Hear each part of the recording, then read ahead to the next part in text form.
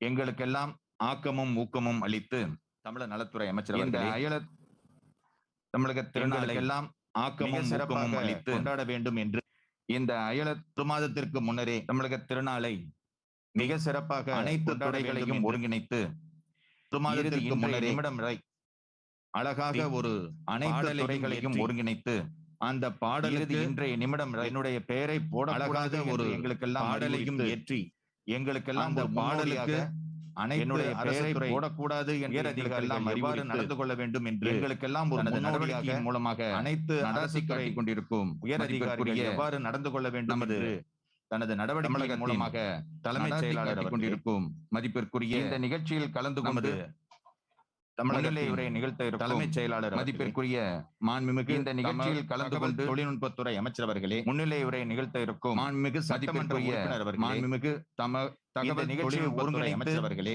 நடத்தி கொண்டிருக்கும் மாண்புமிகு சட்டமன்ற உறுப்பினர் மற்றும் மறுவாழ்வுத்துறையின் இந்த நிகழ்ச்சியை ஒருங்கிணைத்து நடத்தி கொண்டிருக்கும் தமிழ் இணைய தமிழர் நலன் மற்றும் மறுவாழ்வுத்துறையின் ஆணையர் அரசு சிறப்பு செயலாளர் மற்றும் அரசு தமிழ் இணைய அலுவலக கழகத்தின் இயக்குனர் நண்பர்கள் அரசு சிறப்பு செயலாளர் நிகழ்ச்சியை பார்த்து பல்வேறு அரசு துறையை சார்ந்த அலுவலக பெருமளர்கள் நண்பர்கள் தொலைக்காட்சி ஊடகத்துறையை சார்ந்த நண்பர்கள் அனைவருக்குமே அனைத்து இனிய தமிழர் வணக்கங்களை தெரிவித்துக் கொள்கின்றனர். நமது தொலைக்காட்சி ஊடகத்துறை சார்ந்த நண்பர்கள் அனைவருக்குமே இந்த சட்டம் இயற்றப்பட்டால் வணக்கங்களை தெரிவித்துக் 10 ஆண்டுகளுக்கு பிறகு 2011ஆம் ஆண்டு இந்த வாரியம் இயற்றப்பட்டாலும் இந்த வாரியம் எவ்வாறு செயல்பட வேண்டும் என்று இந்த சட்டத்திற்கு நமது மதிப்பிற்குரிய மாண்புமிகு தமிழ்நாடு முதலமைச்சர் அவர்கள் இந்த வாரியம் எவ்வாறு செயல்பட வேண்டும் அக்டோபர் மாதம் 6ஆம் தேதி அன்று ஒரு நமது மதிப்பிற்குரிய மாண்புமிகு தமிழ்நாடு முதலமைச்சர் செய்தி வெளியீட்டின் மூலமாக கடந்த இந்த வாரிய அக்டோபர் மாதம் 6ஆம் தேதி அன்று ஒரு அறிவிப்பினை வெளியிட்டு தெரிவித்து அந்த செய்தி வெளியீட்டின் மூலமாக ஒரு இந்த வாரியத்திலே ஜனவரி நிகழ்வுகள் எல்லாம் கொண்டாடப்பட வேண்டும் தமிழ்நாடாக கொண்டாட வேண்டும் அதில் ஒரு அமைப்பாக ஒரு பங்காக ஒவ்வொரு ஜனவரி மாதம் நிகழ்வும் நாளை எவ்வாறு மாநிலக தமிழர் நாளாக கொண்டாட வேண்டும் நிகழ்வு முக்கியமான ஒரு உதாரணமாக இருக்கின்றது. ஒவ்வொரு நிகழ்வும் எவ்வாறு மாறிக்கொண்டே இருக்கும் என்பதற்கு இந்த நிகழ்வு நேரடியாக நடத்த வேண்டும் என்று திட்டமிட்டோம். ஏனென்று ஹைபிரிட் மூலமாக நடத்த வேண்டும் என்று திட்டமிட்டோம். இறுதியாக நேரடியாக நடத்த வேண்டும் என்று மூலமாக நடத்தி கொண்டிருக்கிறோம். பிறகு ஹைபிரிட் ஒவ்வொரு நிகழ்வும் நமது வாழ்க்கையிலே இறுதி எவ்வளவு கஷ்டங்களை கடந்து மூலமாக நடத்துகிறோம் என்பதற்கு இந்த நிகழ்வு ஒவ்வொரு நிகழ்வும் நமது வாழ்க்கையிலே என்ன கஷ்டம் வந்தாலும் சரி இந்த நிகழ்வை நடத்தியே ஆக வேண்டும். மயிலக தமிழர் நாளை நடத்தியே ஆக வேண்டும் என்று குறுகிய காலத்தில் திட்டமிட்டு என்ன கஷ்டம் வந்தாலும் சரி இந்த நிகழ்வை நடத்தியே ஆக வேண்டும். மயிலக தமிழர் நாளை நடத்தியே ஆக வேண்டும் எல்லாம் குறுகிய காலத்தில் திட்டமிட்டு மதிப்பிற்கும் மரியாதைக்கும் உரிய நிகழ்வுக்கு தமிழகத்தின் முதலமைச்சர் உறுதுணையாக துறையின் அமைச்சர் நல்கிய எங்களை எல்லாம் வழிகாட்டியாக இருக்கும் மதிப்பிற்கும் மரியாதைக்கும் உரிய செயலாளர் தமிழகத்தின் முதலமைச்சர் இந்த துறையின் இயக்குனர் எங்களுக்கு வழிகாட்டியாக இருக்கும் மதிப்பிற்குரிய தலைமைச் செயலாளர் அவர்கள் பல்வேறு அரசு துறையின் அலுவலர் இயக்குனர் அனைவருமே இந்த நிகழ்வில் ஜெயசீலன் அவர்களுக்காக சிறப்பு அனைவருமே வருக வருக அரசு துறை சார்ந்த அலுவலர்கள் அனைவருக்கும் இந்த நாளுமே நல்ல ஒரு நிகழ்வில் கலந்து கொள்வதற்கு நினைவு கூறும் வகையிலே அனைவருமே வருக வருக என வரவேற்கின்றோம். உங்கள் அனைவருக்கும் இந்த நாள் நல்ல ஒரு நாளாக நினைவு கருத்துக்களை பரப்புவதற்காக பல்வேறு புரிந்திருக்கின்றோம். அனைவரையும் வருக வருக என வரவேற்று கருத்தரங்களை கூறி கருத்துக்களை பரப்புவதற்காக வருகை புரிந்திருக்கின்றோம். அனைவரையும் வருக வருக என வரவேற்று நன்றி கூறி அமைகின்றேன். நன்றி, தமிழர் நலன் மற்றும் நன்றி ஐயா. மறுவாழ்வுத்துறை ஆணையர் அயலக தமிழர் நலன் மற்றும் மறுவாழ்வுத்துறை ஆணையர் திருமதி ஜெசந்தா லாசரஸ் இயாப்பா மற்றும் தமிழ் இணைய கல்விக் கழக திருமதி இயக்குனர் முனைவர் ஜெசந்தா லாசரஸ் இயாப்பா புத்தகம் மற்றும் தமிழ் இணைய கல்விக் கழக சிறப்பு விருந்தினர்கள் விபா ஜெயசீலன் அவர்கள் புத்தகம் மற்றும் நினைவு பரிசு வழங்கி சிறப்பு விருந்தினர்களை கௌரவிப்பார்.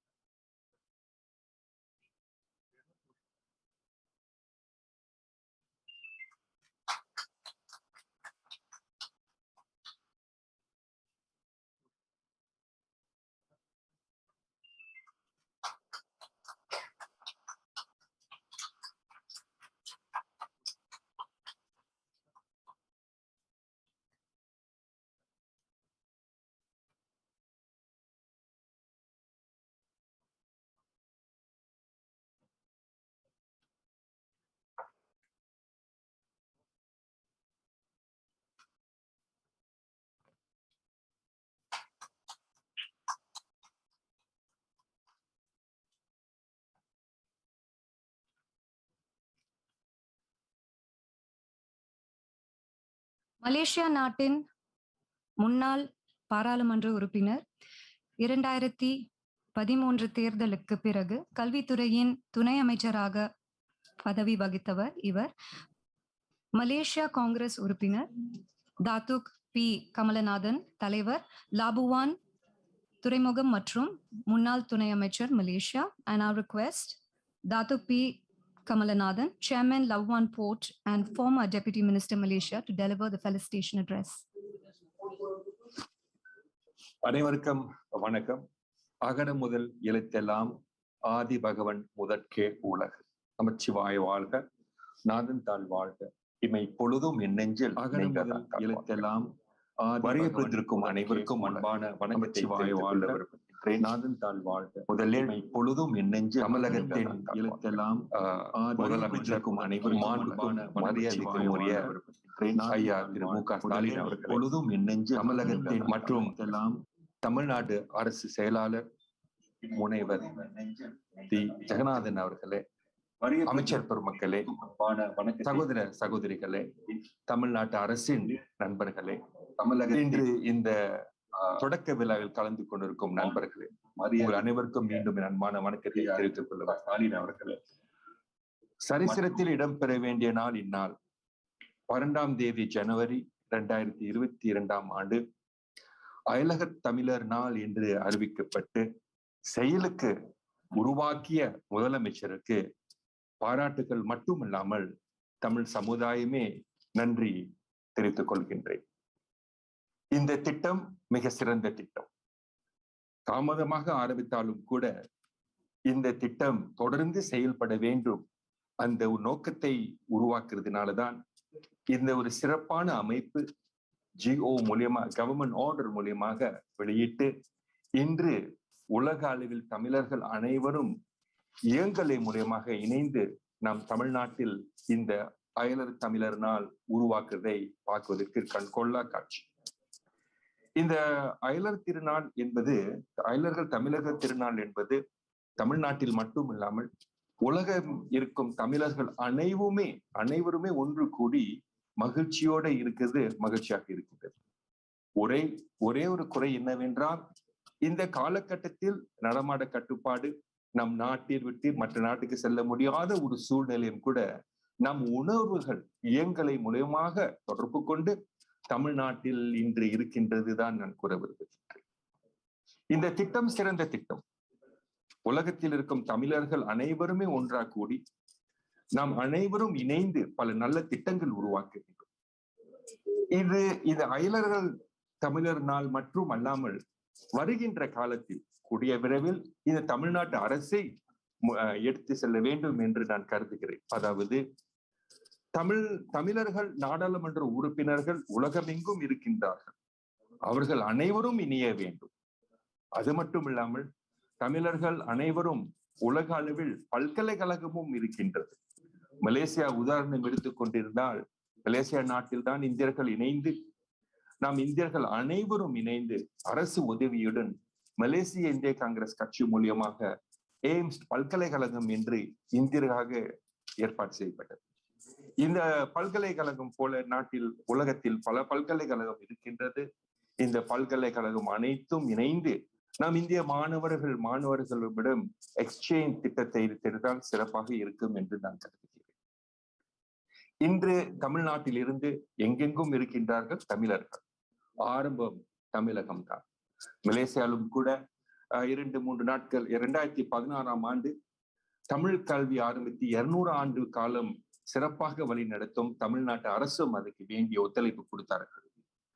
ஆரம்பம் எல்லாமே தமிழ்நாட்டு தான். ஆனா இன்று மலேசியாவில் தமிழ் கல்வி சிறப்பாக இருக்கின்றது நான் கூற விரும்புகிறேன்.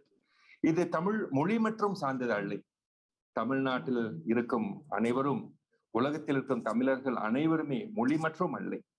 இதில் நாம் கலை, கலாச்சாரம், பாரம்பரியம், சரித்திரம் அனைத்துமே உருவாக்கின்றது. கடாரம் இன்று நாட்டில் சொன்னாலே உலகம் எங்கும் தமிழர்கள் எல்லாமே தெரியும். இது ஒரு அற்புதமான ராஜராஜ சோழத்தின் பரம்பரையான ஒரு கடாரம் நாட்டில் இருக்கின்றது.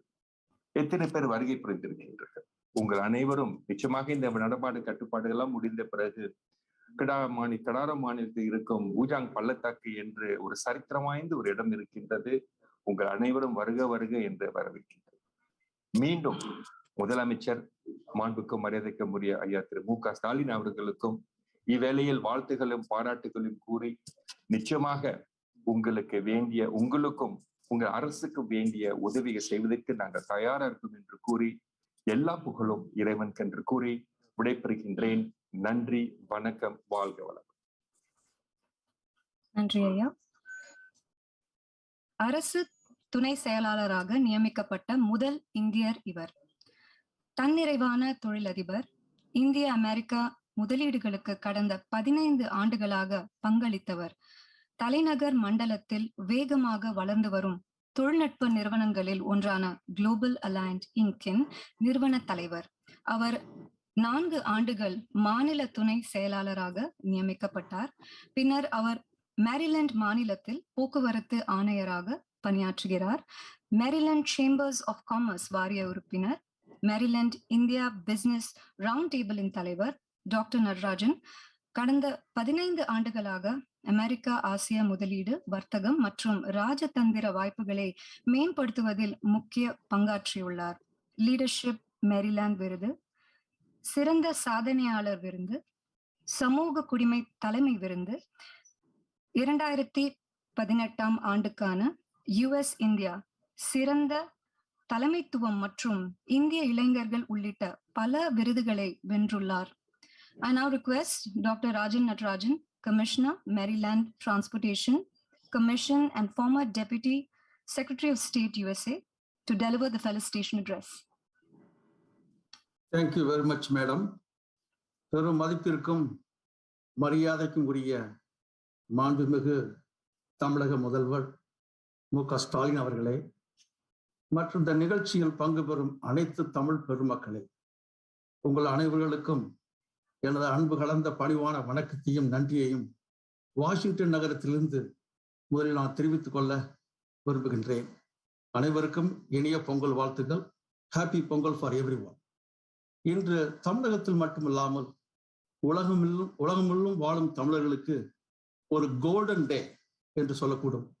ஏனென்றால் வெளிநாட்டில் வாழும் ஏறத்தாழ 60 லட்சம் தமிழர்களையும் ஒன்று சேர்த்து இணைக்கும் உலக தமிழர் திருநாள், அதாவது வேர்ல்டு தமிழ் டயஸ்பரா என்ற அறிவிப்பை அறிவித்து அதனை பெரும் விழாவாக ஆண்டுதோறும் ஜனவரி 12ஆம் நாள் கொண்டாடுவதற்கான அரசு திட்டத்தை அறிவித்து அதனை செயல் வடிவத்திற்கு கொண்டு வந்துள்ள தமிழக முதல்வர் மாண்புமிகு மு.க. ஸ்டாலின் அவர்களுக்கு நான் நன்றி மட்டுமல்லாமல் பெரும் பாராட்டையும் தெரிவித்துக் கொள்ள விரும்புகின்றேன். அமெரிக்காவில் வாழும் சுமார் 3 லட்சம் தமிழர்கள் மட்டுமல்லாமல் உலகம் முழுதும் வாழும் 60 லட்சம் தமிழர்களுக்கு இது ஒரு பெரும் பொங்கல் பரிசாக நீங்கள் அளித்துள்ளீர்கள். We greatly admire the Chief Minister's global vision and his global outreach to the overseas residents of Tamils. This initiative will certainly enable and transform the state of Tamil Nadu into a better Tamil Nadu and a brighter Tamil Nadu very soon. என்னை போன்று பல ஆண்டு காலம் வெளிநாட்டில் வாழ்ந்து வருவருடைய நீண்ட நாள் கனவு இன்று நினைவானது போல உணர முடிகிறது. இந்தியாவில் எந்த ஒரு மாநிலமும் செய்யாத இந்த தொலைநோக்கு திட்டத்தை நமது முதல்வர் அவர்கள் அறிவித்துள்ளார்கள். பெருமைப்பட வேண்டிய விஷயம். மேலும் உங்கள் வீட்டில் ஸ்டாலின் என்ற அவர்களுடைய சிறப்பான பீப்புள் அவுட்ரீச் திட்டத்துடன் தற்போது எங்கள் வீட்டில் முதல்வர் என்று வெளிநாட்டு வாழும் தமிழர்கள் உணர்ந்து பெருமைப்படும் அளவிற்கு இந்த அறிவிப்பு உள்ளது. முதல்வர் அவர்களது இந்த இணைப்பு பாலத்தின் மூலமாக பல பயன்களையும் நன்மைகளையும் தமிழ் மக்கள் அடைய வாய்ப்புள்ளது. உதாரணமாக சொல்லப்போனால் education, foreign direct investment, trade, business and technology partnership, employment opportunities, state to state country collaborations மற்றும் கல்ச்சுரல் எக்ஸ்சேஞ்ச் போன்ற பல துறைகளில் இந்த திட்டத்தின் மூலம் நாம் பயன்பெற முடியும். குறிப்பாக சொன்னப்போனால் தமிழகத்தில் ஒரு சிறிய கிராமத்தில் ஒரு சிறு விவசாயி மற்றும் ஒரு சிறிய தொழில் வியாபாரிகளால் உற்பத்தி செய்யப்படும் பொருட்களை அமெரிக்கா, யூரோப், ஆப்பிரிக்கா போன்ற நாடுகளில் நேரடியாக விற்க முடியும். எளிதாக சொன்னால் நமது சிறப்பு மிக்க மணப்பாறை முழுக்கை நியூயார்க் போன்ற நகரத்திலும், கோவில்பட்டியில் விளையும் கடலை மிட்டாயை ஜெர்மனியில் உள்ள பெர்லின் போன்ற நகரத்திலும் நமது வியாபாரிகள் நேரடியாக விற்க முடியும். வெளிநாட்டில் உள்ள தமிழ் மக்கள் தனது சொந்த கிராமத்தில் பிறந்த மண்ணிற்கு சென்று முதலீடு செய்து தொழில் துவங்குவதற்கும் இந்த திட்டம் மிக்க பயனளிக்கும். இதனால் கிராம சுற்றுலா என்று சொல்லக்கூடிய வில்லேஜ் டூரிசம் நன்கு வளரும். இது போன்ற பல பலன்களை நாம் இங்கே தெரிவிக்கலாம். இந்த வாய்ப்பின் போது நான் தமிழக முதல்வர் அவர்களிடம் ஒரு சில விருப்பத்தை தெரிவித்துக் கொள்ள விரும்புகின்றேன். இந்த வேர்ல்ட் தமிழ் டயாஸ்பரா திட்டத்தின் கீழ் அடாப்ட் ஏ ஃபார்மர் என்ற விவசாயிகளுக்கான திட்டத்தையும் உருவாக்கி அதில் பங்கேற்பதற்கான வாய்ப்பை வெளிநாட்டு வாழும் தமிழர்களுக்கு வழங்க வேண்டும் என்று அன்புடன் கேட்டுக்கொள்கின்றேன். மேலும் இந்த ஜனவரி 12ஆம் நாள் ஒவ்வொரு ஆண்டும் பிரைட்டர் தமிழ்நாடு என்ற தலைப்பில் ஒரு உலக முதலீட்டு மாநாட்டை சேர்த்து நடத்துவதன் மூலம் வெளிநாட்டு முதலீடு துறையில் தமிழ்நாடு முதலிடம் பெற்று இந்தியாவில் முதல் மாநிலமாக விரைவில் வர வாய்ப்பு உள்ளது என்பதை தெரிவித்துக் கொள்ள விரும்புகிறேன். தமிழ் வாழ்க, தமிழ் மக்கள் வாழ்க என்று கூறி எனது உரையை முடித்துக் கொள்கிறேன். நன்றி, வணக்கம். Thank you so much. Dr. Rajan, we do agree our Honorable Chief Minister is a force to reckon with. Thank you, madam. தமிழ்நாட்டை சேர்ந்தவர். அவர் ஒரு பாப்புவா நியூ கினியா குடிமகன் மற்றும் தொழிலில் அரசியல்வாதி மற்றும் தொழிலதிபர் ஆவார். அவர் 2012 பாராளுமன்ற உறுப்பினராகவும் மேற்கு நியூ பிரிட்டன் மாகாண ஆளுநராகவும் தேர்ந்தெடுக்கப்பட்டார். அவர் PNG NRI கவுன்சிலில் 2018 பாராளுமன்ற பிரதிநிதியாக சேர்ந்தார். திரு முத்துவேல் பொதுத்துறை சீர்திருத்தம் மற்றும் சேவை வழங்கல் உறுப்பினராகவும் தொழில் மற்றும் தொழில்துறை உறவுகளின் உறுப்பினராகவும் நியமிக்கப்பட்டார். அவர் இந்திய குடியரசு தலைவரிடமிருந்து பிரவசி பாரதிய சம்மான் விருதை பெற்றார். And I request His Excellency Sasidharan Muthuvel, Provincial Governor, Papua New Guinea, to deliver the felicitation address. தித்திக்கும் தமிழர் திருநாள் பொங்கல் விழாவை வரவேற்கும் இந்த சமயத்தில் தமிழக அரசு சார்பாக நடைபெறும் இந்த அயலக தமிழர்கள் தினம் நிகழ்ச்சியில் கலந்து கொள்ளும் அனைவருக்கும் எனது வணக்கங்கள், வாழ்த்துக்கள். யாதும் ஊரே யாவரும் கேளீர் என்கிற நம் முப்பாட்டன் கணியன் பூங்குன்றனார் வாக்கை மெய்ப்பிக்கும் வகையில் உலகெங்கும் பரவி வாழும் தாய் தமிழ்நாட்டின் சொந்தங்களான புலம்பெயர்ந்த தமிழர்கள் அனைவரையும் ஒன்றிணைக்கும் ஒரு தினமாக இன்று உலக தமிழர் நாள் நிகழ்ச்சியில் கலந்து கொள்வதில் ஒரு தமிழனாக நான் பெருமை கொள்கிறேன். பசிபிக் பெருங்கடலில் இயற்கையின் பொக்கிஷமான வளம் சூழ்ந்த பாப்புவா நியூ கினி நாட்டிலிருந்து சசீந்திரன் முத்துவேல் பேசுகிறேன். எங்கள் வாழ்வும் எங்கள் வளமும் மங்காத தமிழ் என்று சங்கே முழங்கு என்ற புரட்சி கவியின் பாடல் வரிகளை மெய்ப்பிக்கும் வகையில் இந்த நிகழ்ச்சியில் பங்கு பெறும் நாம் அனைவரும் தமிழ் என்ற மூத்த குடியின் பெருமைகளை உலகெங்கும் பறைசாற்றும் சான்றுகளாய் இன்று சங்கமித்திருக்கிறோம்.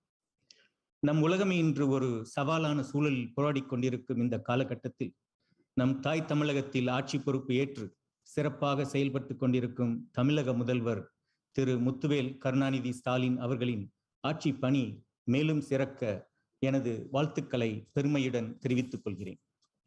சமூக நீதி, தமிழர் மேம்பாடு, தலை நிமிர்ந்த தமிழகம் என்று அவர் எடுக்கும் சீரிய முயற்சிகள் அனைத்தும் வெற்றி பெற வாழ்த்துக்கள். உலகெங்கிலும் இருக்கும் தமிழர்களை ஒன்றிணைக்கும் முயற்சியாய் அவர் உருவாக்கி இருக்கும் இந்த அயலக தமிழர்கள் பேரவை மூலம் கலை, கலாச்சாரம் மற்றும் வர்த்தகம் சிறந்து தழைக்கும் என்று உறுதியாக நம்புகிறேன். சிறுதுளி பெருவெள்ளம் என்பது போல் நாம் அனைவரும் ஒன்று கூடி தமிழகத்துடனான நமது தொப்புள் கொடி உறவும் வளமும் சிறந்து விளங்க முயற்சிகள் செய்வோம் என்று சொல்வதில் பெருமை கொள்கிறேன். நமது இந்த கூட்டு முயற்சி தமிழகத்தின் 1 டிரில்லியன் பொருளாதாரம் என்ற இலக்கை அடைய வாழ்த்துகிறேன். பாப்புவா நியூ கினி பல பொருளாதார வர்த்தக வாய்ப்புகள் ஏற்படுத்தி தரும் இந்த தருணத்தில் சமயத்தில் முதல்வர் திரு முத்துவேல் கருணாநிதி ஸ்டாலின் அவர்கள் இரு நாட்டு வர்த்தகம் உயர முயற்சிகள் செய்ய வேண்டும் என விரும்பி கேட்டுக்கொள்கிறேன். தமிழக முதலீட்டாளர்கள் மற்றும் தொழில் முனைவோர்கள் பாப்புவா நியூ கினி வரும் பட்சத்தில் எங்கள் நாட்டின் சார்பாக அனைத்து உதவிகளும் செய்வதற்கு தயாராக இருக்கிறோம் என்று சொல்லி எனது வாழ்த்துரையை நிறைவு செய்கிறேன். இந்த வாய்ப்பை தந்த விழாக்குழு நண்பர்களுக்கும் மற்றும் அனைத்து நண்பர்களுக்கும் எனது நன்றி மற்றும் தைப்பொங்கல் வாழ்த்துக்கள். என் உரையின் நிறைவாக மீண்டும் நமது புரட்சி கவியின் பாடல் வரிகளை நினைவு கூறுகிறேன். இங்குள்ள தமிழர்கள் ஒன்றாதல் கண்டு பொங்கு தமிழருக்கு இன்னல் விளைத்தால் சங்காரம் நிசமென்று சங்கே முழங்கு என்று முழங்கி விடைபெறுகிறேன்.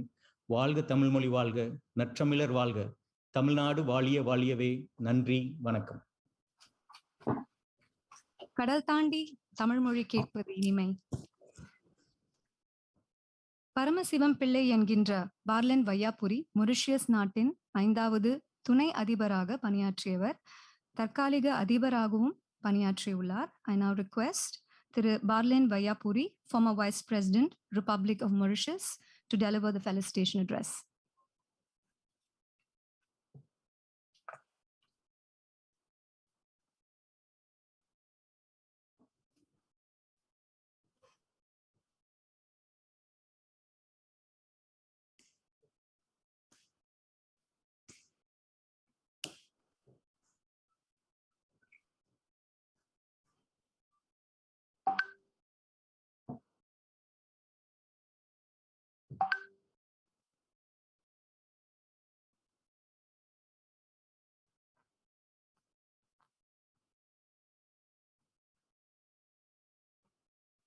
சென்னை பல்கலைக்கழக பௌதிகவியல் பட்டதாரி, யாழ்ப்பாணம் மாவட்ட பாராளுமன்ற உறுப்பினர், அரசியலமைப்பு சட்ட நிபுணர், உரிமைசார் வழக்குகள் பலவற்றை வாதாடி வென்றவர்.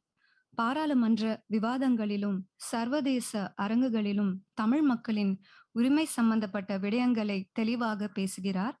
I now request Thiru M.A. Sumandiran, Honorable Member of Parliament, Sri Lanka, to deliver the felicitation address. வணக்கம்.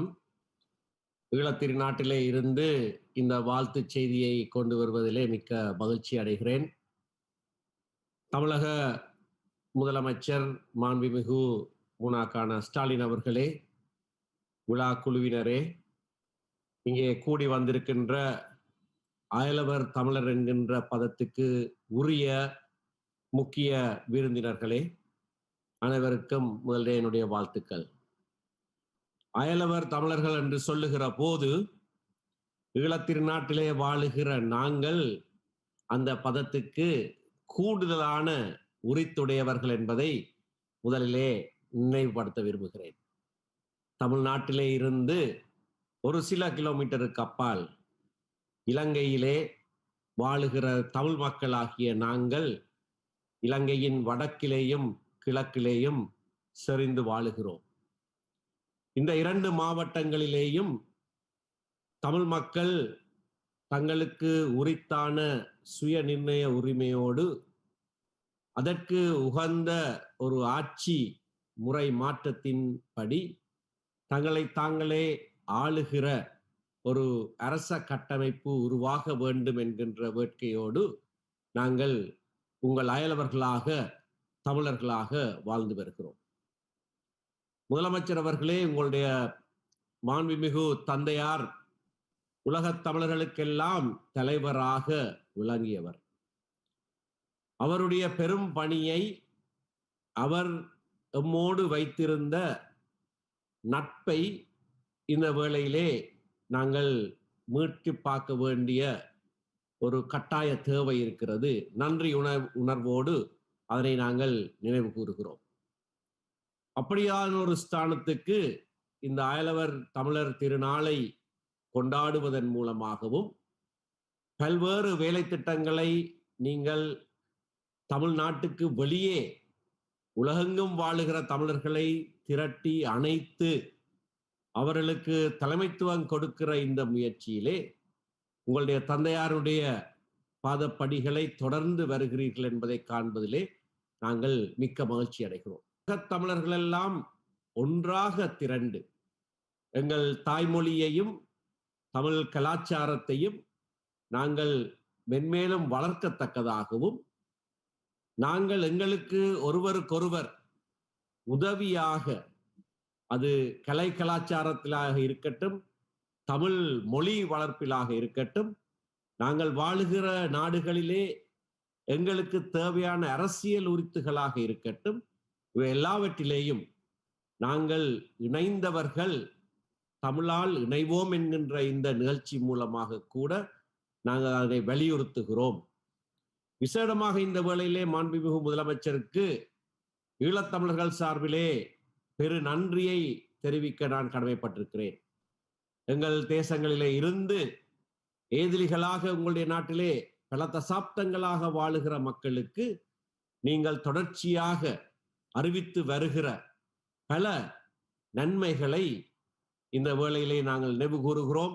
அண்மை காலமாக நீங்கள் முதலமைச்சர் பதவி எடுத்த நேரத்திலே இருந்து அவர்களை உங்களில் ஒருவர்களாக நினைத்து அவர்களுக்கென்று பாரிய நிதி ஒதுக்கீடுகள் செய்து அவர்களுடைய நலன்களை பேணி பாதுகாக்கிற அந்த அரும்பெரும் பணிக்காக அவர்களுடைய உறவுகளாக ஈழத்தில் இருந்து நாங்கள் உங்களுக்கு நன்றிகளை தெரிவிக்கிறோம். இந்த முயற்சி மூலமாக, இந்த நிகழ்ச்சி மூலமாக, இந்த நாங்கள் சேர்ந்து வருகிற இந்த நிகழ்வின் மூலமாக உலகத் தமிழர்கள் ஒன்றாக சேர்ந்து எங்களுக்கு உரிய இடத்தை உலக வரைபடத்திலே நாங்கள் நிலைநிறுத்திக் கொள்வதற்கு இது பேருதவியாக இருக்கும். ஆகவே இந்த முயற்சிக்கு அடித்தளமாக இதனை கொண்டு நடாத்துகிற முதலமைச்சருக்கு விசேடமாக என்னுடைய வாழ்த்துதல்களையும் தமிழ்நாட்டு அரசுக்கும் அரசு அதிகாரிகளுக்கும் மற்ற அமைச்சர்களுக்கும் எங்களுடைய நன்றிகளையும் நான் இந்த வேளையிலே தெரிவித்து விடைபெறுகிறேன். நன்றி, வணக்கம். உங்கள் வாழ்த்துக்கு நன்றி ஐயா. அடுத்ததாக இவர் சென்னை பல்கலைக்கழகத்தில் மருத்துவத்துறையில் பட்டம் பெற்றவர். 2010 மருத்துவர் டான் தனது கட்டுரையை மருத்துவ அறிவியல் நிறுவனத்திலிருந்து எழுதினார். உலகின் தலை சிறந்த மருத்துவராக கருதப்படுகிறார். மேலும் இவர் தொழில் முனைவு திறனை ஊக்குவிப்பவராகவும் மற்றும் பங்குதாரராகவும் லண்டன் கல்வி நிறுவனங்களில் உள்ளார். இவர் மேலும் இயக்குநராகவும் வாரிய உறுப்பினராகவும் டிடிஎம் குளோபல் ஹோல்டிங்ஸில் ஹெல்த் டெக் மற்றும் மெட்டெக் குழுவை வழிநடத்துவராக இருக்கிறார். I now request Dr. Dhanapal Ramasamy, Founder and Director, Harley Street Healthcare Group, London, to deliver the felicitation address.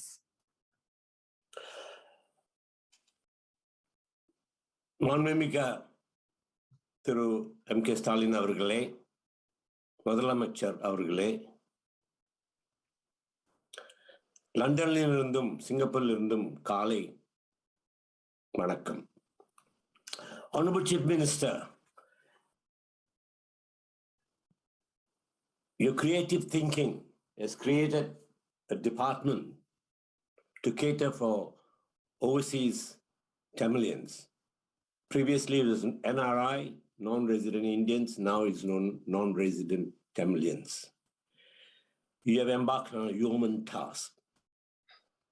I sincerely and heartfully congratulate you on initiating this human task. In your journey, we all will be partners, not passengers. We are in a unique position. Singapore being a very small country, we only about 2.5 hours journey from any of the major cities of Tamil Nadu. Be it Chennai, be it Trichy, be it Madurai, be it Coimbatore. There is a strategic alliance between Tamil Nadu and Singapore. And may I remind the audience today, the only country, I repeat, the only country where Tamil is the official language is in Singapore.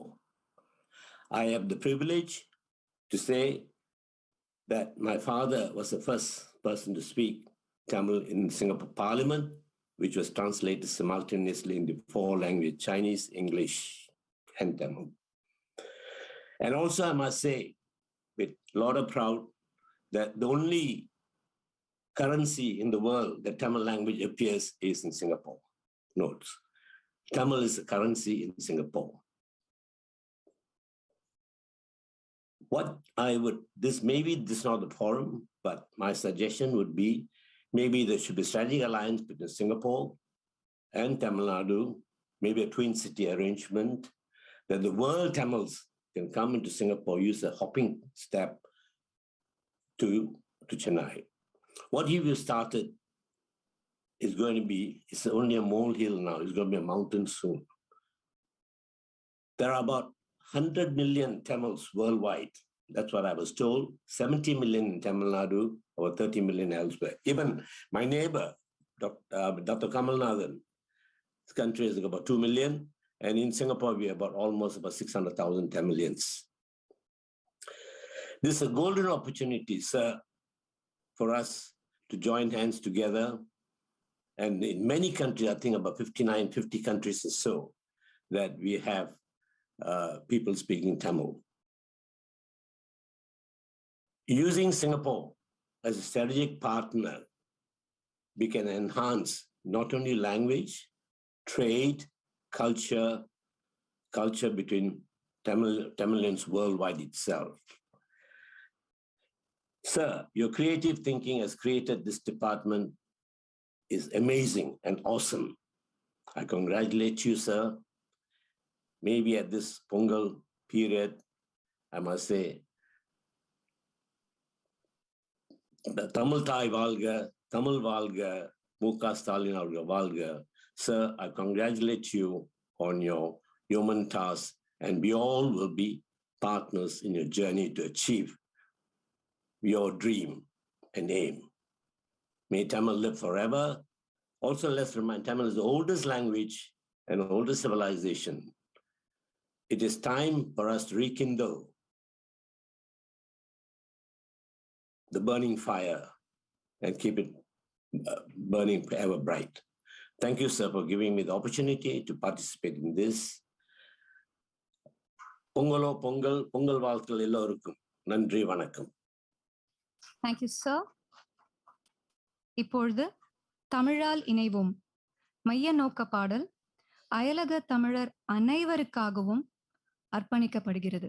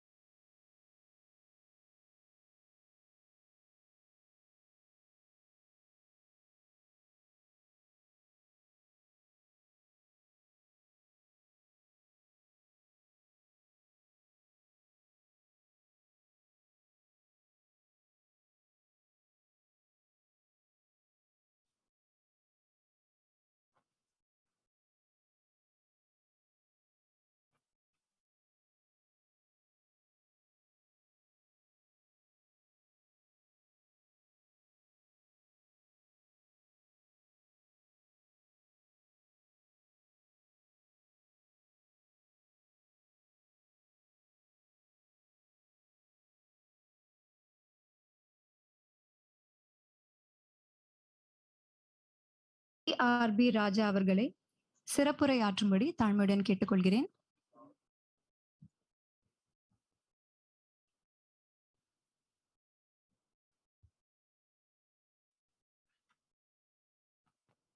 முத்தமிழறிஞர் தலைவர் கலைஞர் அவர்கள்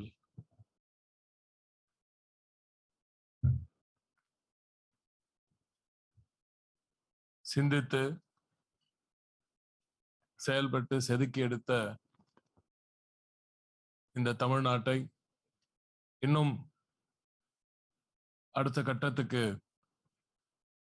இன்னும் அடுத்த கட்ட வளர்ச்சியை நோக்கி செலுத்த வேண்டிய ஒரு மிகப்பெரிய பொறுப்பை ஏற்று தமிழ் உள்ளங்கள் இங்கே தமிழ்நாட்டு மட்டுமல்ல உலகமெங்கும் பரவி இருந்து தொப்புள் கொடி உறவுகளாக இன்று தமிழுக்கும் தமிழ் கலாச்சாரத்துக்கும் மிகப்பெரிய பெருமைகளை சேர்த்துக் கொண்டிருக்கிறார்கள் என்பதை முழுமையாக புரிந்து கொண்டு தலைவர் கலைஞர் அவர்கள் உறுதியளித்தபடியே 2011ஆம் ஆண்டு இதற்கென ஒரு தனி சட்டத்தை உருவாக்கிவிட்டு சென்ற நமது முத்தமிழறிஞர் வழியில் அவர் தந்த இந்த வாக்குறுதியை இன்று செயல்படுத்தி காட்டிருக்கும் மாண்புமிகு தமிழக முதல்வர் தமிழுக்கு மட்டுமே அல்லாமல் தமிழர்களுக்கு மட்டுமே அல்லாமல் இன்று இந்தியாவுக்கே பெருமை சேர்த்து இந்தியாவிற்கே ஒரு வழிகாட்டியாக திகழ்ந்து கொண்டிருக்கும் மாண்புமிகு முதலமைச்சர் அவர்களே, இந்த முதல் அழக தமிழர் நாளில் இந்த அற்புதமான நிகழ்ச்சியில் உலகமென்றும்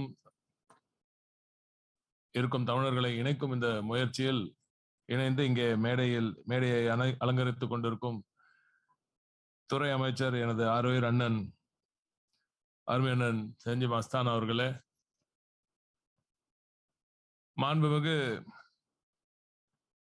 அமைச்சர் எனது ஆரோயர் அண்ணன் இணைய வழியில் இணைந்திருக்கும் அருமை அண்ணன் மனோ தங்கராஜ் அவர்களே,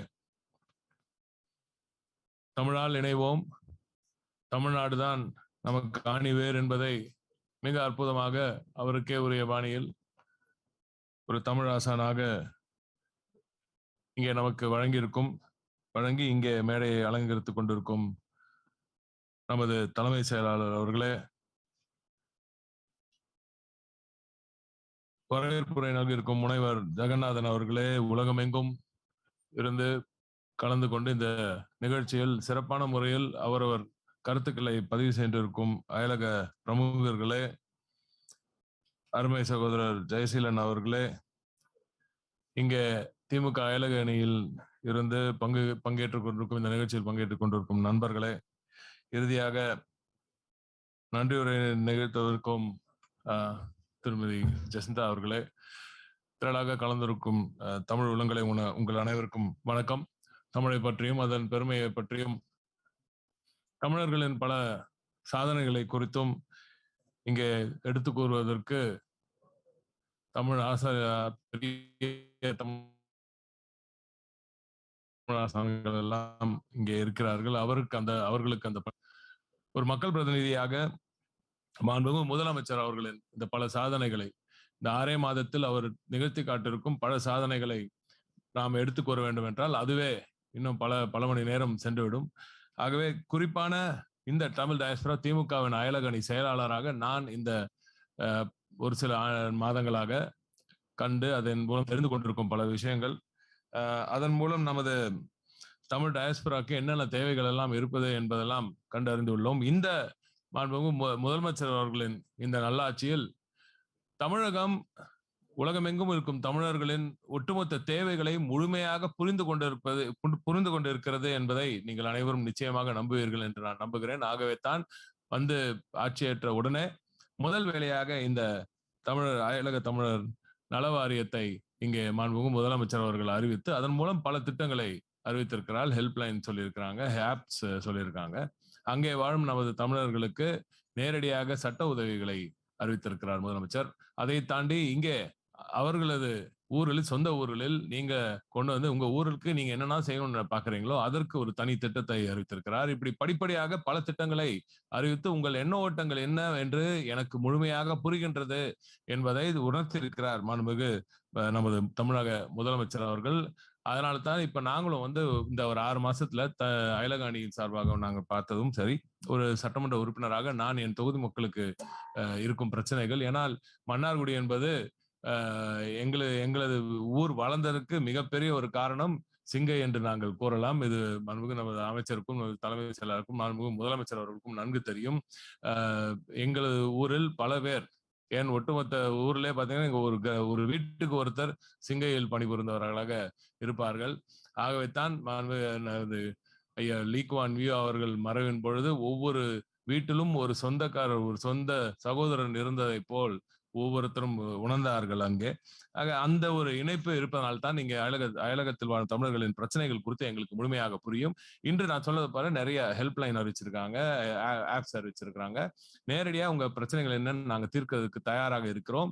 நல வாரியம் முழுமையாக இப்பொழுது அமைய போகிறது. அதில் உறுப்பினர்கள் இருப்பார்கள். உங்களது தேவைகள் நேரடியாக முதலமைச்சர் அவர்களுக்கு சென்றடையும். அதன் மூலம் அதை உடனுக்குடன் பூர்த்தி செய்ய முடியும் என்பது சொல்லியிருக்காங்க. நாங்க உங்களது எல்லாம் தேவைகள்லாம் தெரியும்ன்றதுக்காக ஒரு சில விஷயங்கள் மட்டும் சொல்றேன். குறிப்பாக எல்லா எம்பசிஸ்லயும் இப்போ கேரளாலாம் பாத்தீங்கன்னா உண்மையாக ரொம்ப நல்ல சிறப்பான ஒரு பணியை அவர்கள் ஏற்கனவே செய்திருக்கிறார்கள். அதை தாண்டி நாம் செய்ய வேண்டிய கட்டாயம் நமக்கு இருக்குது. இப்ப நம்ம ஒட்டுமொத்தமா ஃபாரெக்ஸ் ரெவென்யூஸ் பாத்தீங்கன்னா கேரளாக்கு மொத்த ஜிடிபில ஐ திங்க் அபவுட் 34% அவங்களோட ஃபாரெக்ஸ் ரெமிட்டன்ஸ் வரும். தமிழகத்துக்கு வந்து கிட்டத்தட்ட இப்போ இன்று 2021 ஆண்டு கணக்கின்படி ஐ திங்க் இட்ஸ் அரௌண்ட் 6.4%. ஆனா இது வந்து 2015 ஏறத்தாழ 14% இருந்தது. அது ஏன் குறைந்தது என்பதை நாம் நிச்சயமாக பார்க்க வேண்டும். ஆனா கேரளாவோட நம்மள கம்பேர் பண்ண முடியாது. ஏன்னா கேரளா வந்து இட்ஸ் வெரி ஸ்மால் ஜிடிபி. அவங்க ஜிடிபிக்கும் நம்ம ஜிடிபிக்கும் நிறைய வித்தியாசம் இருக்கு. அந்த வகையில பாத்தீங்கன்னா நம்மளோட ஜிடிபில 6.4% என்பது மிகப்பெரிய ஒரு விஷயம்.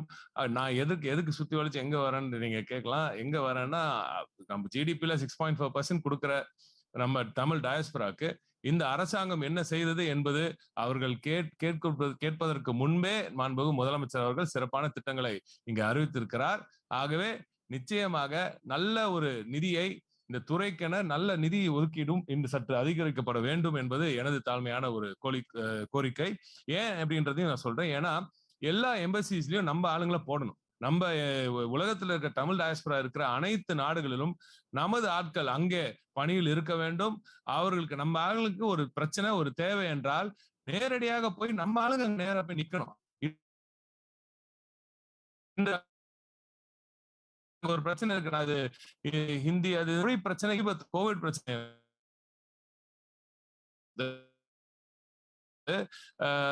குறிப்பாக இயல்பாகவே ஐஎஃப்எஸ்ல இருக்கிற பல அதிகாரிகள் கேரளாவை சார்ந்த அதிகாரிகள் இருப்பதனால் அவங்க நிறைய இருக்காங்க ஆங்காங்கே.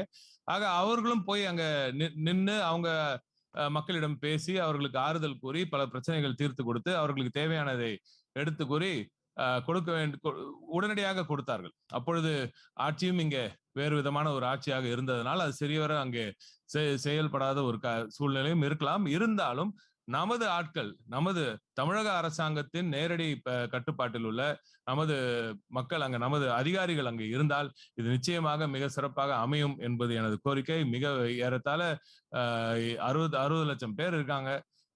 இது குறிப்பாக வளைகுடா நாடுகள்லயோ இப்ப சிங்கப்பூர்லயோ ஒரு சில எம்பசிஸ்லயோ அது நிச்சயமாக நமது அதிகாரிகளை அங்கே நாம்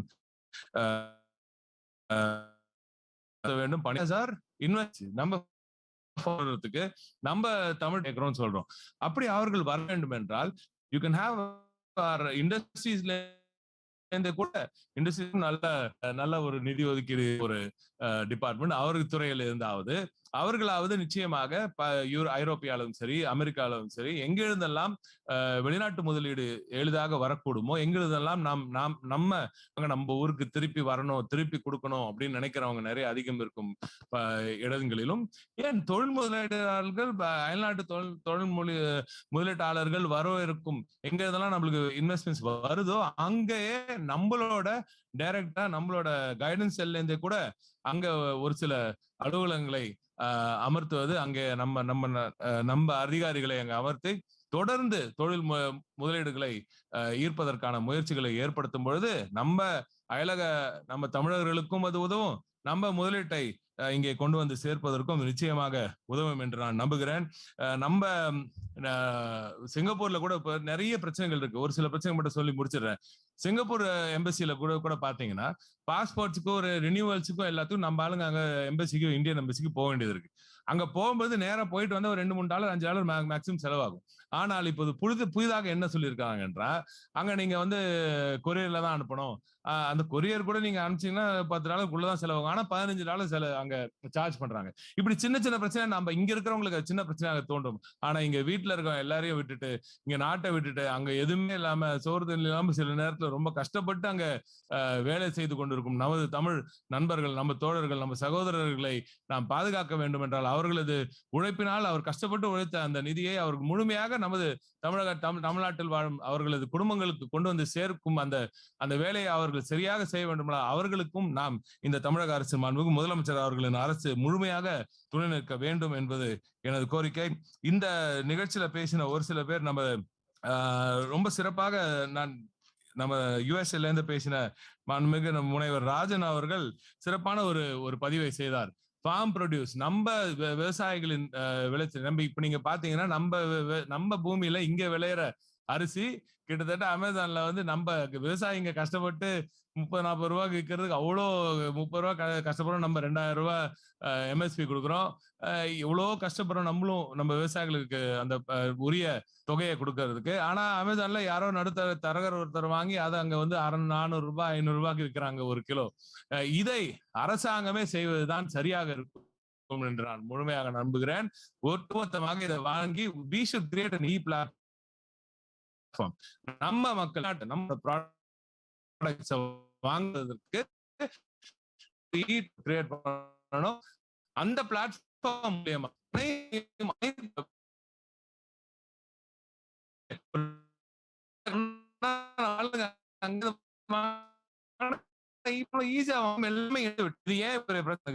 இது நம்ம மார்க்கெட்டிங் கம்பெனி, நம்ம தமிழ் அரசாங்கத்துதே நிறைய இருக்கு. நம்ம சிவில் சப்ளைஸ் கார்பரேஷனே இதை இன்று அதை செய்யலாம். நிச்சயமாக மாண்புமிகு முதலமைச்சர் அவர்களின் இந்த ஆட்சி அதை செய்து காட்டும் என்று நம்புகிறேன்.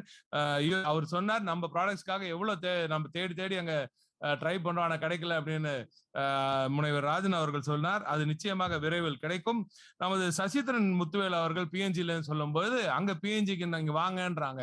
மிகப்பெரிய தென்னை விவசாயம் அப்படியே செழிக்கும் ஒரு ஊர் பிஎன்ஜி. அங்க பிஎன்ஜில நிறைய பிரச்சனைகளும் இருக்கு. இருந்தாலும் அவர் கூப்பிடுறாருன்னா நம்ம ஏன் எக்ஸ்சேஞ்ச் பண்றோம்? நம்ம ஐ திங்க் நம்மளோட அக்ரிகல்ச்சர், நம்ம டிஎன்ஏயும் அங்க இருக்கிற பிஎன்ஜியோட அக்ரிகல்ச்சர் எக்ஸ்பர்ட்ஸும் 2 பேரும் பேசணும். ஏன்னா அங்க இருக்கிற தேங்காயோட சைஸும் அங்க விளைச்சலும் பாத்தீங்கன்னா வேற விதமா இருக்கு. நம்ம தென்னை ரிசர்ச்ல இருந்து அங்க டெஃபினட்டா இன்னும் வலுவான ஒரு கான்டாக்ட்ஸ் இருக்கணும்.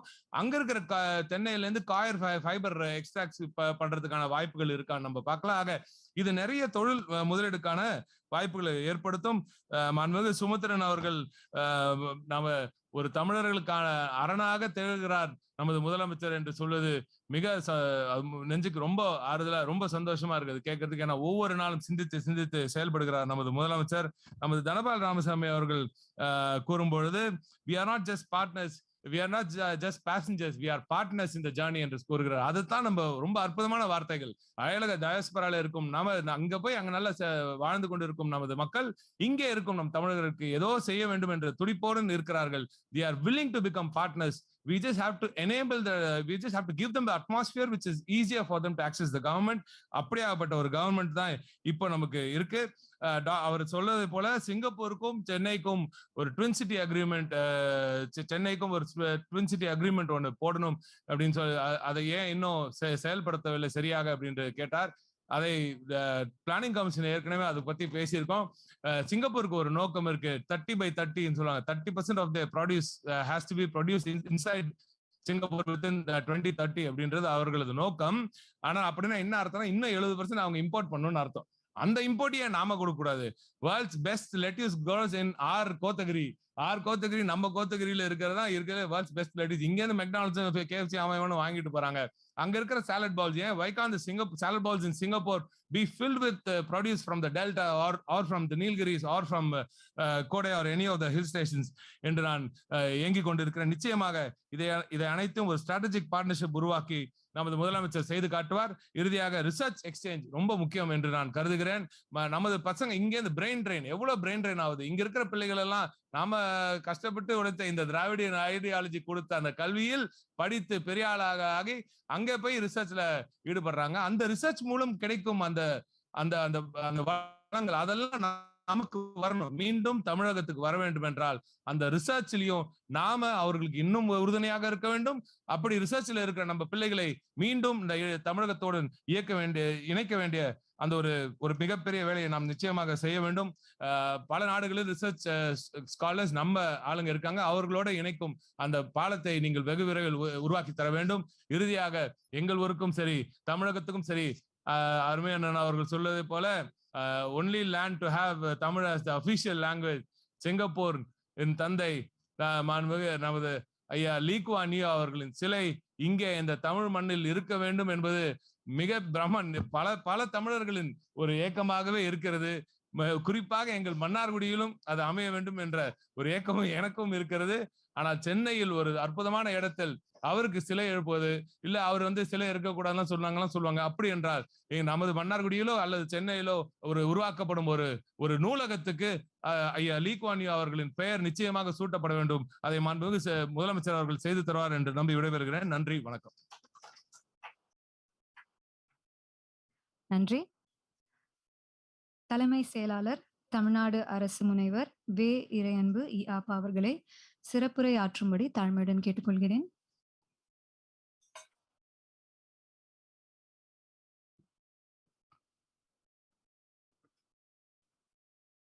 புயல் காற்றின் வேகத்தில் அயல்நாட்டு தமிழர்களுக்காக துறை ஒன்றை தொடங்கிய மாண்புமிகு முதலமைச்சர் அவர்களே, வாரியம் அமைப்பதற்கு விரைவாக காரியமாற்றி சாதனைகள் புரிந்த மாண்புமிகு சிறுபான்மை நலத்துறை அமைச்சர் அவர்களே, இணையத்திலே இணைந்து கொண்டிருக்கின்ற தகவல் தொழில்நுட்ப இயலை சார்ந்த மாண்புமிகு அமைச்சர் அவர்களே, இங்கே எனக்கு முன் சிறப்புரை ஆற்றியிருக்கின்ற சட்டமன்ற உறுப்பினர் அவர்களே, பொதுத்துறையின் செயலர் முனைவர் ஜெகநாதன் அவர்களே, இந்த இயக்கத்தினுடைய ஆணையர் திருமதி ஜெசிந்தா அவர்களே, பொதுத்துறையின் சிறப்பு செயலர் கலையரசி அவர்களே, மக்கள் செய்தி தொடர்பு துறையினுடைய இயக்குனர் திரு ஜெயசீலன் அவர்களே, பல்வேறு நாடுகளிலிருந்து இந்த அயலக தமிழர் திருநாளில் இணைந்து கொண்டு தங்களுடைய கருத்துக்களை எல்லாம் கூறவிருக்கின்ற பெருமக்களே, உங்கள் அனைவருக்கும் என்னுடைய அன்பான வணக்கங்களை தெரிவித்துக் கொள்கிறேன். ஆங்கிலம் என்கிற ஒரே மொழியால் 2 நாடுகள் பிரிந்திருக்கின்றன என்று அமெரிக்காவையும் இங்கிலாந்தையும் பற்றி பெர்னார்ட் ஷா குறிப்பிட்டிருக்கிறார்.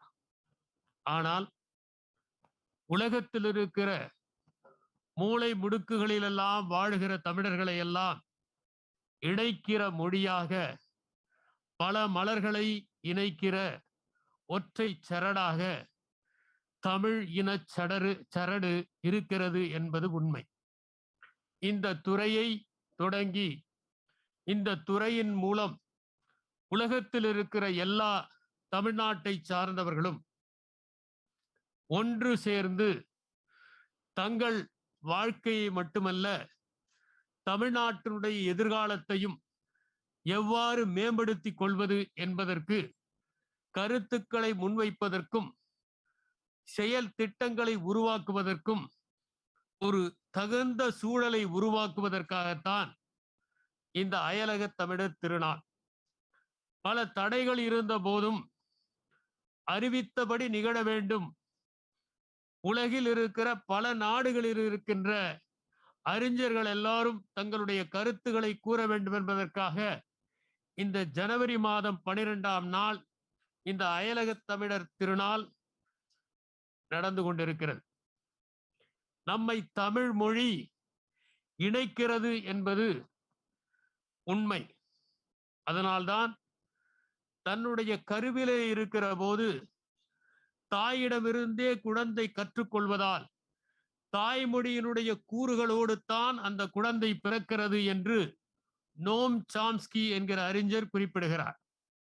எங்கேயாவது ஒரு மூலையில் தமிழை வேறு நாடுகளில் நாம் செல்லுகிற போது கேட்க நேர்ந்தாலும் நம்மை அறியாமல் நமக்கு ஒரு பாசம் வந்து விடுகிறது. மகிழ்ச்சியாக இருக்கிற போதெல்லாம் பிற மொழிகளில் பேசுகிற சில தமிழர்கள் கூட கல்லடித்தால் அம்மா என்று கூறுவது உண்டு. காரணம், நம்முடைய ஆழ்மனத்திலே அந்த தமிழ் குடிகொண்டு இருக்கிறது. இங்கே சட்டமன்ற உறுப்பினர் அவர்கள் குறிப்பிட்டதை போல பல நாடுகளில் தமிழர்கள் பணியாற்றி கொண்டிருக்கிறார்கள். அவர்களுக்கு பணிகளில் நெருக்கடி வருகிற போதெல்லாம் நம்மை தாங்குவதற்கு 2 கரங்களாக தமிழ்நாடு இருக்கிறது என்கிற உணர்வு இருந்தால்தான் அவர்கள் பாதுகாப்பாக இருக்க முடியும். உங்களுக்கான இன்னொரு கருவறையாக தமிழ்நாடு இருக்கிறது என்பதை உலகமெங்கும் வியர்வை சிந்திக் கொண்டிருக்கிற தமிழர்கள் உணர வேண்டும். அவர்கள் இங்கே வருகிற போது இங்கே வாழுகிற தமிழர்கள் இவர்கள் வெளிநாட்டிற்கு சென்றிருக்கிறார்கள், நன்றாக ஊதியம் ஈட்டுகிறார்கள், மகிழ்ச்சியாக இருக்கிறார்கள் என்று கருதாமல் அவர்கள் நம் மண்ணை சார்ந்தவர்கள். இங்கே வருகிற போது அவர்களை இன்னும் புன்முறுவலோடு வரவேற்க வேண்டும். அவர்கள் எவ்வளவு துயரங்களை எல்லாம் தாங்கிக் கொண்டிருக்கிறார்களோ தெரியவில்லை என்கின்ற நேச மனப்பான்மையோடு அணுக வேண்டும். நம்முடைய புன்னகைதான் அவர்களுடைய புண்களுக்கெல்லாம் மருந்தாக இருக்கும். உயரம் சென்றவர்கள் மட்டும் நம் சொந்த தமிழ்நாட்டின் மனிதர்கள் அல்லர். துயரத்திலே வாடுகிறவர்களும் தமிழ்நாட்டை சார்ந்தவர்கள் என்பதால் அவர்கள் கண்ணீரை துடைக்கிற கரங்களாக நம்முடைய பார்வையும் அணுகுமுறையும் இருக்க வேண்டும் என்பதை உணர வேண்டும். இங்கே பேசுகிற போது பல நாடுகளுக்கு சென்று தங்கள் உழைப்பால் அவர்கள் முன்னேறி இருக்கிறார்கள் என்பதை நாம் புரிந்து கொள்ள முடிந்தது. அவர்களில் ஒருவர் குறிப்பிட்டார், நாங்கள் எல்லோரும் தமிழகத்திலே இருக்கிற ஒரு உழவரை தத்தெடுத்துக் கொள்ள தயாராக இருக்கிறோம் என்று சொன்னார். நமது உழவர் பெருமக்கள் தத்தெடுக்க வேண்டிய தேவையில்லை, நீங்கள் ஆதரவு கரம் கொடுங்கள் போதும், எங்கள் கரத்தை நாங்கள் நீட்டுகிறோம். இந்த 2 கரங்களின் குழுக்களால் தமிழ்நாட்டின் எதிர்காலம் மலர வேண்டும் என்று கேட்டுக் கொண்டிருக்கிறார்கள். சட்டமன்ற உறுப்பினர் அவர்கள் குறிப்பிட்டதைப் போல சற்று முன்னர் பேசிய திரு ராமசாமி அவர்கள் குறிப்பிட்டார், நாம் சக பயணிகள் அல்லர், பங்குதாரர்கள் என்று. ஆம், பங்குதாரர்கள் தான். இன்னும் சொல்ல போனால் நீங்கள் அதிகம் பங்கை செலுத்தியிருக்கிறவர்கள் என்று நாங்கள் நினைக்கிறோம். அதிகம் முதலீட்டை செலுத்தியவர்கள் தான் அதிக அக்கறையோடு பார்த்துக் கொள்வார்கள். ஆகவே நீங்கள் பெற்றிருக்கிற அறிவையும், நீங்கள் பெற்றிருக்கிற ஆற்றலையும், நீங்கள் பெற்றிருக்கிற அனுபவத்தையும் இங்கே விதையாக ஊன்றுங்கள், அது விருட்சமாக வளரட்டும். நாங்கள் உங்களிடம் எதிர்பார்ப்பது உதவி என்றால் அந்த உதவி நீங்கள் பெற்ற அறிவையும் பல நாடுகளிலிருந்து உறிஞ்சிய அனுபவத்தையும் தான்.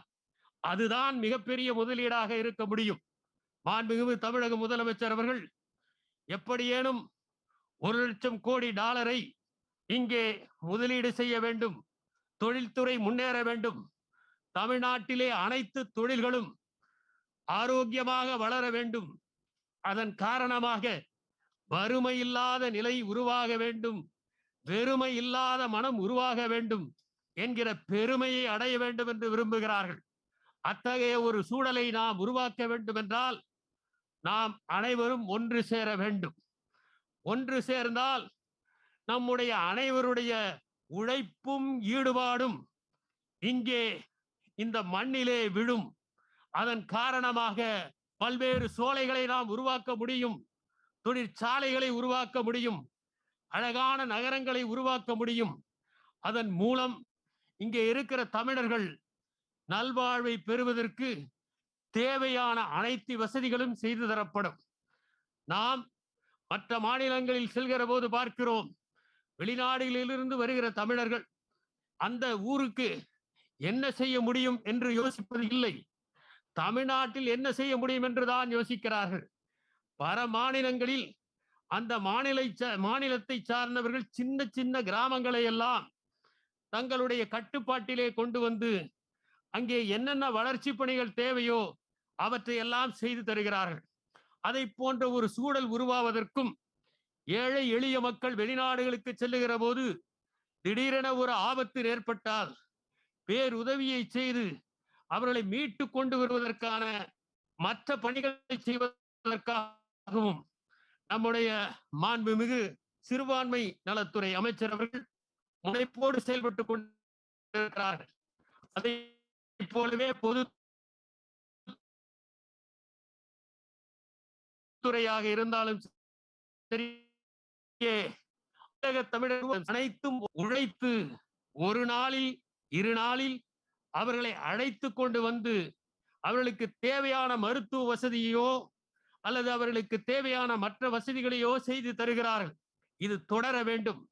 ஆனால் இது அங்கெங்கே நடக்கின்ற ஒன்றாக இல்லாமல் எப்போதும் நடக்கின்ற ஒன்றாக, விரும்பிய நேரத்தில் நடக்கின்ற ஒன்றாக, வாளாயமாக நடக்கிற ஒன்றாக, வழக்கமாக நடக்கிற ஒன்றாக, கண்ணீர் வருவதற்கு முன்பே நடக்கின்ற ஒன்றாக மாற்றுவதற்காகத்தான் இத்தகைய ஒரு துறை இன்று அமைக்கப்பட்டதோடு சரி, அதோடு இது அமைக்கப்பட்டிருக்கிறது என்பதை அறிவிக்கின்ற விதத்திலே இந்த நாளை இன்று நாம் அனுசரித்து வருகிறோம். எனவே நாம் அனைவரும் ஒன்று சேர்வோம். ஒன்று சேர்கிற போதுதான், பல விளக்குகள் ஒன்று சேர்ந்தால் அது பகற்பொழுதையே உருவாக்கிவிடும். பல இசைக்கருவிகள் ஒன்று சேர்ந்தால் அது இனிமையான இசையை உருவாக்கிவிடும். பல எழுத்துக்கள் ஒன்று சேர்ந்தால் அது ஒரு கவிதையை உருவாக்கிவிடும். பல கவிதைகள் ஒன்று சேர்ந்தால் அது ஒரு காப்பியத்தை உருவாக்கிவிடும். பல காப்பியங்கள் ஒன்று சேர்ந்தால் ஒரு நூலகத்தை உருவாக்கிவிடும். ஒரு நூலகம் மட்டும் நினைத்தால் பல்லாயிரக்கணக்கான மனிதர்களை உருவாக்கும். நன்றி, வணக்கம். நன்றி ஐயா. இப்பொழுது தமிழால் இணைவோம் மைய நோக்க பாடல் இசைக்கும் அயலகத் தமிழர் அனைவருக்காகவும் அர்ப்பணிக்கப்படுகிறது.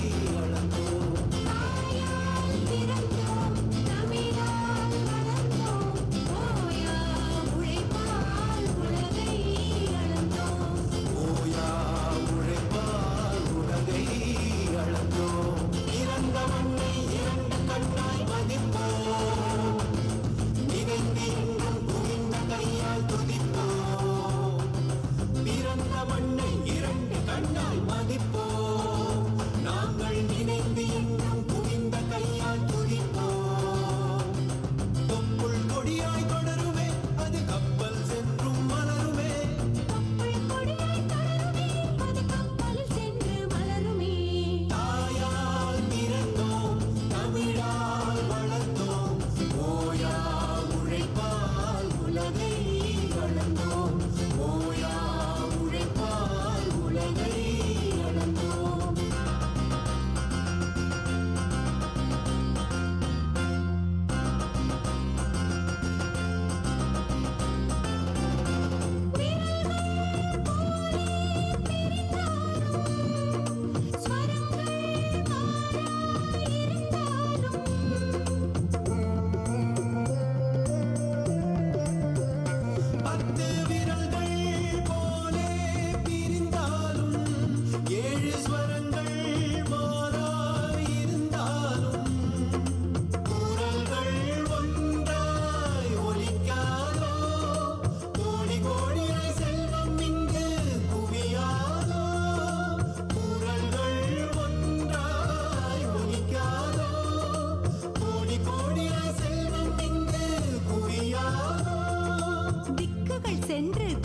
திரும்பினால் தமிழில் திட்டுகள் கூட தித்திக்குமே. திக்குகள் சென்று திரும்பினால் தமிழில் திட்டுகள் கூட தித்திக்குமே. தாயால் பிறந்தோம், தமிழால் வளர்ந்தோம், ஓயா உழைப்பால் உலகை அளந்தோம், ஓயா உழைப்பால் உலகை அளந்தோம்.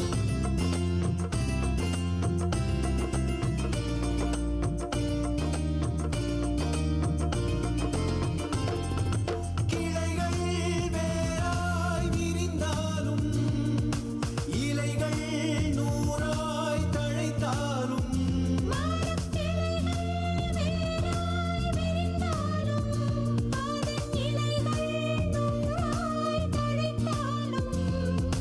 அடிமரம் எங்கள் தமிழ்நாடே, ஆணிவேர் எங்கள் தமிழ்தாயே. அடிமரம் எங்கள் தமிழ்நாடே, ஆணிவேர் எங்கள் தமிழ்தாயே. அடிமரம் எங்கள் தமிழ்நாடே, ஆணிவேர் எங்கள் தமிழ்தாயே. அடிமரம் எங்கள் தமிழ்நாடே, ஆணிவேர் எங்கள் தமிழ்தாயே. ஓயா உழைப்பால் உலகை அளந்தார்.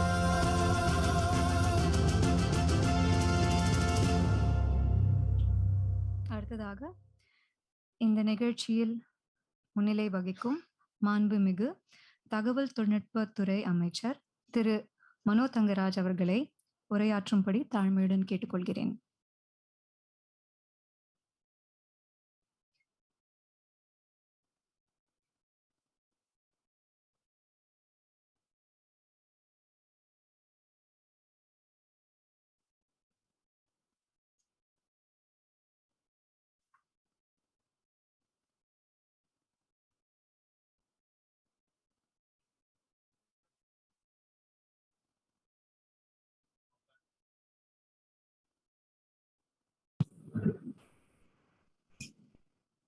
இந்த சிறப்புமிக்க நிகழ்வில் தலைமை தாங்கிக் கொண்டிருக்கக்கூடிய மாண்புமிகு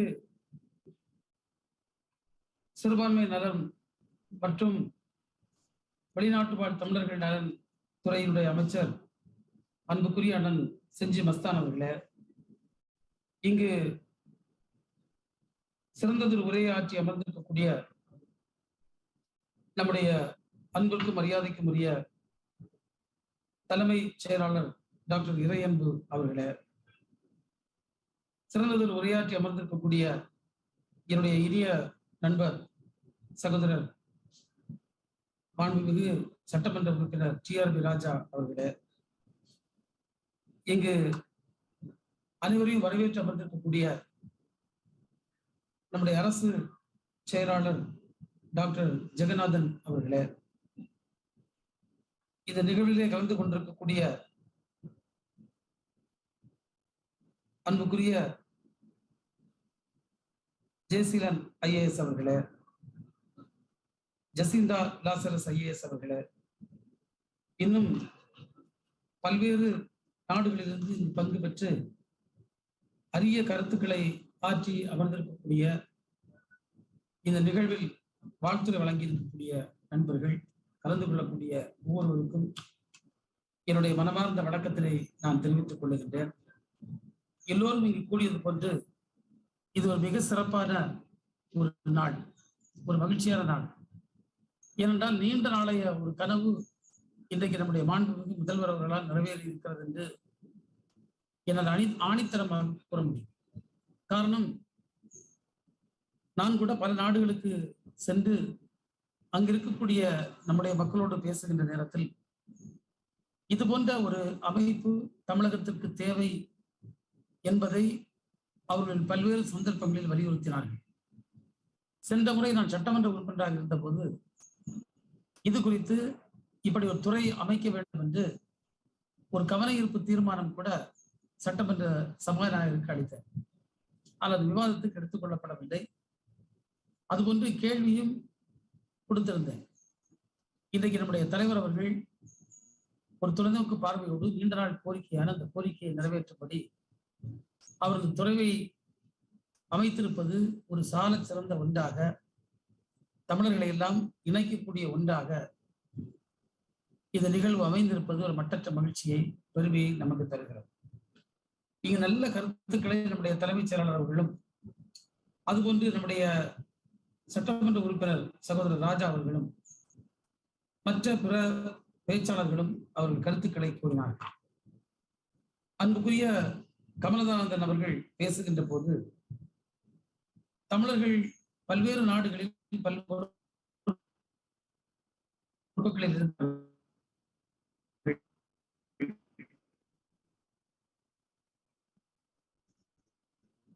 அவர்களை எல்லாம்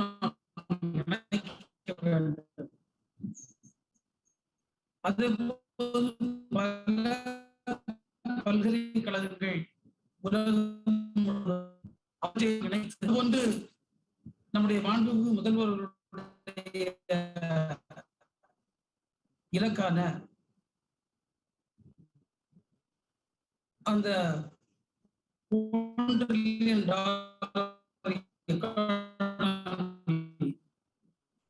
அதை சாதிப்பதற்காக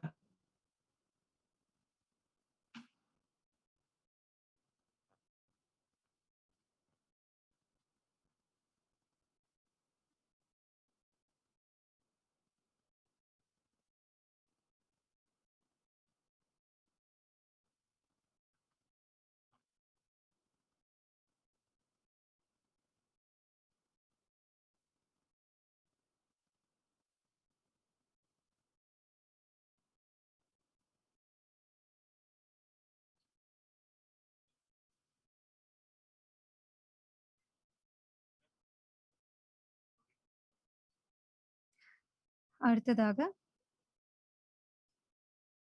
மாண்புமிகு சிறுபான்மையினர் நலன் மற்றும் வெளிநாடு வாழ் தமிழர் நலத்துறை அமைச்சர் திரு செஞ்சி KS மஸ்தான் அவர்களே சிறப்புரை ஆற்றும்படி தாழ்மையுடன் கேட்டுக்கொள்கிறேன்.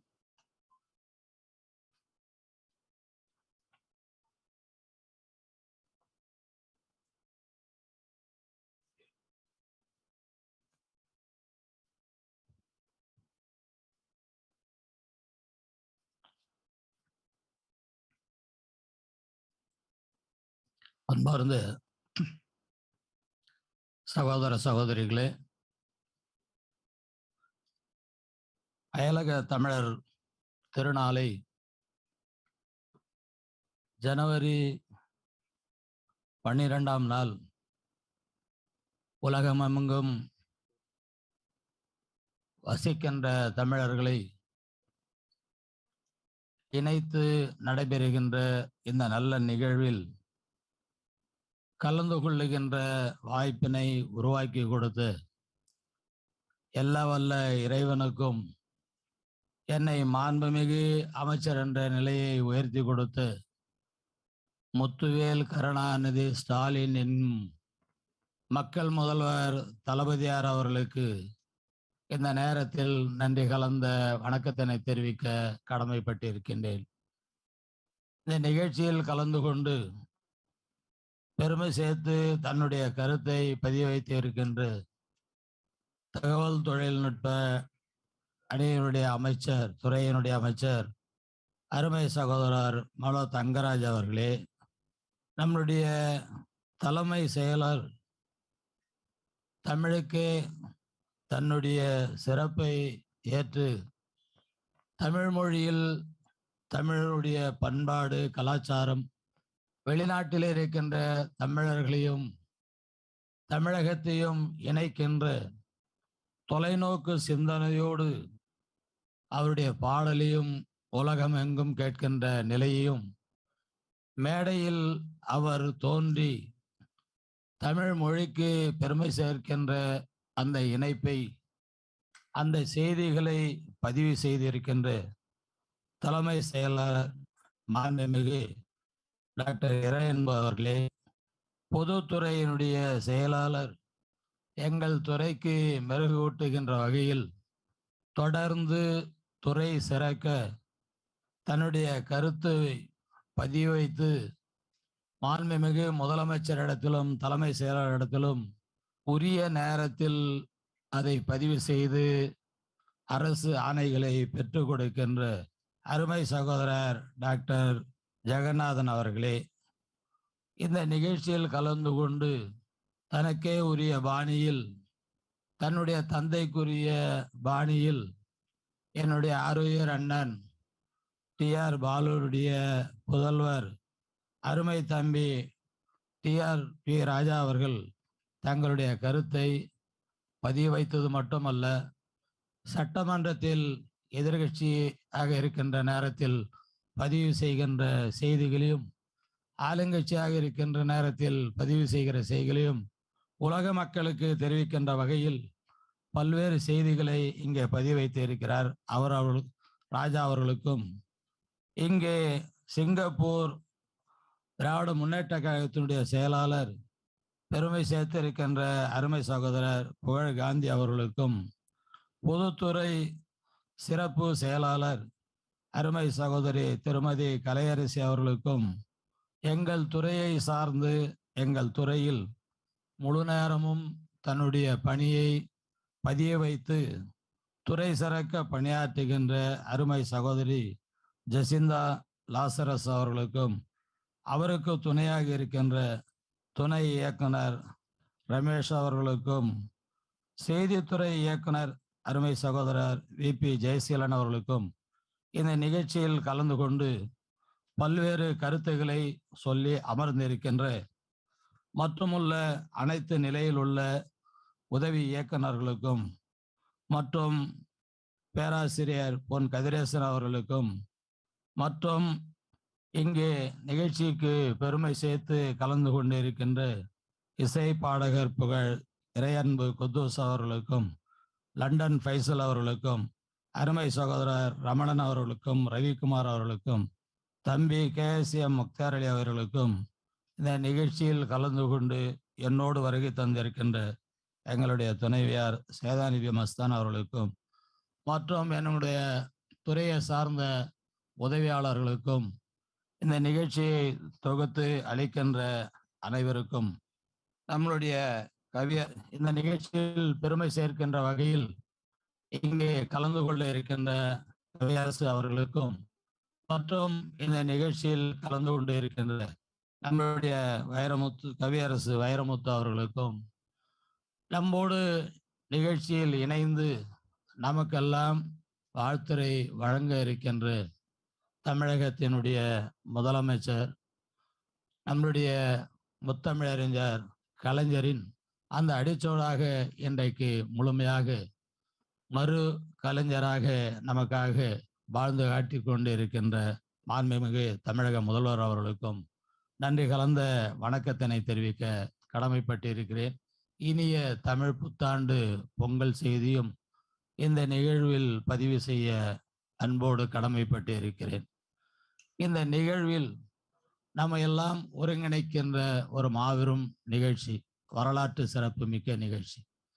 இங்கே பேசும்போது சொன்னார்கள், முத்தமிழறிஞர் கலைஞர் அவர்கள் 2011ஆம் ஆண்டில் இந்த துறையை உருவாக்கி தாழ்ந்து கிடந்த தமிழகத்தை தமிழ்நாட்டில் எப்படி தன்னுடைய வாழ்நாள் முழுவதும் உழைத்து தமிழகத்தை, தமிழ் மண்ணை, தமிழனை தலை நிமிர வைத்தாரோ அதை போல இந்த துறைக்கு சிறப்பு சேர்க்க வேண்டும் என்று அவர் எண்ணியதை இன்றைக்கு அவருடைய எண்ணத்தை செயல்படுத்துகின்ற தந்தை பெரியார், பேரறிஞர் அண்ணா, முத்தமிழறிஞர் கலைஞர் இனமான பேராசிரியரை ஒருங்கிணைத்து செயல்படுகின்ற நம்முடைய முதலமைச்சருக்கு மேலும் ஒரு முறை நன்றி சொல்ல கடமைப்பட்டு இருக்கிறேன். யாதும் ஊரே யாவரும் கேளீர் என்பது தமிழருடைய மரபு என்கின்ற அடிப்படையில் நாம் வாழ்ந்து கொண்டு இருக்கின்ற இந்த காலகட்டத்தில் வாழ்வதற்கு பொருள் ஈட்டுவதற்கும் நமது வாழ்ப்பிடத்தை மாற்றிக்கொள்வதற்காக மதம் கலாச்சாரம் சார்ந்த விஷயங்களுக்காக கடல் கடந்து செல்லும் போது சென்றடைந்த இடங்களை நம் சொந்த ஊரை போலவே கருதும் இயல்பே தமிழர்களுக்கு உண்டு என்பன்ற பெருமைக்குரிய. இதனிடையே கடல் கடந்து பல நாடுகளில் தமிழ் ஆட்சி மொழியாகும் பூர்வீக மற்றும் குடியேறிய மக்களது இணைப்பு மொழியாகும் விளங்குகின்ற காலகட்டங்களில் 2000 ஆண்டுகளுக்கு முன்னரே கப்பல் கட்டி காற்றின் திசையறிந்து கடல் கடந்து சென்று பல நாடுகளை வென்று தமிழையும் தமிழர்தம் பண்பாட்டையும் அங்கே நிலை நிறுத்தி பார்ப்புகள் வாழ்ந்தோர் தமிழர் என்பது பெருமைக்குரிய அந்த நல்ல நிகழ்வை பெற்றிருக்கின்ற தமிழ் சமுதாயம். ஆட்சி கட்டிலில் இல்லாத போதிலும் நம்முடைய உலகத் தமிழர் ஒட்டுமொத்தமாக தமிழாக வாழ்ந்த முத்தமிழறிஞர் கலைஞருடைய எண்ணங்களையும் அவருடைய செயல்பாடுகளையும் எண்ணி பார்க்கின்ற நேரத்தில் உலகத்தில் வாழ்கின்ற ஒட்டுமொத்த தமிழர்களுக்கு குரல் கொடுத்த ஒரு பெருமைக்குரிய ஒரு தலைவராக நம்முடைய முத்தமிழறிஞர் கலைஞர் திகழ்ந்தார் என்பதும், அதற்கு அதை தொடர்ச்சியாக நம்முடைய முதலமைச்சருடைய செயல்பாடுகள் அமைந்திருக்கிறது என்பதையும் இந்த நேரத்தில் நாம் அதை பெருமையோடு சொல்லுகின்ற இந்த நிலையில் ஒரு முதலமைச்சரை நாம் தளபதியார் அவர்களை முத்தான பல நல்ல திட்டங்களை அயலகத்தில் வாழும் தமிழர்களுக்கு அறிவித்து செயல்படுத்தி தாய் தமிழகத்தை அவர்களுக்கும் இடையேயான உறவினை நினைவில் நிறுத்தி தமிழ் அனைவரையும் ஒரு தாய் மக்கள் என்பதை உலகத்திற்கு எடுத்து செல்லுகின்றார் நம்முடைய முதலமைச்சர் அவர்கள். அயலகத்தில் வாழும் தமிழர்கள் எதிர்கொள்ளும் பிரச்சனைகளை தீர்வு வழங்க வெளிநாடு வாழ் தமிழர் நல வாரியம் அமைக்க ஆணையிட்டுள்ளார் நம்முடைய முதலமைச்சர் அவர்கள். பணிகள் விரைந்து மேற்கொள்ளப்பட்டு வருகின்ற இந்த காலகட்டத்தில் முன்னேற்பாடான ஒரு நிகழ்வுதான் இந்த ஆண்டில் இந்த ஜனவரி 12ஆம் ஆண்டை அயலக தமிழர்கள் திருவிழாவாக நாம் கொண்டாடி கொண்டு இருக்கின்றோம்.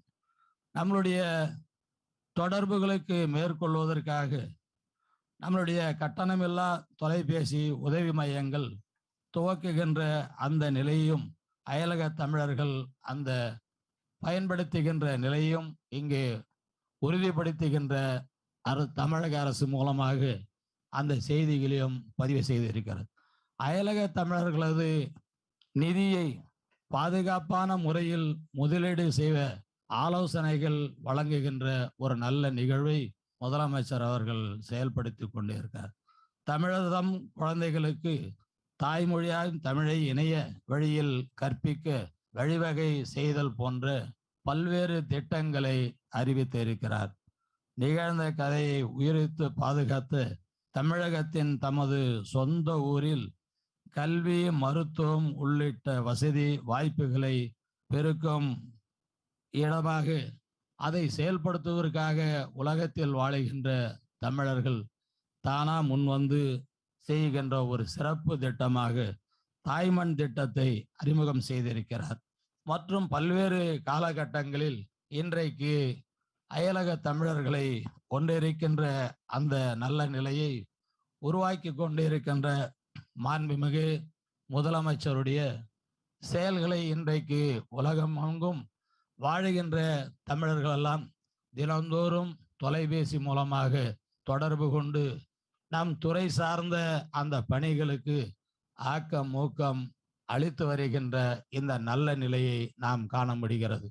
இந்த துறையின் மூலமாக தமிழகத்தில் உள்ள செயல்பாடுகளை உலகத்திற்கு எங்கும் எடுத்து செல்வதற்காக உலகமெங்கும் வாழுகின்ற தமிழர்கள் அதை மேம்படுத்துகின்ற நிலையில் அவருடைய கருத்துக்களை இங்கே பதிவு வைத்தவர்களுக்கு இந்த துறை சார்பாக பாராட்டுதலையும் நன்றியும் தெரிவித்து நம்முடைய முத்தமிழறிஞர் கலைஞர் அவர்கள் எண்ணினார்கள். அந்த எண்ணத்தை செயல்படுத்துகின்ற நம்முடைய தமிழக முதலமைச்சர் அவர்களுக்கு, மாண்புமிகு தளபதியார் அவர்களுக்கு துறை சார்பாகவும் மக்கள் சார்பாகவும் தமிழ் சமுதாயத்தின் சார்பாகவும் தமிழ் புத்தாண்டு பொங்கல் வாழ்த்தை அவருக்கும் இணைத்து இந்த நாட்டுக்கும் இணைத்து இந்த வாய்ப்பை உருவாக்கி கொடுத்த இந்த துறையினுடைய பல்வேறு நிலையில் உள்ள அலுவலக பெருமக்களுக்கும் எங்கள் துறையில் எனக்காக பணியாற்றுகின்ற உதவியாளர்களுக்கும் இந்த நேரத்தில் நன்றி சொல்லி நிறைவு செய்கிறேன். நன்றி, வணக்கம், வாழ்க வளமுடன். சிறப்பான தலைமை உரைக்கு நன்றி ஐயா. இப்பொழுது மாண்புமிகு தமிழ்நாடு முதலமைச்சர் திரு மு.க. ஸ்டாலின் அவர்கள் இணைய வழியில் விழா பேருரையாற்றுவார்.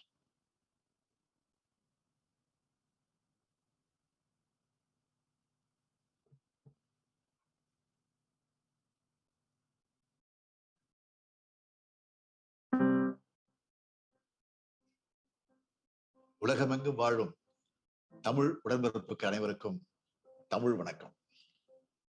தமிழ்நாடு அரசின் அயலக தமிழர் நலன் மற்றும் மறுவாழ்வு துறையில் சார்பில் நடைபெறும் அயலக தமிழர் நாள் விழாவில் பங்கெடுத்து உரையாற்றுவதில் நான் பெருமை அடைகிறேன். தமிழால் இணைவோம் என்ற அடிப்படையில் நாம் ஒன்று சேர்ந்துள்ளோம். தமிழுக்குத்தான் அந்த வலிமை இருக்கிறது. மத மாயங்களையும் சாதி செழுக்களையும் வீழ்த்தும் வல்லமை மொழிக்குத்தான் உள்ளது. அதனால்தான் தமிழால் இணைவோம் என்பதை நமது முழக்கமாக கொண்டுள்ளோம். ஒரு தமிழன் இன்னொரு தமிழனை சந்திக்கும் போது தமிழை சொல்லி வாழ்த்து தெரிவிக்க வேண்டும். அப்படி செய்தால்தான் மற்ற வேறுபாடுகள் எதற்கு முக்கியத்துவம் தரக்கூடாது என்ற எண்ணம் தோன்றும் என்றார் இலக்கிய மேதை மு. வரதராசனார் அவர்கள். அத்தகைய தமிழ் வாழ்த்தை உங்களுக்கு முதலில் நான் தெரிவித்துக் கொள்கிறேன். தமிழால் இணைந்துள்ள அனைவருக்கும் நன்றி தெரிவிக்கும் அதே வேளையில் அயலக தமிழர் நாள் வாழ்த்துக்களையும் உங்களுக்கு தெரிவித்துக் கொள்கிறேன். உலகின் பல்வேறு நாடுகளில் இருந்தும் பல்லாயிரம் மைல் கடந்தும் இன்று நாம் ஒன்றாக கூடியிருக்கிறோம் என்றால் தமிழன் என்ற உணர்வோடு நாம் கூடியிருக்கிறோம். நம்மை நாடுகள் பிரிக்கிறது, நிலங்கள் பிரிக்கிறது, ஆனாலும் மொழி இணைக்கிறது. அந்த வல்லமை தமிழ் மொழிக்கு உண்டு. வீழ்வது நாமாக இருப்பினும் வாழ்வது தமிழாக இருக்கட்டும் என்பதை தமிழ் மண்ணில் விதைத்து மொழி பற்றும் தமிழா இன உணர்வு கொள் என்று முழங்கி இனமான உணர்வு கூட்டிய இயக்கம்தான் திராவிட இயக்கம். மொழிக்காக போராடிய வாதாடிய இயக்கம் மட்டுமல்ல, மொழி காக்க தனது தேகத்தை தீக்கு தின்ன தந்த தீரர்களின் இயக்கம்தான் திராவிட முன்னேற்ற கழகம்.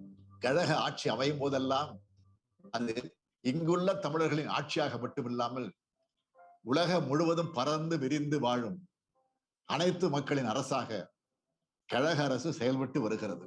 உங்களில் பலருக்கும் தமிழ்நாட்டில் வாக்களிக்க உரிமை இல்லாமல் இருக்கலாம். ஆனால் தமிழ்நாடு அரசும் நமது அரசு என்று சொல்லிக்கொள்ளும் உரிமை உங்களுக்கு எப்போதும் உண்டு.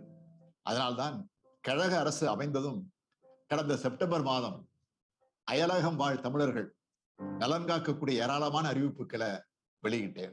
நம்முடைய இனம் ஒரு நிலத்தில் ஒரு நாட்டில் மட்டுமே வாழ்ந்த இனம் அல்ல, உலகளாவிய இனம் ஒன்று உண்டென்றால் அது தமிழினம்தான். 30க்கும் மேற்பட்ட நாடுகளில் அதிக எண்ணிக்கையிலும் 60க்கும் மேற்பட்ட நாடுகளில் குறைந்த எண்ணிக்கையிலும் தமிழர்கள் வாழ்கிறார்கள். இது குறித்து தமிழ்நாடு சட்டமன்றத்திலேயே விரிவாக நான் பேசியிருக்கிறேன். வணிகம் செய்வதற்காக சென்றார்கள், வாழ்வதற்காக சென்றார்கள், வேலைகளை தேடி சென்றார்கள், கடற்கோள்களில் இருந்து தப்புவதற்காக சென்றார்கள், புதிய இடங்களை அறிவதற்காக சென்றார்கள். இப்படி பலருக்கும் பல நோக்கங்கள் இருந்திருக்கும். இத்தகைய இடப்பெயர்வுகள் காலங்காலமாக நடந்து வருகின்றன. எங்கே தமிழர்கள் வாழ்ந்தாலும் அவளுக்கு தமிழ்நாடுதான் தாய் வீடு. இன்றைக்கு நவீன தொழில்நுட்பம் வளர்ந்து விட்டது. உலகின் பல்வேறு நாடுகளில் இருந்து நான் பேசுவதை கேட்கிறீர்கள். நீங்கள் பேசுவதை பார்த்தபடி நானும் கேட்கிறேன். இவை எதுவும் இல்லாத காலத்தில் தன்னம்பிக்கையும் தனியாத தாகமும் கொண்ட தமிழர்கள் எல்லா நாடுகளுக்கும் சென்றார்கள். பழம்பெருமை மட்டுமே பேசிக்கொண்டு உள்ளூரிலேயே இருந்து விடாமல் தனது திறமையை உலகம் மதிக்கும் என்ற நம்பிக்கையோடு சென்றார்கள். அத்தகைய தமிழர்கள் அனைவருக்கும், அவர்கள் பிள்ளைகளுக்கும் குழந்தைகளுக்கும் எனது இதயபூர்வமான பாராட்டுதலை தெரிவித்துக் கொள்கிறேன். உங்களை அயலகத்துக்கு வாழப்போனவர்களாக நான் நினைக்கவில்லை. தமிழ்நாட்டின் பண்பாட்டு தூதர்களாக, அயல் நாடுகளில் இருப்பவர்களாக நினைத்து போற்ற கடமைப்பட்டுள்ளேன். இத்தகைய அயலக தமிழர் மேன்மைக்காக தன்னுடைய வாழ்வை ஒப்படைத்தவர் தான் தமிழின தலைவர் கலைஞர் அவர்கள். புலம்பெயர்ந்து வாழும் தமிழர்களின் பல்வேறு தேவைகளை பூர்த்தி செய்வதற்காக வெளிநாடு வாழ் தமிழர் நலச்சட்டம் 2011ஆம் ஆண்டு மார்ச் 1ஆம் நாள் கழக அரசால் ஏற்றப்பட்டுள்ளது. வெளிநாடு வாழ் தமிழர் நல வாரியம் ஒன்றை உருவாக்கி அவர்களுக்கு நலத்திட்டங்களை செயல்படுத்துவோம் என்று அறிவித்தோம். ஆட்சி மாற்றம் ஏற்பட்டதன் காரணமாக நம்மால் அமைக்க முடியவில்லை. அடுத்து வந்த ஆட்சியாளர்களும் இதை அமைக்கவில்லை. மீண்டும் ஆட்சிக்கு வந்த நமது அரசு வெளிநாடு வாழ் தமிழர் நல வாரியம் அமைக்கப்படும் என்பதை 5 மாதத்தில் தமிழ்நாடு சட்டமன்றத்தில் நான் அறிவித்தேன். அரசு மற்றும் புலம்பெயர்ந்த தமிழர் பிரதிநிதிகள் 13 பேரை கொண்டு இந்த வாரியம் அமைக்கப்படும். 5 கோடி ரூபாய் வெளிநாடு வாழ் தமிழர் நலநிதி என மாநில அரசின் முன் பணத்தை கொண்டு உருவாக்கப்படும். மூலதன செலவினமாக 1,40,00,000 ரூபாய் மற்றும் தொடர் செலவினமாக நலத்திட்டங்கள் மற்றும் நிர்வாக செலவினங்களுக்காக 3 கோடி ரூபாய் ஆண்டுதோறும் ஒதுக்கப்படும் என்று அறிவித்தேன். வெளிநாடு வாழ் தமிழர் குறித்த தரவு தளம் டேட்டாபேஸ் ஏற்படுத்தப்படும்.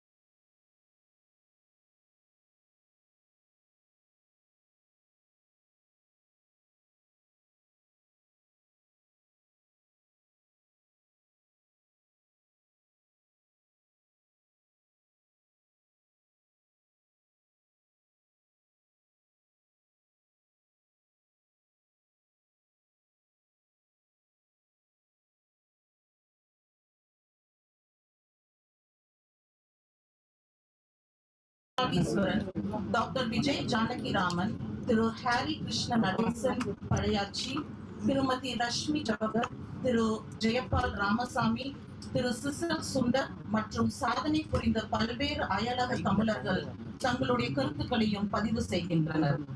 அவர்களுக்கும் என்னுடைய நன்றியை தெரிவித்துக் கொள்கின்றேன்.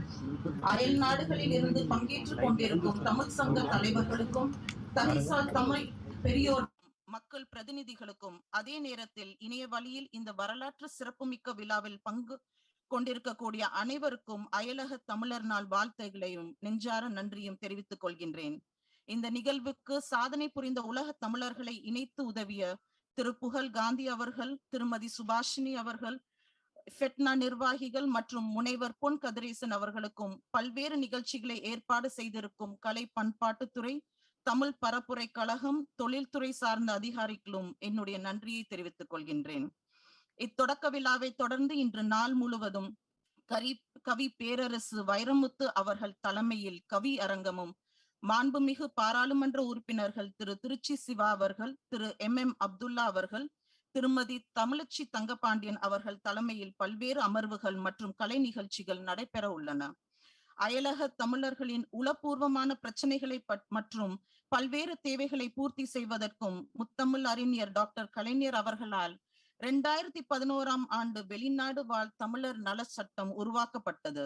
தற்போது மாண்புமிகு தமிழ்நாடு முதலமைச்சர் அவர்கள் பதவியேற்றவுடன் நம் அயலக தமிழர்கள் உலகில் எந்த பகுதியில் வசித்து வந்தாலும் அவர்களுடைய தேவைகளை பூர்த்தி செய்யவும், அயல் நாடுகளில் வசிக்கும் தமிழர்களையும் அவர்கள் வாழ்க்கை மேம்பாட்டிற்காக சேவையாற்றி வரும் பல்வேறு தமிழ் சங்கங்களின் பணியினை அங்கீகரித்து ஊக்குவிக்கவும், அவர்களது சேவைகளை மேலும் விரிவுபடுத்தும் விதமாகவும் உலகம் முழுவதும் உள்ள வெளிநாடு வாழ் தமிழர்களுக்கு என தனித்துறையை தோற்றுவித்து அதற்கென ஒரு அமைச்சரும் எங்கள் துறைக்கு நியமித்துள்ளார்.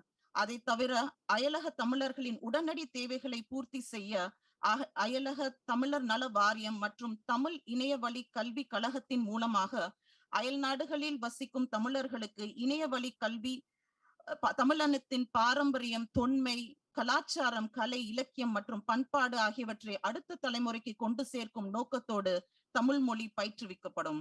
அதே வேளையில் தமிழ் மொழியினை பயிற்றுவிக்கும் பயிற்றுனர்களுக்கும் ஊக்கத்தொகை வழங்கப்படும் என்பன உள்ளிட்ட அறிவிப்புகளை வெளியிட்டு அயலக தமிழர் அனைவரையும் ஒரு குடையின் கீழ் கொண்டு வந்துள்ள மாண்புமிகு தமிழ்நாடு முதலமைச்சர் அவர்களுக்கு நன்றி தெரிவித்துக் கொள்வதோடு, உலக தமிழினம் கௌரவமான வாழ்க்கை வாழ வழி செய்ய வேண்டிய கடமையும் பொறுப்பும் நமக்கு உள்ளது என்ற அடிப்படையில் அயலக தமிழர் நலத்துறை இதனை சீரிய முனைப்போடு சிறப்பான முறையில் செயல்படுத்தும் என்ற உறுதியை தெரிவித்துக் கொள்வதோடு, தமிழால் இணைவோம் என்ற கருப்பொருளில் சர்வதேச அயலக தமிழர் தின விழாவில் பங்கேற்றிருக்கும் அனைத்து தமிழ் அறிஞர்களுக்கும், பன்னாட்டு தமிழ் ஆர்வலர்கள் மற்றும் முக்கிய பிரமுகர்கள், இணைய வழியில் இப்பெருவிழாவில் இணைந்து பங்கேற்ற இருக்கும் அனைத்து தமிழ் நல் உள்ளங்களுக்கும் அயலக தமிழர் நாள் வாழ்த்துக்களையும் நன்றியும் மீண்டும் ஒரு முறை தெரிவித்துக் கொள்கின்றேன். நன்றி, வணக்கம். நன்றி. இத்துடன் அயலகத்த தமிழர் நாள் தொடக்க விழா நிறைவு பெறுகிறது. சிறப்பு விருந்தினர்களுக்கு நன்றி. ஒரு பெரிய கைத்தட்டல் கொடுத்துடலாம்னு நினைக்கிறேன். மிக்க நன்றி.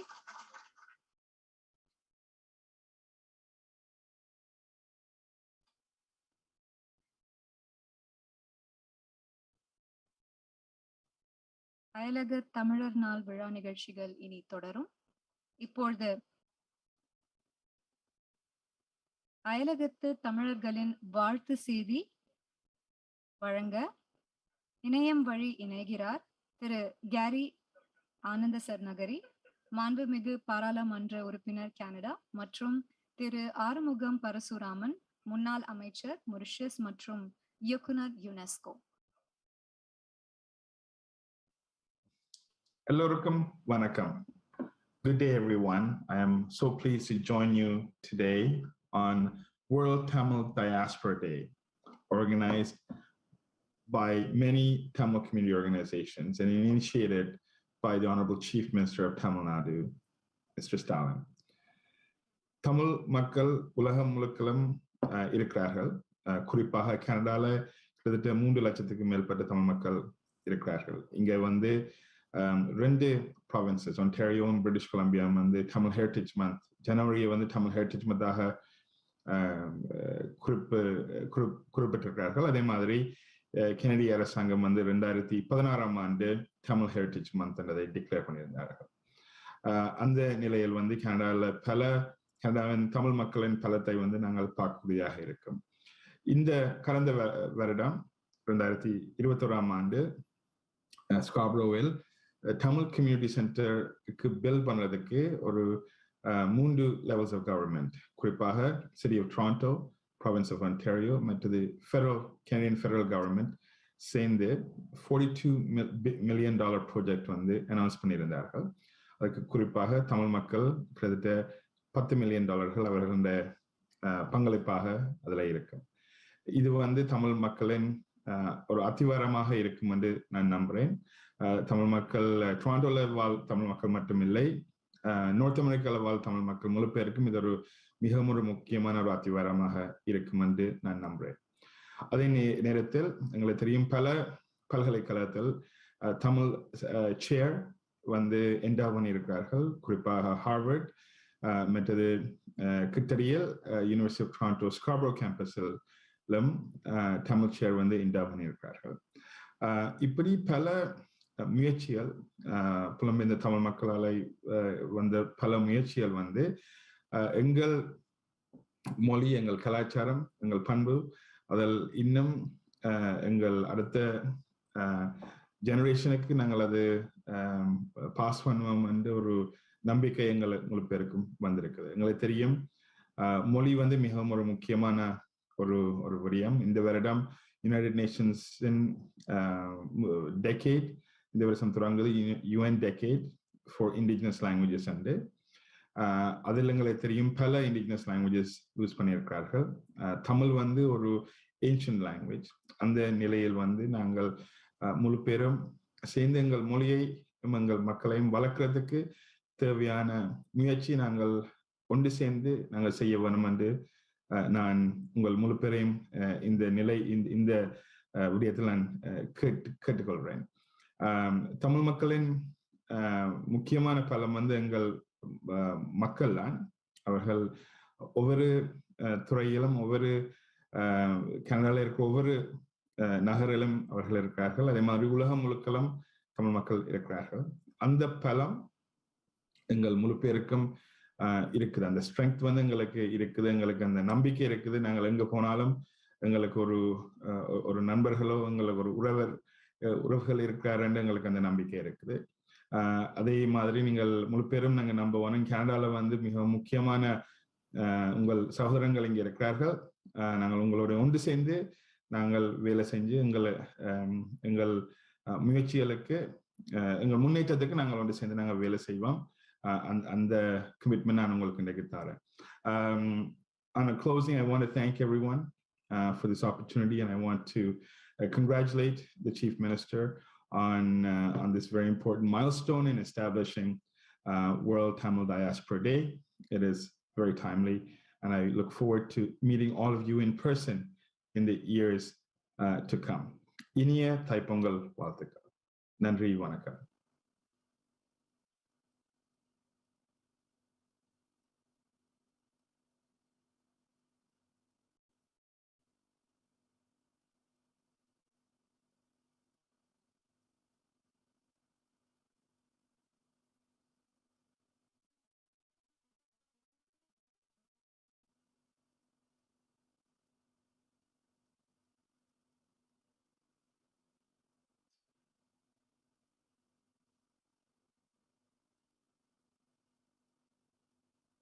Excellency, Honorable M.K. Stalin, Chief Minister of Tamil Nadu, Peryorgale, Anbargale, Vanakkam. I wish to commend the Chief Minister of Tamil Nadu, Honorable M.K. Stalin, for his very laudable initiative of proclaiming World Tamil Diaspora Day on the 12th of January with the objective of celebrating, acknowledging, and appreciating the contributions of Tamils living across the globe and to uphold our cultural identity. My great-grandfather Parasuraman left Salem, Tamil Nadu to settle in Mauritius in 1884. I am proud of my roots and I love Tamil Nadu and I love India.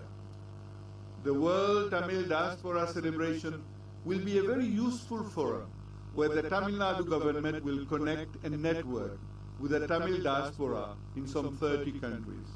Mauritius welcomed the initiative and will mobilize the Tamil community to fully participate and contribute to this celebration. We will set up a Mauritius chapter of the Tamil diaspora, and likewise all the Tamils in other countries could do the same. We should have a two-way exchange where Tamil Nadu government will support the development of Tamil language and culture in the diaspora countries, and the Tamil diaspora will offer their know-how, expertise and investment, and also contribute to the social and economic development of the needy people in Tamil Nadu.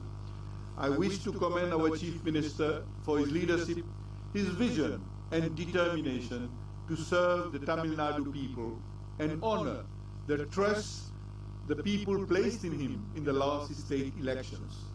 Allow me to refer to an article from the Press Trust of India, I quote, "From containing the corona infection, which was at the peak, to toning up the government machinery at all levels, from attracting new investments to finding quick solutions to emerging issues, high speed has been the hallmark of the 100 days of DMK government.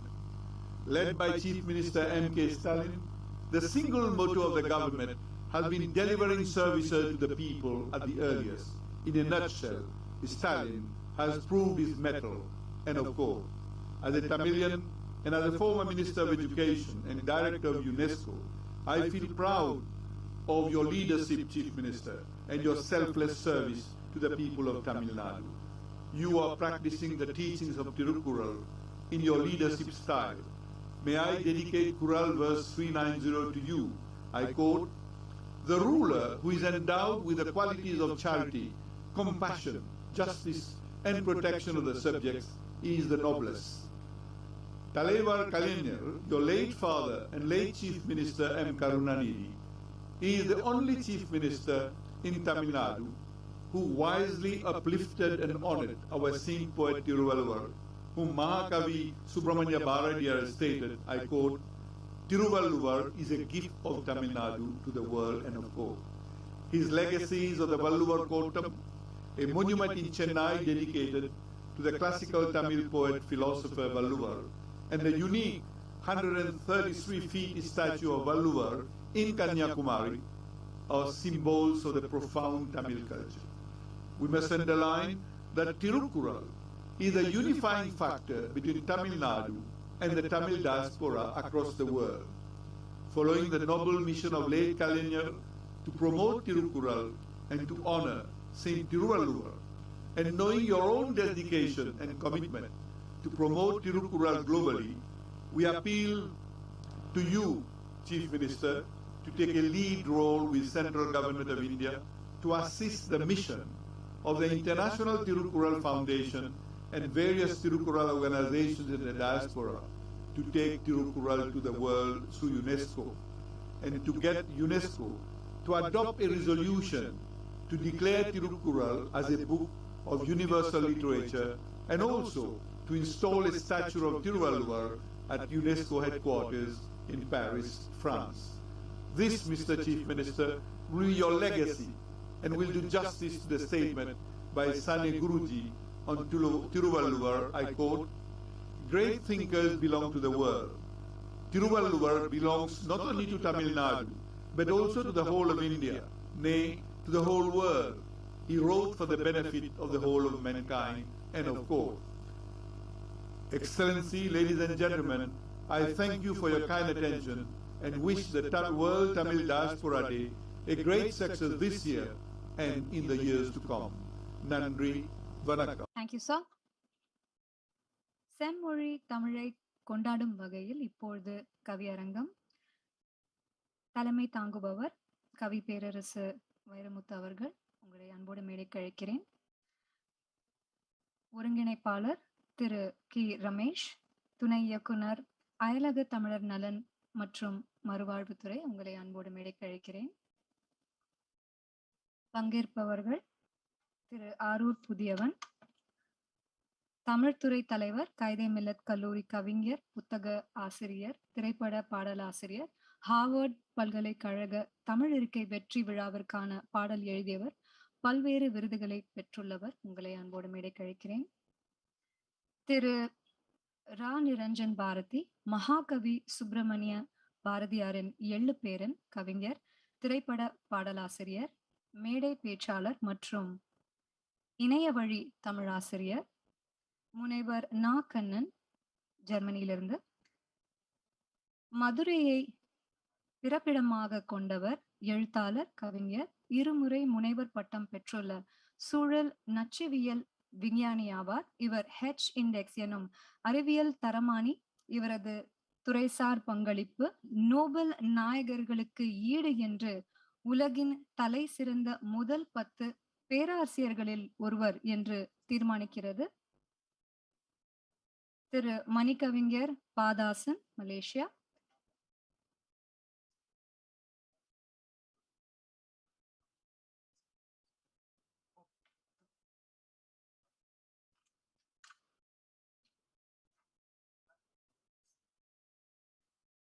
இப்பொழுது அமைச்சர் அவர்கள் நினைவு பரிசு ஒன்று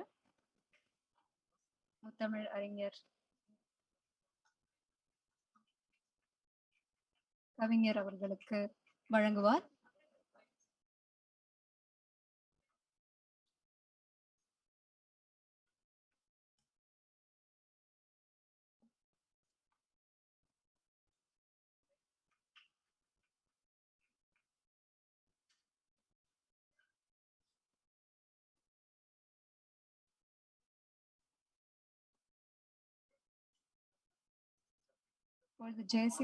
இப்பொழுது அமைச்சர் அவர்கள் கவி பேரரசுக்கு புத்தகம் வழங்குவார். கலைஞாச்சு.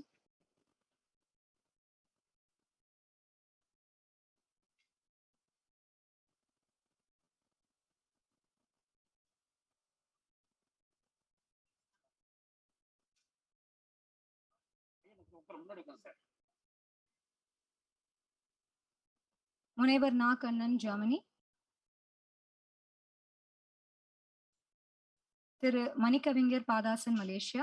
1961ஆம் ஆண்டு முதல் தமிழ் இலக்கிய துறையில், குறிப்பாக கவிதை துறையில், மரபு கவிதை துறையில் ஈடுபட்டு வருகிறார். தற்போது மலேசியா தமிழர் மேம்பாட்டு சங்கத்தின் ஆலோசகராக பொறுப்பேற்றுள்ளார். தொடர்ந்து மரபு கவிதைகளை படைத்து வருகிறார். திரு அப்பாத்துரை முத்துலிங்கம், கனடா. எழுத்தாளர் மற்றும் நிறுவனர், தமிழ் இலக்கிய தோட்டம், கனடா. இலங்கையை சேர்ந்தவர். உலக வங்கி மற்றும் ஐக்கிய நாடுகள் சபைக்காக பல நாடுகளில் பணியாற்றியவர். நாவல், சிறுகதை ஆசிரியர். தமிழில் 27 புத்தகங்கள் வெளியிட்டுள்ளார். அமெரிக்காவில் பதிவு செய்யப்பட்ட தொண்டு நிறுவனமாக தமிழ்சேர் இங்க் நிறுவனர்.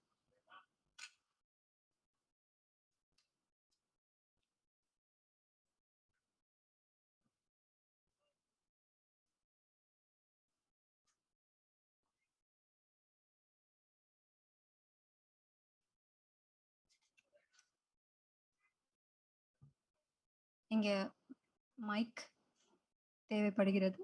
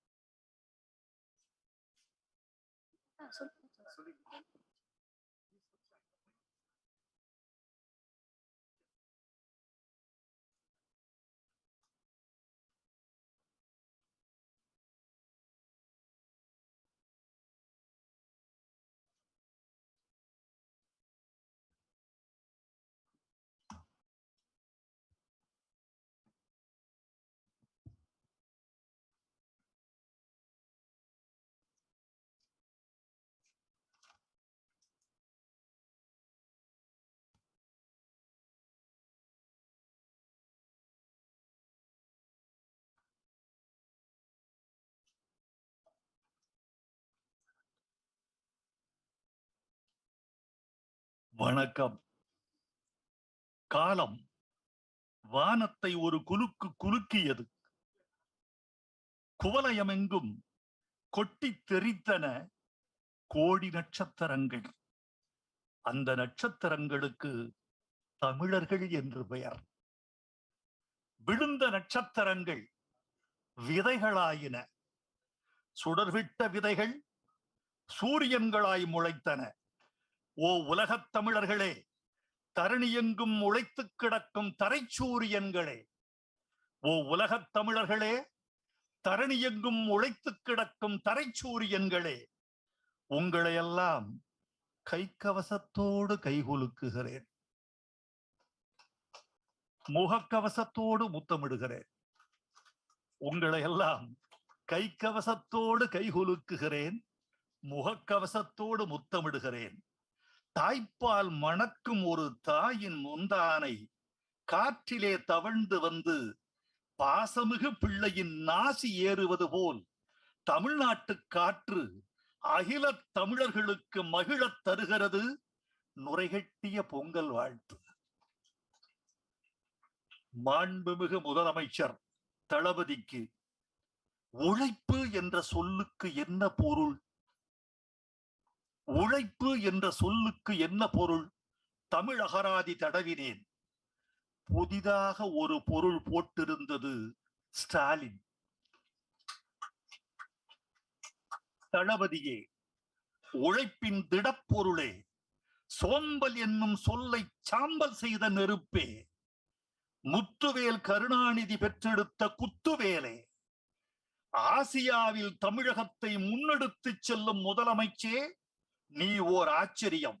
ஆனால் ஆச்சரியத்துக்கே உன் மீது மாச்சரியம்.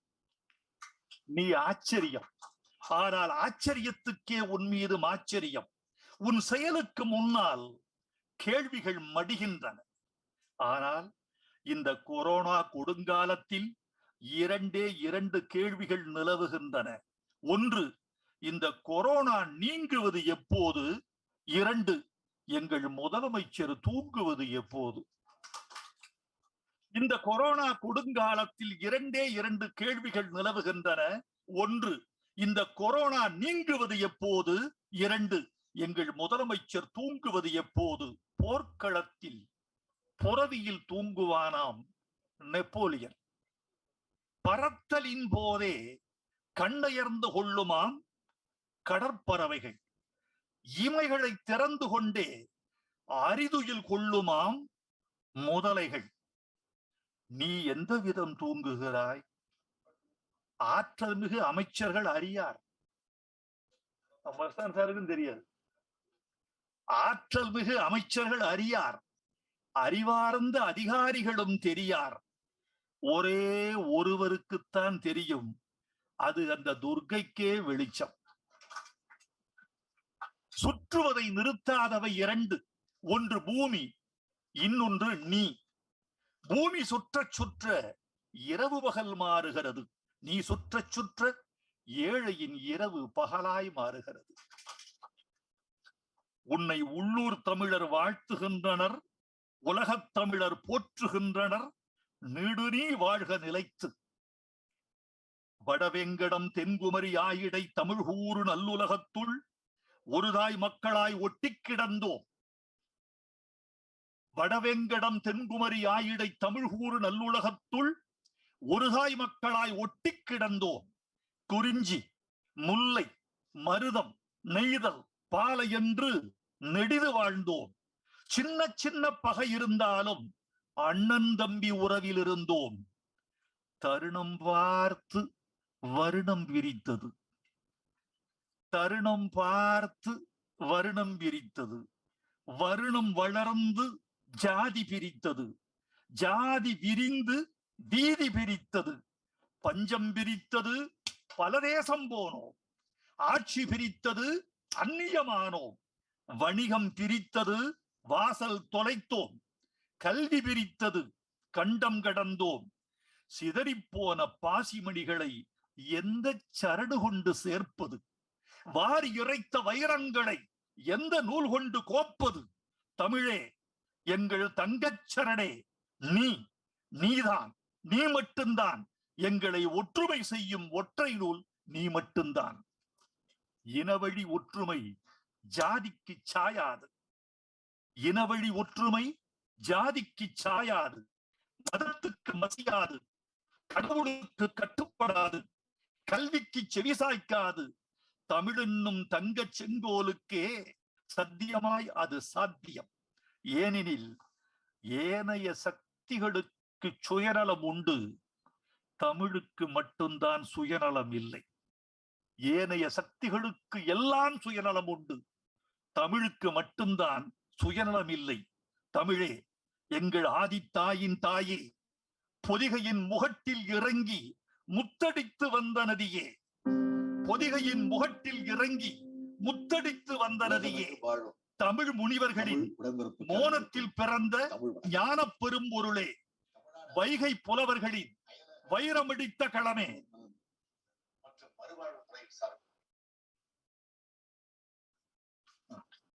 தமிழ் முனிவர்களின் மோனத்தில் பிறந்த ஞான பெரும்பொருளே, வைகை புலவர்களின் வைரமடித்த களமே, எங்கள் உச்சந்தலையில் கோயில் கொண்ட ஒலிக்கடவுளே. தமிழே, எங்கள் உச்சந்தலையில் கோயில் கொண்ட ஒலிக்கடவுளே. கபிலர் முதலாய் கலைஞர் ஈராய் எழுதுகோள்களில் இறங்கிய அருவியே, மகுடத்தில் மட்டுமல்ல எங்கள் மண்பானையிலும் பதிந்த மாணிக்கமே.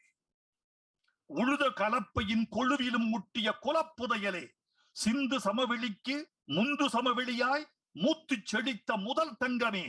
ஈரடிக்கும் நாளடிக்கும் பிறகு நாங்கள் அடைந்த கீழடியே, ஈரடிக்கும் நாளடிக்கும் பிறகு நாங்கள் அடைந்த கீழடியே.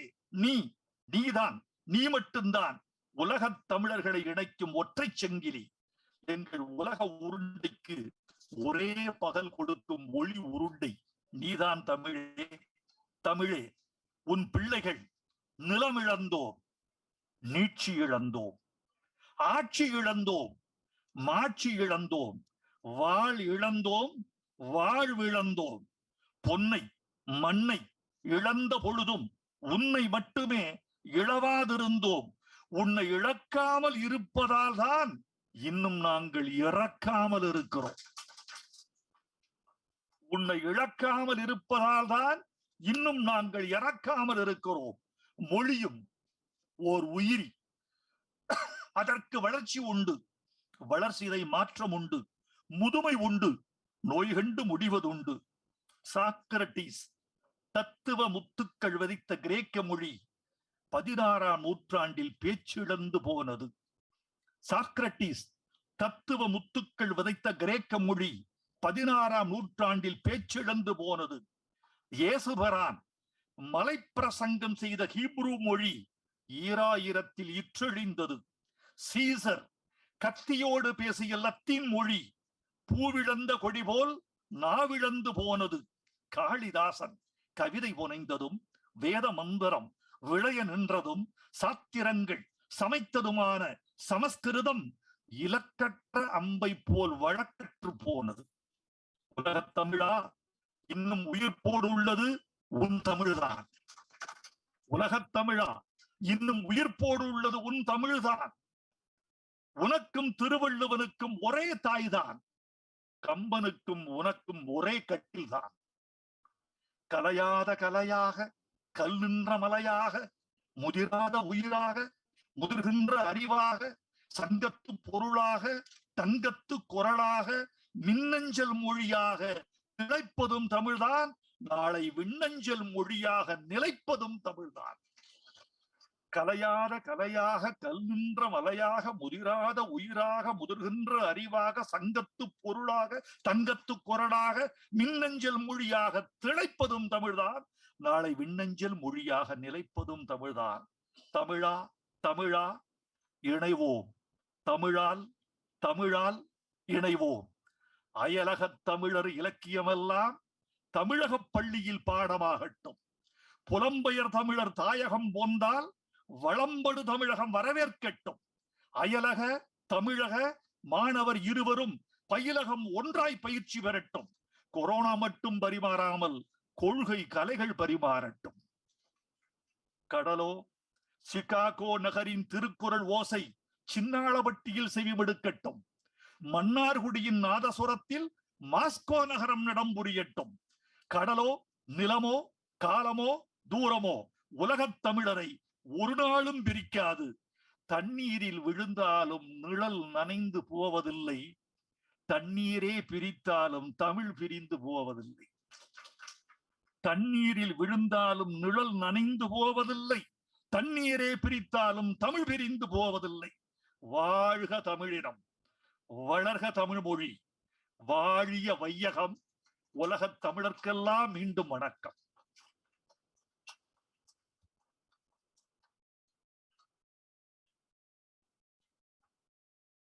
கவியரங்கில் முதல் கவிஞர் ஆரூர் புதியவன். கலைஞர் ஊர்க்காரன், கவிதைக்கு கெட்டிக்காரன். பெயர்தான் புதியவன், பெருமையில் பழையவன். நடுத்தர இளையவன், நாகிலே முதியவன். வா ஆரூர் புதியவா, அகங்களில் பதியவா.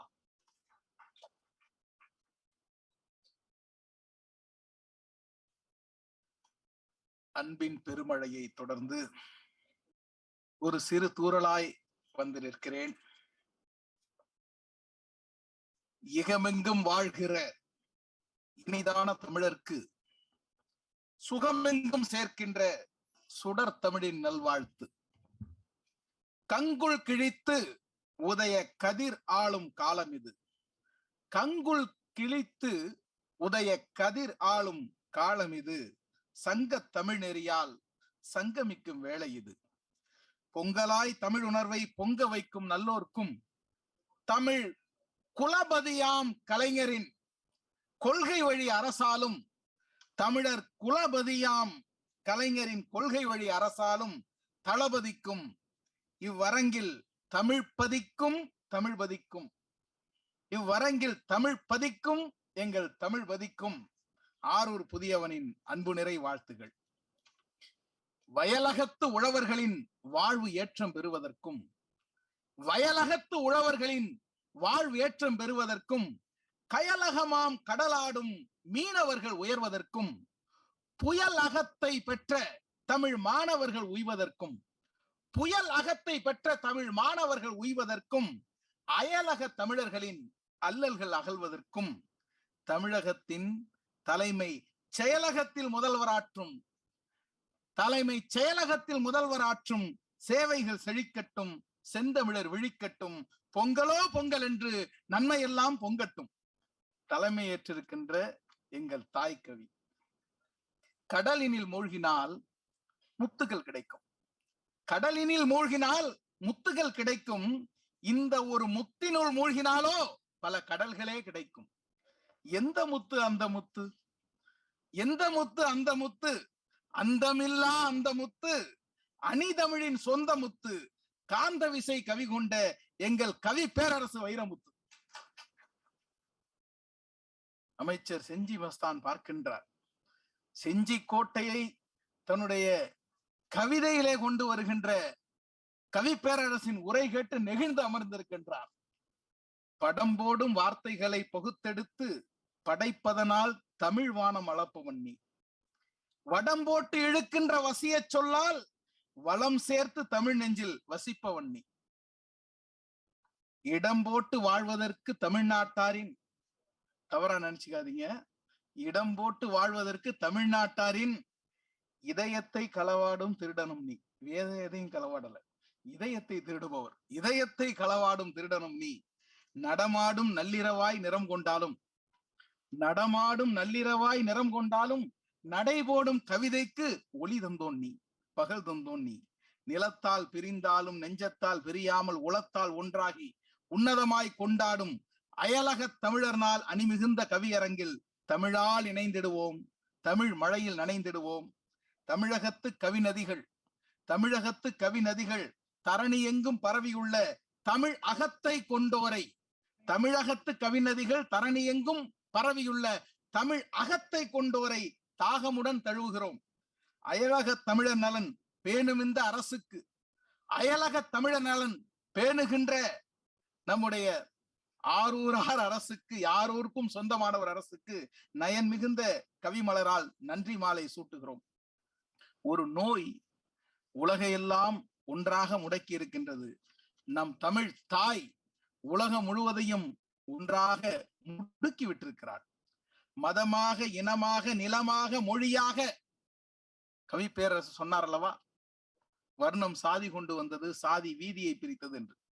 மதமாக, இனமாக, நிலமாக, மொழியாக கிழிந்து கிடக்கிறது மானுடம். இதன் கிழிசல் தைப்பதற்கு எவ்விடம்? வெறி கொண்டு நெறி கொன்று விழியின்றி வழி நின்று தடுமாறி தடம் மாறும் மானுடம். இதன் தகராறு போக்குவிடம் எவ்விடம்? இனிமைகளால் விடியும் திசை இல்லையே, இனிமைகளால் விடியும் திசை இல்லையே, இங்கு இதயங்களை ஒட்ட ஒரு பசை இல்லையே, நாடுகளை ஒன்றாக்க நசை இல்லையே, எல்லை கோடுகளை அழிக்கின்ற விசை இல்லையே. பிறப்பினால் செய்யும் பேதம், பிறப்பினால் செய்யும் பேதம், பிறந்த இடத்தினால் கொள்ளும் குரோதம், மொழியினால் கொண்ட தூரம், சமய வழியினால் மோதும் கோரம். எப்படி சிக்கல்கள் தீரும்? எப்படி சிக்கல்கள் தீரும்? மண்ணில் எங்கனம் நெஞ்சங்கள் சேரும்? பிற மொழியை அரபு மொழி ஊமை என்றது, பிற மொழியை அரபு மொழி ஊமை என்றது. பிரெஞ்சு மொழியோ பிற மொழியை பிசாஸ் என்றது. ஆங்கிலமோ அந்நியரை அடிமை என்றது. அன்னை தமிழ்தானே அனைவரும் உறவு என்றது. அன்னை தமிழ்தானே அனைவரும் உறவு என்றது. அனைத்துலகை அன்போடு அணைத்துக் கொண்டது. யாதும் ஊரே யாவரும் கேளிர், யாதும் ஊரே யாவரும் கேளிர். இது உலகுக்கு தமிழிட்ட யாசகம், இந்த உலகோரை இணைக்கின்ற வாசகம். சங்க தமிழ் தந்த யாப்பது, சங்க தமிழ் தந்த யாப்பது, இந்த தங்கச் சிமிழ்தானே மானுட சுடரை அணையாமல் காப்பது.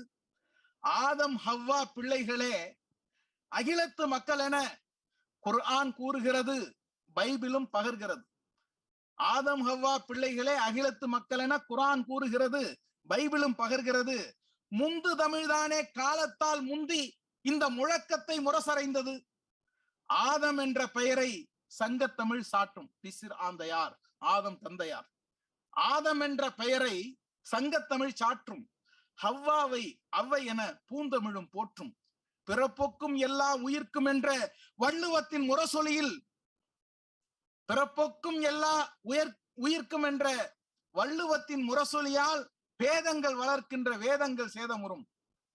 கருமூலம் நன்குணர்ந்த திருமூல பெருமானின், கருமூலம் நன்குணர்ந்த திருமூல பெருமானின் ஒன்றே குலம் ஒருவனே தேவன் என்ற உன்னத முழக்கம்தான் உலகத்தை ஒன்றிணைக்கும்.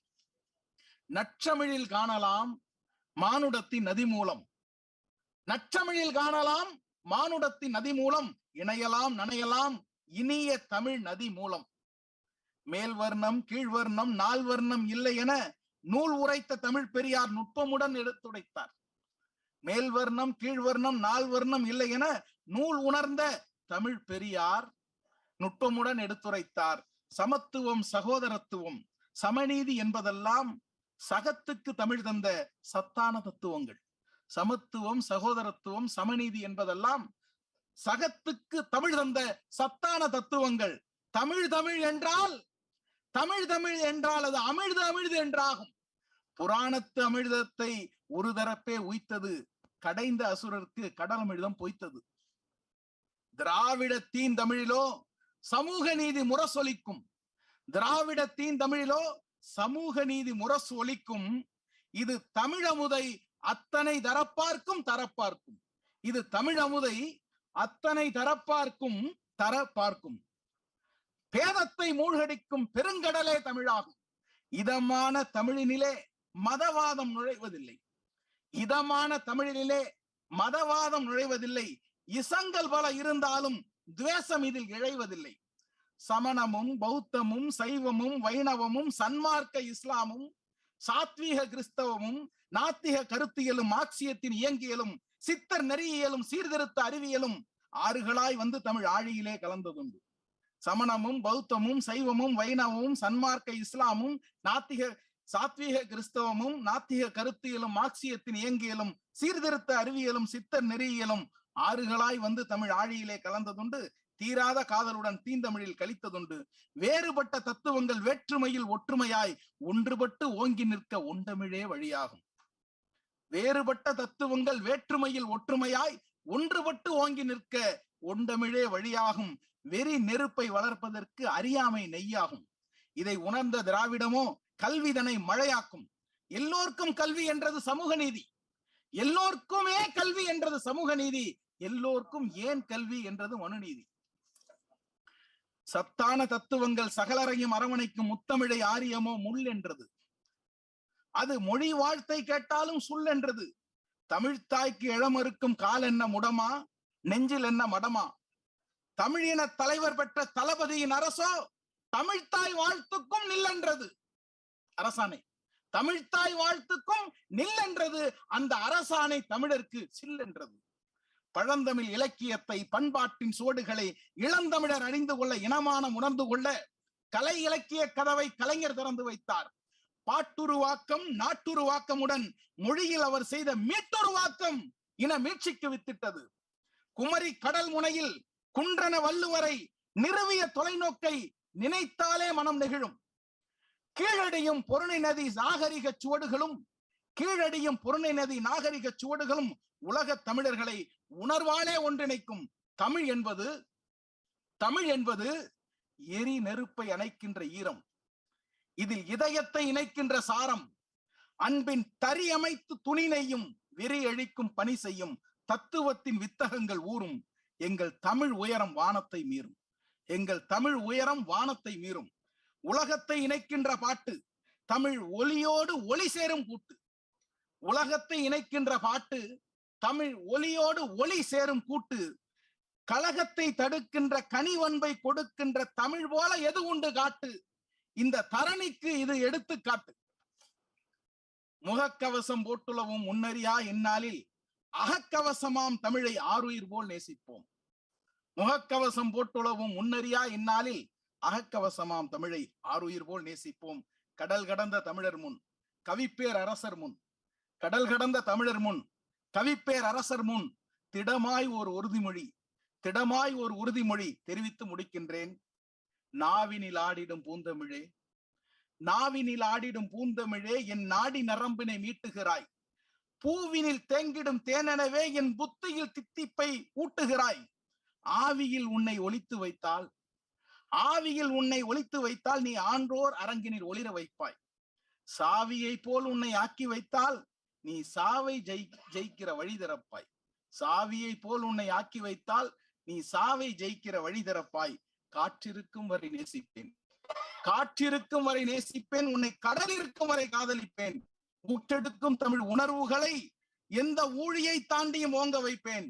தமிழே அறிவின் தாய்ப்பாலே, தமிழே அறிவின் தாய்ப்பாலே, உன் தகுதியை தரணிக்கு உணர்த்திடுவேன். அமிழ்தே உனக்கு ஒரு தீங்கு வந்தால் என் ஆருயிர் கொடுத்தும் தடுத்திடுவேன். நன்றி.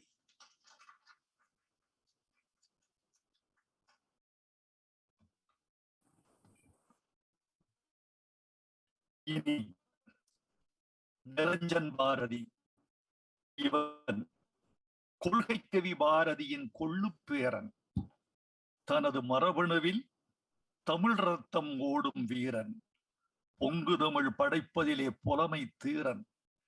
வாதம்பி, இவன் கொள்கை கவி பாரதியும் வீரன். பாட்டன் வரி கொண்ட இவன் கொள்கை கவி பாரதி. ஒளிபடைத்த கண்ணினாய் வா வா வா, உறுதி கொண்ட நெஞ்சினாய் வா வா வா, களிபடைத்த மொழியினாய் வா வா வா, கவி சுமந்த தோழினாய் வா வா வா.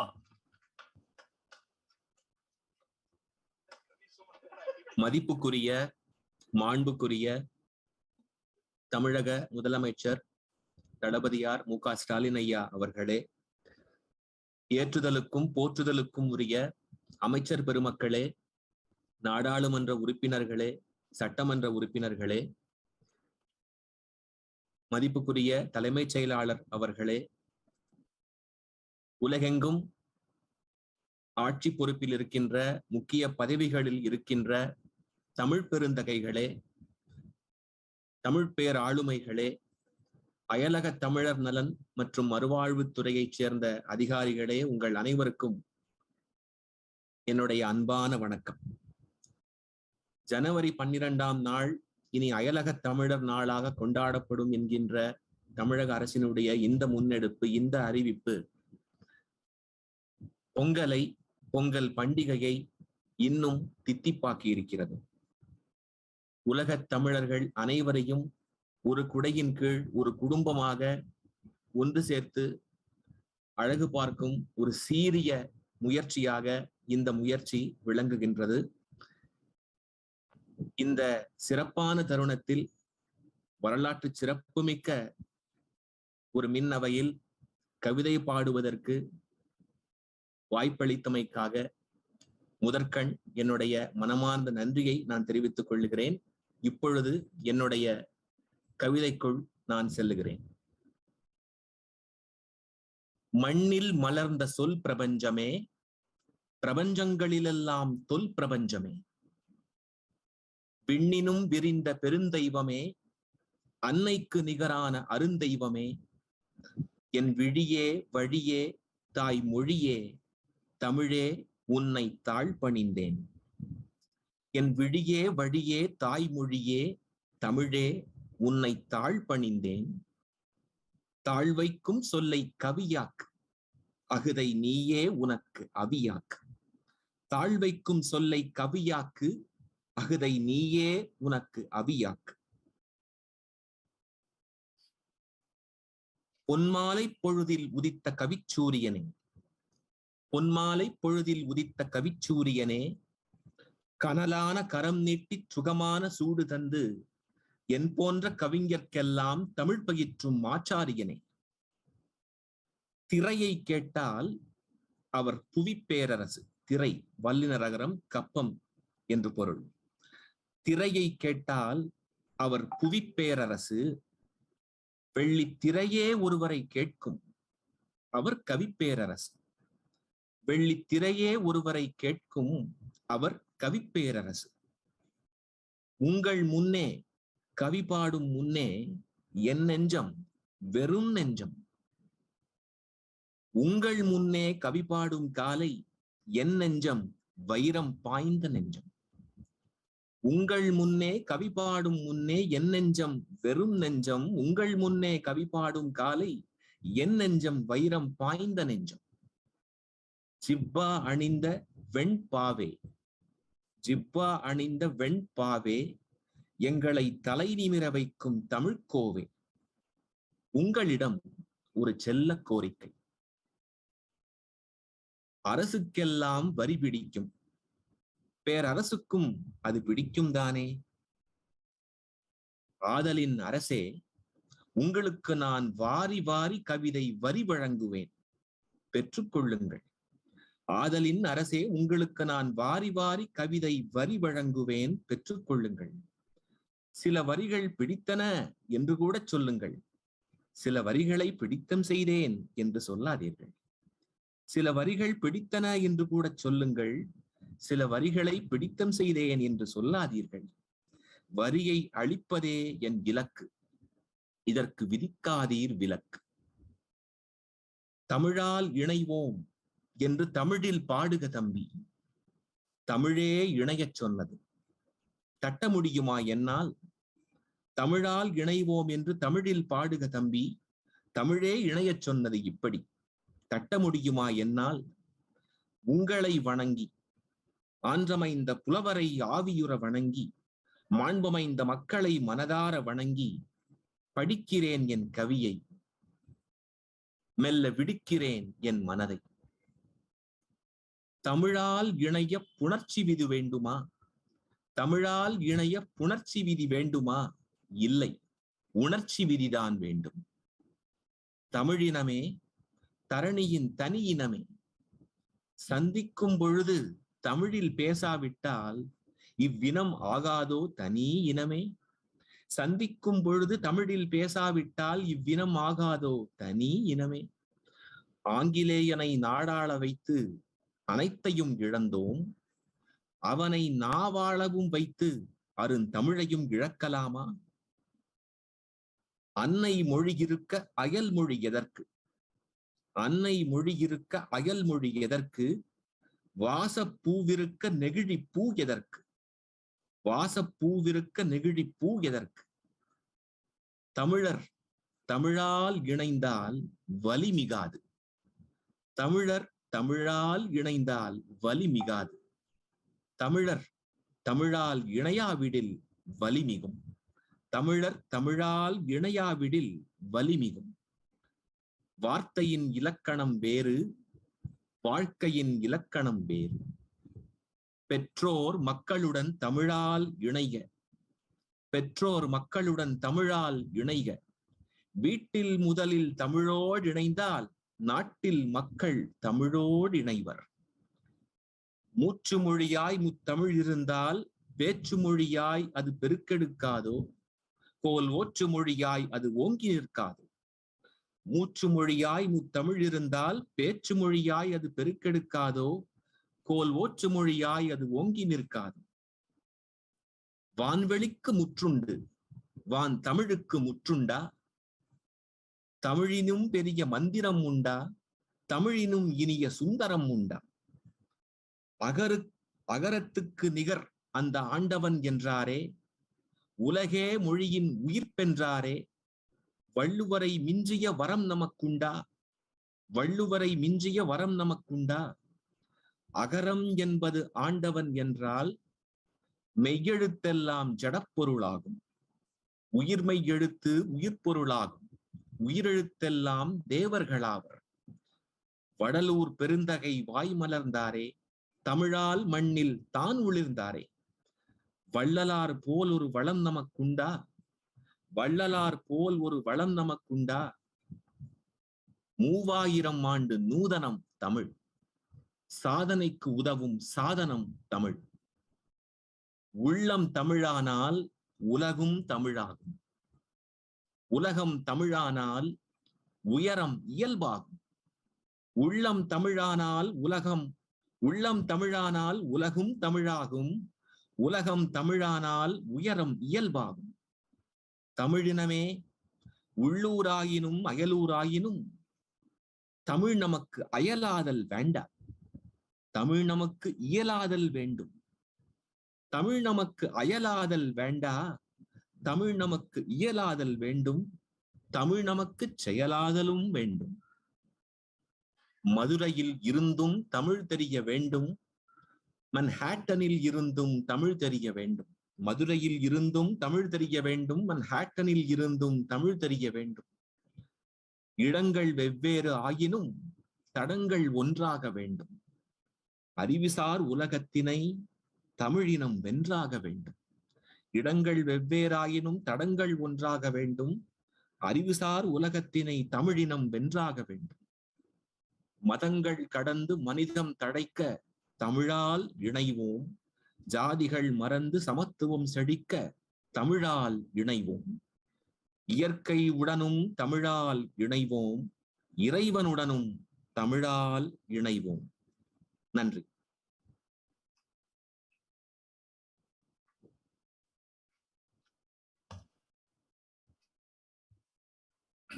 இனி ஜெர்மனியிலிருந்து கவிஞர் கண்ணன். ஜெர்மனியிலிருந்து ஒரு தமிழ் மணி ஒலிக்கிறது. ரைன் நதி வந்து காவிரியோடு கைகுலுக்குகிறது. தானூப் நதி வந்து தாமிரபரணியில் கலக்கிறது. கவிஞர் கண்ணன் கவிதை படைப்பார். இந்திய கண்ணன் குழல் ஊதுவார். ஜெர்மனி கண்ணன் தமிழ் ஊதுவார். இந்திய கண்ணன் குழல் ஊதுவார். ஜெர்மனி கண்ணன் தமிழ் ஊதுவார்.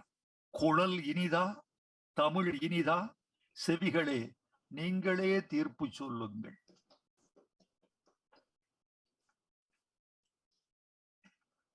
அளிக்கப்பட்ட 5 நிமிடத்தில் அவைக்கு, அரசிற்கு, தமிழக அரசிற்கு, சபையில் இருக்கும் 5 பின் நம் தலைவருக்கு புகழ்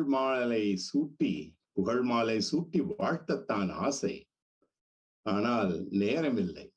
எனவே நற்சபைக்கு தாம் உமக்கு நாக்கண்ணனின் அன்பு வணக்கம். தமிழ்கூறு நல்லுலகம் சங்கம் தொட்டு உறங்கியதில்லை. இவன் இருக்கும் இடத்தில் சூரியன் மறைவதில்லை. உதிக்கும் சூரியன் இவனை பார்த்து எழுகிறது, பின் விழுகிறது. பகலவன் மறையா பண்பு கொண்டது என் தமிழ்கூறு நல்லுலகு. பகலவன் மறையா பண்பு கொண்டது எம் தமிழ்கூறு நல்லுலகு. அயலகம் ஓர் ஆசைதான். மண்ணை விட்டு, பிறந்த மண்ணை விட்டு, சொந்த பந்தம் விட்டு, இனிக்கும் தமிழை விட்டு, இட்லி வடை போண்டா விட்டு, இட்லி வடை போண்டா விட்டு அயலகத்தில் உழைக்க ஆசையோடுதான் வருகிறோம். பேராசையெல்லாம் இல்லை, சின்ன சின்ன ஆசைதான். ஒரு ரியாலுக்கு, ஒரு திர்ஹாமுக்கு, ஒரு ரிங்கெட்டிற்கு, ஒரு டாலருக்கு, ஒரு ஐரோவிற்கு இந்திய நாணயம் தரும் மதிப்பு, 1க்கு 100 எனும் அந்நிய செலாவணி தரும் ஈர்ப்பு, எம் உழைப்பின் பலனை பல மடங்கு பெருக்கும் உலகச் சந்தையின் ஈர்ப்புதான் அந்த சின்ன சின்ன ஆசை. ஆசை இருந்தால் மட்டும் போதுமா? அதிர்ஷ்டம் என்று ஒன்று வேண்டாமா? தகரத்திற்கும் செப்பிற்குமா இங்கு மதிப்பு? தகரத்திற்கும் செப்பிற்குமா இங்கு மதிப்பு? தங்கம் சொக்க தங்கம் வேண்டும் என்பார். தங்கமாய் வந்து நின்றாலும் தட்டி பார்த்து தரம் பார்த்து எட்ட நிற்கும் வரிசை கடந்து ஏஜென்டிற்கு அழ வேண்டியதை அளந்த பின் தான் இந்த அந்நிய மண், இந்த அந்நிய மண் எம்மை அனுமதிக்கிறது. கடனை உடனே வாங்கி, ஊரில் கடனை உடனே வாங்கி, அண்டா சட்டி அடகு வைத்து அத்தனையும் தந்த பின்னும் பத்தல பத்தல பத்தல ஞானப்பழமே, நீ கடனை அடைக்க உழை, பட்ட கஷ்டத்திற்கு உழை, வந்த பாசத்திற்கு உழை, மழலை பள்ளி சேர்க்க உழை, தங்கை கல்யாணத்திற்கு உழை. இப்படி உழைத்து ஓடாய் போனாலும் ஊரில் மாப்பிள்ளைக்கு துபாயில் வேலை எனும் பொழுது பெருமிதமாகத்தான் இருக்கின்றது. உழைக்கும் வர்க்கம் என்று ஒன்று, அதுதான் நான் இதுவரை சொன்னது. படித்து வேலை தேடும் வர்க்கம் என்று ஒன்றுண்டு. ஏணிப்படியின் 8ஆ உயரத்தில் ஏறி யாரும் 8ஆ படிப்பை பெற்று தட்டி நிற்கும் பொழுதுதான் கம்பெனி கதவு திறக்கிறது. தட்டி நிற்கும் போதுதான் கம்பெனி கதவு திறக்கிறது அல்லது கல்வி கதவு திறக்கிறது. எமக்கு பால் வேண்டாம், தயிர் வேண்டாம், நீர்த்த மோர் வேண்டாம், திரளும் வெண்ணெய் தாரும் என்கிறது அயலகம். நாட்டின் மெத்த படிப்பு வெண்ணெய் போல் எமக்கு வேண்டும் என்றால் தான் நுழைவுச் சீட்டை கிடைக்கிறது. அடுத்து ஒரு வகை உண்டு. அரசியல் பிழைத்தோர்க்கு அறம் கூற்றாகாமல் அண்டி வந்து சேரும் கூட்டம் ஒன்று உண்டு. அதுதான் அகதிகள் கூட்டம். அரசியல் பிழைத்தோர்க்கு அறம் கூற்றாகாமல் அண்டி வந்து சேரும் கூட்டம் ஒன்று உண்டு. அதுதான் அகதிகள் கூட்டம். அங்கு தகுதியே ஒன்றுமில்லாமல் இருப்பதுதான், அங்கு தகுதியே ஒன்றுமில்லாமல் இருப்பதுதான். பாஸ்போர்ட் கூட இல்லாமல் வந்திறங்க வேண்டும். பனைத்திணை விட்டு பனித்திணையில் நடந்து உறைந்து உயிர் இருந்தால் மீண்டு அலைகடல் நாவாயில் அரையிருட்டு கண்டெய்னரில் எப்படியோ உயிர் பிழைத்து அந்நிய மண்ணில் விழும்பொழுது ஏங்கி நிற்பது அகதி எனும் பட்டம் பெற. பனைத்திணை விட்டு பனித்திணையில் நடந்து உறைந்து உயிர் இருந்தால் மீண்டு அலைகடல் நாவாயில் அரையிருட்டு கண்டெய்னரில் எப்படியோ உயிர் பிழைத்து அந்நிய மண்ணில் விழும்பொழுது ஏங்கி நிற்பது அகதி எனும் பட்டம் பெற. ஆமிக்காரன் அம்மனமாய் பார்க்க ஆசைப்படுகிறான் என்றுதானே அயலகம் வந்து சேர்ந்தோம். அந்நியனும் அம்மனமாய் ஆக்கித்தான் சோதனை செய்கின்றான். அகதி ஸ்டேட்டஸ் ஒன்றும் அப்படியே கிடைப்பதில்லை. அகதி ஸ்டேட்டஸ் ஒன்றும் அப்படியே கிடைப்பதில்லை. எத்தனை சட்டங்கள், எத்தனை சோதனைகள். வாழ வழியில்லை என வருபவனுக்குத்தானா வகுக்கப்படுகின்றன இந்த சட்டங்கள்? வாழ வழியில்லை என வருபவனுக்குத்தானா வகுக்கப்படுகின்றன இங்கு இச்சட்டங்கள்? அபயம் என வருபவனுக்கு அபயம் அளிக்க இவன் அயோத்தி ராமன் இல்லை. அடித்து விரட்டப்பட்டு அலைகடலில் அவதிப்பட்டு எப்படியோ ஒரு நாடு ஏற்றுக்கொண்ட பின் கிடைக்கும் பட்டம் அகதி. இது முனைவோருக்கு முந்தியது. இந்த அகதி எனும் பட்டம் முனைவோருக்கு முந்தியது. எம் மண்ணில் பட்ட துயரங்கள் 1000 என்றால் அந்நிய மண்ணில் படும் துயரங்கள் 1000. யூதனுக்கு ஓர் வதை இலக்கியம் உண்டு, எம் தமிழனுக்கு வதை உண்டு, ஆனால் இன்னும் இலக்கியம் இல்லை. இங்கு நீங்கள் கவனிக்க வேண்டியது ஹோலோகாஸ்ட் லிட்ரேச்சர் என்று சொல்லப்படுகின்ற அந்த வதை இலக்கியம். யூதனுக்கு ஒரு வதை இலக்கியம் உண்டு, அவனுக்கு ஒரு ஹோலோகாஸ்ட் லிட்ரேச்சர் உண்டு. எம் தமிழனுக்கு வதை உண்டு, ஆனால் இன்னும் இலக்கியம் இல்லை. பதிவுகள் எல்லாம் மனப்பதிவே, கொடுமைகள் எல்லாம் செவியோடு செவிதான். பதிவு செய்ய தைரியம் இல்லை, நாட்டமில்லை, கதையாய் சொல்லி போக பௌராணிகர்கள் இல்லை. எம்மிடம் வதை மட்டுமே இருக்கிறது, வதை இலக்கியம் இல்லை. இது மிக முக்கியமான ஒன்று. யூதர்களுக்கு ஒரு நாடு கிடைத்ததே இந்த வதை இலக்கியத்தை வைத்துத்தான். யூதன் பட்டது கொசுக்கடி, நாம் பட்டதை நோக்குங்கால். எம் தமிழன் பெற்றது கெட்டது நிற்பது நரகத்தின் நுகத்தடி. யூதன் பட்டது கொசுக்கடி, எம் தமிழன் பெற்றது கெட்டது நிற்பது நரகத்தின் நுகத்தடி. இது வேறு. இன்னும் சில சின்ன சின்ன ஆசைகள் உண்டு.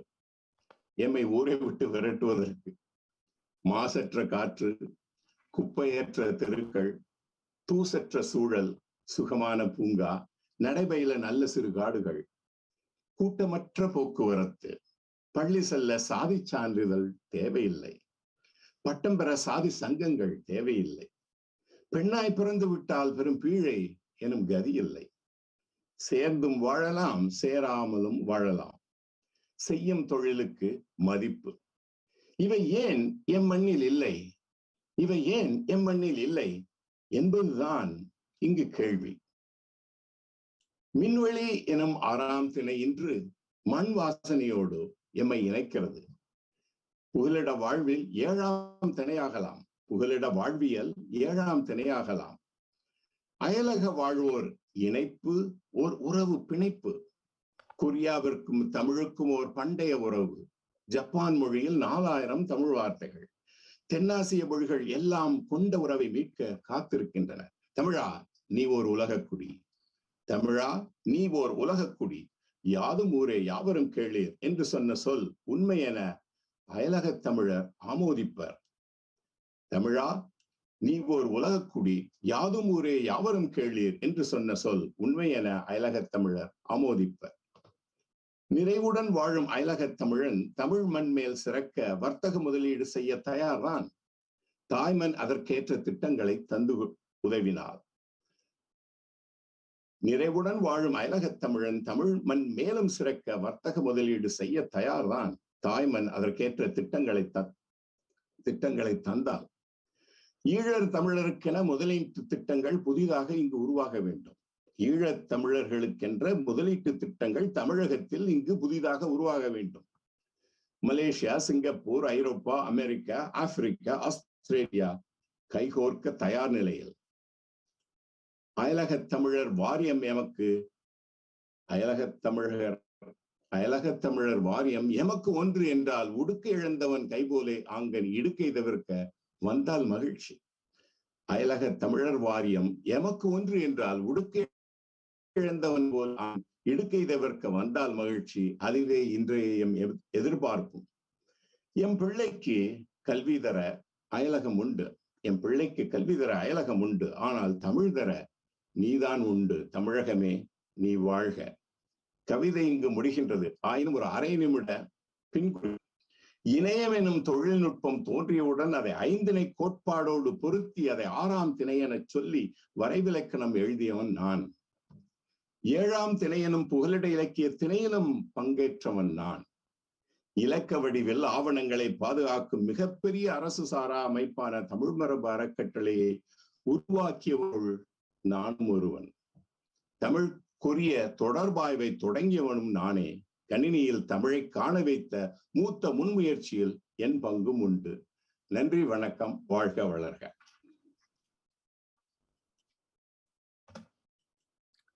இனி மலேசியாவிலிருந்து மணிக்கவிஞர் பாதாசன். மலேசியா பூமி பரப்பில் தெரித்து விழுந்த சொர்க்கத்துண்டு. அது நட்டு வளர்க்காத நந்தவனம். எம் தமிழர்களை வாழச் செய்யும் வள்ளல் நாடு. பாரதிதாசன் பரம்பரையின் பாதாசனே எழுக. சொல்லாமல் வந்தாடும் மலேசிய மழை போல் நில்லாமல் பொழிக நின் கவிதை. உன் கவிதைக்கு நேரம் கணிக்க தேவையில்லை. நீயே மணிக்கவிஞன். நேரம் பார்க்க தெரியாதா? கொட்டி முழக்கு, தமிழர்களை தட்டி எழுப்பு. வணக்கம். வாழ்க வளமுடன். முயல் வேகத்துடனே ஓடி முயற்சிகள் பலவும் செய்து அயலகத் தமிழர்க்காக அன்புடன் பரிவு பாசம் நயமிகு தமிழர் திருநாள் நடத்திடும் தமிழகத்தின் அயர்விலா முதலமைச்சர் அறிவேறு ஸ்டாலின் வாழ்க. தமிழ் வாழ்த்து. ஞாலமெல்லாம் பாலமின்றி நாளெல்லாம் ஓடுகின்ற ஞாலமெல்லாம் பாலமின்றி நாளெல்லாம் ஓடுகின்ற வானூர்தி செந்தமிழ் வாழ்த்து.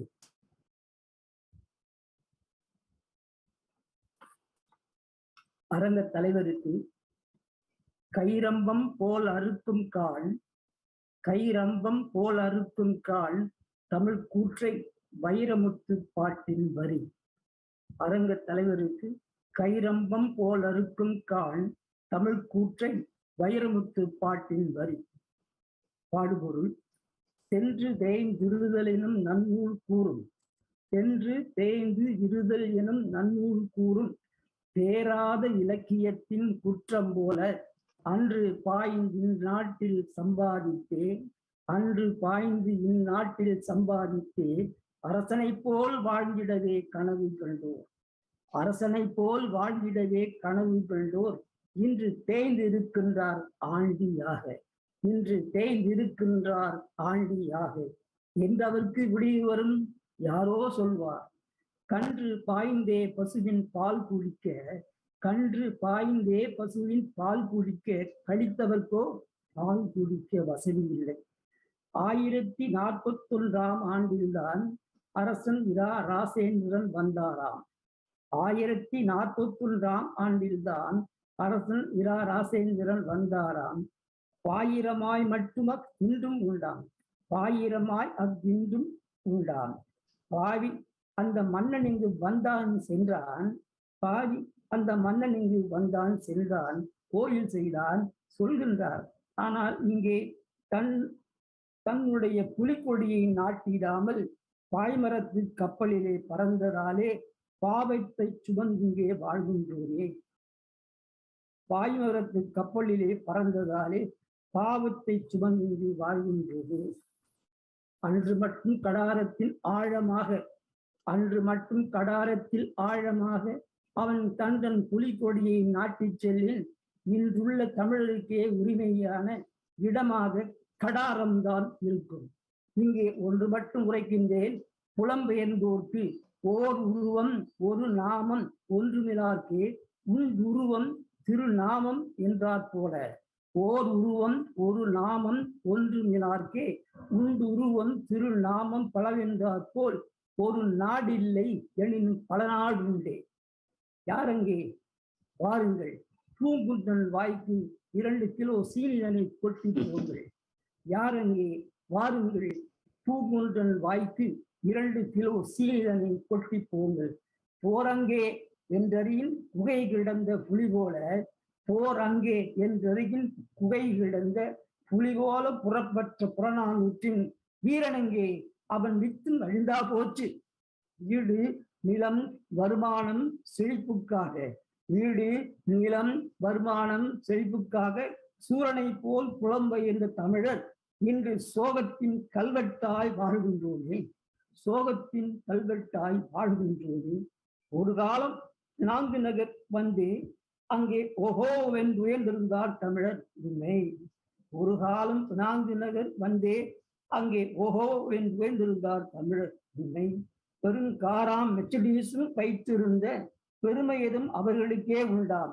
நானும் அரும்படமாய் கண்டேன்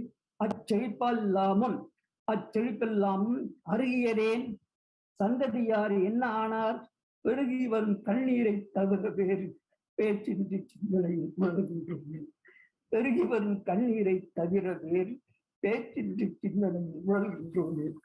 வணிகத்தை குலத்தொழிலாய் கொண்ட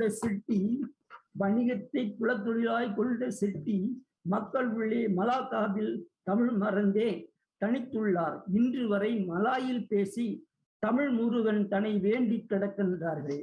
வணிகத்தை குலத்தொழிலாய் கொண்ட செட்டி மக்களுடைய மலாக்காவில் தமிழ் மறந்தே தனித்துள்ளார். இன்று வரை மலாயில் பேசி தமிழ் முருகன் தன்னை வேண்டி கிடக்கின்றார்கள்.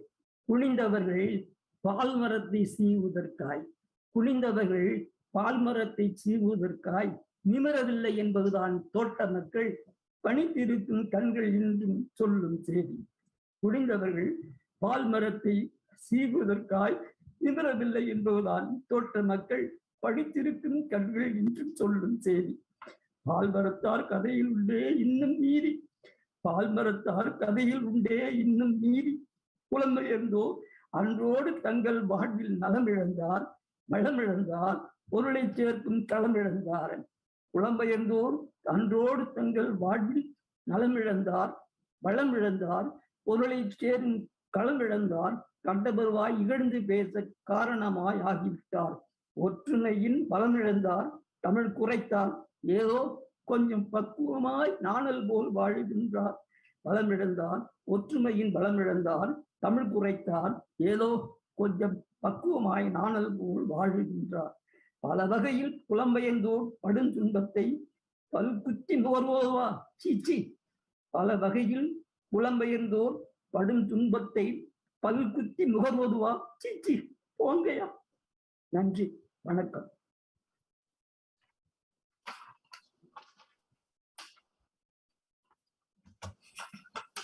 நிறைவாக கனடாவிலிருந்து அப்பாதுரை முத்துராமலிங்கம். கனடாவே, ஈழத் தமிழர்களின் இரண்டாம் தாய்மடியே, ஏதுமற்று வந்தவரை ஏந்திக் கொண்ட திருநாடே, உன்னை வணங்குகிறோம். கண்டங்களுக்கு அப்பால் இருந்தாலும் முப்பால் படித்த அப்பாதுரை தப்பாதுரைக்கும் தமிழ்கவி வெல்லும். கவியரங்கேறுக கவிஞரே, ஒட்டாவா நகரத்து காற்று எங்கள் உள்ளூரில் வீசட்டும்.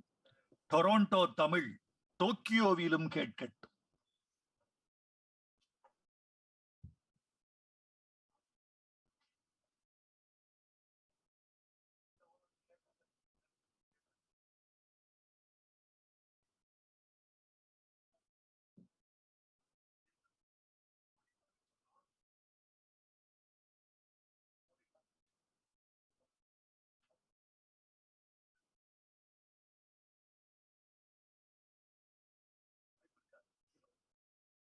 ஐயா, உங்களோட மைக் நீங்க கொஞ்சம் ஆன் பண்ணணும். கனடால இருக்கக்கூடிய மைக் நீங்க ஆன் பண்ணீங்கன்னா தான் சென்னையில கேட்கும்.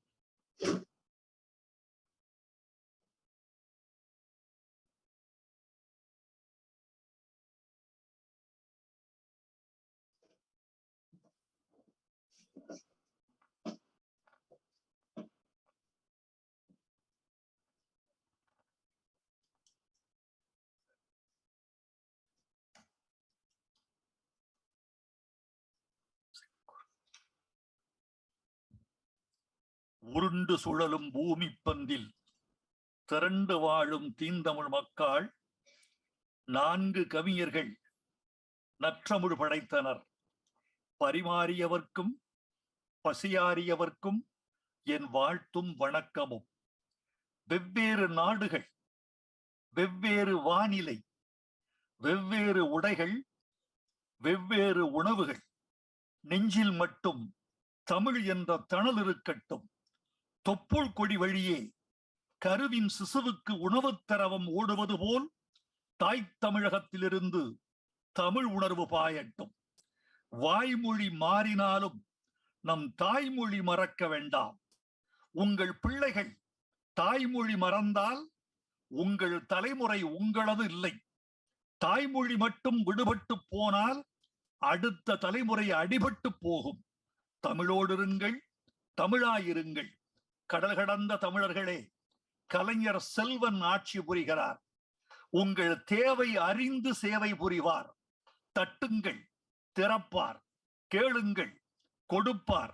தமிழர்களை இணைய வழியில் இணைத்த இணையில்லா அரசுக்கு என் தலைவணக்கம். தொண்டுக்கு பேர் போன முதலமைச்சரே, தூங்காமல் பணிபுரியும் அமைச்சர்களே, சுடர்மிகு அறிவுடைய அதிகாரிகளே, தொடரட்டும் உங்கள் தொண்டு. வரலாற்றில் இடம் உண்டு. வணக்கம். வாழ்க தமிழ்.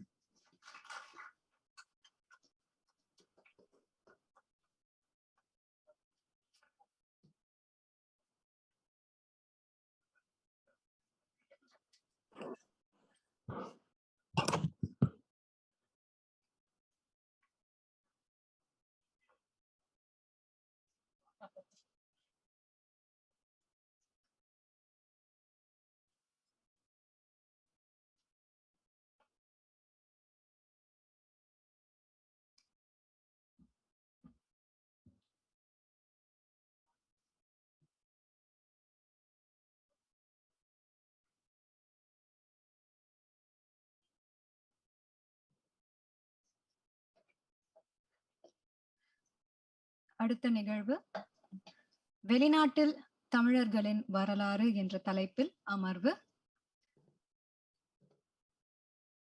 தலைமை உரையாற்றுபவர் திரு திருச்சி சிவா, மாண்புமிகு பாராளுமன்ற உறுப்பினர். ஒருங்கிணைப்பாளர் திரு பி புகழ்காந்தி, சர்வதேச வழக்கறிஞர். பங்கேற்பாளர்கள் மலேசியாவில் பினாங்கில் பிறந்தவர், தமிழ் மரபு அறக்கட்டளை பன்னாட்டு ஆய்வு நிறுவனத்தின் தோற்றுனர் மற்றும் தலைவர். 2019 ஜெர்மனியில் திருவள்ளுவருக்கு ஐம்பொன் சிலைகள் நிறுவியவர். இங்கிலாந்து, டென்மார்க், ஜெர்மனி, பிரான்ஸ் ஆகிய நாடுகளில் உள்ள தமிழ் ஓலைச்சுவடி மற்றும் கையெழுத்து ஆவணங்களை மின்னாக்கம் செய்து நூலாக வெளியிடும் பணியில் ஈடுபட்டுள்ளார். முனைவர் க சுபாஷினி, தலைவர், தமிழ் மரபு அறக்கட்டளை, ஜெர்மனி. தமிழக பேரவையின் நல்வாழ்வு வார இதழின் இணை ஆசிரியர், சென்னை பூவிருந்தவல்லி திரு இருதய குருகுலத்தின் இறையியல் துறை பேராசிரியர், இத்தாலி நாட்டின் ரோம தமிழ் சங்கத்தின் தலைவராக செயலாற்றி வருகின்றார் அருள் ஜான் பாஸ்கோ, தலைவர், ரோம தமிழ் சங்கம், இத்தாலி.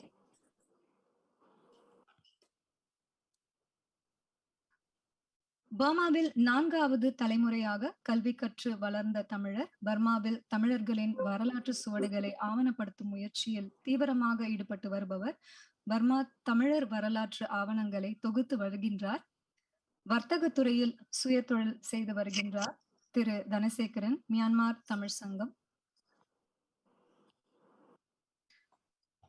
உலகெங்கிலும் இருந்து இளைய தலைமுறையினரும் தமிழ் அறிஞர்களையும் இணைத்து வாரந்தோறும் இயல் தமிழ் நிகழ்வுகளை சிட்னி பல்கலைக்கழகத்தில் நடத்துவதுடன் திருக்குறள் பன்னாட்டு மாநாடுகள், திருவள்ளுவர் தினத்தை பாராளுமன்றத்தில் நடத்தி வருபவர். ஆங்கிலத்தில் திருக்குறள் பற்றி 3 நூல்கள் உட்பட 50 தமிழ் நூல்களை எழுதியவர்.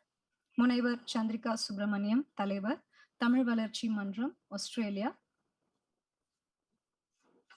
மற்றும் தமிழ் ஆசிரியரின் மகனாக பிறந்தவர்.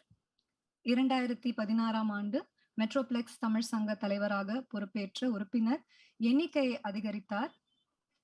2020-2022ஆம் ஆண்டு வட அமெரிக்கா தமிழ் சங்க பேரவை தலைவராக பொறுப்பேற்று பேரவையினை வழிநடத்தி வருகிறார் திரு கால்டுவெல் நம்பி, வட அமெரிக்க தமிழ் சங்க பேரவை. இப்பொழுது திரு பி புகழ்காந்தி, சர்வதேச வழக்கறிஞர் அவர்களை மேடைக்கு அன்போடு அழைக்கிறேன்.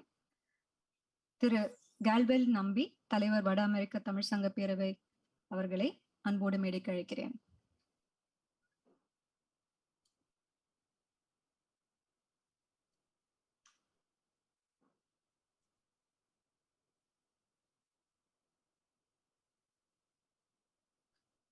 இப்பொழுது திரு திருச்சி சிவா, மாண்புமிகு பாராளுமன்ற உறுப்பினர் அவர்களை தலைமை உரையாற்றும்படி தாழ்மையுடன் கேட்டுக்கொள்கிறேன். தமிழ்நாடு அரசின் சார்பில் மிகச்சிறப்பாக நடைபெற்றுக் கொண்டிருக்கின்ற அயலக தமிழர் நாளின் நிகழ்ச்சியின் தலைமை பொறுப்பேற்றிருக்கின்ற தமிழ்நாடு அரசின் சிறுபான்மை நலத்துறை, வெளிநாடு வாழ் தமிழர்களின் நலன் போற்றுகின்ற துறையினுடைய அமைச்சர் மாண்புமிகு செஞ்சி மஸ்தான் அவர்களே, முன்னிலை பொறுப்பேற்றிருக்கின்ற தகவல் தொழில்நுட்ப துறையின் அமைச்சர் மாண்புமிகு மனோ தங்கராஜ் அவர்களே, விழா பேருரையாற்றிய தமிழ் இனத்தின் ஒற்றை நம்பிக்கை தமிழகத்தினுடைய முதல்வர், இந்த நிகழ்ச்சி வெற்றிகரமாக நடைபெறுவதற்கு மட்டுமல்லாமல் வெளிநாட்டிலே வாழ்கின்ற தமிழர்களின் நலன் காக்க வாரியம் ஒன்றை உருவாக்கி அவர்களுடைய நலனுக்காக அல்லும் பகலும் பாடுபடுகின்ற தமிழக முதல்வர் முத்தமிழ் அறிஞரின் வழியில் நடைபெறுகின்ற தளபதி மு.க. ஸ்டாலின் அவர்களே, வெளிநாட்டில் தமிழர்களின் வரலாறு என்ற இந்த ஆய்வரங்கத்தில் ஒருங்கிணைப்பாளராக பணியாற்றுகின்ற சர்வதேச வழக்கறிஞர் புகழ் காந்தி அவர்களே, தமிழ் மரபு அறக்கட்டளையின் தலைவர் ஜெர்மனியிலிருந்து உரையாற்றுகின்ற முனைவர் சுபாஷினி அவர்களே, வட அமெரிக்க தமிழ்ச்சங்க பேரவையினுடைய தலைவர் மரியாதைக்குரிய கால்டுவேல் வேள் நம்பி அவர்களே, இத்தாலி உரோம தமிழ்ச்சங்கத்தினுடைய தலைவர் மேன்மை தங்கிய அருள் ஜான் பாஸ்கோ அவர்களே, தென்கொரியா தமிழ்ச்சங்கத்தினுடைய செயலாளர் முனைவர் ஆரோக்கியராஜ் அவர்களே, மியான்மர் தமிழ்ச்சங்கத்தினுடைய தலைவர் தனசேகரன் அவர்களே, ஆஸ்திரேலியாவை சார்ந்த தமிழ் வளர்ச்சி மன்றத்தினுடைய தலைவர் முனைவர் சந்திரிகா சுப்பிரமணியம் அவர்களே, முன்னதாக கவியரங்கத்தில் உணர்ச்சிகளை வார்த்தைகளாக வெடித்து கொட்டிய கவிஞர் பெருமக்களே, கவி பேரரசு வைரமுத்து அவர்களே, தொடர்ந்து இந்த நிகழ்ச்சியில் நாள் முழுவதும் பங்கேற்க இருக்கின்ற அறிஞர் பெருமக்களே, உலகமெங்கிலும் வாழ்கின்ற தமிழ் சொந்தங்களே, உங்கள் அனைவருக்கும் வணக்கம். தாய் தமிழ் நாடாகிய இங்கும் உலகெங்கும் வாழுகின்ற தமிழர்கள் தமிழர் திருநாளை கொண்டாடுகின்ற அந்த தொடக்கத்தில் இந்த அயலக தமிழர் நாள் என்ற திருவிழா நடைபெறுகின்றது. பெருந்தொற்று நோயின் காரணமாக இணைய வழியில் நடைபெறுகின்ற இந்த மிகச்சிறப்பான நிகழ்ச்சி வருகின்ற நாட்களில் மிகப்பெரிய மாநாட்டினை போல் நடக்கின்ற அந்த நாள் வெகு தொலைவில் இல்லை என்ற நம்பிக்கையோடு இதில் நான் உரையாற்றுவதில் பெரும் மகிழ்ச்சி அடைகின்றேன். எனக்கு முன்னாலே கவியரங்கத்திலே உரையாற்றிய மரியாதைக்குரிய கண்ணன் அவர்கள் தமிழர்களின் வேதனை தரத்தக்க வாழ்க்கையினை எல்லாம் எடுத்து சொன்னார். தமிழ்நாட்டின் நீண்ட நெடிய வரலாறு என்பது இருளும் ஒளியும் கலந்ததுதான். வெற்றிகரமான சரித்திர புகழ்மிக்க நிகழ்வுகள் உண்டு, அழியாத இலக்கியங்களை படைத்த நாட்கள் உண்டு, எங்கிருந்தோ வந்து நம்மை ஆக்கிரமித்த படையெடுப்புகள் உண்டு, களப்பிரர் காலம் உண்டு, பண்பாடுகள் பழுதடையுமோ என்ற அச்சம் வந்த நாட்கள் உண்டு. எல்லாவற்றையும் மீறி தமிழ் இனம் எழுந்து நிற்கின்றது. மொழி என்பது இனத்தின் அடையாளம். அதே போல வெளிநாட்டிலே வாழ்கின்ற தமிழர்கள் எல்லோரும் செல்வ செழிப்பிலே திகழ்கிறார்கள் என்று பலரும் கருதுவது இல்லை என்ற உண்மையை முதலில் நாம் உணர்ந்தாக வேண்டும். எப்படி ஒரு விழா திருநாளில் ஏழை பணக்காரன் பேதமின்றி எல்லோரும் இருப்பதை கொண்டு ஒன்று கூடி மகிழ்ச்சியோடு கொண்டாடுவார்களோ அதை போலத்தான் இன்றைக்கு பல்வேறு நாடுகளில் சற்றேறக்குறைய உலகில் 37 நாடுகளில் தமிழர்கள் வாழ்கிறார்கள். அதுல பல நாடுகளில் ஆட்சி மொழியாக தமிழ் மொழி இருக்கிறது. சிங்கப்பூரிலே இருக்கிறது, இலங்கையில இருக்கிறது, மலேசியாவிலே பயிற்று மொழியாக இருக்கிறது, மொரீஷியஸ் நாட்டிலே அவர்கள் புழங்குகின்ற பணத்திலே தமிழ் எழுத்து என்பதும் இடம்பெற்றிருக்கின்றது. இதெல்லாம் பெருமைக்குரிய ஒன்று. கொரிய நாட்டின் கலாச்சாரமும் நம்முடைய பண்பாடும் மொழிக்கு நிறைய தொடர்பு இருக்கிறது என்பதெல்லாம் ஒரு புறம். இன்றைக்கு உலக அளவில் பல தமிழர்கள் சில நிறுவனங்களில் தலைவர்களாக இருப்பதை மட்டுமே பெருமையாக கருதி அதை கொண்டாடி பேசுகின்றவர்கள் ஏராளமானோர் உண்டு. விதிவிலக்குகள் வழிகாட்டியாக இன்றைக்கு அரபு நாடுகளில் பல அயல் நாடுகளில் வாழச் சென்ற தமிழர்கள் அங்கே வதைப்படுகின்றார்கள். வாழச் சென்ற நாடு வளர்வதற்கு துணை நிற்கின்றார்கள். பெற்ற தாய் தந்தை, கட்டிய மனைவி, பெற்ற பிள்ளைகள், உற்றார் சுற்றார் இவர்களெல்லாம் பிரிந்து வாழ்வதற்காக செல்கின்ற அவர்கள் வளமுடன் வாழ்கிறார்களா என்பது வினாக்குறி. பெரும்பாலும் வெளிநாட்டில் இருந்து வருகிறவர்கள் என்ன கொண்டு வருவார்கள் என்று எதிர்பார்க்கிற மனநிலையே இங்கு இருப்பவர்கள் வளர்ந்து விட்டார்கள், வாழ்ந்து விட்டார்கள். ஆனால் அவர்கள் துன்ப நிலையை உணர்ந்து அவருடைய நலன் கருதி அவருடைய மறுவாழ்விற்கும் நல்வாழ்விற்கும் ஒரு தனி துறையினை உருவாக்கிய இன்றைக்கு தமிழக முதல்வர்களுக்கு நாம் நன்றி செலுத்த கடமைப்பட்டிருக்கின்றோம். முத்தமிழறிஞர் கலைஞருடைய கனவு நான் பல நேரங்களிலே குறிப்பிட்டிருக்கின்றேன். வெளிநாடுகளுக்கு செல்கின்ற போது இங்கிருக்கிற தமிழர்களை விட வெளிநாட்டில் இருப்பவர்களுக்குத்தான் தமிழ் பற்று அதிகம் என்பதை நான் கண்கூடாக உணர்ந்திருக்கிறேன்.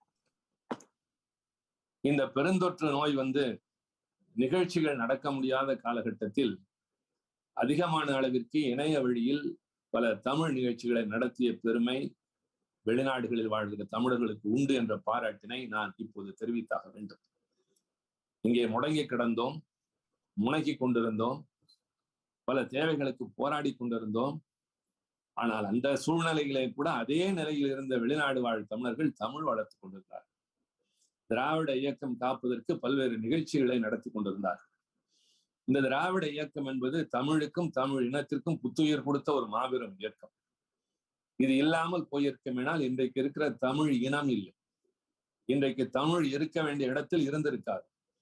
தமிழர்களுக்கு இன்றைக்கு உலக அளவில் அங்கீகாரம் என்பதை விட இந்திய நாட்டில் தமிழன் வழிகாட்டுகின்றான், தலை நிமிர்ந்து நிற்கின்றான், தலைமை இடத்திற்கு வர இருக்கின்றான் என்று காட்டுவதற்கான அத்தனைக்கும் காரணம் அடித்தளம் திராவிட இயக்கம். அதனுடைய ஒற்றை அடையாளம் என்று நான் சொன்னதை போல் இன்றைக்கு தமிழகத்தினுடைய முதல்வராக இருக்கின்றவர் அந்த வகையிலே பல நன்மைகளை செய்து வருகின்றார். அறிஞர் அண்ணா சொல்வார்கள், நான் இந்த நேரத்தில் அதைத்தான் நினைத்து பார்க்கிறேன். தம்பி, கடல் நீர் ஏன் உப்பு கரிக்கிறது தெரியுமா? கடல் கடந்து வாழ சென்ற தமிழன் வெடிக்கின்ற கண்ணீர் தான் கடல் நீர் உப்பு கரிப்பதற்கு காரணம் என்றார். நான் சொல்கிற போதே என் கண்கள் பணிக்கின்றன, என் நெஞ்சு பதறுகிறது. எத்தனையோ தோழர்கள் அங்கே சென்று இருப்பதற்கு இடம் கூட இல்லாமல் இருக்கின்றார். கிடைப்பதை ஊருக்கு அனுப்பிவிட்டு அங்கே தருவதை உண்டு கொண்டு வாழ்கிறார். ஊரில் வதைகிற தன் குடும்பம் வளர வேண்டும் என்று வாழச் சென்ற அவர்களுடைய நலன் பேண வேண்டுவதுதான் நம்முடைய அடிப்படை கடமை. வரலாறு பேசுகிறோம், வாழ்ந்தோம், ஆண்டோம், உலகம் முழுவதும் சென்றோம். கிரேக்கனுக்கு ஈடாக கடல் படை வைத்திருந்தவன் சோழன். ஆம், நம் பெருமைதான். நாம் வாழச் சென்றோம், வணிகனாய் சென்றோம், ஆனால் ஆழ்வதற்காக செல்லவில்லையே. எவனையும் அடிமையாக்க எந்த காலத்திலும் முயன்றதில்லையே. நட்பு பாராட்டி இருக்கின்றோம். வணிகர்களாய் சென்றோம், கலாச்சார தூதுவர்களாய் மாறினோம். தென்கொரிய நாட்டில் மட்டுமில்லை, கொரிய நாட்டினுடைய பல்வேறு பண்பாட்டு அடையாளங்கள் தமிழ்நாட்டின் பண்பாட்டு அடையாளங்களோடு இவை இயைந்து செல்லுகின்றன. அங்கே காணப்படுகின்ற நாணயங்களில், சீன நாட்டில் காணப்படுகின்ற நாணயங்களில் தமிழ் எழுத்துக்கள் இருக்கின்றன, தமிழ் அடையாளங்கள் இருக்கின்றன என்கின்ற போது தமிழன் எந்த காலத்திலிருந்தோ உலக நாடுகளோடு தொடர்பு கொண்டிருக்கின்றான். கடலில் இறங்கினால் என்ன நடக்குமோ என்று கலங்கி நின்ற காலத்தில் கடலோடி, திரைக்கடலோடி என்று சொல்வதைப் போல கடலோடி நாடுகள் பல கடந்து தன் முத்திரை பதித்து இந்த இனத்தின் பெருமையை, மொழியின் பெருமையை, நம் நாட்டின் வளத்தை, சிறப்புகளை எல்லாம் வீரனாய், வாணிகனாய், விவேகியாய், ஞானியாய், கவிஞனாய், சிறப்புக்குரிய தீர்க்கதரிசியாய் சென்று புகழ் படைத்தவன் தமிழன். ஆம், இது ஒரு புறம்.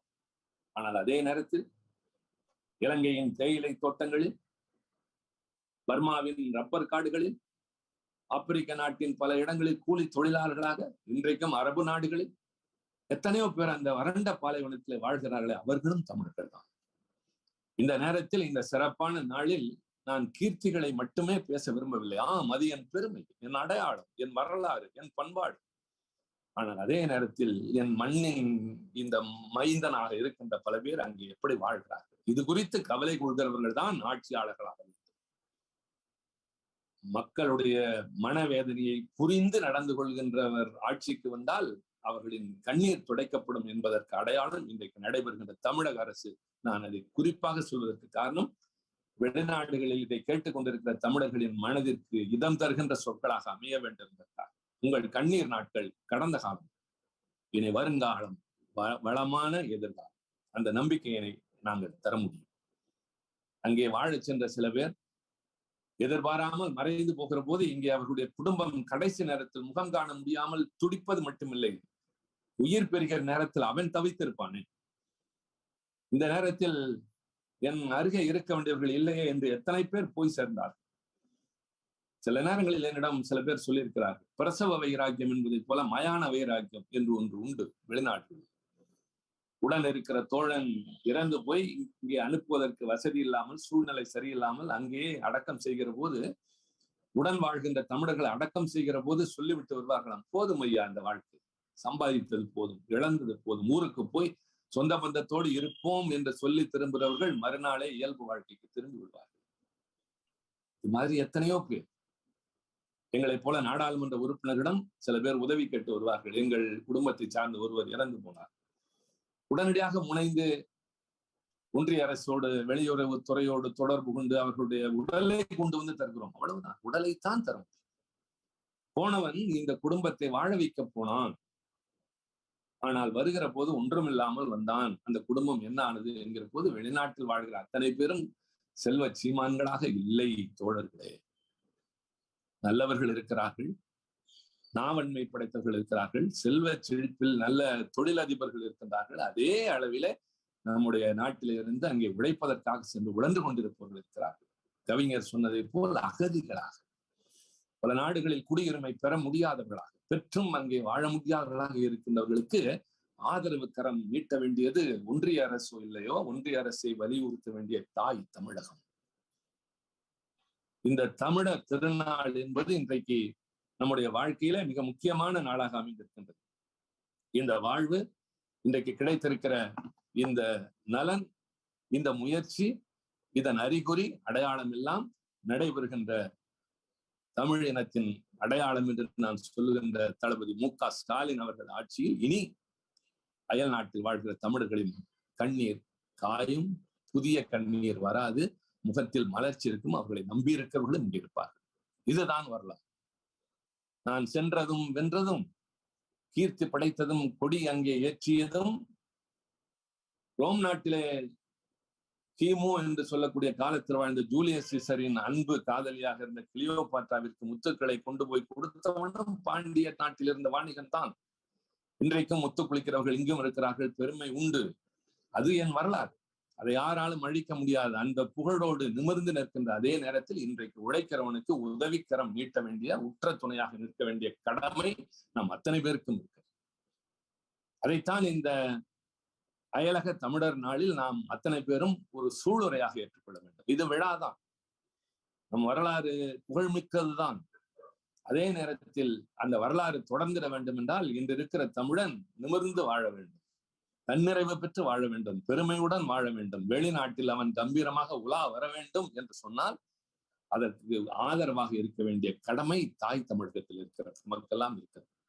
தமிழ் உணர்வு கொண்ட, தமிழ் இன உணர்வு கொண்ட வெளிநாட்டில் வாழ்கின்ற தமிழர்களே, இனி வரும் காலம் பொற்காலம். அதன் தொடக்கம் இந்த திருநாள், தமிழர் திருநாளாம்.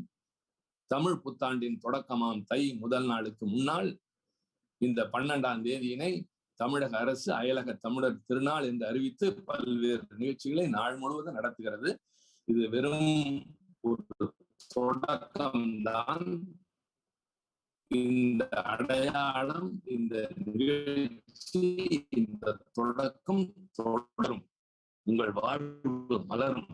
நீங்கள் அங்கே புகழ் பரப்புங்கள். உங்களுக்கு ஆதரவாக, அனுசரணையாக இந்த நல்ல தமிழர்களுக்கு, இங்கிருக்கின்ற தமிழர்களின் சார்பாக நான் செய்தியாக சொல்லி இந்த ஆய்வரங்கத்திற்கு தலைமை தாங்குகின்ற வாய்ப்பினை தந்த அமைச்சர், வெளியுறவு வெளிநாடு வாழ் தமிழர்களின் நலன் போற்றுகின்ற மாண்புமிகு செஞ்சி மஸ்தான் அவர்களுக்கும், இந்த நிகழ்ச்சி ஏற்பாடு செய்த அத்தனை பேருக்கும் என்னுடைய மனமார்ந்த நன்றியினை தெரிவித்து, தொடர்ந்து அடுத்து மற்றவர்கள் பேசுவதற்கு வழிவிட்டு இது இணைய வழி கருத்தரங்கம் என்ற காரணத்தால் இந்த அளவோடு நிறைவு செய்கிறேன். நன்றி, வணக்கம்.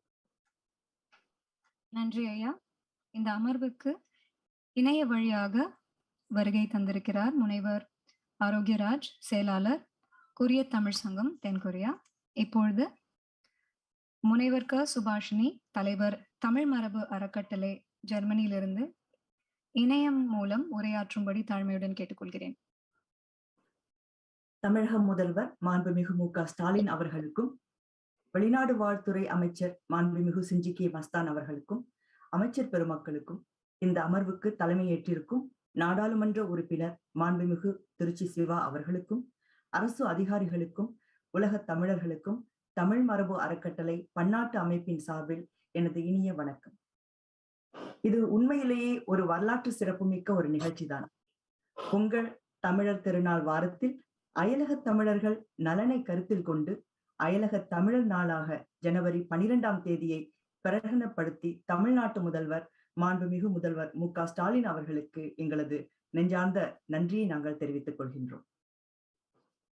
கடந்த 2000 ஆண்டுகளுக்கு மேலாக தமிழகத்திலிருந்து வணிகத்துக்காக புலம்பெயர்ந்து சீனா, Korea, Japan, Indonesia, Malaya, Thailand என புலம்பெயர்ந்த தமிழர்கள் மிக நீண்ட காலமாக இந்நாடுகளில் வாழ்ந்து வருகிறார்கள்.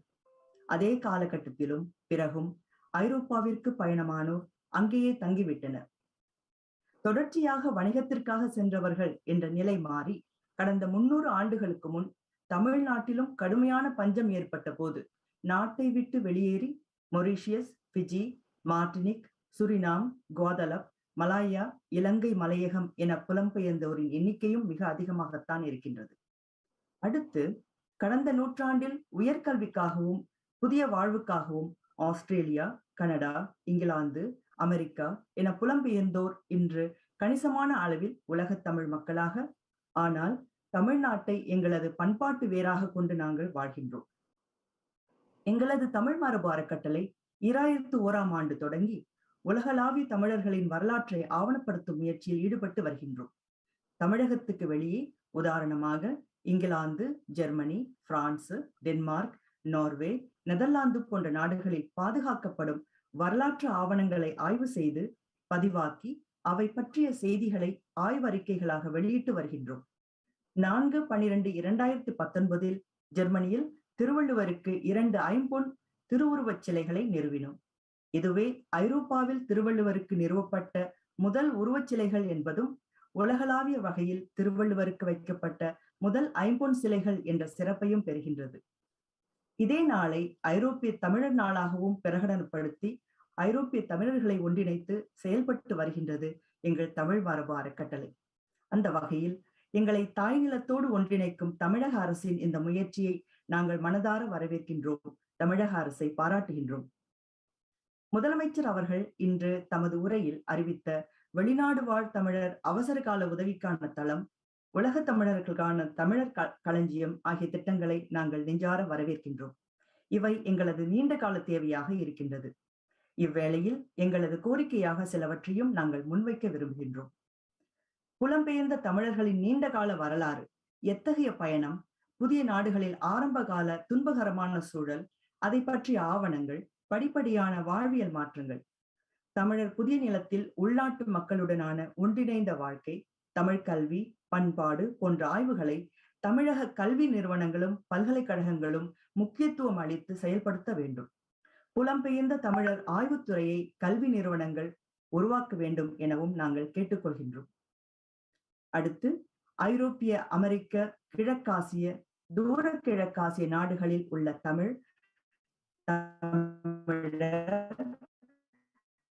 தமிழ்நாடு தொடர்பான ஆவணங்கள் ஓலைச்சுவடிகளாக, தாழ் ஆவணங்களாக பாதுகாக்கப்படுகின்றன.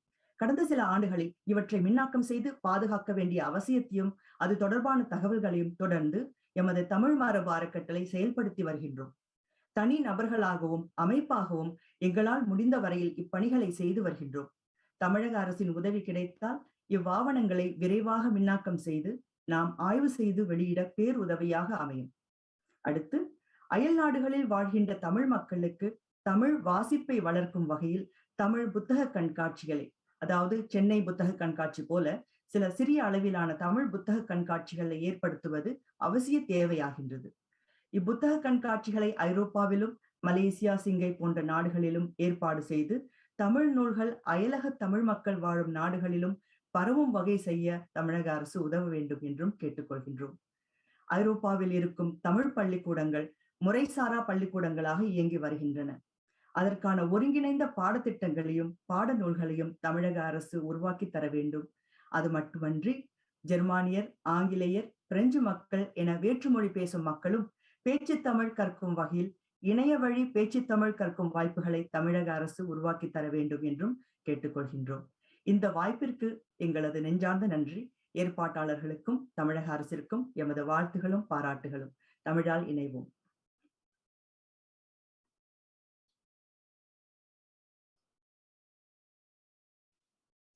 அடுத்ததாக திரு கால்வெல் நம்பி, தலைவர் வட அமெரிக்க தமிழ் சங்க பேரவை உரையாற்றுவோம்.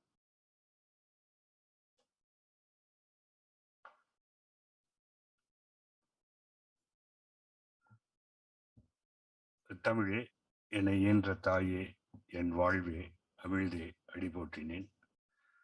தமிழின் உயிர் தொல்காப்பியம், தமிழனின் உயிர் திருக்குறள். வட அமெரிக்க தமிழ்ச்சங்க பேரவை 1987 துவங்கப்பட்டது. 5 தமிழ்ச்சங்கங்கள் 50 ஆண்டுகளாக நடந்து வரும் 50 ஆண்டுகளை கடந்து வரும் தமிழ்ச்சங்கங்கள், அங்குள்ள 58 தமிழ்ச்சங்கங்களினுடைய குடை அமைப்பாக நியூயார்க் தமிழ்ச்சங்கம், சிகாகோ தமிழ்ச்சங்கம், டெலவேர் தமிழ்ச்சங்கம் மற்றும் பால்டிமோர், வாஷிங்டன் தமிழ்ச்சங்கம், இந்த 5 தமிழ்ச்சங்கங்கள் இணைந்து ஒரு குடை அமைப்பை உருவாக்கியதுதான் வட அமெரிக்க தமிழ்ச்சங்க பேரவை. அந்த பேரவை, வட அமெரிக்க தமிழ்ச்சங்க பேரவையின் தலைமை பொறுப்பை ஏற்று இந்த அயழக தமிழர் நலன் மற்றும் மறுவாழ்வுத்துறை ஏற்படுத்திய இந்த புனித நாளை கொண்டாடுவதற்காக வந்துள்ள உங்கள் அனைவருக்கும் முதலில் வணக்கத்தையும் வாழ்த்துகளையும் நன்றியையும் தெரிவித்துக் கொண்டு, இப்படி ஒரு துறை 12ஆம் நாள் தமிழ்த்தாயினுடைய 12 எழுத்துக்களில் ஆயுத எழுத்து எவ்வளவு முக்கியமோ, அப்படி ஒரு 12ஆம் நாளில் ஆயுத எழுத்தை போல் அயலக தமிழர்களுக்காக, தையுக்காக, தையை கொண்டாடுவதற்கு முன்பாக இப்படி ஒரு சூழலை உருவாக்கி கொடுத்த இந்த தமிழக அரசின் தலைவர் திரு முத்துவேல் கருணாநிதி ஸ்டாலின் அவர்களினுடைய இந்த துறையினுடைய அமைப்பு, அதற்கு முதல் கண் நன்றி. இந்த ஒரு துறைக்கு பொறுப்பெடுத்துள்ள அமைச்சர் அவர்கள் திரு மஸ்தான் அவர்கள், இவ்விழாவினுடைய தலைமையுரையாற்றிய சிவா அவர்கள் கூறிய பொழுது, கண்ணீருடன் புலம்பெயர்ந்து கண்ணீரை கடந்து வாழ்ந்து வரும் எங்களுக்கு இந்த 12ஆம் நாள் ஆயுத எழுத்து, இந்த அயலக தமிழர் நலன் மற்றும் மறுவாழ்வுத்துறை கொடுக்கக்கூடிய சத்து, சொத்து, ஆனந்த கண்ணீராக அமையும் என்று உள்ளோர் அனைவரின் ஒருமித்த கருத்தாக இந்த குழுமத்திற்கும் நன்றியை பாராட்டுவது கடமை. வட அமெரிக்க தமிழ்ச்சங்க பேரவையில தமிழுக்காக, தமிழர் நலனுக்காக மற்றும் தமிழ் சங்கங்களுக்காக, தொழில் முனைவோருக்காக, தமிழர்களினுடைய தொன்மை தொடக்கம் தொடர்ச்சிக்காக எங்களுடைய குழு ஒரு பல ஆண்டுகளாக உழைத்து வருவதில் ஒத்தையடி பாதையாக உருவாக்கி வைத்த தலைவர்களின் பாதைகளில் பயணம் செய்பவர்கள் நாங்கள் இன்று ஒரு படியை தாண்டி கிட்டத்தட்ட ஒரு 6000 மக்கள் கூடி தமிழர்களினுடைய மரபு, மழலை, மகளிர் மேம்பாட்டுக்கு தேவையான அனைத்து வித அவசியங்களையும் இணைத்து தொப்புள் கொடி உறவுள்ளாக தமிழர்களினுடைய தமிழ்நாட்டில் உள்ள நிகழ்வுகளில் இருக்கக்கூடிய சிக்கல்கள் இருந்தாலும் அதை அழிப்பதற்கு அமெரிக்கா முன்வந்து கை கொடுப்பதில் எங்களுடைய பங்களிப்பும் பங்கேற்பும் தொடர்ந்து செயல்பட்டு வருவது எங்களுடைய தனிச்சிறப்பு. அவ்வகையில் இவ்வாண்டும் வருகிற காலகட்டத்திலும் தமிழில் செய்ய வேண்டிய பணிகள் நிறைய இருப்பதன் காரணத்தினாலும் எந்தவித அரசியல் ஆதாயமும் எதிர்பார்க்காமல், பொருட்களையும் எதிர்பார்க்காமல், தமிழ்த்தாயின் குழந்தைகளாக, ஒரு மகனாக, மகளாக எங்களுடைய பணிகள் தொடர்ந்து செய்து வருகிறோம். அவ்வகையில் தொழில் முனைவோர்களை வைத்து இங்கு புதுப்பிக்க வேண்டிய தொழில்களுக்கு என்னென்ன வகையில் நாங்கள் உதவ முடியும், கற்றிலனாயினும் கேட்க அஃதொருவருக்கு ஒற்றகத்தின் உற்றான் துணை என்ற வள்ளுவரின் வாக்குப்படி அங்கிருக்கக்கூடிய அனைத்து வித நலன்களை கற்றறித்த பின்பு தாயகத்தில் தொப்புள் கொடி உறவிற்கு தேவையான அனைத்து பணிகளையும் செய்வதற்கு ஒரு குழுமத்தையும், தமிழில் உள்ள ஆராய்ச்சி பணிகள், மரபுகள், அதை பற்றி கால அட்டவணைப்படுத்தி மினசோட்டா தமிழ்ச்சங்கம் வெளியிட்ட ஒரு கால அட்டவணையை பொதுமையாக்கி இங்குள்ள தமிழ் மக்களுக்கு பயனளிப்பதற்கும் கிட்டத்தட்ட 1340 மெய் நிகர் நிகழ்வுகள் இந்த ஓராண்டு தொற்று காலத்தில் நடத்தி 2ஆம் தலைமுறையில் வளர்ந்து வரும் 22,000 குழந்தைகளுக்கு தமிழ் வழி கற்று நாங்கள் இன்று தமிழ்த்தாயின் தூதுவர்களாக தான் நாங்கள் எங்களை பார்க்கிறோமே தவிர தமிழ்த்தாயினுடைய அகதிகளாக நாங்கள் பார்க்கவில்லை என்பது உங்களுக்கு ஆணித்தனமாக சொல்வதில் பெருமிதமுடன் கௌரவத்துடன் தைரியமாக சொல்ல முடியும் என்று உங்களுக்கு சொல்லுகிறோம். அடுத்த தலைமுறையில் கிட்டத்தட்ட 22,000 பள்ளிகள் தமிழ்நாட்டில் எவ்வளவு பேர் தமிழ் படிக்கிறார்கள் என்று நீங்கள் யோசித்து பார்க்க பொழுது நாங்கள் பெருமிதத்தோடு சொல்லுவது என்னவென்றால் வட அமெரிக்காவில் 22,000 குழந்தைகளும் கனடாவில் 22,000 குழந்தைகளும் 2 நாடுகளிலும் இணைந்து வாழும் தமிழர்களினுடைய ஒட்டுமொத்த எண்ணிக்கை 7,35,000 நபர்களும் நாங்கள் இன்று இருக்கிறோம். தமிழர்களில் ஒரு பெரிய பங்களிப்பையும் தொடர்ந்து செய்ய வேண்டிய பணிகளையும் முன்னெடுத்து செல்வதில் முன்னுதாரணமாக திகழ்ந்து வருவோம் என்று தொடர்ந்து உறுதி கூடுவதுடன் தமிழக அரசுடன் இணைந்து எவ்வகையில் எந்தெந்த வகையில் இணைப்பு பாலமாக தமிழால் இணைவோம் என்றும் பிரிவோம் என்று உங்களுக்கு அனைவரின் முன்னும் இணைந்தே செயல்பட்டு வரும் அனைத்து தமிழ் மக்களும் ஒன்றிணைந்து நாங்கள் இன்னும் ஒரு படி மேல் சென்று ஜாதிகளை எல்லாம் ஜோதியாக்கி அங்கிருக்கக்கூடிய நாடுகளில் வாழும் மக்களை, தமிழ் பேசாத மக்களை தமிழுக்கு தமிழினுடைய பெருமையை எப்படி எடுத்து செய்ய வேண்டும் என்ற ஒரு பணிவுடன் இப்பொழுது ஜூலை மாதம் முதல் முறையாக ஒரு 2 ஏக்கர் நிலத்தில் நியூயார்க்கில் தமிழ் சங்கத்திற்காகவும் பேரவைக்காகவும் ஒரு கட்டிடத்தை உருவாக்கி அந்த கட்டிடம் தொடர்ந்து 50 மாநிலங்களிலும் சென்றடையக்கூடிய ஒரு பெரும் முயற்சியை எடுத்து அதை முன்வைத்தோம் முதல்வரிடம். ஒரு அரங்கத்தில் 3 தளத்தில் ஒரு தளத்தில் தமிழுக்காக முழுமையாக தமிழினுடைய கால அட்டவணையை முழு மென்பொருள் வழியாக ஒரு மியூசியமாக அதை கொண்டு வந்து உலகில் உள்ள மூத்த மொழிகளில் நாம் மூத்த மொழி தமிழ் மொழி, அந்த மூத்த மொழியினுடைய பெருமையும் அருமையையும் உலகிற்கு பறைசாற்ற வேண்டிய தூதுவர்கள் பணிகளாக பெரும் பணியை 50 தமிழ் சங்கங்களிலும் 58 மாநிலங்களிலும் கனடா உட்பட நாங்கள் இன்னும் ஒரு 2 ஆண்டுகளில் 58 தமிழ் சங்கங்களுக்கான 2 ஏக்கர் இடத்தை உருவாக்கி அதற்குண்டான பணிகளில் தமிழக அரசுடன் இணைந்து நீங்கள் எங்கு சென்றாலும் புலம்பெயர்ந்து வந்தாலும் தங்கும் இடமும் தமிழும் உங்களுடன் இணைந்து செயல்படும் என்ற உறுதியை உங்களோடு பகிர்ந்து கொள்வதில் கர்வத்துடன் பெருமிதத்துடன் தமிழ் தாய்க்கு நன்றி கூறி விடைபெறுகிறேன். வாய்ப்புக்கு நன்றி. நன்றி ஐயா. அடுத்ததாக அருள் ஜான் பாஸ்கோ, தலைவர் ரோம தமிழ் சங்கம் இத்தாலி அவர்கள் இணை வழியாக உரையாற்றுவார்.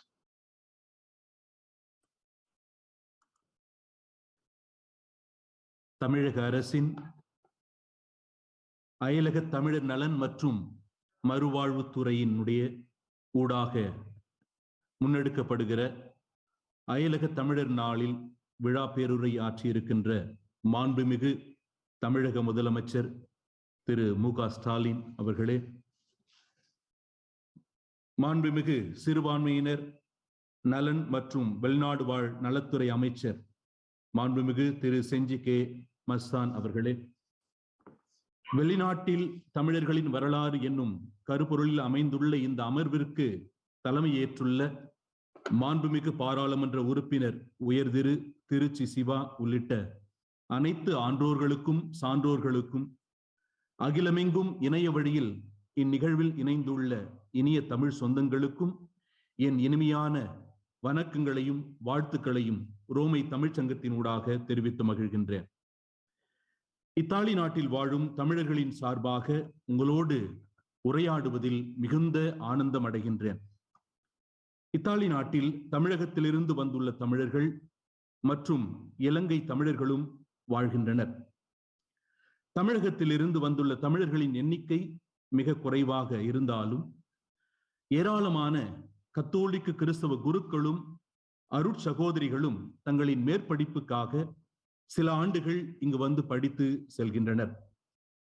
மற்றும் சிலர் பல பல்கலைக்கழகங்களிலும் பள்ளிகளிலும் கல்லூரிகளிலும் மருத்துவமனைகளிலும் பணிபுரிகின்றனர்.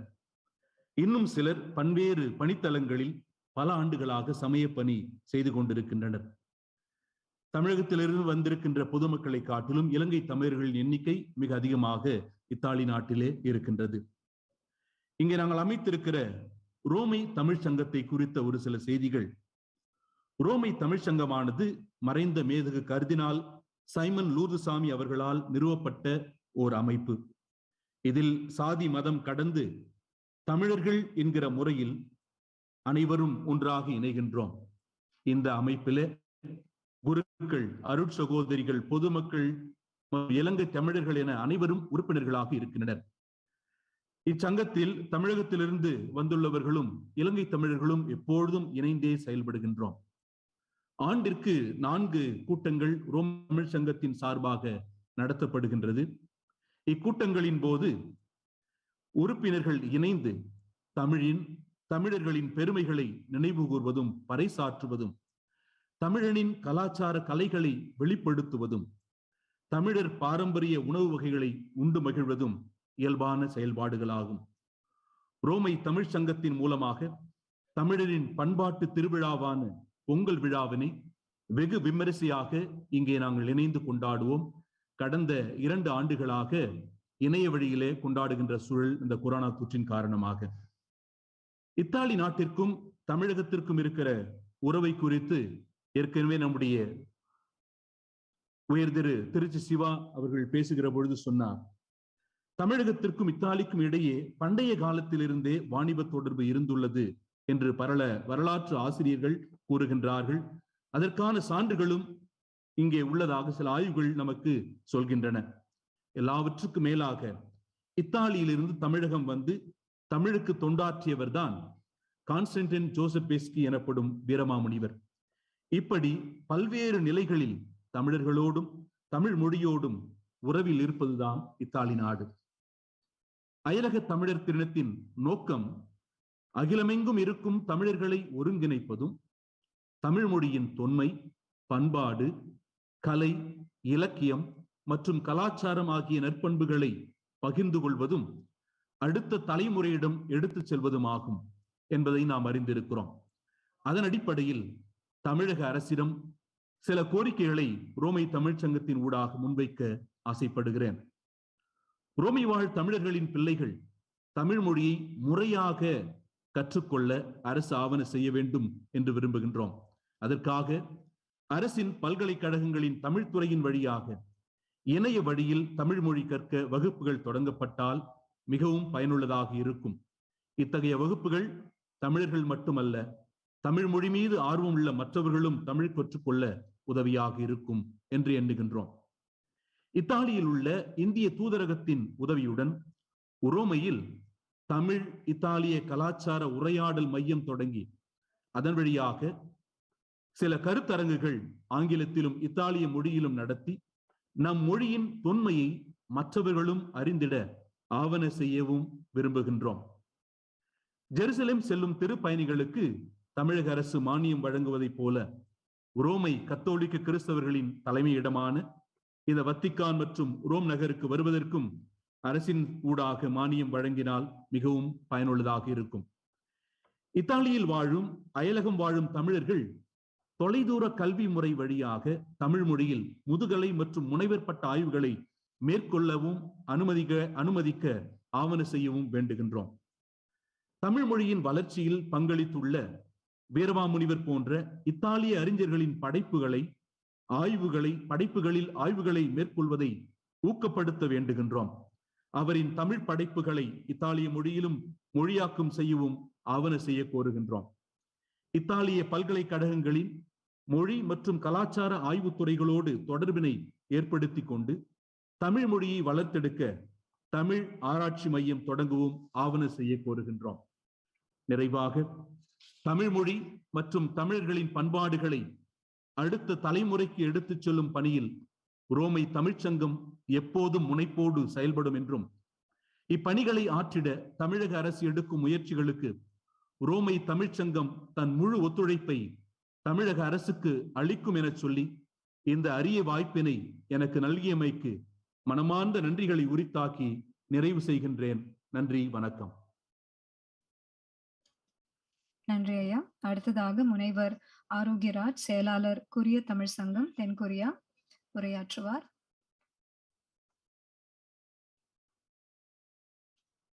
வெவ்வேறு நாடுகளில் வாழும் தமிழர்களை பல்வேறு மத நம்பிக்கைகளை பின்பற்றினாலும் தமிழர்கள் என்ற அடையாளத்தை முன்னிறுத்தி அயலக தமிழர் நலன் மற்றும் மறுவாழ்வுத்துறை என்னும் இந்த மகத்தான துறையை உருவாக்கி வரலாற்று சாதனை புரிந்த சரித்திர நாயகன் தமிழ்நாட்டின் முதலமைச்சர் திரு மு.க. ஸ்டாலின் அவர்களுக்கு முதலில் எனது நன்றி கலந்த வணக்கத்தை தெரிவித்துக் கொள்கிறேன். இன்றைய அயலக தமிழர் நாள் விழாவில் நல்லதொரு தலைமை உரை வழங்கி அமைந்திருக்கும் மாண்புமிகு பாராளுமன்ற உறுப்பினர் திரு திருச்சி சிவா அவர்களுக்கு எனது வணக்கங்கள். குறிப்பா பாராளுமன்ற உறுப்பினர் பற்றி ஒரு செய்தி சொல்லணும். அவரு பாராளுமன்றத்தில் திருநங்கை உரிமைகளுக்கான அந்த தனிநபர் மசோதா கொண்டு வந்ததுல அது ரொம்ப ஒரு நல்ல திட்டம், மகிழ்ச்சி. அடுத்து இந்த நிகழ்ச்சியை சிறப்பாக ஒருங்கிணைத்து வழிநடத்தி வரும் சர்வதேச வழக்கறிஞர் திரு பி. புகழ்காந்தி மற்றும் ஜிசிந்தா லாசரஸ் அவர்களுக்கும் எனது வணக்கங்கள். நான் இயல்பாக பேசக்கூடியவன், எனது தமிழில் தவறு இருந்தால் மன்னிக்கவும். நான் கொரியாவுக்கு இந்த இப்ப பேச போகும் என்னுடைய தலைப்பு வந்து பார்த்தீங்கன்னா கொரிய மொழி தமிழ் மொழிக்கான அந்த ஒற்றுமைகள், பண்பாடுகள், அதை பத்தி வரலாற்று பேச்சு. இது வந்து மொழி பெருமையோ அதை பத்தி பேசல, நான் வரலாற்றை அதை பதிய வைக்க தான் விரும்புகிறேன். ஏன்னா நம்ம வரலாற்றை புலம்பெயர்ந்த தமிழர்கள் நம்மளுடைய எங்க வாழ்றோமோ அங்க நம்மளுடைய தமிழர்கள் வரலாற்றை பதிய தவறினால் அது வரலாற்று திரிப்பா மாறுது. ஸோ அதோட முக்கியம்தான். நான் கொரியாவில் வந்து 8 வருடங்கள் ஆகிறது. சிவல் திசை பல்கலைக்கழகத்தில் ஆராய்ச்சி பேராசிரியராக நான் வந்து பணி செய்தேன். அப்ப இங்க நகரத்தை விட நிறைய கிராமப்புறங்களுக்கு செல்வேன். என்னுடைய பேராசிரியர் நானும் நிறைய இடத்துக்கு அவர் கூட்டிட்டு போவாரு. அப்ப இங்க கொரியாவில் நிறைய இறப்பு இடம், அதுக்கப்புறம் இறந்த துக்க வீடு, அதுக்கப்புறம் திருமணங்கள், அது போன்ற நிகழ்ச்சிகள்லாம் செய்வேன். அப்ப இது போன்ற நிறைய இடத்துல நான் பார்க்கும்போது இங்க கொரியாவுக்கும் தமிழ்நாட்டுக்கும் நிறைய மொழியில ஒற்றுமைகள் இருக்கு, இலக்கண ஒற்றுமைகள் இருக்கு, பண்பாடுகள்ல ஒற்றுமைகள் இருக்கு, வாழ்வியல்ல ஒற்றுமைகள் இருக்கு. 1000க்கும் மேற்பட்ட தமிழ் வார்த்தைகள் கொரிய மொழியில இருக்கு. அதுவும் குறிப்பா பார்க்க போதுன்னா நம்மளுடைய இந்த மாதிரி தமிழ் வார்த்தைகள் பார்த்தீங்கன்னா கொரியாவில் இருக்கிற தமிழ் வார்த்தைகள் கிராமப்புறங்கள்ல தான் இருக்கு. இன்னைக்கு சிட்டியில நிறைய மறந்து போச்சு, கிராமப்புறங்கள நிறைய பார்க்கலாம். இங்க குழந்தைகளை ஆயின்னு தான் சொல்றாங்க, இப்போ சோறுன்னு தான் சொல்றாங்க, சாப்பாடு உணவு சோறுன்னு தான் சொல்றாங்க. அதுக்கப்புறம் நம்ம கொஞ்சமா போட்டுட்டா கொஞ்சம்ன்ற வார்த்தை சொல்றாங்க. அதுக்கு இது வந்து தமிழ் வார்த்தை. அப்புறம் விவசாயம் சார்ந்த வார்த்தைகள் பார்த்தா வெட்டிக்கிளின்னு சொல்றாங்க, பாம்புன்னு தான் சொல்றாங்க. உறவுகளை பார்த்தீங்கன்னா அப்பான்ற வார்த்தை அப்பான்னு தான் சொல்றாங்க, அம்மான்னு தான் சொல்றாங்க, மனைவியை மனுரான்னு சொல்றாங்க. இப்ப பல்லுன்னு இருக்கு. இப்ப நம்ம வந்து பல்லுன்றோம், இங்க கொரியா மொழியில வந்து ஈப்பல்லுன்னு சொல்லுவாங்க. அது வந்து சரியானதுதான், ஈரு கூட்டல் பல்லு, அதான் ஈப்பல் என்று சொல்றாங்க. இது வந்து ஒரு மொழிக்கான ஒற்றுமைகள். அப்புறம் உணவு ஒற்றுமை பார்த்தீங்கன்னா கிராமப்புறங்கள்ல நிறைய நம்ம கிராமப்புறங்களை பார்க்குற இந்த கொடுக்கட்டை, எள்ளூர்ல இழக்கத்த எள்ளூர்ன்னு சொல்றோம், எள்ளூர்ல சுண்டக்கஞ்சி, அரிசியை அதை ஃபெர்மெண்ட் பண்ணி அந்த சுண்டக்கஞ்சி, இது போன்ற உணவு ஒற்றுமைகள்லாம் இங்க கொரியா மண்ணில் இருக்கு. அப்புறம் அடுத்து பண்பாடு ஒற்றுமை, அது ரொம்ப எனக்கு ஆச்சரியப்படுத்துது. ஏன்னா திருமணங்கள் கொரிய திருமணங்கள் பார்க்கும்போது சரி, இருப்பு இடத்துல பார்க்கும்போது நிறைய பண்பாடு ஒற்றுமை பார்த்தேன். இந்த மாதிரி பண்பாடு ஒற்றுமை பார்த்தீங்கன்னா தமிழ்நாட்டிலையும் கிராமப்புறங்களை தான் பார்க்க முடியும், நகரங்கள்ல நிறைய மறைஞ்சு போயிடுச்சு. அது குறிப்பா சொல்ல போனா தட்டு வரிசை, நம்ம ஒரு திருமண நிகழ்ச்சியா இருக்கும், தட்டு வரிசை வச்சுப்போம். தட்டு ஒரு 16 தட்டு, அது ஒரு தட்டு அடுக்கு இருக்கும், அந்த மாதிரி தட்டு வரிசை வச்சிருப்பாங்க.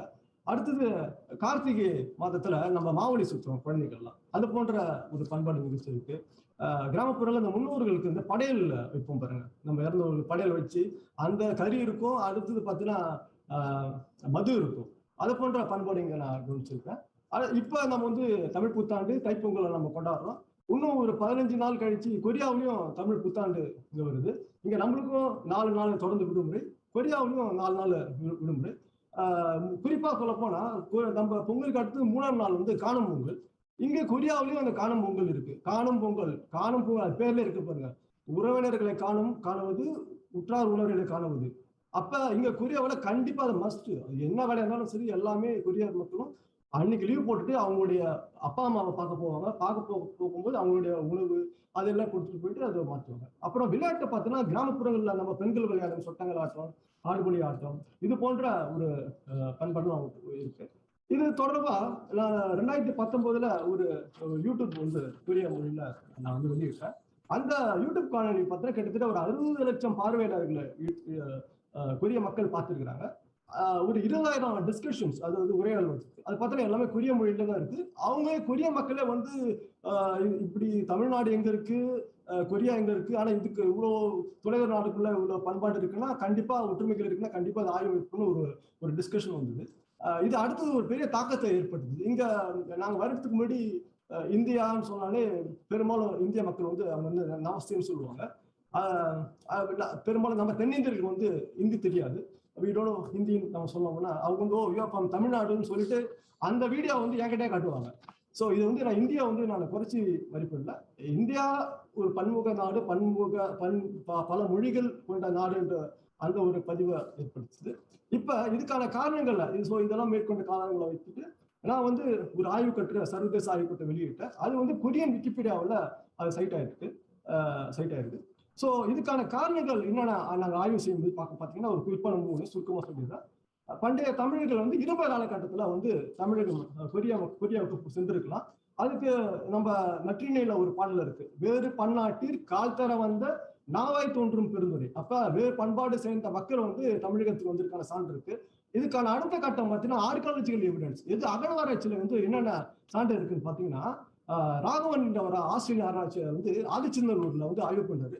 ஆதிச்சநல்லூர் தான் வந்து iron age of civilisation, cradle of iron age civilisation சொல்லுவாங்க, பண்டைய இரும்பு நாகரிகத்தின் தொட்டில்னு சொல்லுவாங்க.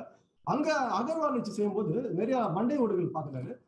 அந்த மண்டை ஓடுகள் யாருமே பெரும்பாலும் தமிழகத்தில் இல்லை. பாருங்க, ஆச்சரியம் பாருங்க, தமிழ்நாட்டுல வெளிநாட்டினருடைய மண்டை ஓடுகள் இருக்கு.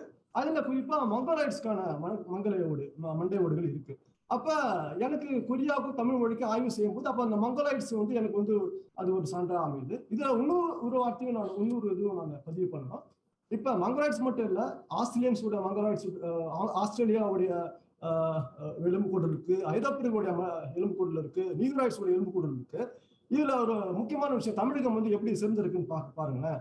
அப்ப 2000 வருஷத்துக்கு முன்னாடி வெளிநாட்டினர்கள் தமிழ்நாட்டிற்கு வந்திருக்கிறாங்கன்னா அப்ப தமிழகம் வந்து எந்த அளவுக்கு ஒரு டாலரன்ஸ் அண்ட் செக்குலர் பிளேஸா இருந்திருக்கும்னு நான் பாக்குறேன்.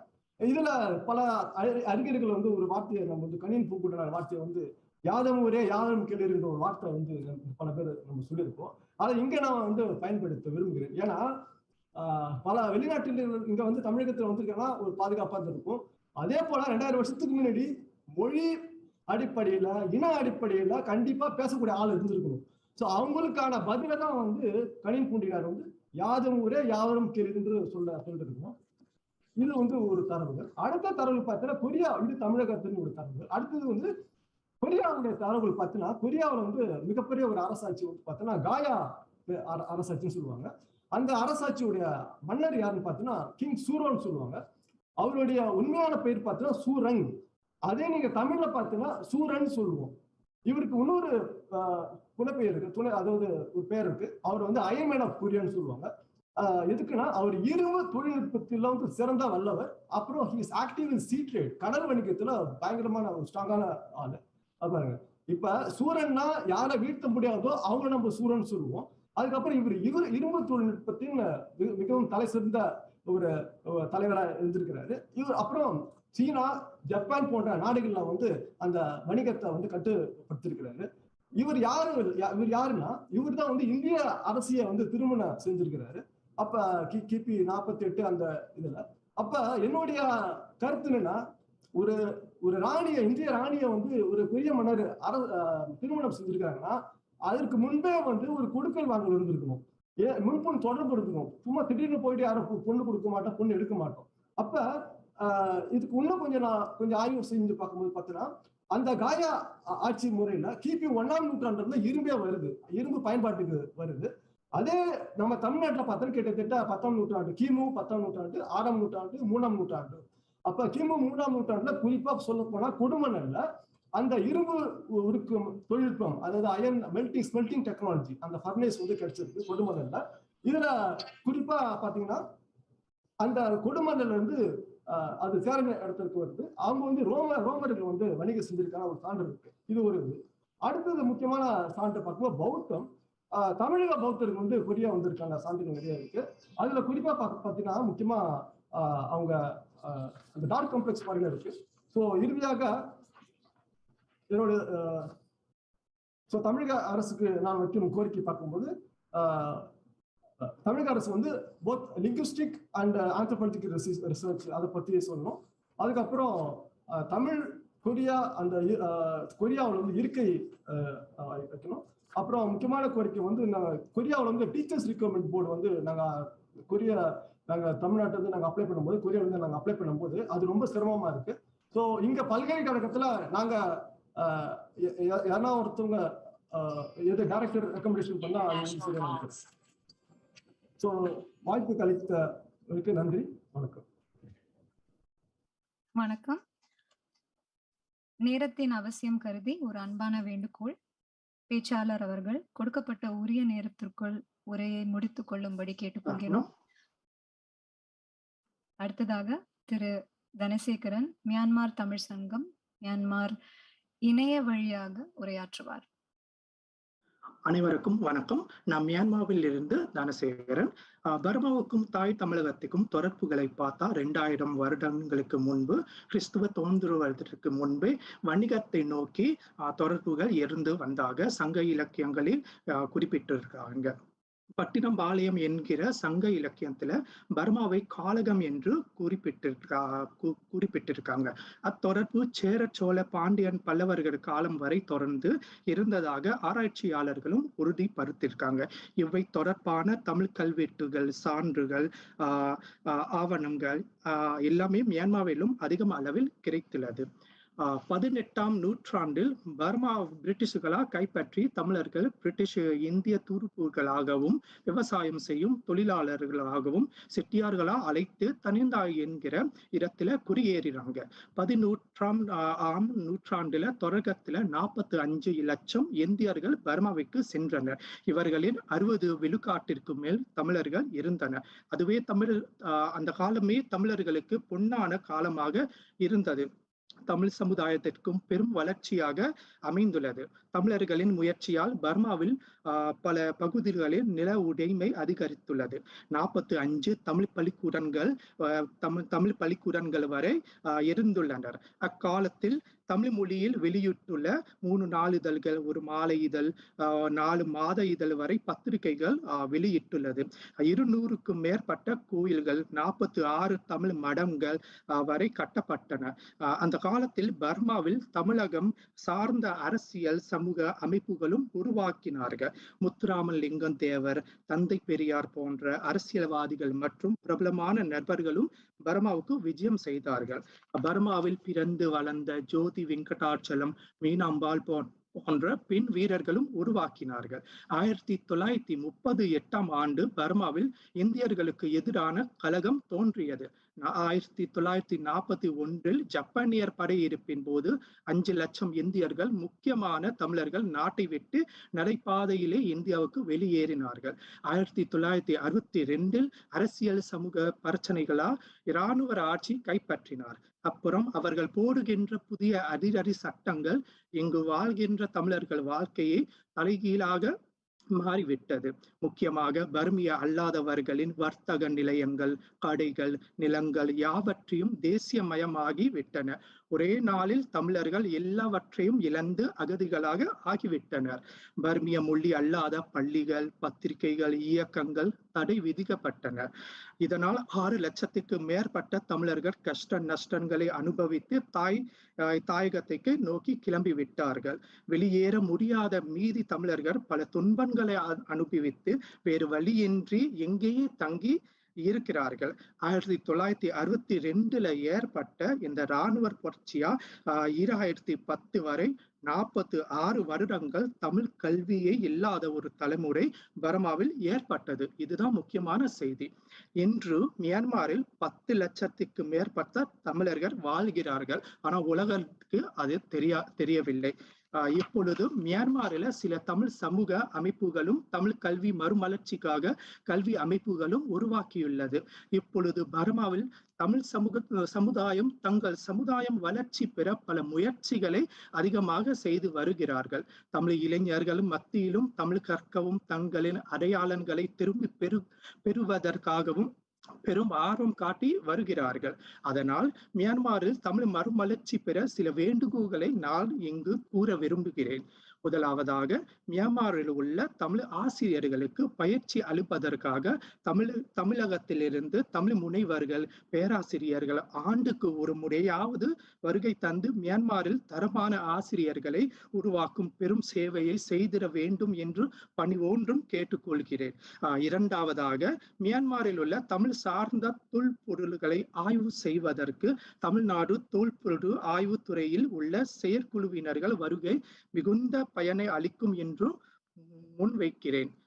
மூன்றாவதாக, மியான்மரிலிருந்து யாங்கோன் சென்னைக்கு நேரடியாக ஒரு முறையில் விமான போக்குவரத்து வசதிகள் அமைந்தால் அதுவே மியான்மர் தமிழர்களுக்கு மிகவும் பயனுள்ளதாக அமையும். எனவே இவ்வேண்டுகோள்களை மியான்மர் தமிழர்களின் சார்பாக முன்வைக்க கடமைப்பட்டுள்ளேன் என்று கூறி என்னோட உரையை விடைபெறுகிறேன். வாய்ப்புக்கு மிக்க நன்றி. தமிழ் வாழ்க, தமிழர்கள் வாழ்க. வணக்கம். நன்றி. அடுத்ததாக முனைவர் சந்திரிகா சுப்பிரமணியம், தலைவர் தமிழ் வளர்ச்சி மன்றம் ஆஸ்திரேலியா, இணையம் வழியாக உரையாற்றுவார்.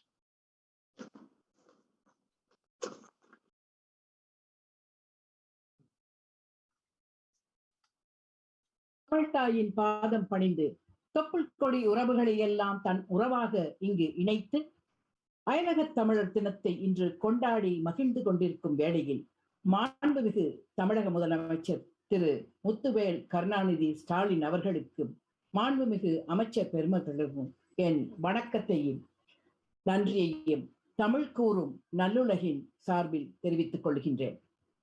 உலகத் தமிழர்களை கண்டங்களும் கடல்களும் பிரித்து வைத்திருந்தாலும் கூட இதயங்களாலும் உணர்வாலும் ஒருங்கிணைக்கும் இந்த இனிய நிகழ்வுக்கு ஏற்பாடு செய்துள்ள தமிழக முதல்வர், தமிழக அரசு, வெளிநாட்டு தமிழருக்கான சிறப்புத்துறை, அயலக தமிழர் நலன் மற்றும் மறுவாழ்வுத்துறை அமைச்சர்கள், பணியாற்றி கொண்டிருக்கும் ஆணையர் முதல் அதிகாரிகள் வரை அனைவருக்கும் என் வாழ்த்தும் நன்றியும். ஆஸ்திரேலியாவில் ஏறக்குறைய 80,000 தமிழர்கள் கணக்கெடுப்பின்படி வாழ்கின்றனர். ஆனால் புள்ளி விவர ஆய்வுக்கு பேசும் மொழி தமிழ் என்று குறிப்பிடாதபடியால் பல குடும்பங்கள் தங்கள் விவரங்களை மறைத்து விட்டபடியினால் மேற்படி கணக்கெடுப்பில் வராமல் மேலும் ஒரு 30,000 தமிழர்கள் உள்ளனர் என்பது தமிழ் அமைப்புகளின் கணிப்பாகும். புலம்பெயர்ந்து ஆஸ்திரேலிய நாட்டுக்கு வந்த தமிழர்களில் அநேகமானோர் இலங்கை தமிழராவர். மற்றவர்கள் இந்தியா, மலேசியா, சிங்கப்பூர் போன்ற நாட்டை சேர்ந்தவர்கள். கடந்த 30 வருடங்களுக்கு மேலாக இங்கு வாழ்கின்ற தமிழ் மக்களால் தமிழர்களது மொழி, கலை, பண்பாட்டு மரபுகள் ஆகியவை பாதுகாத்து வரப்படுகின்றது. ஆஸ்திரேலியாவில் 6 மாநிலங்களில் பெருந்தொகையானோர் நியூ சவுத் வேல்ஸ் மாநிலத்திலும், அடுத்து விக்டோரியா மாநிலத்திலும், மூன்றாவதாக குயின்ஸ்லாந்து மாநிலத்திலும், மேற்கு ஆஸ்திரேலியா மாநிலத்தில் தற்போது அந்த எண்ணிக்கை அதிகரித்துக் கொண்டும் வருகின்றது. ஆனாலும் ஆஸ்திரேலியாவில் 50 தமிழ் அமைப்புகள், 20க்கும் மேற்பட்ட தமிழ் கல்வி கூடங்கள் இவையெல்லாம் இணைந்து பணியாற்றி கொண்டிருக்கின்றன. மேல்நிலை பள்ளி தேர்வில் தமிழ் ஒரு பாடமாக உள்ளது. தமிழ் வளர்ச்சி மன்றம் எங்களுடையது. நாங்கள் மட்டுமே இளைய தலைமுறைகளிடையே இயல் தமிழை வளர்க்கும் நோக்கில் இயங்கி வருகின்றோம். திருக்குறளை மையப்படுத்தி அனைத்துலக மாநாடுகளையும், திருவள்ளுவர் தினத்தையும், தாய்மொழி தமிழ் மொழி தினத்தையும் பாராளுமன்றத்தில் ஆண்டுதோறும் நடத்தி வருகின்றோம். திருக்குறள் பரப்புரை இந்த ஆண்டு முதல் குறளின் குரல் எனும் நிகழ்வாக வருகின்றது. திருவள்ளுவருக்கு சிலை வைப்பதற்கு மேற்கு சிட்னி பல்கலைக்கழகத்தின் ஒப்புதலை பெற்றிருக்கின்றோம். வெளிநாட்டு தமிழர்களுக்கு வேண்டியதெல்லாம் என்ன? தமிழ்நாடு தாயை போல தன்னை அணைத்துக் கொள்ள வேண்டும். தமிழர்கள் எப்போதும் தம் உறவாக தம் பணிகளுக்கு தோள் கொடுக்க வேண்டும். அவர்களின் தமிழ் சார்ந்த சாதனைகளை தமிழகம் பாராட்ட வேண்டும். தமிழ் சார்ந்த ஆய்வுகளை மேற்கொள்ளும் உலகத் தமிழர்கள் இருந்த இடத்தில் இருந்தபடியே தமிழின் தொன்மை நூல்களையும் அண்மை நூல்களையும் அதன் மின்வருடைய பக்கங்களையும் கட்டணம் செலுத்தி மின்னஞ்சல் மூலம் பெற்றுக்கொள்ள ஒரு நூலகம் வேண்டும். அது மதுரையில் திறக்க இருக்கும் கலைஞர் நூலகமாக அமைவது மிகவும் சிறப்பாக இருக்கும் என்பது என்னுடைய தாழ்மையான கருத்து. அங்கு உலகத் தமிழர்கள் நூல்கள் எல்லாம் கிடைக்க வேண்டும். அயல்நாட்டு தமிழ் ஆய்வு புலன்கள் உருவாக வேண்டும் என்று சொல்லி இன்று நடக்கும் இந்த முதல் முயற்சியின் தொடர்ச்சியாக தமிழக முதல்வர், தமிழக அரசு மற்றும் இந்த துறையும் மென்மேலும் சிறப்பான பணிகளை, குறிப்பாக அடுத்த தலைமுறைக்கு தமிழை கைப்பிடித்துக் கொடுக்கும் பணியில் உலகத் தமிழர்களோடு இணைந்து பல திட்டங்களை வெற்றிகரமாக செய்து முடிக்க தமிழ் வளர்ச்சி மன்றம் மற்றும் ஆஸ்திரேலிய தமிழர்கள் அனைவர்களின் சார்பாகவும் வாழ்த்தி உலகத் தமிழர் அனைவருக்கும் பொங்கல் வாழ்த்துக்களை சொல்லி விடைபெறுகின்றேன். நன்றி, வணக்கம். நன்றி. இந்த அமர்வின் ஒருங்கிணைப்பாளர் புகழ்காந்தி அவர்களை உரையாற்றும்படி தாழ்மையுடன் கேட்டுக்கொள்கிறேன்.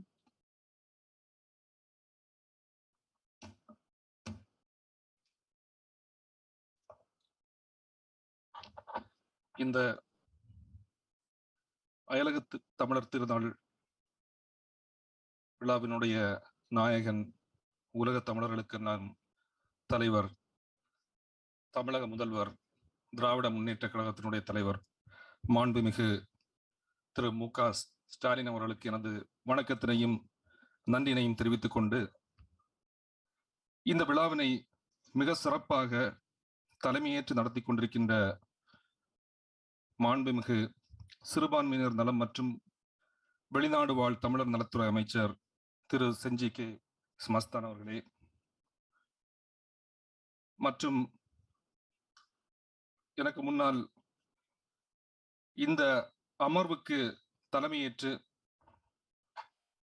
நடத்திய மாண்புமிகு பாராளுமன்ற உறுப்பினர் திரு திருச்சி சிவா அவர்களே, மற்றும் அமைச்சர் பெருமக்களே, இங்கு உரையாற்றிக் கொண்டிருக்கின்ற அனைத்துலக நண்பர்களே, மற்றும் இந்த அமர்வில் உரையாற்றிய அனைத்து நண்பர்களே,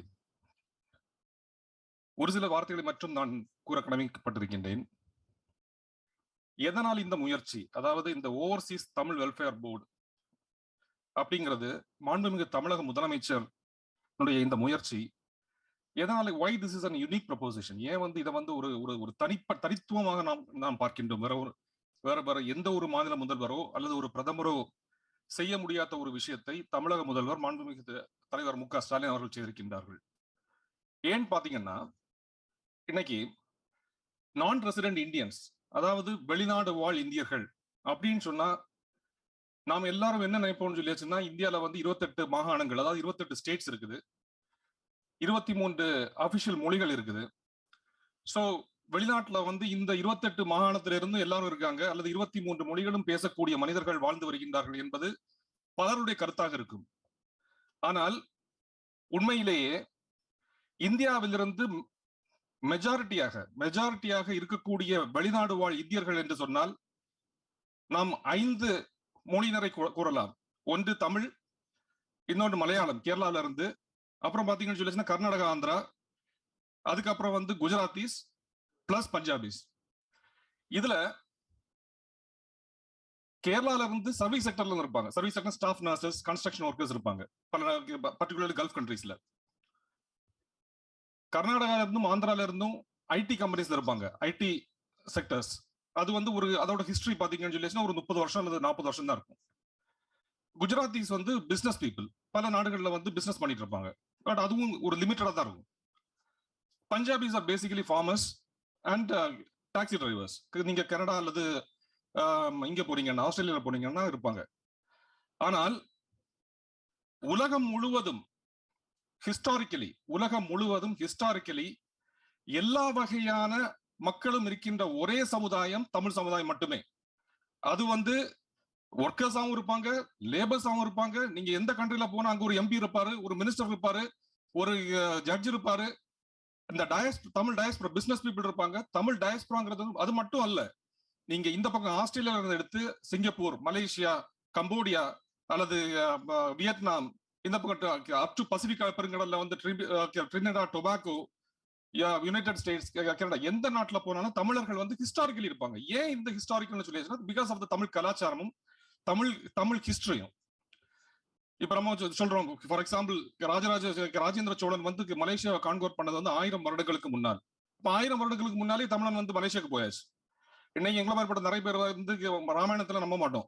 ஆனா ஈவன் ராமாயணம்னு ஒண்ணு இருந்தா கூட ராமாயணத்துல என்ன சொல்றோம், 7000 வருஷம் சொல்லிட்டு இருக்காங்க. அப்படி ராமாயணம் 7000 வருஷம் ராவணன் ஒரு தமிழன், 7000 வருடத்திற்கு முன்னாடி ஒரு தமிழன் இலங்கையில இருந்திருக்கான். சோ இப்படி பாத்தீங்கன்னு சொல்லியாச்சுன்னா இந்த ஒரு டயஸ்பரா, அதாவது வெளிநாடு வாழ் இந்தியர்கள்னு சொல்லியாச்சுன்னா தமிழர்கள் மட்டும்தான் வந்து எல்லா இடத்துலயுமே இவ்வளவு ஹிஸ்டாரிக்கலா இருக்கிறாங்க. இதை புரிந்து கொண்டுதான் தமிழக முதல்வர், மாண்புமிகு தமிழக முதல்வர் அவர்கள் இந்த ஒரு முயற்சி, அதாவது உலகத்தில் உள்ள அனைத்து தமிழர்களையும் ஒருங்கிணைத்தால் அது உலகத்தில் உள்ள தமிழர்களுக்கு மட்டுமல்ல தமிழ்நாட்டிற்கும் நன்மை சேரும் என்ற ஒரு மாபெரும் முயற்சி எடுத்து வருகிறார்கள். இதுல ஒரே ஒரு சின்ன எக்ஸாம்பிள் மட்டும் சொல்லிட்டு I will just conclude my speech. கொஞ்ச நாள் முன்னாடி வந்து யூனியன் சிவில் ஏவியேஷன் மினிஸ்டர்கிட்ட வந்து ஏர்போர்ட், தமிழ்நாட்டில் வந்து ஏர்போர்ட் விரிவாக்கம் கேட்டதுக்கு, தமிழ்நாட்டில் ஆல்ரெடி 5 ஏர்போர்ட் இருக்கு, உத்தரப்பிரதேஷ்ல வந்து ஒரு ஏர்போர்ட் தான் இருக்கு, உத்தரப்பிரதேஷ்ல நான் கொடுப்போம் அப்படிங்கிறாரு. ஆனால் ஏர்போர்ட், இன்டர்நேஷனல் ஏர்போர்ட், சர்வதேச விமான எதற்காக? சர்வதேச விமான போக்குவரத்துக்காக.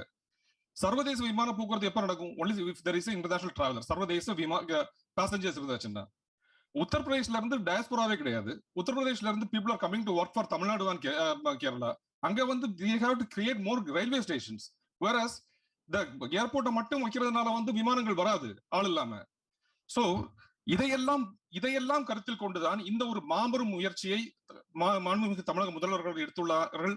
அவர்கள் எனது நன்றியினை தெரிவித்துக் கொண்டு இந்த விழாவினை சிறப்பாக நடத்தி வருகின்ற அரசு உயர் அதிகாரிகளுக்கும் மற்றும் எனது ஏனைய நண்பர்களுக்கும் நன்றியினை தெரிவித்துக் கொண்டு விடைபெறுகின்றேன். நன்றி, வணக்கம். நன்றி. இப்பொழுது மாண்புமிகு அமைச்சர் அவர்கள் காந்தி மற்றும் திரு கல்டுவேல் நம்பி அவர்களுக்கு நினைவு பரிசு வழங்குவார்.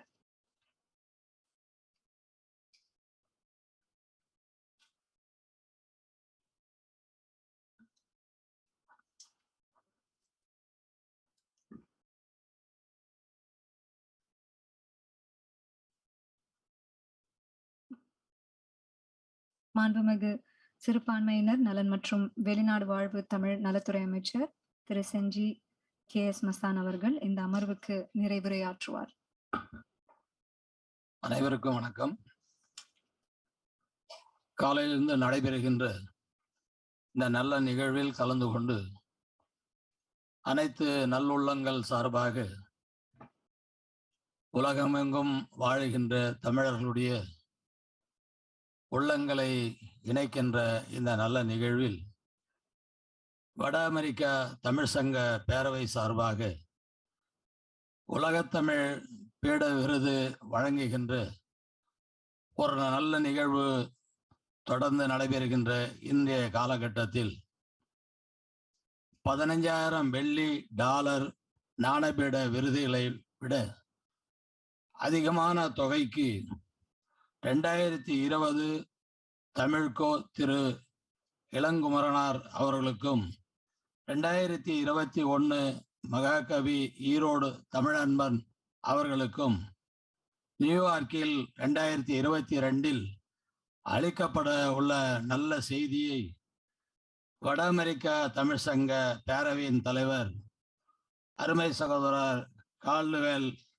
வேல் நம்பி அவர்கள் மூலமாக இந்த செய்தியை பதிய வைக்க விரும்பி நிறைவு செய்கிறேன். நன்றி, வணக்கம். நன்றி ஐயா.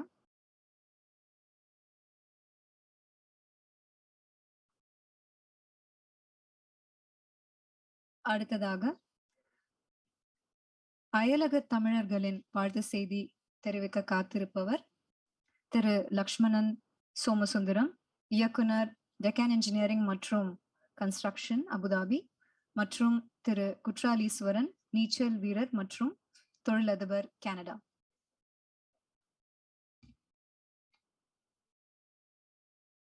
தமிழுக்கு அமுதென்று பெயர், இன்ப தமிழ் எங்கள் உயிருக்கு நேர். செந்தமிழ் நாடனும் போதினிலே இன்பத் தேன் வந்து பாயுது காதினிலே. நாங்கள் அனைவரும் எத்தனையோ ஆண்டு காலம் வெளிநாட்டில் இருந்தாலும் எங்களுடைய இதயமும் உயிரும் தமிழகத்திலேயே சுற்றி கொண்டிருக்கின்றது. எனக்கு இந்த நல்வாய்ப்பினை வழங்கிய நமது செந்தமிழ் நாட்டின் முதல்வர் மாண்புமிகு முத்துவேல் கருணாநிதி ஸ்டாலின் அவர்களே, வெளிநாடு வாழ் தமிழ் நலத்துறை அமைச்சர் மாண்புமிகு மஸ்தான் அவர்களே, commissioner for rehabilitation and welfare of non resident Tamils மற்றும் பெரியோர்களே, தாய்மார்களே, உங்கள் அனைவருக்கும் எனது நன்றியையும் வணக்கத்தையும் தெரிவித்துக் கொள்கின்றேன். மாண்புமிகு முதல்வர் பதவியேற்ற நேரம் மிகவும் சவால் நிறைந்த நேரம். COVID was in the peak. There is a English proverb, a friend in need is a friend indeed. அதற்கேற்ப நமது முதல்வரும் ஏனைய அமைச்சர் பெருமக்களும் அதிகாரிகளும் அனைத்து விதமான உதவிகளையும் ஆலோசனைகளையும் வழங்கி தமிழ் மக்களை கோவிட் செகண்ட் வேவில் காப்பாற்றியது மிகவும் பாராட்டுதலுக்கு உரியது. இந்த முயற்சியில் ராமனுக்கு அணில் ராமாயணத்தில் உதவியது போல எங்களது டெக்டான் குழுமம் 100 ஆக்சிஜன் கான்சென்ட்ரேட்டர் வாங்கி துபாயிலிருந்து அனுப்பி வைத்தது. அதனை முதல்வரிடம் சேர்ப்பதற்கு உதவிய மாண்புமிகு நீர்வளத்துறை அமைச்சர் துரைமுருகன் அவர்களுக்கு எனது மனமார்ந்த நன்றியை இத்தருணத்திலே கூறிக்கொள்ள ஆசைப்படுகின்றேன். Among the 5 million Tamil diaspora, around 1 million people are living in Gulf countries, which is close to 20% of total Tamil population outside India.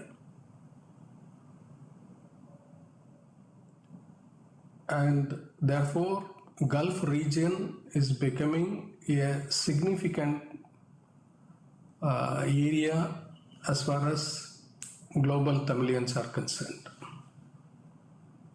And remittance wise, if you look at it, the Gulf residents are providing the highest remittance to India. That is why I always call NRIs as the national resource to India. We are very, very happy to note that our Chief Minister has formed an exclusive ministry and a commissionerate to support the welfare of non-resident Tamils. Is really a well appreciated effort. And we, being one of the large corporate, having employed thousands of Indians with a considerable portion of Tamils, we take this opportunity to extend our full support and the necessary contribution to Tamil resident, non-resident Tamil welfare as and when it is needed. I take this opportunity to thank everyone, and it is my pleasure to be associated with this government. So whatever way I can contribute. Thank you very much.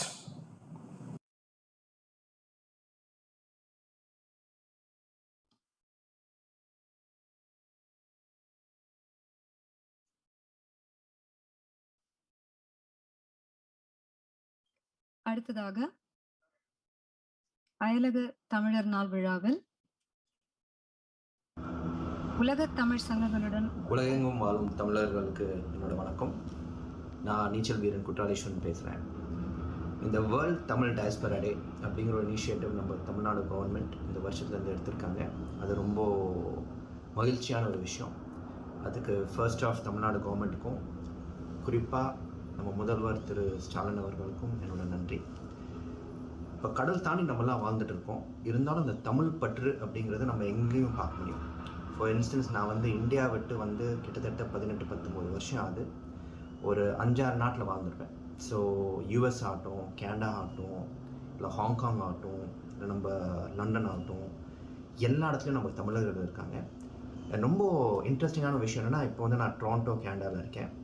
சில ஏரியாஸில் தமிழர்கள் தான் ஜாஸ்தி இருப்பாங்க. நீங்கள் கடை பேர்லாம் பார்த்தீங்கன்னா கூட தமிழில் தான் எழுதியிருக்கும்.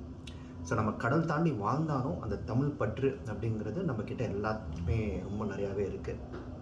இப்போது பார்த்திங்கன்னா, இப்போது சென்னையில் வந்து அந்த ஜல்லிக்கட்டு போராட்டம் ஆகட்டும், இல்லை நம்மளோட சென்னை வெள்ளம் அந்த சுச்சுவேஷன் ஆகட்டும், நம்மலாம் எப்படி ஒன்று சேர்றோம் அப்படிங்கிறது வந்து ரொம்ப கண்கூட பார்க்க முடியுது. இப்போ எல்லா நாட்டிலும் நான் சொன்னேன், அங்கெல்லாம் தமிழ் சங்கங்கள் ரொம்ப பவர்ஃபுல்லாக இயங்கிட்டு இருக்குது. ஸோ அதையெல்லாம் கொண்டாடுற விதமாக, நம்மளெல்லாம் ஒன்று சேர்க்குற விதமாக இந்த தமிழ் டயஸ்பரா டே அமைய போகுது. அதுக்கு என்னோடய வாழ்த்துக்கள். இப்போ என்னோடய எக்ஸ்பீரியன்ஸே பார்த்தீங்கன்னா, நான் வந்து 94ல் இங்கிலாந்து வந்திருந்தேன் இங்கிலீஷ் சேனல் க்ராஸ் பண்ணுறதுக்கு. இப்போ அந்த காலத்தில் வந்து நமக்கு உணவு அப்படிங்கிறது ரொம்ப ரொம்ப இம்பார்ட்டன்ட். அதுவும் நம்ம உணவு, நம்ம தோசை இட்லி அதெல்லாம் ரொம்ப நம்ம பழக்கப்பட்டிருப்போம். அப்போது அங்கேருந்து ஒரு தமிழர் வீட்டில் இட்லி பண்ணி சுட சுட கொண்டு வந்திருந்தார். ஸோ அந்த நிகழ்வெல்லாம் மறக்கவே முடியாது. ஸோ நம்ம ஆட்டோமேட்டிக்காக நம்ம தாய்நாட்டுக்கு என்ன பண்ண போகிறோம், என்ன பண்ணணும் அப்படிங்கிற ஒரு பற்று ஆட்டோமேட்டிக்காக வந்துடுது நமக்கு எல்லாமே. ஃபார் இன்ஸ்டன்ஸ் இப்போ வந்து நான் வந்து நண்பன் என்டர்பிரைசஸ் அப்படிங்கிற ஒரு கம்பெனியில் ஒர்க் பண்ணிகிட்டு இருக்கேன். அதோட ஃபவுண்டர்ஸ் பார்த்தீங்கன்னாலே எல்லாமே தமிழ் ஆட்கள். பிஸ்னஸை தாண்டி நம்ம தாய்நாடுக்கு என்ன பண்ண முடியும் அப்படிங்கிற ஒரு நோக்கத்தில் ஒரு நண்பன் ஃபவுண்டேஷன் அப்படின்னே ஆரம்பிச்சிருக்காங்க. ஸோ இப்போ பார்த்தோம்னா வந்து அந்த ஃபவுண்டேஷன் மூலமாக ஃபார்மர்ஸுக்கு நிறைய ஹெல்ப் பண்ணிகிட்டு இருக்கோம். நம்ம விமன் எம்பவர்மெண்ட்டோட கான்செப்ட் அதுக்கு ஹெல்ப் பண்ணிகிட்டு இருக்கோம். இப்போ மோஸ்ட் ரீசென்ட்லி ஸ்போர்ட்ஸ் ஃபவுண்டேஷன், நண்பன் ஸ்போர்ட்ஸ் ஃபவுண்டேஷன்ஸை லான்ச் பண்ணியிருக்கோம். ஸோ டிப்பிக்கலி அது வந்து நம்ம ஆத்லீட்ஸ், குறிப்பாக தமிழ்நாட்டிலேருந்து வர ஆத்லீட்ஸ், ஏழ்மையான ஒரு பேக்ரவுண்ட்லேருந்து வர ஆத்லீட்ஸ்க்கு நாங்கள் எங்களால் முடிஞ்ச உதவிகள்லாம் பண்ணி இந்த விதத்தில் we are giving back to Tamil and Tamil Nadu of course.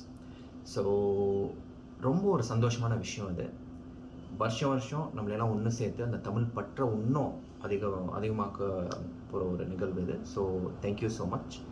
And என்னோட பெஸ்ட் விஷஸ் இந்த தமிழ் டயஸ்பரா டே அப்படின்ட்டு ஒரு நாளே நம்ம வந்து டெடிகேட் பண்ண போகிறோம். ஸோ என்னோட வாழ்த்துக்கள். நன்றி. நன்றி. உலக தமிழ் சங்கங்களுடன் ஒரு கலந்துரையாடல் என்ற தலைப்பில் அடுத்த அமர்வு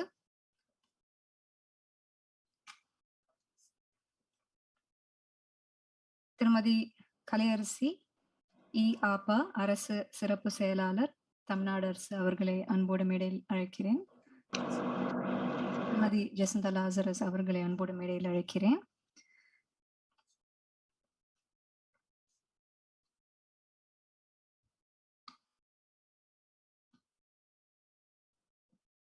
இவ்விழாவிற்கு தலைமையேற்றிருக்கும் மாண்புமிகு துறை அமைச்சர் அவர்களுக்கும், இச்சிறப்புமிக்க நாளில் உலக தமிழ் சங்கங்களுடன் கலந்துரையாடல் நிகழ்ச்சிக்கு தலைமையேற்றுள்ள மாண்புமிகு பாராளுமன்ற உறுப்பினர் அவர்களுக்கும், சிறப்புரை ஆற்ற உள்ள கூடுதல் தலைமைச் செயலாளர் நிதித்துறை அவர்களுக்கும், துறையின் ஆணையர் அவர்களுக்கும் மற்றும் அனைத்து பங்கேற்பாளர்களுக்கும் என் வணக்கத்தை தெரிவித்துக் கொள்கிறேன். மாண்புமிகு தமிழ்நாடு முதலமைச்சர் அவர்களால் வெளிநாடுகளிலும் இந்தியாவின் மற்ற மாநிலங்களிலும் வாழும் தமிழர்களின் நலன் காக்க பல்வேறு நாடுகளில் உள்ள தமிழர்களின் ஒருங்கிணைக்கும் விதமாகவும், அவர்களின் பங்களிப்பை அங்கீகரிக்கும் விதமாகவும் வெளிநாடுகளில் உள்ள சங்கங்களுடன் இணைந்து ஒவ்வொரு ஆண்டும் ஜனவரி 12ஆம் நாள் அயலக தமிழர் நாளாக கொண்டாடப்படும் என்று அறிவிக்கப்பட்டதன் அடிப்படையில் இந்நாள் இன்று மாண்புமிகு தமிழ்நாடு முதலமைச்சர் அவர்களால் விழா பேருரையுடன் தொடங்கியுள்ளது. உலக தமிழ்ச் சங்கங்களால் தமிழ்நாடு பயன்பெறுவதோடு மட்டுமல்லாமல் அனைத்து தமிழ்ச் சங்கங்களும் பயன்பெறும் வகையில் பண்பாடு, கலை, கற்றல், தொழில் பரிமாற்றங்களுடன் கூடிய பல்வேறு திட்டங்கள் அறிவிக்கப்பட்டுள்ளன. அந்த வகையில் இந்த கலந்துரையாடல் மிக பயனுள்ளதாக அமையும். நன்றி, வணக்கம். நன்றி. இப்பொழுது திரு MM அப்துல்லா மாண்புமிகு பாராளுமன்ற உறுப்பினர் தலைமை உரையாற்றுவார்.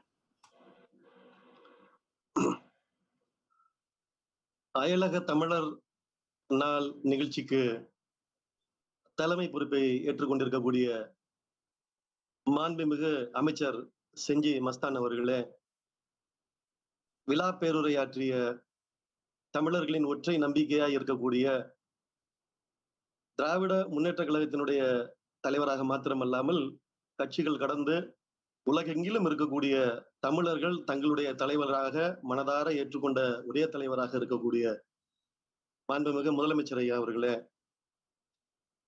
நிகழ்ச்சியை சிறப்புற ஒருங்கிணைத்துக் கொண்டிருக்கக்கூடிய மரியாதைக்குரிய திருமதி கலையரசி ஐஏஎஸ் அவர்களே, இவ்விழாவிலே சிறப்புரையாற்ற இருக்கக்கூடிய மரியாதைக்குரிய திரு முருகானந்தம் ஐஏஎஸ் அவர்களே, தொடர்ச்சியாக இந்த அமர்விலே கலந்துரையாட இருக்கின்ற உலகின் பல்வேறு பகுதிகளைச் சேர்ந்த தமிழ் சங்கத்தினுடைய பிரதிநிதிகளே மற்றும் நிகழ்ச்சியை பார்த்து கொண்டிருக்கக்கூடிய பங்கேற்ற உலகெங்கும் வாழும் தமிழ் சொந்தங்களே, உங்கள் அத்தனை பேருக்கும் என்னுடைய வணக்கத்தை உரித்தாக்குகின்றேன். கடந்த 2 நாளாக மிகுந்த உடல்நலக் குறைவு, தற்போது கூட எனக்கு ஜுரம், கோவிட் பாதிப்பு. முதல்ல நீண்ட நேரம் என்னால் அமர முடியாது, அதனால் மிக சுருக்கமாக என்னுடைய உரையினை முடித்துக் கொள்ள விரும்புகின்றேன். நிகழ்ச்சியை தவிர்த்து விடலாமா என்று கூட யோசித்தேன். ஆனால் 2 காரணங்களுக்காக நிச்சயமாக வந்து பேசத்தான் வேண்டும் என்று நினைத்தேன். ஒன்று, உலகெங்கிலும் இருக்கக்கூடிய தமிழ் சங்கங்களின் பிரதிநிதிகளான உங்களோடு உரையாட கிடைக்கின்ற வாய்ப்பு. மற்றொன்று, இங்கு வராவிட்டால் 2 அதிகாரிகளை பாராட்டுகின்ற வாய்ப்பினை நான் இழந்து விடுவேன். ஒருவர் மரியாதைக்குரிய திருமதி ஜெசிந்தா லாசரஸ், மற்றொருவர்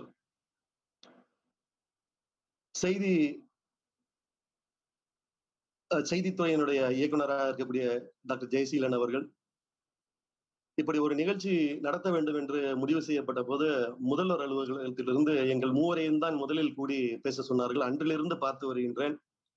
அவர்கள் இருவரும் தங்களுடைய சொந்த வீட்டு நிகழ்ச்சி போல இதை எடுத்து செய்து தொடர்ந்து அவர்கள் ஆற்றுகின்ற அந்த பணி, அவர்களை பாராட்டுகின்ற வாய்ப்பையும் நான் இழந்துவிடக்கூடாது என்கின்ற காரணத்தினால்தான் இன்று வந்தேன். அவர்கள் இருவருக்கும் இந்த சந்தர்ப்பத்தை பயன்படுத்தி என்னுடைய மனமார்ந்த வாழ்த்துக்களையும் பாராட்டுகளையும் தெரிவித்துக் கொள்கின்றேன். இதற்கு முந்தைய அமர்வில் பேசிய மரியாதைக்குரிய நண்பர் புகழ் காந்தி அவர்கள் இந்தியாவில் பல்வேறு மாநிலங்களில் இருந்து வெளிநாட்டில் இருந்தாலும் கூட தமிழகத்தில் இருந்து இருப்பவர்கள் தான் பல்வேறு துறைகளிலே இருக்கிறார்கள். அவர்கள் லேபர் கிளாஸ்ல இருப்பாங்க, சர்வீஸ் செக்டார்ல இருப்பாங்க, டாக்டர்ஸா இருப்பாங்க, அதே மாதிரி தொழிலதிபர்களாக இப்படி பல்வேறு பிரிவுகளிலே தமிழர்கள் உலகெங்கிலும் இருக்கிறார்கள் என்று ஒரு கருத்தை சொன்னார். நிச்சயமாக அந்த இடத்தில்தான் திராவிட இயக்கத்தினுடைய பங்களிப்பையும் நாம் நினைவு கூற வேண்டியிருக்கின்றது. அதற்கு முந்தைய காலகட்டத்திலே, திராவிட இயக்கத்திற்கு முந்தைய காலகட்டத்திலே, அதாவது 1920 நீதி கட்சி இந்த மாநிலத்திலே ஆட்சிக்கு வருகின்றது. அதற்கு முந்தைய காலகட்டத்திலே தமிழர்கள் கூலிகளாகத்தான் சென்றார்கள். மொரீசியஸிற்கு, மேற்கிந்திய தீவுகளுக்கு, இலங்கைக்கு தேயிலை தோட்டத்திற்கு, மலேசியாவின் ரப்பர் தோட்டங்களுக்கு, இப்படி பல்வேறு இடங்களுக்கு, கரும்பு தோட்டங்களுக்கு, பிஜியின் கரும்பு தோட்டங்களுக்கு, இப்படி பல்வேறு இடங்களுக்கு முதலில் தமிழர்கள் கூலி தொழிலாளர்களாகத்தான் சென்றார்கள். அப்படியான சூழ்நிலையிலே திராவிட இயக்கம் வந்த பிறகு கல்விக்கான முக்கியத்துவம் அளிக்கப்பட்டது, இடஒதுக்கீடு அளிக்கப்பட்டு கல்வியினுடைய முக்கியத்துவம் திராவிட இயக்கத்தினால் பரவலாக தமிழர்களுக்கு உணர்த்தப்பட்டது. இன்றைக்கு தமிழகம் கல்வியிலே முன்னேறின மாநிலமா இருக்கு அப்படின்னா இது ஒரு நாளில் நடந்த மாற்றம் அல்ல. புள்ள உங்ககிட்ட படிக்க வந்துச்சுன்னா யார் சோறு போடுவான்னு கேட்டப்ப நான் சோறு போடுறேன் வாங்க படிக்கிறதுக்கு அப்படின்னு நீதி கட்சி முதலில் சென்னை மாகாணத்தில் சர்பிட்டி தியாகராயர் மேயராக இருந்த போது குழந்தைகளுக்கு மிட் டே மீல் இன்னைக்கு சொல்றோம் இல்லையா, உலகில் இன்றைக்கு ஐநா சபை கூட பல்வேறு நாடுகளிலே அந்த திட்டத்தை பரிந்துரைக்கின்றது. அந்த மிட் டே மீல் உலகில் முதலில் சென்னை மாநகராட்சி பள்ளிகளிலே அறிமுகம் செய்யப்பட்டது. பின்பு காமராஜர் அவர்களால் மாநிலம் முழுவதும் விரிவுபடுத்தப்பட்டது. என் புள்ள உங்கள்கிட்ட படிக்க வச்சுன்னா சோத்துக்கு என்ன பண்ணுங்க, இல்ல நான் சோறு தர்றேன் படிக்க வாங்கன்னு கூப்பிட்டோம். என் புள்ள படிக்க வந்துச்சுன்னா அதுகிட்ட போடுறதுக்கு நல்ல ட்ரெஸ் இருக்காது, நல்ல ட்ரெஸ் போட்டிருக்க பிள்ளைங்களை பார்த்து என் புள்ள ஏங்கி போகுமே, அதனால என் பிள்ளைய அனுப்ப மாட்டேன்னு சொன்னப்ப வருஷத்துக்கு 2 செட்டு யூனிஃபார்ம் கொடுத்து படிக்க வாங்கன்னு கூப்பிட்டோம். சாப்பாடு போடுவீங்க, ட்ரெஸ் கொடுப்பீங்க, புஸ்தகம் வாங்க காசு இல்லையே அப்படின்னு சொன்னப்ப அத்துணை குழந்தைகளுக்கும் பாட புத்தகங்களும் நோட்டு புத்தகங்களும் இலவசமா கொடுத்து படிக்க கூப்பிட்டோம். என் புள்ள நடந்து வர்றப்ப, பள்ளிக்கூடத்துக்கு நடந்து வர்றப்ப காலில் முள்ளு குத்துது, கல்லு குத்துது. ஏன்னா கிராமப்புறத்துல இருந்து வரணும் இல்லையா, வயல் தாண்டி வரப்பு தாண்டி அந்த பிள்ளைகள் வருவதற்கு கஷ்டப்படுதுன்னு சொன்னப்ப செருப்பு கொடுத்தோம். அந்த குழந்தைகளுக்கு காலணி கொடுத்தோம். இதை போட்டுட்டு பள்ளிக்கூடத்துக்கு படிக்க வாங்கன்னு. முன்பெல்லாம் பஞ்சாயத்து போர்ட் ஸ்கூல், அதாவது என்னன்னு கேட்டீங்கன்னா, ஒரு கிராமத்துல ஊராட்சி ஒன்றிய துவக்கப்பள்ளி இருக்கும். அதுக்கு அடுத்து நீங்க அதுக்கப்புறம் நடுநிலை பள்ளி போகணும்னா பக்கத்துல ஒரு 5-10 கிலோமீட்டர் தள்ளி தாலுகா தலைநகருக்கு போகணும். அப்படிங்கல அப்படி என் பிள்ளை ரொம்ப தூரம் நடக்க முடியாதுன்னப்ப சைக்கிள் கொடுத்தோம். உயர் படிப்பு படிக்க மாவட்ட தலைநகரங்களுக்கு போகணும் அப்படின்னு சொன்னா பஸ் பாஸ் கொடுத்தோம். அதாவது படிக்கிறதுக்கு நான் போக மாட்டேன் அப்படின்னு சொல்றதுக்கு என்னென்ன காரணங்கள் எல்லாம் இருந்ததோ அதையெல்லாம் நீக்கி அதையெல்லாம் அரசாங்கம் செய்து கொடுத்து உருவானதுதான் இன்றைக்கு தமிழகத்தினுடைய இந்த கல்வி வளர்ச்சி. இந்த கல்வி வளர்ச்சியின் காரணமாகத்தான் இன்றைக்கு உலகெங்கிலும் தமிழர்கள் கூலி தொழிலாளர்களாக மாத்திரமல்லாமல் கல்வியாளர்களாக, பெரும் பெரும் அறிஞர்களாக, பல்வேறு துறையினுடைய நிபுணர்களாக இன்றைக்கு உலகில் உள்ள அத்துணை நாடுகளிலும் விரவி பரவி இருக்கின்றார்கள். அவர்களுடைய பங்களிப்பை தமிழகத்திற்கும் தொடர்ந்து செய்து கொண்டிருக்கின்றார்கள். இத்தகைய சூழ்நிலையிலே ஒரே ஒரு கருத்தை மாத்திரம் சொல்லி நான் விடைபெற விரும்புகின்றேன். இன்றைக்கு அயலகத்திலே தமிழர்கள் நல்ல முறையில செட்டிலா இருக்காங்க. அவங்களுடைய பங்களிப்பு தமிழகத்திற்கு வேண்டும், அவர்களுடைய முதலீடு வேண்டும். இன்னும் சொல்ல போனால் இன்றும் அடுத்த 10 ஆண்டுகளிலே 1 ட்ரில்லியன் பொருளாதாரம், அதை தமிழகம் அடைய வேண்டும் என்கின்ற இலக்கை வைத்து நம்முடைய முதல்வர் ஐயா அவர்கள் முன்னேறி கொண்டிருக்கின்றார்கள். எப்படி அயலகத்திலிருந்து தமிழகத்திற்கு முதலீடு முக்கியமோ அதே போல கல்வி விஷயத்திலும் அயலக தமிழர்களின் பங்களிப்பு, அந்த தமிழ் சங்கங்களினுடைய பங்களிப்பு வேண்டும் என்று நான் விரும்புகின்றேன். அதற்காக தான் நான் திராவிட இயக்கம் இடஒதுக்கீடு கொடுத்த கதையிலிருந்து ஒரு குழந்தை பள்ளிக்கூடத்துக்கு வரணும்னா அதுக்கு என்னென்னலாம் திராவிட ஆட்சிகள் செய்தது அப்படிங்கிற விஷயத்த நான் சொன்ன காரணமே அதுதான். ஒரு சில மாதங்களுக்கு முன்பு என்னுடைய மகள் 12ஆம் வகுப்பு முடித்து சட்டப்படிப்பு படிப்பதற்காக லண்டனிலே உள்ள புரூனல் பல்கலைக்கழகத்திலே சென்று சேர்ந்தார். அவரை கொண்டு போய் விடுவதற்காக நானும் சென்றேன். அந்த பல்கலைக்கழகத்துக்கு நான் சென்ற போது இந்தியாவிலிருந்து வந்திருக்கக்கூடிய ஒரு பாராளுமன்ற உறுப்பினர் என்று அவர்கள் அறிந்து கொண்டார்கள். அந்த டிபார்ட்மெண்ட் எப்படி இருக்கு அப்படின்னு நான் பார்க்கணும் அப்படின்னு சொன்னப்போ அந்த லா டிபார்ட்மெண்ட் மட்டும் இல்லாம இந்த எல்லா டிபார்ட்மெண்ட்டுமே உள்ள காட்டினாங்க. இன்றைக்கு அவர்களுடைய இளநிலை படிப்பு என்பது சயின்ஸ் மாத்திரம் இல்ல, நான் சொல்றது சயின்ஸ் மாத்திரம் அல்ல, ஆர்ட்ஸ் சைட்லயும் சரி, இன்னும் சொல்லப்போனா என் மகள் சேர்ந்தது சட்ட படிப்புன்னு தானே சொன்னேன். அவர்களுடைய கல்லூரி படிப்பை ரிசர்ச் ஓரியன்டா அவங்க மாத்திருக்காங்க. இன்னும் அந்த அளவிற்கு நாம் இங்கு எட்டவில்லை. கல்வியில் நாம் உயர்ந்திருக்கின்றோம், பெற்ற கல்வியால் உலகெங்கிலும் பரவி இருக்கின்றோம். ஆனால் மேலை நாடுகளிலே கல்வி முறையிலே அடுத்த கட்ட பாய்ச்சலுக்கான மாற்றம் துவங்கி விட்டது. அந்த மாற்றம் இன்னும் இங்க துவங்கல. அதை போய் பார்த்ததுக்கு அப்புறம் தான் நமக்கு தெரியுது. ஆகவே அயல் நாடுகளிலே இருக்கக்கூடிய மேலை நாடுகளிலே, ஐரோப்பிய தேசங்களிலே, கனடாவிலே, அமெரிக்காவிலே இருக்கக்கூடிய நம்முடைய தமிழர்கள் தமிழகத்தில் இருக்கக்கூடிய அரசு கல்வி நிறுவனமோ இல்ல அரசினுடைய கல்வியினுடைய செயலாளர்கள், நம்முடைய செயலாளர்கள் மிக திறமை பெற்றவர்கள், நம்முடைய ஐஏஎஸ் ஆபீசர்ஸ் எல்லாம் ரொம்ப ரொம்ப திறமை பெற்றவர்கள். அவர்களை தொடர்பு கொண்டு தனியார் பல்கலைக்கழகங்கள் இருக்கின்றன, நிகர்நிறை பல்கலைக்கழகங்கள் இருக்கின்றன, அவர்களுடனெல்லாம் தொடர்பு கொண்டு அங்கு இருக்கக்கூடிய கல்வி நிறுவனங்களோடு இணைப்புகள் ஏற்படுத்தி கொடுத்து மென்மேலும் தமிழகத்தினுடைய அந்த கல்வி ரிசர்ச் ஓரியன்ட் கல்வியாக மாறுவதற்கான செயல்பாட்டினை நீங்கள் மேற்கொள்ள வேண்டும் என்கின்ற என்னுடைய ஆவலையும் இந்த நேரத்திலே தெரிவித்து உங்கள் அத்தனை பேருக்கும் என்னுடைய புத்தாண்டு வாழ்த்துக்களையும் தமிழர் திருநாளாம் பொங்கல் வாழ்த்துக்களையும் தெரிவித்து விடைபெறுகின்றேன். நன்றி, வணக்கம். உங்கள் வாழ்த்துக்கு நன்றி ஐயா. இப்பொழுது திரு என் முருகானந்தம் ஆப்பா, கூடுதல் தலைமை செயலாளர், இணையம் வழியாக சிறப்புரையாற்றுவார்.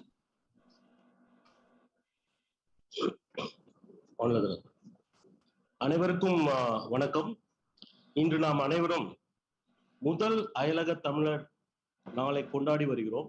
முதற்கண் அனைவருக்கும் ஜனவரி 12 அயலக தமிழர் நாளாக அறிவித்து இந்த விழா பேருரை ஆற்றிய மாண்புமிகு முதலமைச்சர் அவர்களுக்கு எனது மனமார்ந்த நன்றியினை தெரிவித்துக் கொள்கிறேன். இந்த நிகழ்ச்சியில் கலந்து கொண்டுள்ள வெளிநாட்டு வாழ் தமிழர் நலத்துறை அமைச்சர் அவர்களுக்கும், தகவல் தொழில்நுட்பத்துறை அமைச்சர் அவர்களுக்கும், தலைமைச் செயலாளர் அவர்களுக்கும், நமது பாராளுமன்ற உறுப்பினர் அவர்களுக்கும் மற்றும் பல்வேறு நாடுகளில் வாழும் அயலக தமிழர்கள் அனைவருக்கும் எனது வணக்கத்தை தெரிவித்துக் கொள்கிறேன்.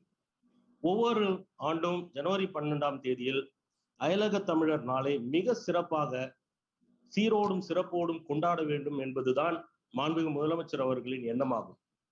ஒமிக்ரான் தொற்றின் காரணமாக நாம் இவ்வாண்டு இந்த விழாவை காணொலி காட்சி வாயிலாக நடத்தி வருகிறோம். வரும் ஆண்டுகளில் இந்த நாளை ஒரு எழுச்சி நாளாக, தமிழரின் மறுமலர்ச்சி நாளாக, தமிழர் திருநாளாம் பொங்கலுக்கு முன்பாக ஒரு முகப்பாக நாம் கொண்டாட வேண்டும். இந்த விழாவின் முக்கிய கரு தமிழால் இணைவோம் என்றுள்ளது. ஆம், தமிழே உலகெங்கும் திரைக்கடலோடி திரவியம் தேடும் நம் தமிழ் சொந்தங்கள் அனைவருக்கும் ஒரு பாலமாகும். பாவேந்தர் பாரதாசன் கூறியது போல, தமிழுக்கும் அமுதென்று பேர், அந்த தமிழ் இன்பத் தமிழ் எங்கள் உயிருக்கு நேர், இன்பத் தமிழ் எங்கள் சமூகத்தின் விளைவுக்கு நீர், தமிழ் எங்கள் பிறவிக்கு தாய், இன்பத் தமிழ் எங்கள் வளமிக்க உளமுற்ற தீ. நமது தமிழ் இனமும் நமது தமிழ் மொழியும் மிகவும் தொன்மையானது. நமது தமிழ் மொழிதான் உலக மொழிகளுக்கெல்லாம் உள்ளது.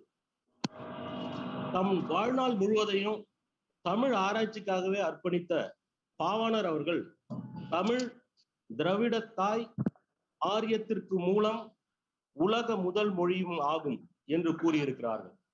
அதனால்தான் இன்னைக்கு நம்ம பார்த்தோம்னா அனைத்து உலக மொழிகளிலும் தமிழ் வேர்களையும் தமிழ் வார்த்தைகளும் நாம் காண முடிகிறது. ஆஸ்திரேலிய பழங்குடி மொழியில கிட்டத்தட்ட 50,000 ஆண்டுகளுக்கு முன்னாடி அங்க குடியேறிய ஆஸ்திரேலிய பழங்குடியினர் அவர்கள் மொழியில் பார்த்தால் ஆயிரக்கணக்கான தமிழ் வார்த்தைகள் உள்ளன. பிறைன்னு நம்ம சொல்றோம் தமிழ்ல, அது பிறைனே அதே ஒரு பொருள் உள்ள நிலவுக்கு பிறை என்று அந்த மொழியில் இருக்கிறது. குருதி இருக்கிறது, கட்டை இருக்கிறது, கணைன்னு இருக்கு. இது போல எவ்வளவு வார்த்தைகள், தமிழ் வார்த்தைகள் அப்படியே அந்த பழங்குடியினர் மொழியில் உள்ளது. அதே போல ஹீப்ரு மொழி, மிகவும் பழமையான ஹீப்ரு மொழியில பார்த்தீங்கன்னா ஆயிரக்கணக்கான தமிழ் வார்த்தைகள் இருக்கின்றன. எல் என்ற ஒரு தமிழ் வார்த்தை இருக்கிறது, பழந்தமிழ் வார்த்தை. அது சூரியனை குறிக்கும், கடவுளையும் குறிக்கும். இதே வார்த்தை ஹீப்ரு மொழியில எல் என்று கடவுளை குறிக்கிறது, சூரியனை குறிக்கிறது. லத்தீன் மொழியிலும் இருக்கு. அதுல இருந்தா நிறைய ஆங்கிலத்துல நிறைய வார்த்தைகள் அந்த எல்ல ரூட்டா வைத்து எலிவேட், எலிவேட் இது போன்ற வார்த்தைகள்லாம் உயர்வை குறிக்கும் வார்த்தைகள் அனைத்தும் இந்த எல் ரூட்டில் இருந்து வந்திருக்கிறது. இது மிகவும் தூய்மையான ஒரு பழங்கால தமிழ் சொல். அதே போல் இயேசுநாதர் பேசிய அரமிக் மொழி, அது ஹீப்ரு மொழியில ஒரு டயலக்ட். அதுல அவர் தந்தையை அப்பா என்றுதான் கூறுகிறார். அந்த தமிழ் வார்த்தை தான் அங்க இருக்கிறது அந்த மொழியிலும். ஓல்டு டெஸ்டமெண்ட் நீங்க படிச்சிருப்பீங்க பிப்லியத்துல. அதுல ஆப்ரஹாம் பிறந்த ஊர், அந்த ஊர் பேர் ஊர்ன்னு தான் சொல்றாங்க.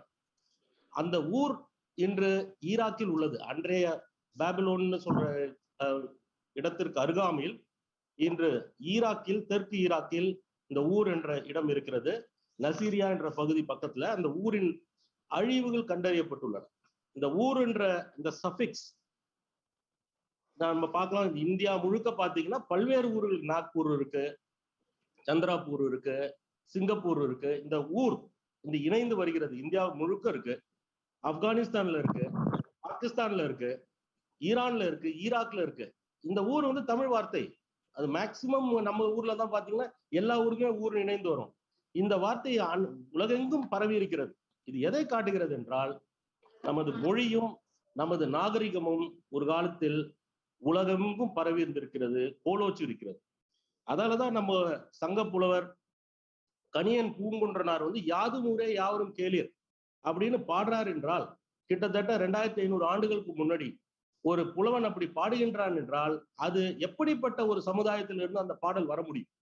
பல்வேறு நாடுகளுக்கு சென்று வாணிபம் செய்து அந்த நாடுகள் எல்லாம் குடியேறி இருக்கும் ஒரு உயர்ந்த நாகரிகம் உடைய ஒரு இனத்தில் தான் அது போன்ற ஒரு கவிதை உருவாக முடியும்.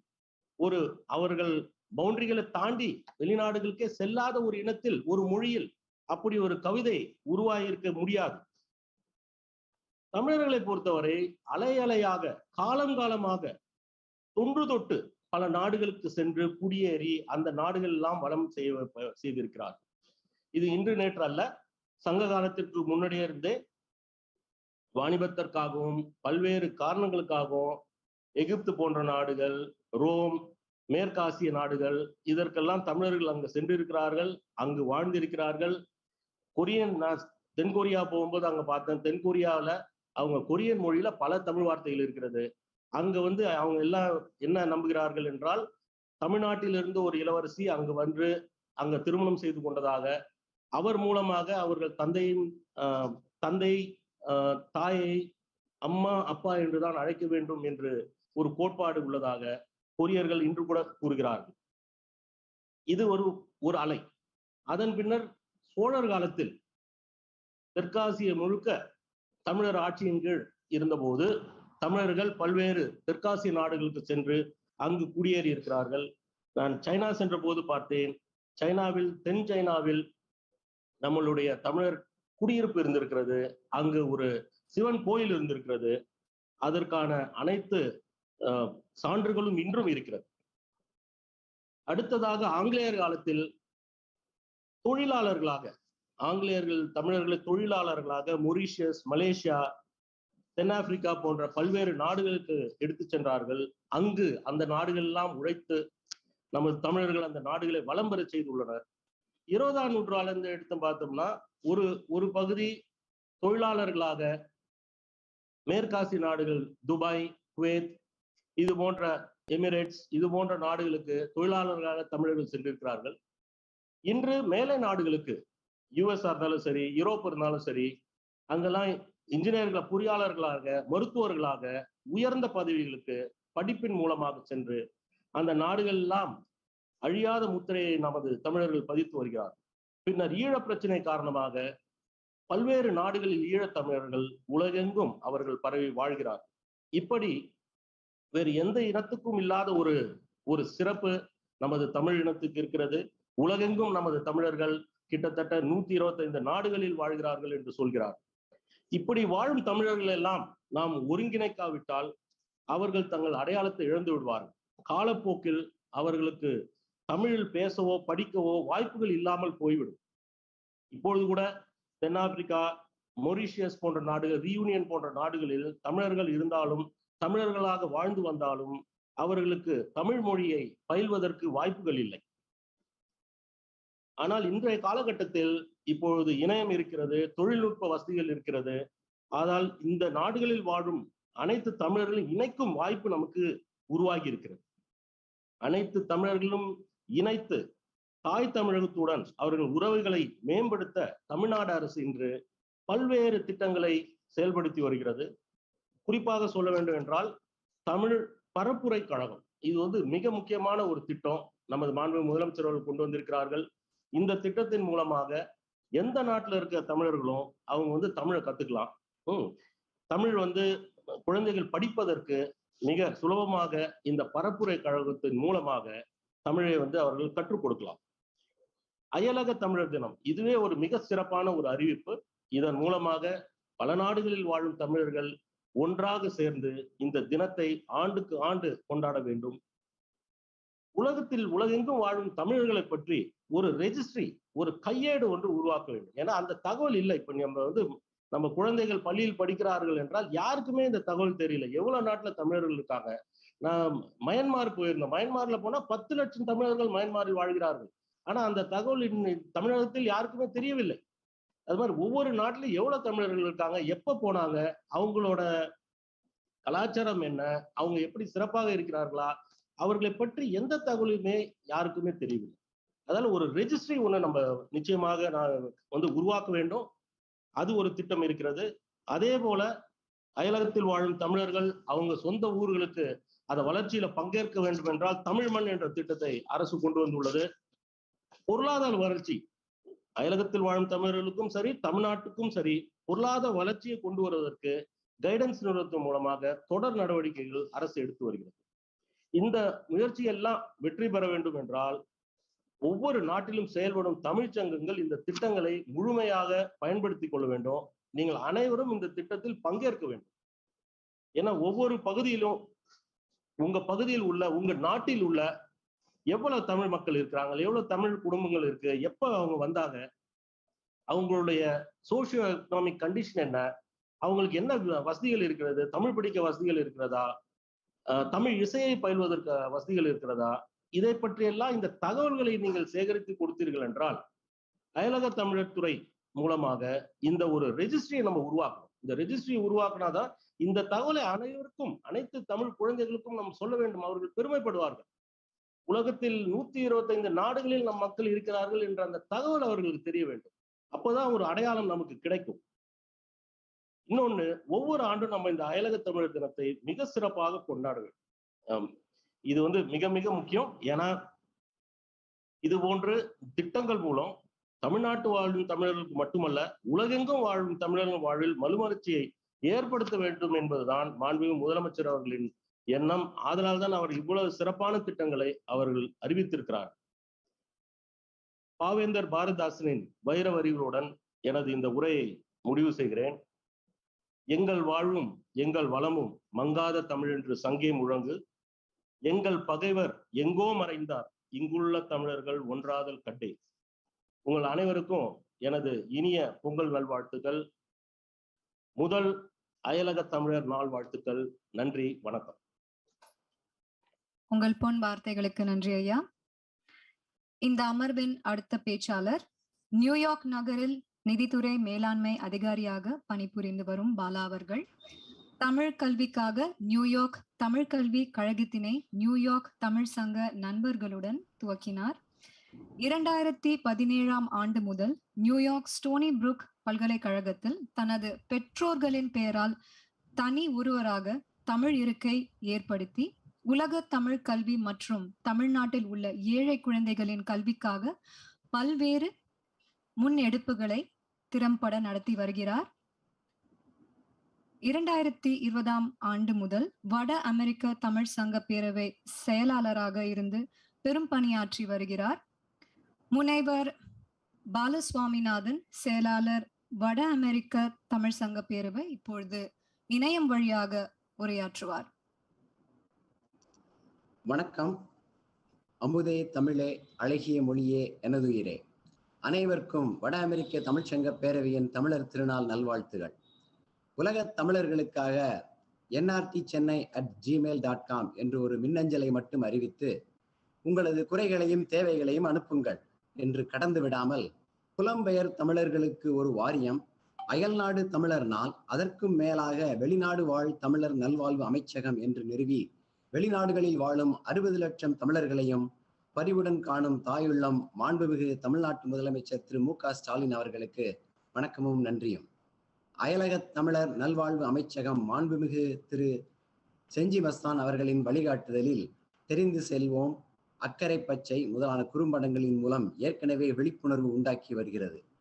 இந்த அமர்வின் தலைவர் MM அப்துல்லா MP அவர்களுக்கும், சிறப்புரையாற்றிய திரு முருகானந்தம் ஈயாப்பா அவர்களுக்கும், அமர்வை ஒருங்கிணைத்த திருமதி கலைச்செல்வி ஈயாப்பா அவர்களுக்கும், உலக தமிழ்ச்சங்கங்களின் அதிகாரிகளுக்கும் என் வணக்கம். வட அமெரிக்க தமிழ்ச்சங்க பேரவையின் 2021ஆம் ஆண்டு விழா இணையவழியில் சிறப்புற நடந்தேறியது. இவ்விழாவில் கலந்து கொண்டு வாழ்த்தும் ஆலோசனையும் வழங்கிய மாண்புமிகு அமைச்சர்கள் PTR தியாகராஜன், திரு மனோ தங்கராஜ், திரு தங்கம் தென்னரசு மற்றும் வெளிநாடு வாழ் தமிழர் நல அமைச்சர் திரு செஞ்சி மஸ்தான் அவர்களுக்கு பேரவையின் சார்பாக இத்தருணத்தில் நன்றியை தெரிவித்துக் கொள்கிறேன். வட அமெரிக்க தமிழ்ச்சங்க பேரவை குறிக்கோள்களில் தமிழ் மொழி, இலக்கியம் மற்றும் பண்பாட்டில் பலருக்கும் உள்ள அறிவு தளத்தை பெருக்குவது முதன்மையானது. பேரவையின் இலக்கிய கூட்டங்களும் அதில் சிறப்புரையாற்றும் சான்றோரும் பங்கு பெற்று பயன்பெறும் தமிழரும் இதற்கு சான்று. வட அமெரிக்க தமிழ் சமூகத்திற்கான பேரவையின் சேவைகளை மேம்படுத்தி 40க்கும் அதிகமான பேரவையின் குழுக்கள் அமைக்கப்பட்டு பணிகள் நடந்து வருகின்றன. பேரவை குழுக்களின் குறிப்பிடத்தக்க முன்னெடுப்புகளாக ஒரு சிலவற்றை மட்டும் இங்கு குறிப்பிட விரும்புகிறேன். தமிழ் இசை, தமிழ் நடனம், கட்டுரை, கவிதை, குறும்பட மற்றும் பேச்சு போட்டிகள் மற்றும் பயிற்சி பட்டறைகள் அடுத்த தலைமுறையினருக்காக நடந்து கொண்டிருக்கிறது.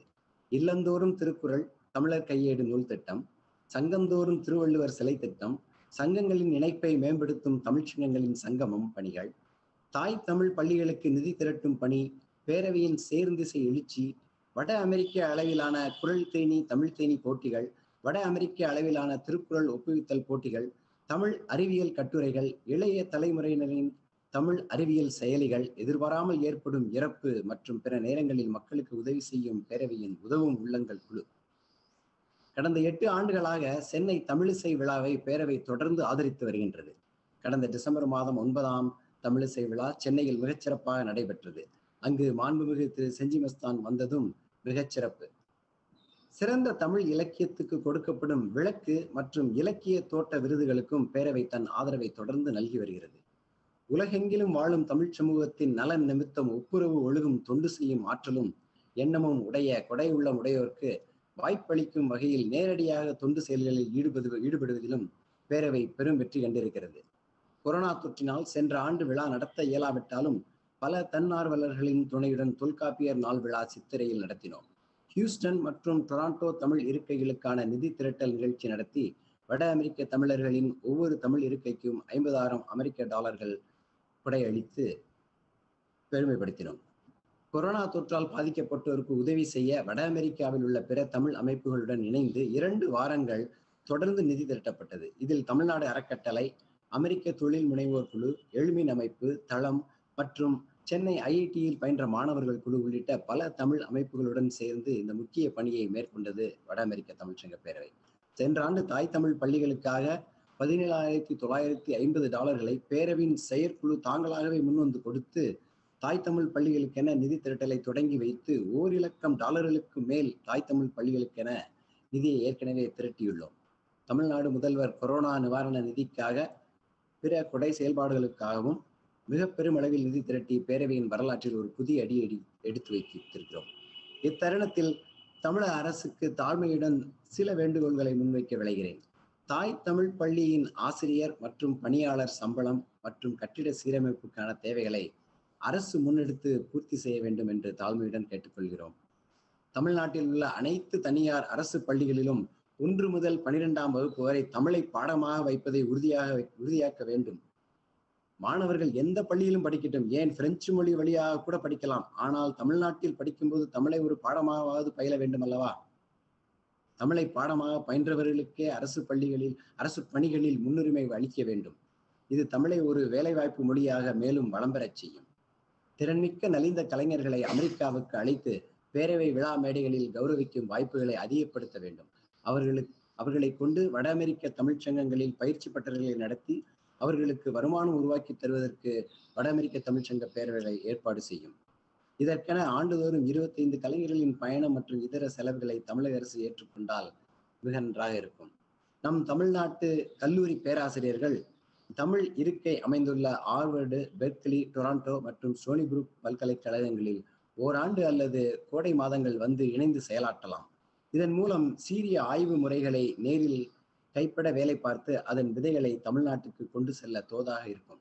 தமிழ் இருக்கைகளுக்கு கூடுதல் ஆசிரியர் பணி அமர்வுக்கு உதவிட தமிழக அரசினை வேண்டுகிறோம். IMM அப்துல்லா MP அவர்களும் இதனை வலியுறுத்தியது இங்கு நோக்கத்தக்கது. நன்றி. இறுதியாக பேரவையின் பல்வேறு வரலாற்று நிகழ்வுகளையும் வெற்றிகரமாக செய்வதற்கு அதன் அடித்தளமாக இயங்கும் தன்னார்வலர்களுக்கும் பேரவைக்கு நிதியுதவி செய்வோரும் அதன் உறுப்பினர் தமிழ்ச்சங்கங்களுமே ஆகும். அனைவருக்கும் பேரவை செயற்குழுவின் சார்பில் நன்றியை தெரிவித்துக் கொள்கிறேன். கடந்த 2020ஆம் ஆண்டிலிருந்து பேரவையின் மூலம் தமிழ் பணி செய்ய எனக்கு வாய்ப்பளித்த பேரவைக்கும் ஒன்றாக பயணித்த பிற பேரவை செயற்குழு உறுப்பினர்களுக்கும் இனி வரும் ஆண்டுகளில் அயல்நாடு வாழ் தமிழர் குழுமம் மூலமாக பணி செய்யும் வாய்ப்பினை உருவாக்கி இருக்கும் தமிழக முதல்வருக்கும் அரசுக்கும் நன்றி. இந்த வாய்ப்பினை நல்கிய தமிழக முதல்வருக்கும் அமைச்சர் மஸ்தான் அவர்களுக்கும் வெளிநாடு வாழ் தமிழர் நலன் ஆணையர் திருமதி ஜெசிந்தா லசாரஸ் மற்றும் அவரது அணியினருக்கும் மனப்பூர்வமான நன்றி. நாம் அனைவரும் பேரவையின் 35வது ஆண்டு விழாவில் நியூயார்க்கில் ஜூலை மாதம் சந்திப்போம். வணக்கம். வணக்கம். இந்த அமர்வின் அடுத்த பங்கேற்பாளர் மொழிபெயர்ப்பு எழுத்தாளர், இலக்கிய, சமூக, டென்மார்க் சமூக ஜனநாயக கட்சி அரசியல் செயற்பாட்டாளர் திரு தர்மகுலசிங்கம், டென்மார்க் உலக தமிழ் பண்பாட்டு இயக்கம். இப்பொழுது இணையம் வழியாக உரையாற்றுவார். தமிழால் இணைவோம். வணக்கம். புத்தாயிரம் புலர்ந்தது. புலம்பெயர்ந்தவர்களுக்கான அயலக தமிழர் தினம் தமிழர் வரலாற்றில் மிக முக்கியத்துவம் வாய்ந்த நன்னாளாக கருதுகின்றேன். புது வருட சங்கற்பங்கள் எடுத்துக்கொள்ளுதல் மனித வழக்கம். அவற்றின் அடிப்படையில் புலம்பெயர்ந்த தமிழர்களுடைய வாழ்க்கையும் எதிர்காலத்தையும் உள்ளடக்கும் தமது புத்தாயிரம் முன்மொழிவுகள் வெறும் ஆசைகளாய் அல்லாமல் செயலுறு பெறல் வேண்டும் என்பது நமது அக்கறை. அதுவே உலக தமிழர் தினமாக மிளிர்ந்தது என்றால் மிகையாகா. சங்ககால வாழ்க்கை பற்றியும் சால்பு பற்றியும் அழகு கோள்கள் பற்றியும் படைப்பு நேர்த்தி பற்றியும் இயன்றளவு வாய் இனிக்க பேசுகிறோம்.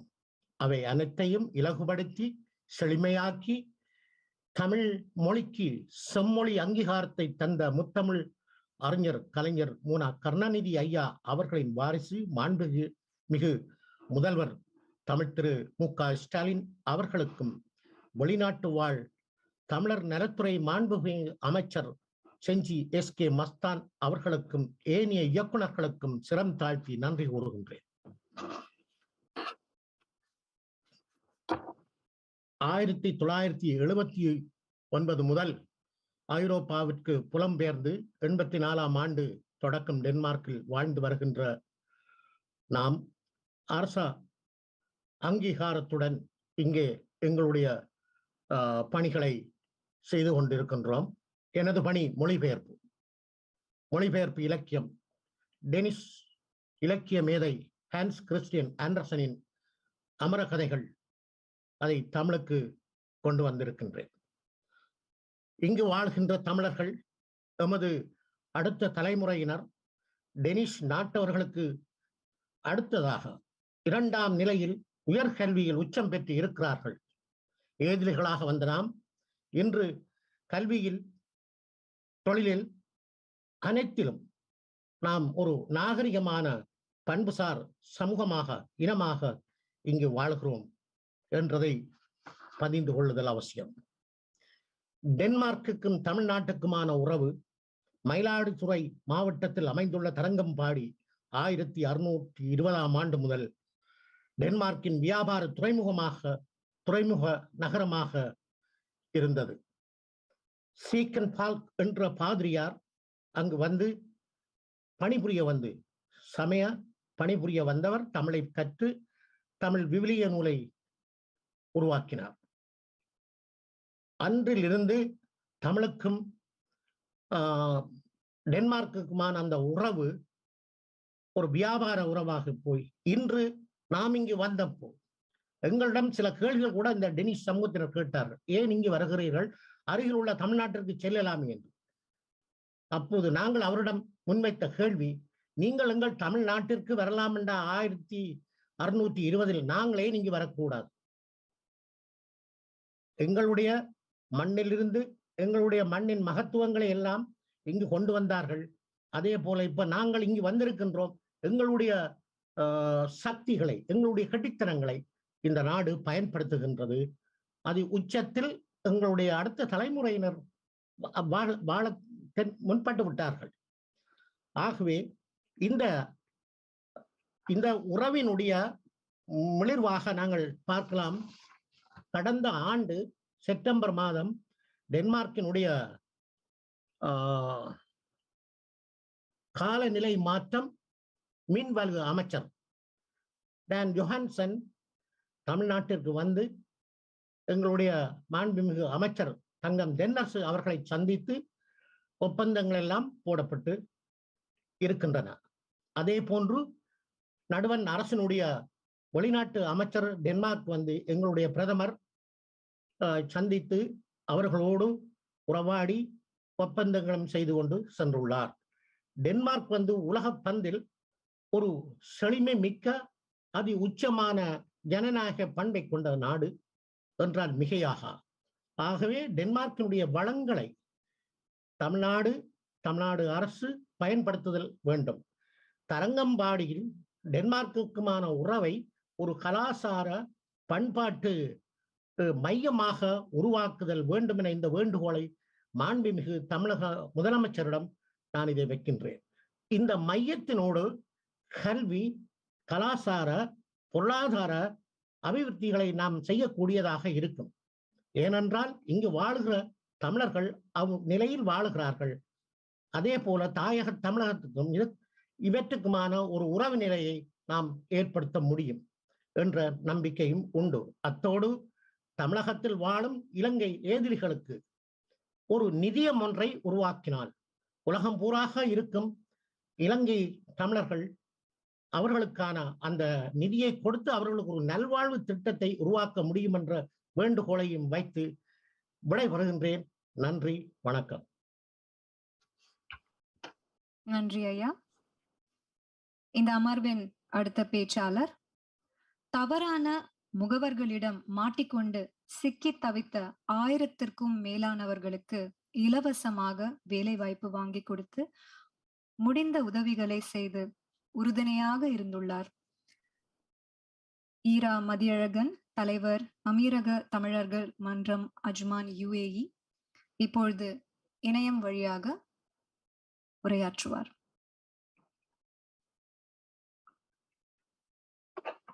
அயலகம் வாழும் தமிழர் நல வாரியம் அமைத்து திரைக்கடலோடி திரவியம் தேடும் தமிழர்களை உறவென நினைத்து துயர் துடைக்க துன்பம் நீக்க உற்ற துணையாய் நான் இருப்பேன் என்ற மாண்புமிகு முதல்வர் அவர்களை வணங்குகிறேன்.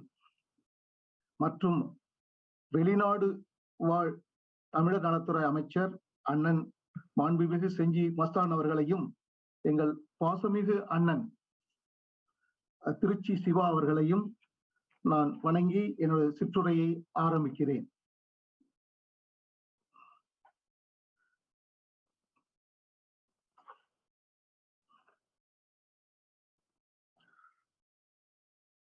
உண்மை என்னவென்றால், நம் நாட்டிலிருந்து எத்தனையோ பேர் இங்கு வேலைவாய்ப்பு தேடி வந்து அதில் பலர் மிகுந்த செல்வங்களை ஈட்டி செல்வ செழிப்புடன் வாழ்ந்து வருகிறார்கள்.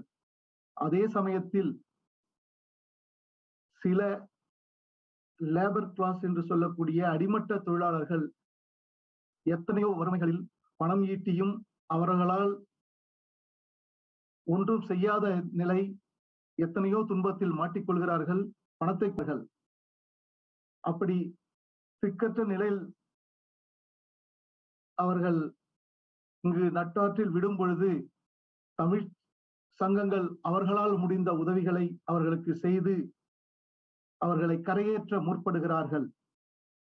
இப்படியெல்லாம் பிரச்சனைகளில் மாட்டிக்கொண்டு எத்தனையோ தமிழர்கள் அல்லல் படும் பொழுது அவர்களுக்கு உறுதுணையாக இருப்பது அவருடைய தமிழ் சொந்தங்கள்.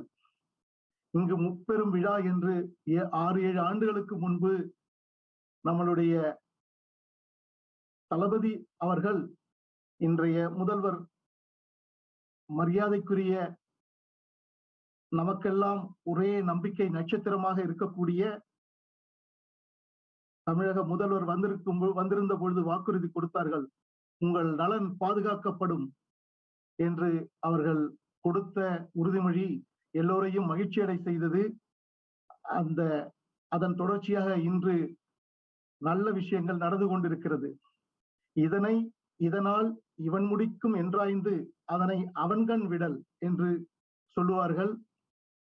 அதை போல தகுதியானவர்களை தேர்ந்தெடுத்து ஒவ்வொரு துறையிலும் அமர்த்தி இந்த தமிழர்களின் நலன் காக்கப்பட உறுதுணையாக நமது அரசு, இன்றைய தமிழ்நாடு அரசு நடந்து கொண்டிருப்பது மகிழ்ச்சியை கொடுக்கிறது. உண்மையை சொல்ல வேண்டும் என்றால், எத்தனையோ தொழிலாளர்கள் அவர்கள் உண்டாக்கும் பணத்தை வைத்துக்கொண்டு தன் உறவுகளுக்கு ஊட்டி விட்டுவிட்டு இங்கிருந்தபடியே தன் வாயை கழுவி கையை கழுவி கொண்டு துடைத்துக் கொண்டு போகிறவர்கள் இருக்கிறார்கள். எதிர்பாராத காரணத்தினால் அவர்கள் துன்பத்தை சந்திக்க நேரிடும் பொழுது அவர்களை காக்க நாம் அனைவரும் ஒன்றிணைய வேண்டும். அதுதான் இந்த அயலகம் வாழும் தமிழர் திருநாள் என்றே சொல்லலாம். இதை ஒவ்வொரு ஆண்டும் எழுச்சியோடு கொண்டாடி நம் சொந்தங்களை ஒன்று சேர்த்து ஒருவருக்கு ஒருவர் ஆதரவாக இருக்க வேண்டும் என்று பணிவோடு கேட்டுக்கொள்கிறேன். கோரிக்கைகள் சில நான் வைக்க ஆசைப்படுகிறேன். ஏமாற்றப்படும் தொழிலாளர்களை, ஏமாற்றும் முகவர்களை, நாம் ஏமாற்றப்படும் முகவர்களிடம் இருந்து நாம் காப்பாற்ற வேண்டும் நம் தமிழ் சொந்தங்களை. அதற்கு அரசு ஆவணம் செய்ய வேண்டும். ஒவ்வொரு எம்பசியிலும் தமிழ் டெஸ்க் என்ற ஒன்றை உண்டாக்கி தமிழர்களின் துயர் துடைக்க ஆவண செய்ய வேண்டுகிறேன். வெளிநாடுகளுக்கு வேலை செல்லக்கூடிய தொழிலாளர்கள் தன்னை எப்படியெல்லாம் தயார்படுத்திக் கொள்ள வேண்டும் என்ற இடர்பாடுகள் ஏற்பட்டால் எப்படி அதை எதிர்கொள்வது, தற்காத்துக் கொள்ள என்ன வழிமுறைகளை பின்பற்ற வேண்டும் என்று விழிப்புணர்வு முகாம் நடத்தி அவர்களை காக்க வேண்டும். மற்றும் அயலக தமிழர் தினத்தை ஒவ்வொரு ஆண்டும் எழுச்சியோடு கொண்டாடி அனைத்து தமிழர்கள் வாழ்விலும் மறுமலர்ச்சியை ஏற்படுத்த வேண்டும் என கூறி வாய்ப்பளித்தமைக்கு நன்றி கூறி விடைபெறுகிறேன். நன்றி, வணக்கம். நன்றி ஐயா. அடுத்ததாக ஆஸ்திரேலியா நாட்டில் சிட்னி நகரில் பாசமலர் தமிழ் பள்ளியில் 25 ஆண்டுகளாக தன்னார்ப்பணி செய்துள்ளார். தமிழ் இலக்கியங்களை இளைய தலைமுறையினருக்கு எடுத்து செல்லும் நோக்கத்துடன் இயங்கி வரும் சிட்னி தமிழ் வளர்ச்சி மன்றத்தின் நிறுவனர் திரு அன்பு ஜெயா அவர்களை இணையம் வழியாக உரையாற்றும்படி தாழ்மையுடன் கேட்டுக்கொள்கிறேன். மாண்புமிகு முதலமைச்சர் திரு மு.க. ஸ்டாலின் அவர்களுக்கும், அமைச்சர்கள், அவைத்தலைவர் மாண்புமிகு அப்துல்லா அவர்களுக்கும், அரசு அதிகாரிகள், அறிஞர் பெருமக்கள் அனைவருக்கும் என் பணிவான வணக்கத்தை தெரிவித்துக் கொள்கின்றேன். அயலக தமிழர்களுக்காக தமிழக அரசின் இந்த முன்னெடுப்பு மிகவும் வரவேற்கத்தக்கது. ஒவ்வொரு ஆண்டும் அயலக தமிழர் தினம் கொண்டாட வேண்டும் என்று சிந்தித்து செயல்படுத்த முனைந்துள்ள முதலமைச்சர் அவர்களுக்கு முதற்கண் நன்றியை தெரிவித்துக் கொள்கின்றேன். நான் இணைந்துள்ள அமைப்பு பற்றி மட்டும் பேசாமல் ஆஸ்திரேலியாவில் உள்ள தமிழ் அமைப்புகள் பற்றி பொதுவாக பேசினால் அது பயனுள்ளதாக இருக்கும் என்று நம்புகின்றேன். ஆஸ்திரேலியாவில் கடந்த 50 ஆண்டுகளாக தமிழர்களின் குடியேற்றம் வளர ஆரம்பித்திருந்தாலும் அவைத்தலைவர் அப்துல்லா அவர்கள் குறிப்பிட்டது போல 1780ஆம் ஆண்டுகளில் முதலாக விவசாயிகளாகவும் பண்ணை மற்றும் தோட்டங்களில் வேலை செய்பவர்களாகவும் தமிழர்கள் ஆஸ்திரேலியாவிற்கு குடிபெயர்ந்தார்கள் என்ற ஒரு குறிப்பு காணப்படுகிறது. தமிழர்கள் கணிசமாக வாழ்கின்ற நகரங்களில் தங்கள் சமூகத்தினருக்கு தொண்டு செய்யும் நோக்கத்துடன் பல சமூக அமைப்புகளை நடத்தி வருகின்றனர். இங்கு ஏறத்தாழ 60க்கும் மேற்பட்ட சமூக அமைப்புகள் இயங்கி வருகின்றன. இந்த அமைப்புகள் பொங்கல் விழா, சித்திரை திருவிழா, சிலப்பதிகார விழா, கம்பன் விழா, திருக்குறள் மாநாடு, உலகத் தமிழ் இலக்கிய மாநாடு, சங்க இலக்கிய மாநாடு போன்ற நிகழ்வுகளை நடத்தி தமிழ்ப்பணி செய்து வருகின்றன. தாயகத்திலிருந்து தமிழறிஞர்களை அழைத்து வந்து அவர்களின் சொற்பொழிவுகளையும் மற்ற நிகழ்ச்சிகளையும் ஏற்பாடு செய்கின்றனர். சிட்னியில் உள்ளது போலவே மெல்பர்ன், பிரிஸ்பர்ன், பெர்த், அடிலைட் போன்ற மற்ற நகரங்களிலும் பல சமூக அமைப்புகள் தமிழர்களுக்கும் தமிழுக்கும் தொண்டு செய்து வருகின்றன. 40 ஆண்டுகளுக்கு முன்னர் ஆஸ்திரேலியாவின் சிட்னி நகரில் அருள்மிகு வெங்கடேஸ்வர திருக்கோயில் ஆஸ்திரேலியாவின் முதல் கோயிலாக அமைக்கப்பட்டது. தற்போது இறை வழிபாட்டிற்காக ஆஸ்திரேலியாவில் 30க்கும் மேற்பட்ட கோயில்களும் சில தேவாலயங்களும் உள்ளன. ஓய்வு பெற்ற தமிழர்களின் நலனுக்காக தமிழ் மூத்த குடிமக்கள் சங்கங்களும் இங்கு உள்ளன. தமிழர்கள் பலர் ஆஸ்திரேலிய அரசியல் களத்திலும் இறங்கி உள்ளாட்சி தேர்தலில் வெற்றி பெற்று மக்களுக்கு தொண்டு புரிந்து வருகின்றனர். சமய வளர்ச்சிக்கும் சைவ மன்றம், சிவஞான தமிழ் பேரவை போன்ற அமைப்புகள் பல இளைய தலைமுறையினரிடம் சமய அறிவை வளர்த்து வருகின்றன. நமது ஆன்மீக இலக்கியங்களை அவர்களிடம் கொண்டு செல்கின்றன. இங்கு தமிழ் வானொலி நிலையங்கள் பல செயல்பட்டு வருகின்றன. சில வானொலிகள் 24 மணி சேவையாகவும் இங்கு ஒளிபரப்பப்படுகின்றன. ஆஸ்திரேலியாவில் சுமார் 40 வருடங்களுக்கு முன்பே தமிழக கல்விக்கான விதை விதைக்கப்பட்டது. 1977ஆம் ஆண்டு சிட்னி நகரில் பாலமலர் தமிழ் பள்ளி துவங்கப்பட்டது. இப்போது அது 7 கிளைகளுடன் இயங்கி வருகிறது. சிட்னியில் மட்டும் 11 தமிழ் பள்ளிகள் இயங்கி வருகின்றன. அதே போல மற்ற மாநில நகரங்களான Melbourne, Brisbane, Adelaide, Perth, Darwin ஆகிய இடங்களிலும் பல தமிழ் பள்ளிகள் இப்போது இயங்கி வருகின்றன. பாடத்திட்டங்களை பார்த்தோமானால் இங்கு நியூ சவுத் வேல்ஸ் மாநிலத்தில் அரசாங்கமே பாடத்திட்டம் அமைத்து தமிழ்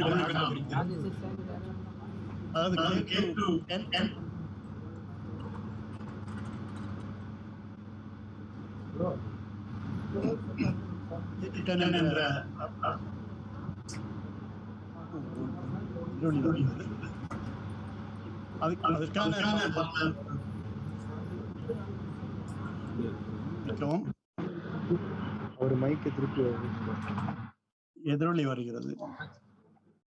அதற்கான பாடத்திட்டங்களை இங்கு நியூ சவுத் வேல்ஸ் மாநில அரசே அமைத்து இருக்கிறது.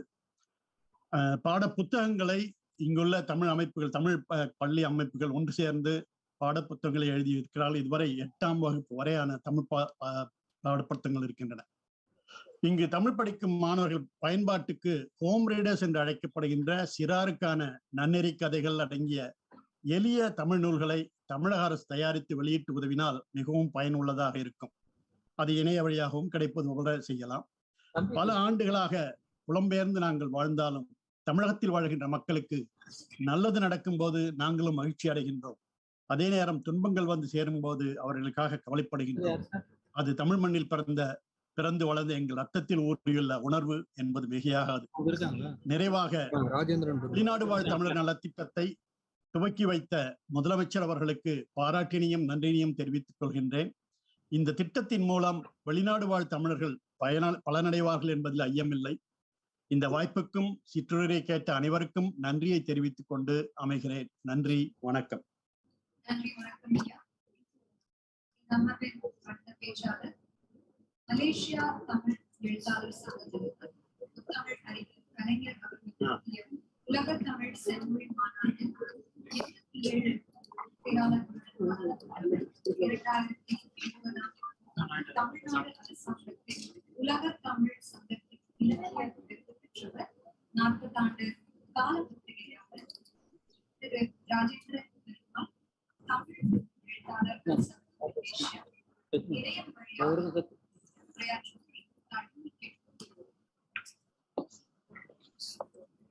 வணக்கம். எனக்குள் இருந்து என்னை ஏற்றுக் கொண்டிருக்கும் எனது ஆசான் ஆதிக்குமணன் அவர்களை வணங்கி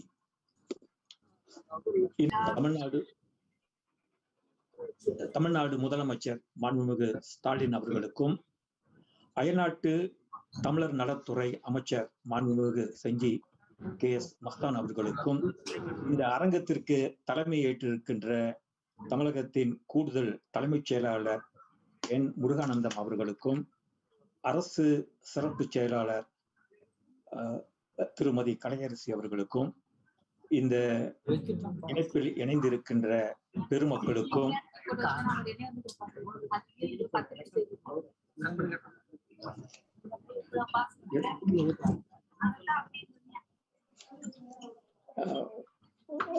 ஆகியோருக்கும் எனது வணக்கத்தை தெரிவித்துக் கொள்கின்றேன்.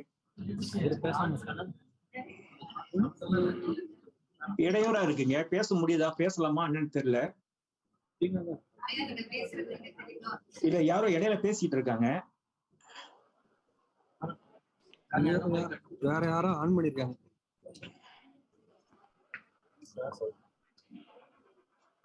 சரி,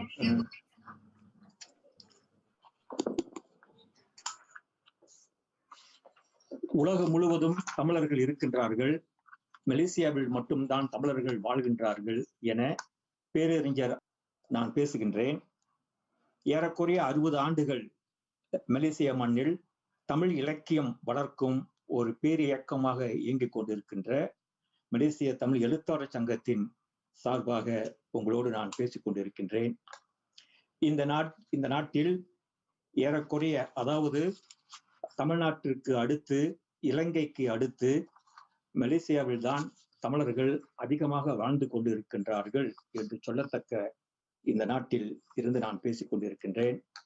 ஐயா கூடுதல் தலைமைச் செயலாளர் அவர்கள் முருகானந்தம் அவர்கள் சொல்லும்போது சொன்னார்கள், பல நாடுகளில் ஊர் என்ற பெயர் இருப்பதால் அந்த ஊர்களுக்கும் அந்த நகரங்களுக்கும் தமிழர்களுக்கும் தொடர்பு இருக்கிறது என்று சொன்னார்கள். எங்கள் நாட்டின் தலைநகரே கோலாலம்பூர் தான். தமிழர்கள் அதிகமாக வாழுகின்ற பகுதிகளெல்லாம் அந்த ஊர் என்ற பெயரோடு ஒட்டி கொண்டுதான் இருக்கின்றது. எனவே எங்கள் நாட்டுக்கும் தமிழ்நாட்டிற்கும் அதிகமான தொடர்புகள் அந்த ராஜராஜ சோழன், ராஜேந்திர சோழன் காலத்தில் மட்டுமல்ல, இன்றும் தொடர்ந்து கொண்டு இருக்கின்றது. அந்த நாட்டில் இருந்து நான் உங்களோடு பேசுவதிலே நான் மகிழ்ச்சி அடைகின்றேன். இந்த நாள் மிகவும் சிறப்பித்து சொல்லக்கூடிய நாளாக நாங்கள் கருதி மகிழ்கின்றோம். தமிழ்நாட்டின் முதலமைச்சராக பொறுப்பேற்பவர் தமிழ்நாட்டுக்கு மட்டும் தலைவராக கருதப்படுவது கிடையாது. மாறாக உலகம் முழுவதும் வாழுகின்ற தமிழர்களுக்கும் தமிழகத்து முதலமைச்சர் தலைவராக திகழ வேண்டும் என்ற விருப்பமும் அதற்கேற்ற முன்னெடுப்புகளில் அவர்கள் ஈடுபட வேண்டும் என்பதுதான் என்னை போன்ற புலம்பெயர்ந்து வாழுகின்ற தமிழர்களின் தலையாய எதிர்பார்ப்பாக அமைகின்றது. முத்தமிழ் மூதறிஞர் தலைவர் கலைஞர் அவர்கள் தன் வாழ்நாள் முழுவதும் இந்த எதிர்பார்ப்பை நிறைவேற்றிய மனிதராக, தலைவராக திகழ்ந்தார். அதன் காரணமாகத்தான் அவர் உலக தமிழினர் தலைவராக போற்றப்பட்டார். அந்த இடத்தை தமிழகத்தில் இனி யாரும் எட்ட முடியாதோ என்கிற சூழல் இருந்து வந்தது. ஆனால் மாண்புமிகு முதலமைச்சர் மு.க.ஸ்டாலின் அவர்கள் முதலமைச்சராக பொறுப்பேற்றவுடன் அவர் தொடர்ந்த திட்டங்களும் தமிழ் சார்ந்து அவருடைய முன்னெடுப்புகளும் எங்களை போன்றவர்களுக்கு புதிய நம்பிக்கையை ஏற்படுத்தியது. அதிலே குறிப்பிட்டு சொல்லத்தக்கதாக வெளிநாட்டு தமிழர்களின் நலன் காக்கும் நோக்கோடு ஒரு அமைச்சை உருவாக்கி அமைச்சரை நியமித்து அதிகாரிகளையும் நியமித்துள்ளார். இது வல்லவோ தமிழர்களின் ஆட்சி என்கிற பெருமிதத்தை எங்களை போன்ற புலம்பெயர் தமிழர்கள் அனுபவித்துக் கொண்டிருக்கின்றோம் என்பதை இங்கு நான் நன்றியோடு பதிவு செய்ய விரும்புகின்றேன். அயலக தமிழர்களை ஒரு கொடையின் கீழ் கொண்டு வர வேண்டும் என்கிற உணர்வோடு உன்னதமான நோக்கத்தோடு இந்த நாளை மாண்புமிகு முதலமைச்சர் அவர்கள் அறிவித்திருக்கின்றார்கள். எங்கள் நாட்டில் சுமார் 1950ஆம் ஆண்டுகளில் தமிழர் திருநாள் என்கின்ற ஒரு உணர்ச்சிகரமான ஒரு தீப்பொறியை எங்கள் நாட்டில் வாழ்ந்த தமிழவியல் கோ. சாரங்கபாணி அவர்கள் தோற்றுவித்தார்கள். அந்த உணர்வுதான் இன்று அளவிற்கும் நாங்கள் தமிழோடும் தமிழ் உணர்வோடும் அந்த பண்பாட்டு விழுமியங்களை காக்கின்ற சூழ்நிலைகளிலும் நாங்கள் வாழ்ந்து வருகின்றோம். இன்றைக்கு எங்கள் நாட்டில் 530 தமிழ் பள்ளிகள் இயங்குகின்றன. அந்த 550 பள்ளிகளையும் எங்கள் நாட்டு அரசாங்கமே செலவிட்டு ஆசிரியர் பயிற்சிகளில் இருந்து ஒரு ரிங்கிட்டை கூட கட்டணமாக பெறாமல் எல்லா செலவுகளையும் அரசாங்கமே ஏற்றுக்கொள்ளுகின்ற நிலையில் அந்த பள்ளிகள் இயங்குகின்றன. எங்கள் நாட்டு தமிழர் ஒருவர் விரும்பினால் அவர் முயன்றால் தொடக்க பள்ளியில் இருந்து பல்கலைக்கழகத்தில் முனைவர் பட்டம் பெறுகின்ற வரைக்கும் அவர் தமிழ் வழியை கற்க முடியும் என்கின்ற சூழலை இங்கு இருக்கின்றது. இதற்கு எல்லாம் அடிப்படை வித்தாக அமைந்தவர் தமிழவியல் கோ. சாரங்கபாணி அவர்கள் என்பதையும் அவர் ஏற்படுத்திய அந்த தமிழ் உணர்வு என்பதையும் இங்கு நான் நன்றியோடு பதிவு செய்ய விரும்புகின்றேன். அதன் தொடர்ச்சி தான் இன்றைக்கு இங்கு மலேசியா மண்ணில் நாங்கள் எல்லாம் தமிழ் உணர்வோடு வாழ்ந்து கொண்டிருக்கின்றோம். இந்த உணர்வு மேலும் எங்களுக்கு அதிகரிக்க மாண்புமிகு தமிழ்நாடு முதலமைச்சர் அவர்களுடைய இந்த அறிவிப்பு என்பது எங்களுக்கு உற்சாகம் அளிக்கின்றது. 2012ஆம் ஆண்டு முத்தமிழ் மூதறிஞர் அவர்களின் சிந்தையில் உதித்த திட்டம்தான் இது. ஆனால் காலத்தின் கோலத்தின் காரணமாக இன்று மீண்டும் அது தொடங்கி இருக்கின்றது. ஒரு தந்தையின் சொத்துக்கு வாரிசாக வாழ்பவர்கள் சராசரி மகன்கள். தந்தையின் கனவுக்கு வாரிசாக திகழ்ந்து வாழ்பவர்தான் பொறுப்பான மகனாக திகழ முடியும். அந்த வகையில் முத்தமிழ் மூதறிஞர் கலைஞர் அவர்களுடைய அந்த கனவை நனவாக்குகின்ற ஒரு மாமனிதராக முதலமைச்சர் அவர்கள் திகழ்வது எங்களுக்கெல்லாம் மற்றற்ற மகிழ்ச்சியாக இருக்கின்றது. எங்களுடைய நன்றியை, எங்களுடைய வாழ்த்துக்களை நாங்கள் இங்கு தெரிவித்துக் கொள்ள விரும்புகின்றோம். உரையை முடிப்பதற்கு முன்பு, உலகமயமாகுதல் என்பது சிறுபான்மை இனம் தன்னுடைய அடையாளத்தை இழக்கும் அபாயம் இருக்கின்றது. மலேசியாவில் நாங்கள் பெரும்பான்மை தமிழர்களாக வாழ்கின்றோம். அதாவது தமிழ்நாட்டுக்கும் இலங்கைக்கும் அடுத்து அதிக எண்ணிக்கையில் வாழும் தமிழர்களாக நாங்கள் இங்கு இருக்கின்றோம். ஆனாலும் நாங்கள் இங்கு சிறுபான்மைதான். இந்த சிறுபான்மை இனத்தின் அடையாளத்தை நாங்கள் இழக்காமல் இருப்பதற்கு எங்கள் நாட்டில் தொடர்ந்து வந்த தலைவர்கள், தமிழின தலைவர்கள் அவர்களுடைய பங்களிப்பை முழுமையாக அளித்திருக்கின்றார்கள் என்பதை நான் இங்கு நன்றியோடு தெரிவித்துக் கொள்கின்றேன். உதாரணமாக, இன்றைக்கு எங்கள் நாட்டு அமைச்சரவையில் ஒரே ஒரு அமைச்சர் தான் தமிழ் அமைச்சராக இருக்கின்றார். அவர் மனிதவள அமைச்சராகத்தான் இருக்கின்றார். ஆனால் தமிழுக்கும் தமிழர்களுக்குமான நலத்துறை அமைச்சராகவே அவர் தன்னை உருவாக்கி கொண்டு எங்களுக்கான ஒரு கவசமாக திகழ்ந்து வருகின்றார். இந்த சூழ்நிலையிலும் கூட தமிழ்நாட்டு அரசாங்கத்தின் பார்வை எங்கள் மீது படர வேண்டும் என்கின்ற ஒரு ஒரு வேண்டுகோளையும் நான் இங்கு வைக்கின்றேன்.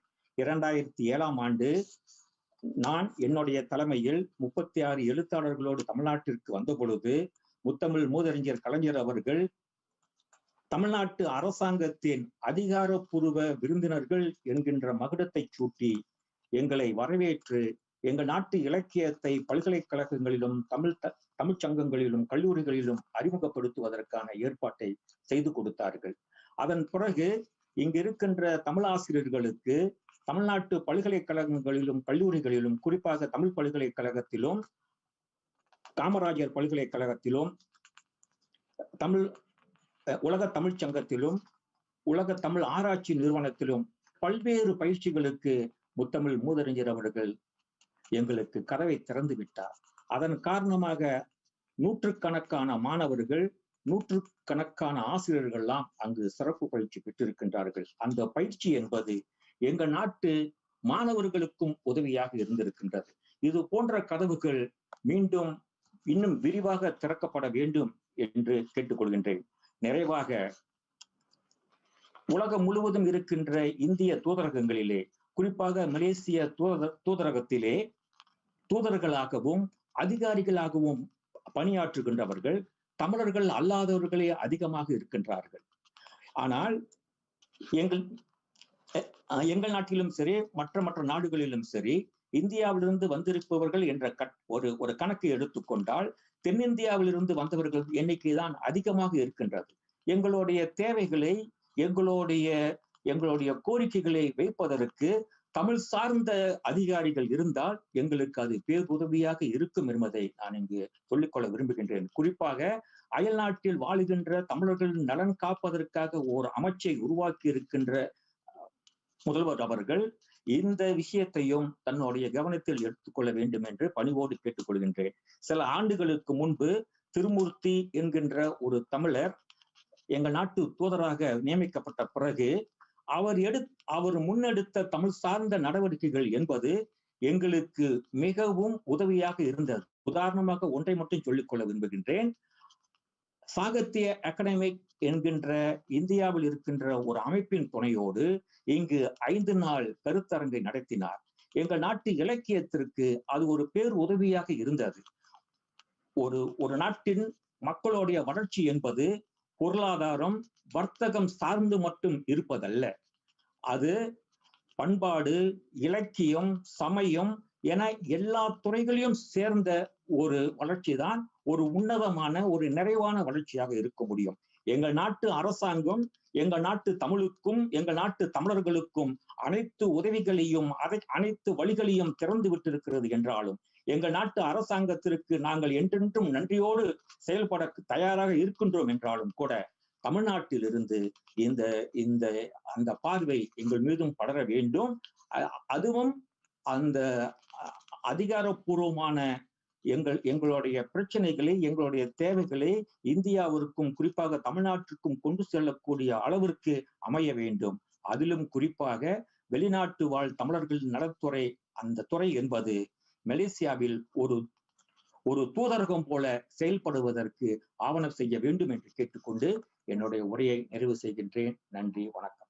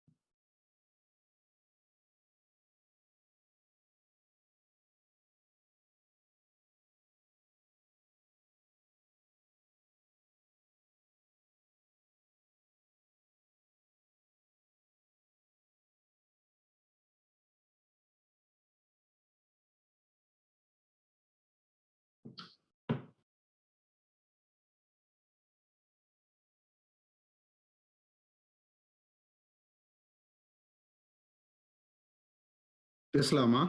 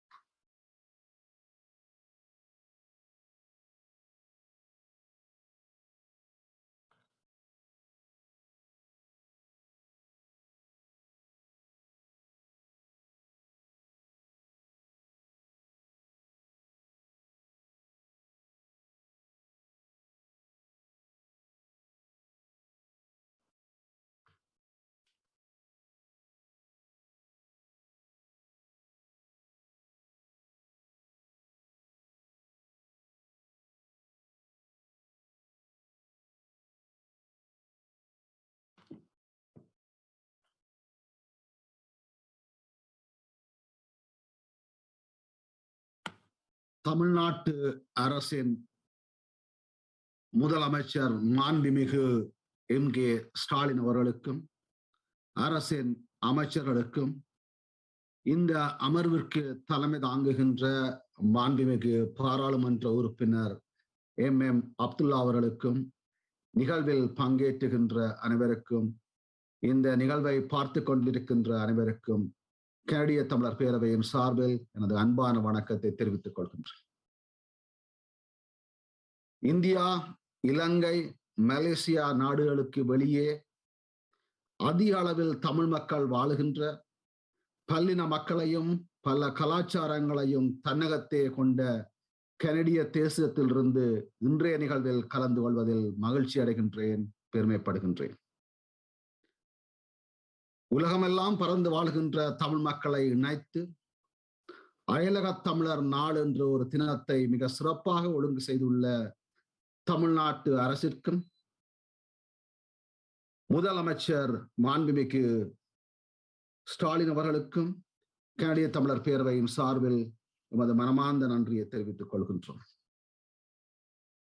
கனடிய தமிழர் பேரவை கனடாவில் தமிழ் மக்களின் குரலாக மாநகர, மாகாண, மத்திய அரசு மட்டத்தில் தமிழ் மக்களை பிரதிநிதிப்படுத்தி வருகின்றது.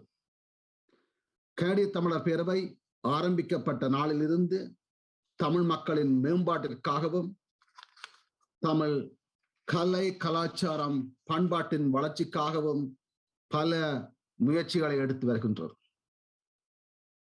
கனடாவின் முதன்மையான பல்கலைக்கழகமும் உலகில் பிரசித்தி பெற்ற ஒரு பல்கலைக்கழகம் ஆகிய டொரண்டோ பல்கலைக்கழகத்தில் தமிழ்ச்சியா இங் நிறுவனத்துடன் இணைந்து தமிழ் இருக்கை ஒன்றை ஆரம்பிப்பதற்கான முயற்சியை ஆரம்பித்து அதற்கு தேவையான முழு நிதியையும் கடந்த வருடம் திரட்டியுள்ளோம். இந்த முயற்சிக்கு தமிழ்நாடு அரசும் திராவிட முன்னேற்ற கழகமும் நன்கொடை வழங்கி ஆதரவு அளித்தமைக்கு இந்த சந்தர்ப்பத்தில் எமது மனமார்ந்த நன்றியை தெரிவித்துக் கொள்கின்றோம். தமிழ் இருக்கை அமைத்த பின்பு வருடம் தமிழ் கல்வி மகாநாட்டை பல்கலைக்கழகத்துடன் இணைந்து நடத்தவுள்ளோம். இந்த முயற்சிக்கு தமிழக அரசின் ஆதரவும் பங்களிப்பும் மிகவும் அவசியமானது என்பதை கூற விரும்புகின்றேன். தமது கடின உழைப்பினாலும் விடாமுயற்சியினாலும் பலரும் வியக்கும் வண்ணம் பல்வேறு துறைகளிலே சிறந்து விளங்கி மிகவும் வேகமாக வளர்ந்து வருகின்ற ஒரு சமூகமாக தமிழ் சமூகம் பலராலும் கனடாவில் அங்கீகரிக்கப்பட்டுள்ளது. இக்கால பகுதியில் எமது கலை, கலாச்சாரம், பண்பாட்டை பேணி பாதுகாத்து கனடிய நீரோட்டத்தில் எமது அடையாளத்தை மேலும் வலுப்படுத்தும் நோக்கத்துடன் தமிழர் திருவிழாவொன்றை ஆரம்பித்து அதை மிகவும் சிறப்பாக நடத்தி வருகின்றோம். இந்த விழா 2 நாட்கள் கனடிய பிரதான வீதி ஒன்றை மூடி நடைபெறுகின்றது. இந்த விழாவிற்கு கனடிய அரசியல் தலைவர்களும் வட அமெரிக்காவிலும் கனடாவிலும் இருந்து பல மக்களும் வந்து கலந்து கொள்வார்கள். இந்த நிகழ்விலே கனடிய நாட்டின் பிரதம மந்திரி மாண்புமிகு ஜஸ்டின் ட்ரூடோ அவர்களும் கலந்து சிறப்பித்து வருவது மிகவும் சிறப்பான ஒரு விடயம். அதை இந்த இடத்திலே குறிப்பிட விரும்புகின்றேன். தமிழ் மக்களின் வரலாறு, சாதனைகள், கலை, கலாச்சாரம் போன்றவற்றை நாட்டின் அரசியல் தலைவர்களும் கல்விமான்களும் வர்த்தக பிரமுகர்களும் மத்திய சமூகத்தினரும் தெரிந்து கொள்ள வேண்டும் என்பதற்காக வருடா வருடம் நிராப்போசன விருந்தொன்றை சிறப்பாக நடத்தி வருகின்றோம். இந்த விருந்திலே 1000க்கு மேற்பட்ட மக்கள் பங்கு கொள்வார்கள்.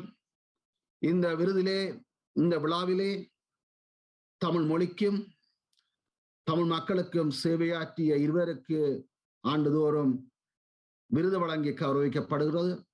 இவ்வாறான நிகழ்ச்சிகளின் மூலம் தமிழ் மக்களது சாதனைகளையும் வரலாற்றையும் கனடிய நாட்டின் அரசியல் தலைவர்களுக்கும் வர்த்தக பிரமுகர்களுக்கும் மற்ற மக்களுக்கும் எடுத்துச் செல்லக்கூடியதாக இருக்கின்றது.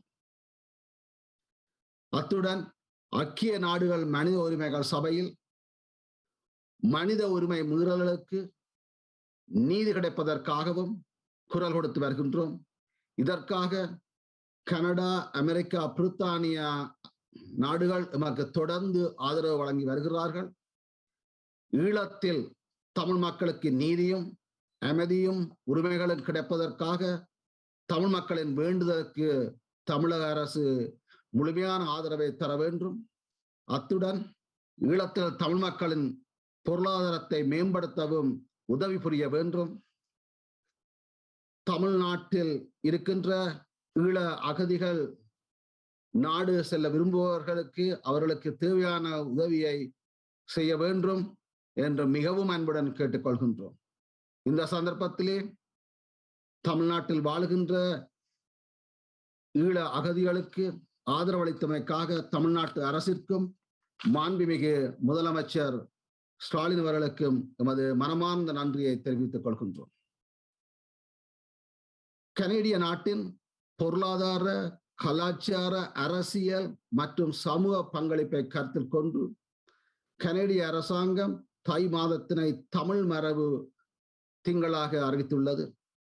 அந்த வகையிலே கனடாவின் பல பகுதிகளிலே தை மாதத்தில் தமிழ் மரபு விழாக்கள் சிறப்பாக கொண்டாடப்பட்டு வருகின்றன.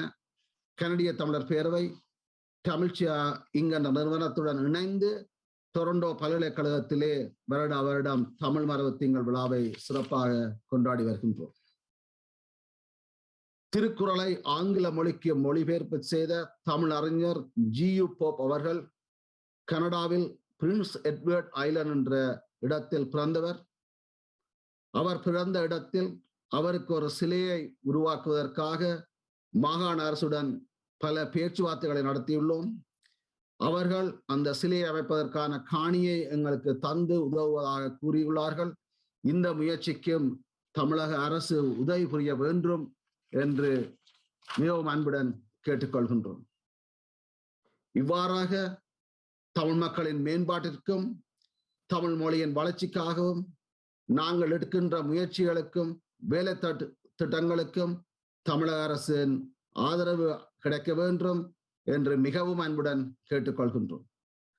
கனடிய நாட்டில் எமது செயற்பாடுகளின் மூலம் கனடிய நாட்டின் அரசியல் தலைவர்களுடனும் வர்த்தக பிரமுகர்களுடனும் சமூக தலைவர்களுடனும் நாங்கள் ஒரு சிறந்த உறவை பேணி வருகின்றோம்.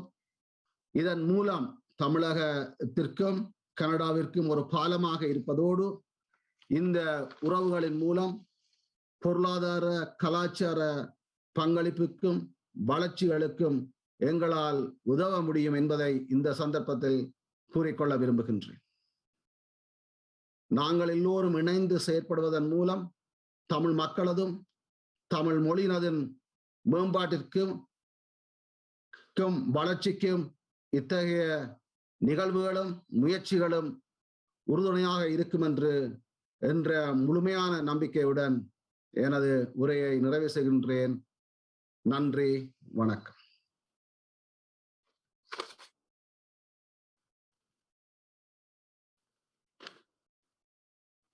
கொரோனா நோய் தொற்று காலத்தில் இலவசமாக உணவு மற்றும் இதர அடிப்படை உதவிகளை செய்துள்ளார்.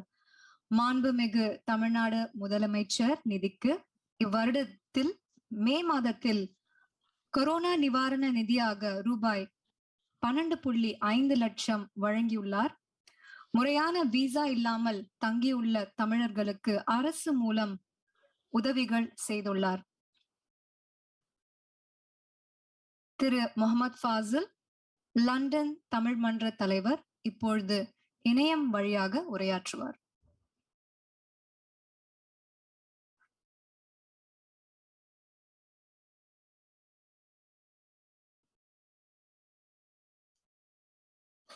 வணக்கம்.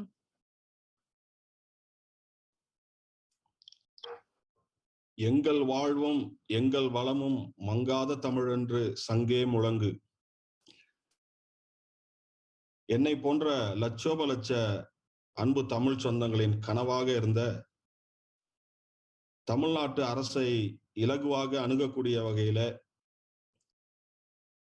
அயல்நாடு வாழ் தமிழர்கள் நலன் அமைச்சகத்தை அமைத்து அதற்கு ஒரு அமைச்சரை அமைத்து உலகில் எங்கெல்லாம் நம் தமிழ் சொந்தங்கள் வாழ்ந்து வருகிறார்களோ தமிழ்நாட்டில் வாழக்கூடிய மக்களுக்கு மட்டும் முதல்வர்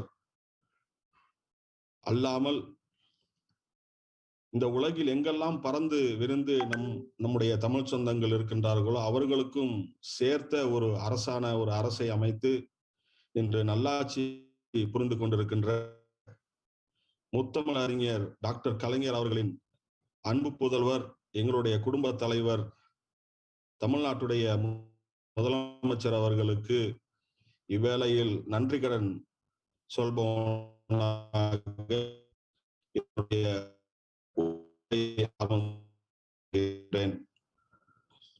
இன்று காலை கொஞ்சம் கூட சோர்வின்றி இந்த விழாவில் அமர்ந்து இந்த விழாவிற்கு அனைத்து வகையிலும் உறுதுணையாக இருந்து வேலைகளையும் தன் தோளில் சுமந்து இந்த விழா சிறக்க பாடுபட்ட அயல்நாடு வாழ் நல அமைச்சகத்தின் அமைச்சர் மாண்புமிகு அண்ணன் செஞ்சி மஸ்தான் அவர்களுக்கும், திராவிட முன்னேற்ற செயலாளர் சகோதரர் டிஆர்பி ராஜா எம்எல்ஏ பாராளுமன்ற உறுப்பினர் அன்பு சகோதரர் அப்துல்லா உள்ளிட்ட இந்த நிகழ்வில் அமர்ந்து பேசிய அனைத்து நல்லுள்ளுக்கும் இந்த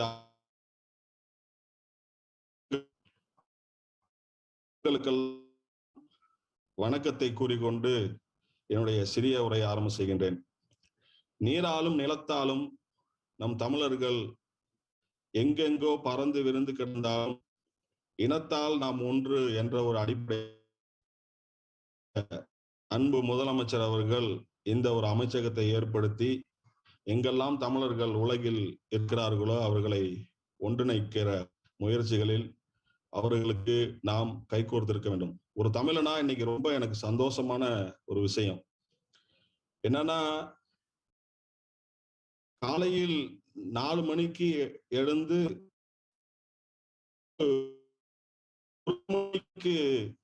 ஒரு ஊர்லயும், அடுத்த நாள் காலையில இன்னொரு ஊர்லயும், அதே நாள்ல 3 ஊர்ல கிட்டத்தட்ட 300 கிலோமீட்டர் தூர பயணத்தை மேற்கொண்டு மக்களுக்காக உன்னதமாக உழைத்துக் கொண்டிருக்கின்ற நம் முதலமைச்சர் அவர்கள் உடல் நலத்தை பேண வேண்டும் மிக தாழ்மையோடு எல்லோரின் சார்பாகவும் வினவுகின்றோம். இந்த அமைச்சகம் வெளிநாட்டில் வாழக்கூடிய தமிழர்களுக்கான ஒரு அன்பான ஒரு நிறுவனமா இருக்கும் என்பதை சிறந்த அரசுகளோட வெளிநாட்டில் வாழக்கூடிய எங்களை போன்றோர் எந்த தொடர்பும் இல்லாமல் இருந்த பொழுது பல ஆண்டுகள் கோரிக்கை வைக்கப்பட்டு இன்று நம்முடைய முதலமைச்சர் அவர்கள் அண்ணன் மஸ்தானன் அவர்களை வைத்து ஒரு அமைச்சர் நேரம் எடுத்துக்கொள்ள விரும்பவில்லை. எவ்வளவோ பணிகளுக்கு மத்தியிலும் இன்று அமைச்சர் அவர்கள், பாராளுமன்ற உறுப்பினர் அவர்கள், சட்டமன்ற உறுப்பினர் எல்லோரும் வந்து கலந்து கொண்டிருக்கின்றார்கள். அவர்களுடைய பொன்னான நேரத்தை வீணாக்காமல், முதல்வர் அவர்களே எங்களுக்கு கட்டளை இடுங்கள், நாங்கள் உங்களுக்கு தோளோடு தோள் நின்று உதவிட, உழைத்திட நாங்கள் தயாராக இருக்கின்றோம். உங்கள் உடல் நலத்தை பேணி பாதுகாத்துக் கொள்ளுங்கள். எல்லோருக்கும் அயலக தமிழர் தின நல்வாழ்த்துக்களை கூறிக்கொண்டு விடைபெறுகின்றேன். நன்றி, வணக்கம். நன்றி. இப்பொழுது மாண்புமிகு அமைச்சர் அவர்கள் திருமதி கலை அரசி அவர்களுக்கு நினைவு பரிசு வழங்குவார்.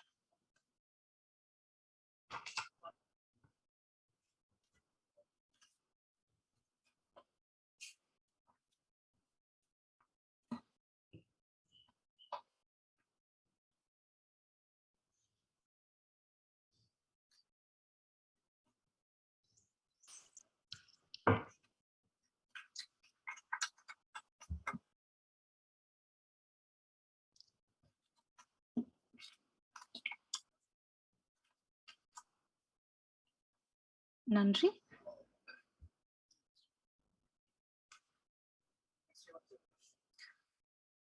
அடுத்த நிகழ்வு உலக தமிழ் சங்கங்களுடன் ஒரு கலந்துரையாடல் என்ற தலைப்பில் அமர்வு. இப்பொழுது திருமதி தமிழச்சி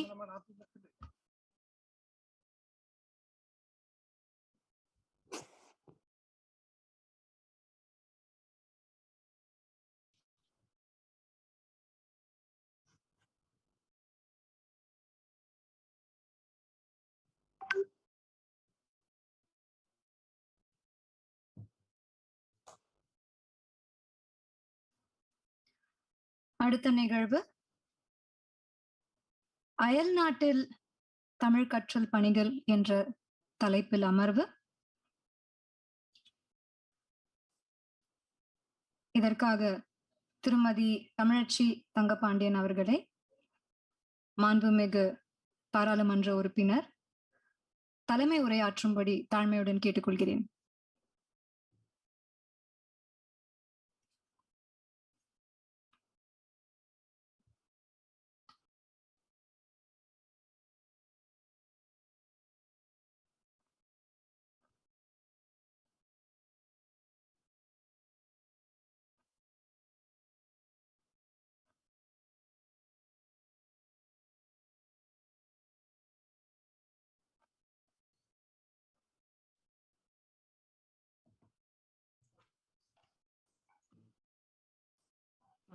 வணக்கம்.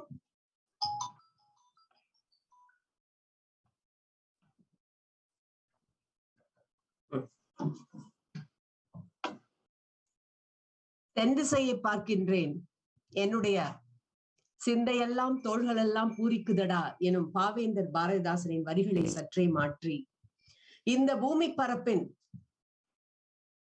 அனைத்து பகுதிகளிலும் இருந்து இன்றைய தினம் நம்மோடு இணைந்திருக்கின்ற தொப்புள்குடி உறவான உங்கள் அனைவரையும் பார்க்கும் பொழுது உளமெல்லாம் சிந்தையெல்லாம் மகிழ்ச்சியிலால் பூரிக்குதடா என்று சொல்ல தோன்றுகின்றது.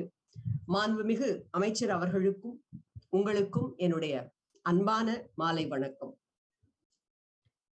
973 ஆண்டில் சென்னையில் இளங்கோவடிகள் விழாவிலே முத்தமிழறிஞர் தலைவர் கலைஞர் தமிழ் உயர்கின்றது, தமிழன் உயர்கின்றான், தமிழர்களின் பண்பாடு உயர்கின்றது, தமிழர்களின் தன்மானம் உயர்கின்றது என்பதற்கான அடையாளமாகத்தான் இத்தகைய விழாக்கள் இன்றைக்கு இங்கே நடத்தப்படுகின்றன என்று சொன்னார்.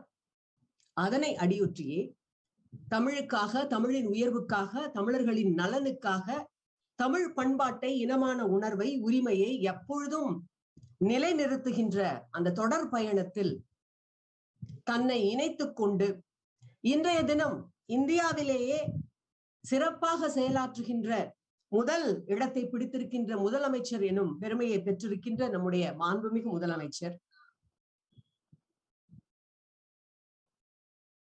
தமிழ்நாடு பெயர் மாற்ற கோரிக்கையின் பொழுது சிலப்பதிகாரத்திலே இமிழ் கடல் பரப்பில் தமிழகம் என்று இடம் பெற்றிருக்கின்றது என்று சுற்றி காட்டி தரணிக்கு தமிழகத்தின் பெருமையை எடுத்து கூறிய, தமிழின் பெருமையை, அதிலும் குறிப்பாக அயலகத்திலே இருக்கின்ற நம்முடைய தமிழர்களுக்கு தமிழ் மொழி, நம்முடைய தாய்மொழியின் பெருமையை நிலைநாட்டும் வண்ணம் மாண்புமிகு முதலமைச்சர் அவர்கள் முன்னெடுத்திருக்கின்ற இந்த முயற்சி வரலாற்று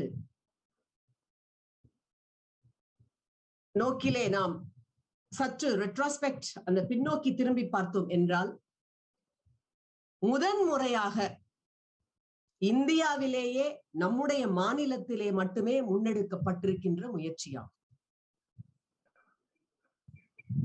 ரோமா நாட்டை, ரோமபுரியை பற்றி பேசும் பொழுது அதனுடைய பொற்காலம் அகஸ்டஸ் பேரரசனுடைய காலம்தான் அதனுடைய பொற்காலம் என்பார்கள்.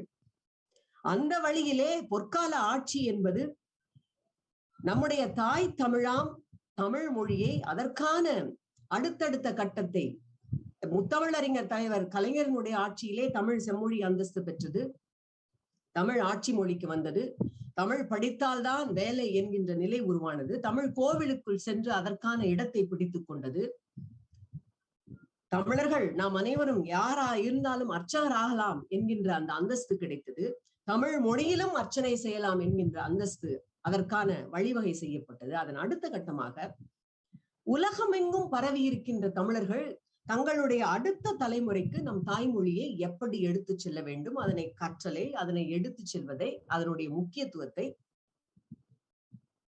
நாம் இறக்கைகளாக எந்த மொழிகளை வேண்டுமானாலும் அணிந்து கொள்ளலாம், ஆனால் வேறாக நம் தாய் தமிழே இருக்க வேண்டும் என்கின்ற முனைப்போடு விழா பேருரையாற்றி இருக்கின்ற முதலமைச்சருக்கு என்னுடைய செம்மார்ந்த வணக்கம். எனக்கு முன்பாக உரையாற்றி இருக்கின்ற அறிஞர் பெருமக்கள், மேலும் தங்களுடைய வாழ்த்துச் செய்திகளை பகிர இருக்கின்ற உங்கள் அனைவருக்கும் என் அன்பு வணக்கம். திரைகடலோடியும் திரவியம் தேடு என்பதை அறிந்தவன் நான் தமிழன்.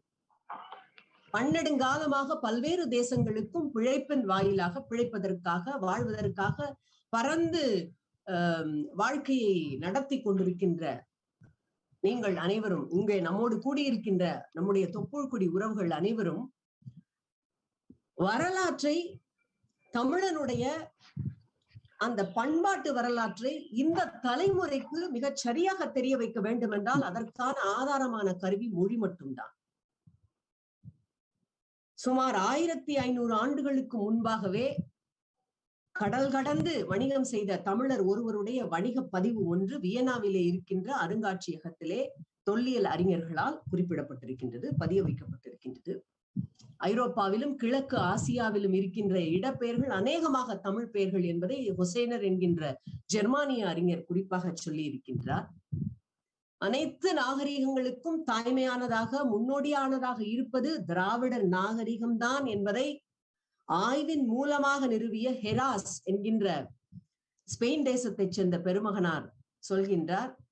ஆகையால் தான் நான் என்னை ஸ்பெயின் தேசத்திலிருந்து வந்த திராவிடன் என்று அறிமுகப்படுத்திக் கொள்வதிலே பெருமைப்படுகிறேன் என்று. இந்த வரலாற்றை இன்றைக்கு இருக்கின்ற, குறிப்பாக அயலகத்திலே 2 தலைமுறைகளாக அங்கே வாழ்க்கையை நடத்தி கொண்டிருக்கின்ற நம்முடைய தலைமுறைக்கு, ஜென் நெக்ஸ்ட், இவர்களுக்கு நாம் எடுத்து செல்ல வேண்டும். ஏனென்றால் மொழி என்பது ஆங்கில வழியாக கல்வி கற்ற அந்த ஒரு தலைமுறைக்கு சமயங்களில் வெறும் it's a tool for communication என்றே கற்பிக்கப்பட்டிருக்கின்றது. அந்த வர்க்கத்தில், அந்த வழியில் கல்வி கற்ற அந்த இளைய தலைமுறைக்கு இன்றைக்கு நீங்கள் எடுத்துக்கொண்டால் பந்தக்கால் என்றால் என்ன தெரியாது, பொய்க்காலாட்டம், நம்முடைய பனங்கிழங்கு, முழப்பாரி, படிகாரம், எம்ஆர் ராதா, பொங்கல் பண்டிகையின் முக்கியத்துவம், பொங்கல் போந்தது என்று சொல்லி முதலாக தைப்பொங்கலை தமிழ் புத்தாண்டாக அறிவித்து கொண்டாடிய பேராசிரியர் நமசிவாயனார் குறித்து தெரியாது. ஆனால் அவர்களுக்கெல்லாம் பொது அறிவு எது என்று கற்பிக்கப்பட்டிருக்கிறது என்றால், பொது அறிவு என்று ஒரு பொது புத்தியிலே ஒரு கருத்து பதிய வைக்கப்பட்டிருக்கிறது என்றால், நீங்கள் அனைத்தையும், உதாரணத்திற்கு செலின் டியோன், சிலிகான் வேலி, சிட்னி ஷெல்டன், ஷான் கானரி, இந்த மாதிரியான விஷயங்கள் குறித்து மிக தெளிவாக தெரிந்திருந்தாலே அது பொது அறிவு என்று பறைசாற்றப்படுகிறது. விருது என்றாலே ஆஸ்கார் என்றுதானும் பதியப்பட்டு வைத்திருக்கின்றது. சொல்ல வேண்டும் அவர்களுக்கு, நீங்கள் நம்முடைய தலைமுறைக்கு தொன்மையான தொல் தமிழே உலகின் அனைத்து மொழி குடும்பங்களுக்கும் அடிப்படை ஆதாரமான மொழி என்பதையும், இந்தோ ஆரிய மொழி குடும்பம் உட்பட அனைத்திற்கும் இது ஆதாரமான மொழி என்பதை எப்படி ஆய்வு பூர்வமாக நிறுவி இருக்கின்றார் கால்டுவெல் என்பதை எடுத்து சொல்லுங்கள். அது மட்டுமல்ல, இன்றைக்கு சிந்துவெளி நாகரிகம் என்பது ஆரிய நாகரிகமே என்பதை நிறுவுகின்ற முயற்சியில் பலர் ஈடுபட்டிருப்பதை நாம் அறிவோம். பி பிலால் என்ற ஒரு பெயர் எனக்கு நினைவிற்கு வருகின்றது. இந்த சூழலிலே நம்முடைய தலைமுறைக்கு நீங்கள் யாரை அறிமுகப்படுத்த வேண்டும், யாரை சொல்ல வேண்டும்? தமிழ் கற்றல் என்னும் பொழுது வரலாற்றை மிகச் சரியாக நிறுத்தி அதற்கு அடுத்த கட்டமாக எப்படி இந்த கற்றல் என்பது வெறும் எழுத்து பூர்வமான புத்தக வழி கல்வி மட்டுமல்ல. தமிழை கற்றல் என்பது தமிழ் பண்பாட்டை, தமிழ் உணர்வு முறையை, தமிழனுடைய எந்த பொங்கல் பண்டிகையை தமிழ் புத்தாண்டு என்று நாம் ஏன் அறிவியல் ரீதியாக அறிவுக்கு ஒத்த ஒரு புத்தாண்டை கொண்டாடுகிறோம் என்பதை, இவை அத்தனையும் சேர்ப்பதுதான் தமிழ் கற்றல் என்பது. ஆகவே இப்படி வரலாற்றை திரித்து கூறுகின்ற இந்த சூழல் இருக்கும் பொழுது யாரை நீங்கள் அவர்களுக்கு முன்னிறுத்த வேண்டும்? சிந்து வெளியில் முந்து தமிழ் என்கின்ற புத்தகத்தை எழுதிய நம்முடைய பூர்ணச்சந்திர ராவும், தி இன்டிஸ்கிரிப்ட் டிராவிடியன் என்ற அருமையான புத்தகத்தை எழுதிய இரா மதிவாணன் அவர்களும் அந்த இடங்களில் பெறப்பட்ட அந்த எழுத்துக்கள், சிந்து சமவெளியில் பெறப்பட்ட அந்த எழுத்துக்களில் இருப்பவை நம்முடைய தமிழ் எழுத்துக்கள் தான் என்பதை தொல்காப்பியத்திலே இருக்கின்ற மொழி இலக்கண தரவுகளை வைத்து நிறுவியிருக்கிறார்கள் என்பதை எடுத்து சொல்ல வேண்டும். ஆதிச்சநல்லூர் தாணிகளை நீங்கள் அறிமுகப்படுத்த வேண்டும். அழைத்து வாருங்கள் அடுத்த தலைமுறையை தமிழகத்திற்கு, அழைத்து செல்லுங்கள் ஆதிச்சநல்லூருக்கு. நம்முடைய முதுமக்கள் தாழியை அவர்களுக்கு காட்டுங்கள், ஆதிச்சநல்லூர் தாழியை அறிமுகப்படுத்துங்கள். மயிலாடுதுறையிலே கிடைத்த தமிழ் எழுத்துக்கள் பொறிக்கப்பட்ட கற்கோடரிகளை அறிமுகப்படுத்துங்கள். கீழடிக்கு அவர்களை அழைத்து சென்று நம்முடைய பெருமையை நினைத்து திளைக்க சொல்லுங்கள். இன்றைய தினம் இந்த ஆய்விலே மிகப்பெரிய புதிய கதவுகளை திறந்து கொண்டிருக்கின்ற நம்முடைய மதிப்பிற்குரிய பாலச்சந்திரன் அவருடைய புத்தகத்தை அறிமுகப்படுத்துங்கள். ஏனென்றால் வரலாறை மிகச் சரியாக நாம் நம்முடைய தலைமுறைக்கு சொல்ல வேண்டிய கடமை நம் முன்பாக இருக்கின்றது. தமிழர்கள் நீண்ட நெடிய பண்பாடு, இனம், மொழியால் நீண்ட நெடிய ஒரு வரலாற்று தொடர்ச்சியை கொண்டவர்கள். அந்த வரலாற்று தொடர்ச்சி அறுபடாமல், அதே சமயம் வாழ்தலுக்காக பிழைத்தலுக்காக நாம் அயலக மண்ணில் இருக்கும் பொழுது அந்த அயலக பண்பாடுகளையும் வெறுத்து ஒதுக்காமல் புரிந்து கொள்கின்ற உணர்வோடு நம்முடைய பண்பாடும் அயலக பண்பாடும் இணைந்து வருகின்ற இந்த பன்மை பண்பாட்டு சூழலிலே நாம் நம்முடைய இறக்கைகளாக எந்த மொழிகளை வேண்டுமானாலும் அணிந்து கொள்ளலாம். எந்த மொழி மீதும் நமக்கு வெறுப்பு கிடையாது, வெறுப்பு அவசியமும் இல்லை. வன்மையற்று வெறுப்பற்று, ஆனால் வேறாக நம்முடைய தமிழ் மொழியை நாம் கற்றாக வேண்டும். அதனை நம் புழங்கு மொழியாக, நம்முடைய உணர்விற்குரிய மொழியாக, நம்முடைய படைப்பிழக்கத்திற்குரிய மொழியாக, நம்முடைய வாழ்வின் அனைத்து உணர்வுகளையும் நாம் மற்றவருக்கு எடுத்து செல்கின்ற மொழியாக, இப்படி அனைத்து தளங்களிலும் அவற்றை எடுத்து செல்வதற்கு நாம் நம்முடைய தலைமுறையை தயார்படுத்த வேண்டும். ஒவ்வொரு மொழிக்கும் அதனுடைய தன்மைகளை ஒற்றி சில சிறப்புகள் சொல்லப்படுகின்றன. உதாரணத்திற்கு கிரேக்கம் தத்துவத்தின் மொழி என்று சிறப்பிக்கப்படுகின்றது. இத்தாலி உங்களுக்கு சட்டத்தின் மொழி என்று சொல்லப்படுகின்றது. அந்த ரோமானிய மொழி உங்களுக்கு தூதின் மொழி என்று சொல்லப்படுகின்றது. லத்தீன் சட்டத்தின் மொழி, லத்தீன் சட்டத்தின் மொழி என்று சொல்லப்படுகின்றது. ரொமானிய மொழி தூதின் மொழி என்று சொல்லப்படுகிறது. பிரெஞ்சு மொழி காதலின் மொழி என்று சொல்லப்படுகின்றது. ஆங்கிலம் வணிகத்தின் மொழி என்று சொல்லப்படுகின்றது. தமிழுக்கு என்ன பெயர் தெரியுமா? கருணையின் மொழி, இரக்கத்தின் மொழி, யாதும் ஊரே யாவரும் கேளிர் என்று சொன்ன கருணையின் மொழி என்று சொல்லப்படுகின்றது. அந்த மொழியை நாம் நம்முடைய அடுத்த தலைமுறைக்கு எடுத்துச் செல்வதற்கு சில செய்திகள், சில குறிப்புகளை உங்களோடு நான் பகிர்ந்து கொள்ளலாம் என்று நான் நினைக்கின்றேன். உதாரணத்திற்கு, நீங்கள் அயலகத்திலே இருக்கும் பொழுது ஆஸ்திரேலியா, கனடா, இங்கிலாந்து, பிரான்ஸ், இந்த தேசங்கள் ஏற்கனவே நம்முடைய தமிழ் மொழிக்கு அதற்குரிய முக்கியத்துவத்தை கொடுத்திருக்கின்றன. சமீபத்திலே கூட ஆஸ்திரேலிய அரசாங்கம், நான் இங்கே மகிழ்வோடு மிக மிக பெருமையோடு குறிப்பிட்டு சொல்ல விரும்புகின்றேன், இது தமிழ் மரபு மாதம் என்பதால், January is the month of the heritage month of the year என்பதால் இதனை சிறப்பித்து ஆஸ்திரேலிய அரசாங்கம் ஒரு தபால் தலையை வெளியிட்டிருக்கின்றது. இப்படி மல்டிநேச்சுரல் பாலிசியை தங்களுடைய பாலிசியாக கொண்டிருக்கின்ற கனடா, ஆஸ்திரேலியா இவை போன்ற நாடுகள் ஏற்கனவே ஏலவே தமிழ் மொழிக்காக மிகப்பெரிய ஒரு பிரதான உரிமையை கொடுத்து பாடத்திட்டங்களிலே அவைகள் சேர்க்கப்பட்டிருக்கின்றன. நான் என்னுடைய ஆய்வு பிடிப்பிற்காக ஆஸ்திரேலியா சென்ற பொழுது வார இறுதி நாட்களில் தமிழை கற்பிக்கின்ற பள்ளிகள், பல பள்ளிகளுக்கு அந்த பள்ளிகளுக்கு சென்று எப்படி அவை அங்கே கற்பிக்கப்படுகின்றன என்ற பொழுது ஒன்றை மிக அழகாக கவனித்தேன். அதாவது நம்முடைய மொழியில் அவர்களுடைய புழங்கு பொருள்கள், உதாரணத்திற்கு நாம் A for ஆப்பிள் என்றே பழகி கொண்டிருப்போம். ஏன் அந்த ஏ என்கின்ற ஆல்பபெட்டிற்கு நம்முடைய புழங்கு பொருளான தமிழிலிருந்து ஒரு வார்த்தையை எடுத்து சொல்லக்கூடாது? இப்படியாகப்பட்ட புதிய புதிய முறைகளிலே to learn a foreign language in equivalent or with the reference to our localized food, our localized habits, our localized culture, இது ஒரு மிக முக்கியமான வழி என்று நான் கருதுகின்றேன். தமிழை கற்கும் பொழுது அவர்களிடம் சொல்லுங்கள், அவரவர் வட்டாரத்தின் அசல் வாழ்வியல் ருசியை உணர முடியும் என்று சொல்லுங்கள். அதே போல உறவு முறைகளையும் அதன் பின்னிருக்கின்ற ஆழமான பிணைப்புகளையும் அறிந்து கொள்ள முடியும். நமக்கு என்று அத்தைமார்கள் இருக்கிறார்கள், சித்தப்பன்கள் இருக்கிறார்கள், பெரியம்மாக்கள் இருக்கிறார்கள். But everything is aunt and uncle in English. There's nothing wrong in learning them. நாம் நிச்சயமாக நமக்கு வகைப்படுகின்ற கம்யூனிகேட்டிவ் மொழியாக ஆங்கிலத்தை அல்லது பிற மொழிகளை கற்றுக்கொள்ள வேண்டும், அதில் மாற்று கருத்து இல்லை. We are in fact benefited by that. ஆனால் நம்முடைய உறவு முறைகளையும் அதன் பின்பாக இருக்கின்ற ஆழமான பிணைப்புகளையும் அறிந்து கொள்வதற்கு தாய்மொழி அவசியம். தமிழின் வழியாக பிற மொழிகளை கற்கும் பொழுது மொழிகளுக்கு இடையே ஆன வேறுபாட்டையும் இணைப்பையும் அறிய முடியும் என்று சொல்லுங்கள். அயலகத்திலே இருக்கின்ற உங்களை போன்ற நம்முடைய சொந்தங்கள் தமிழ் மொழியை கற்கும் பொழுது மட்டுமே தமிழின் தனித்துவமான வாழ்வியலை உணர முடியும்.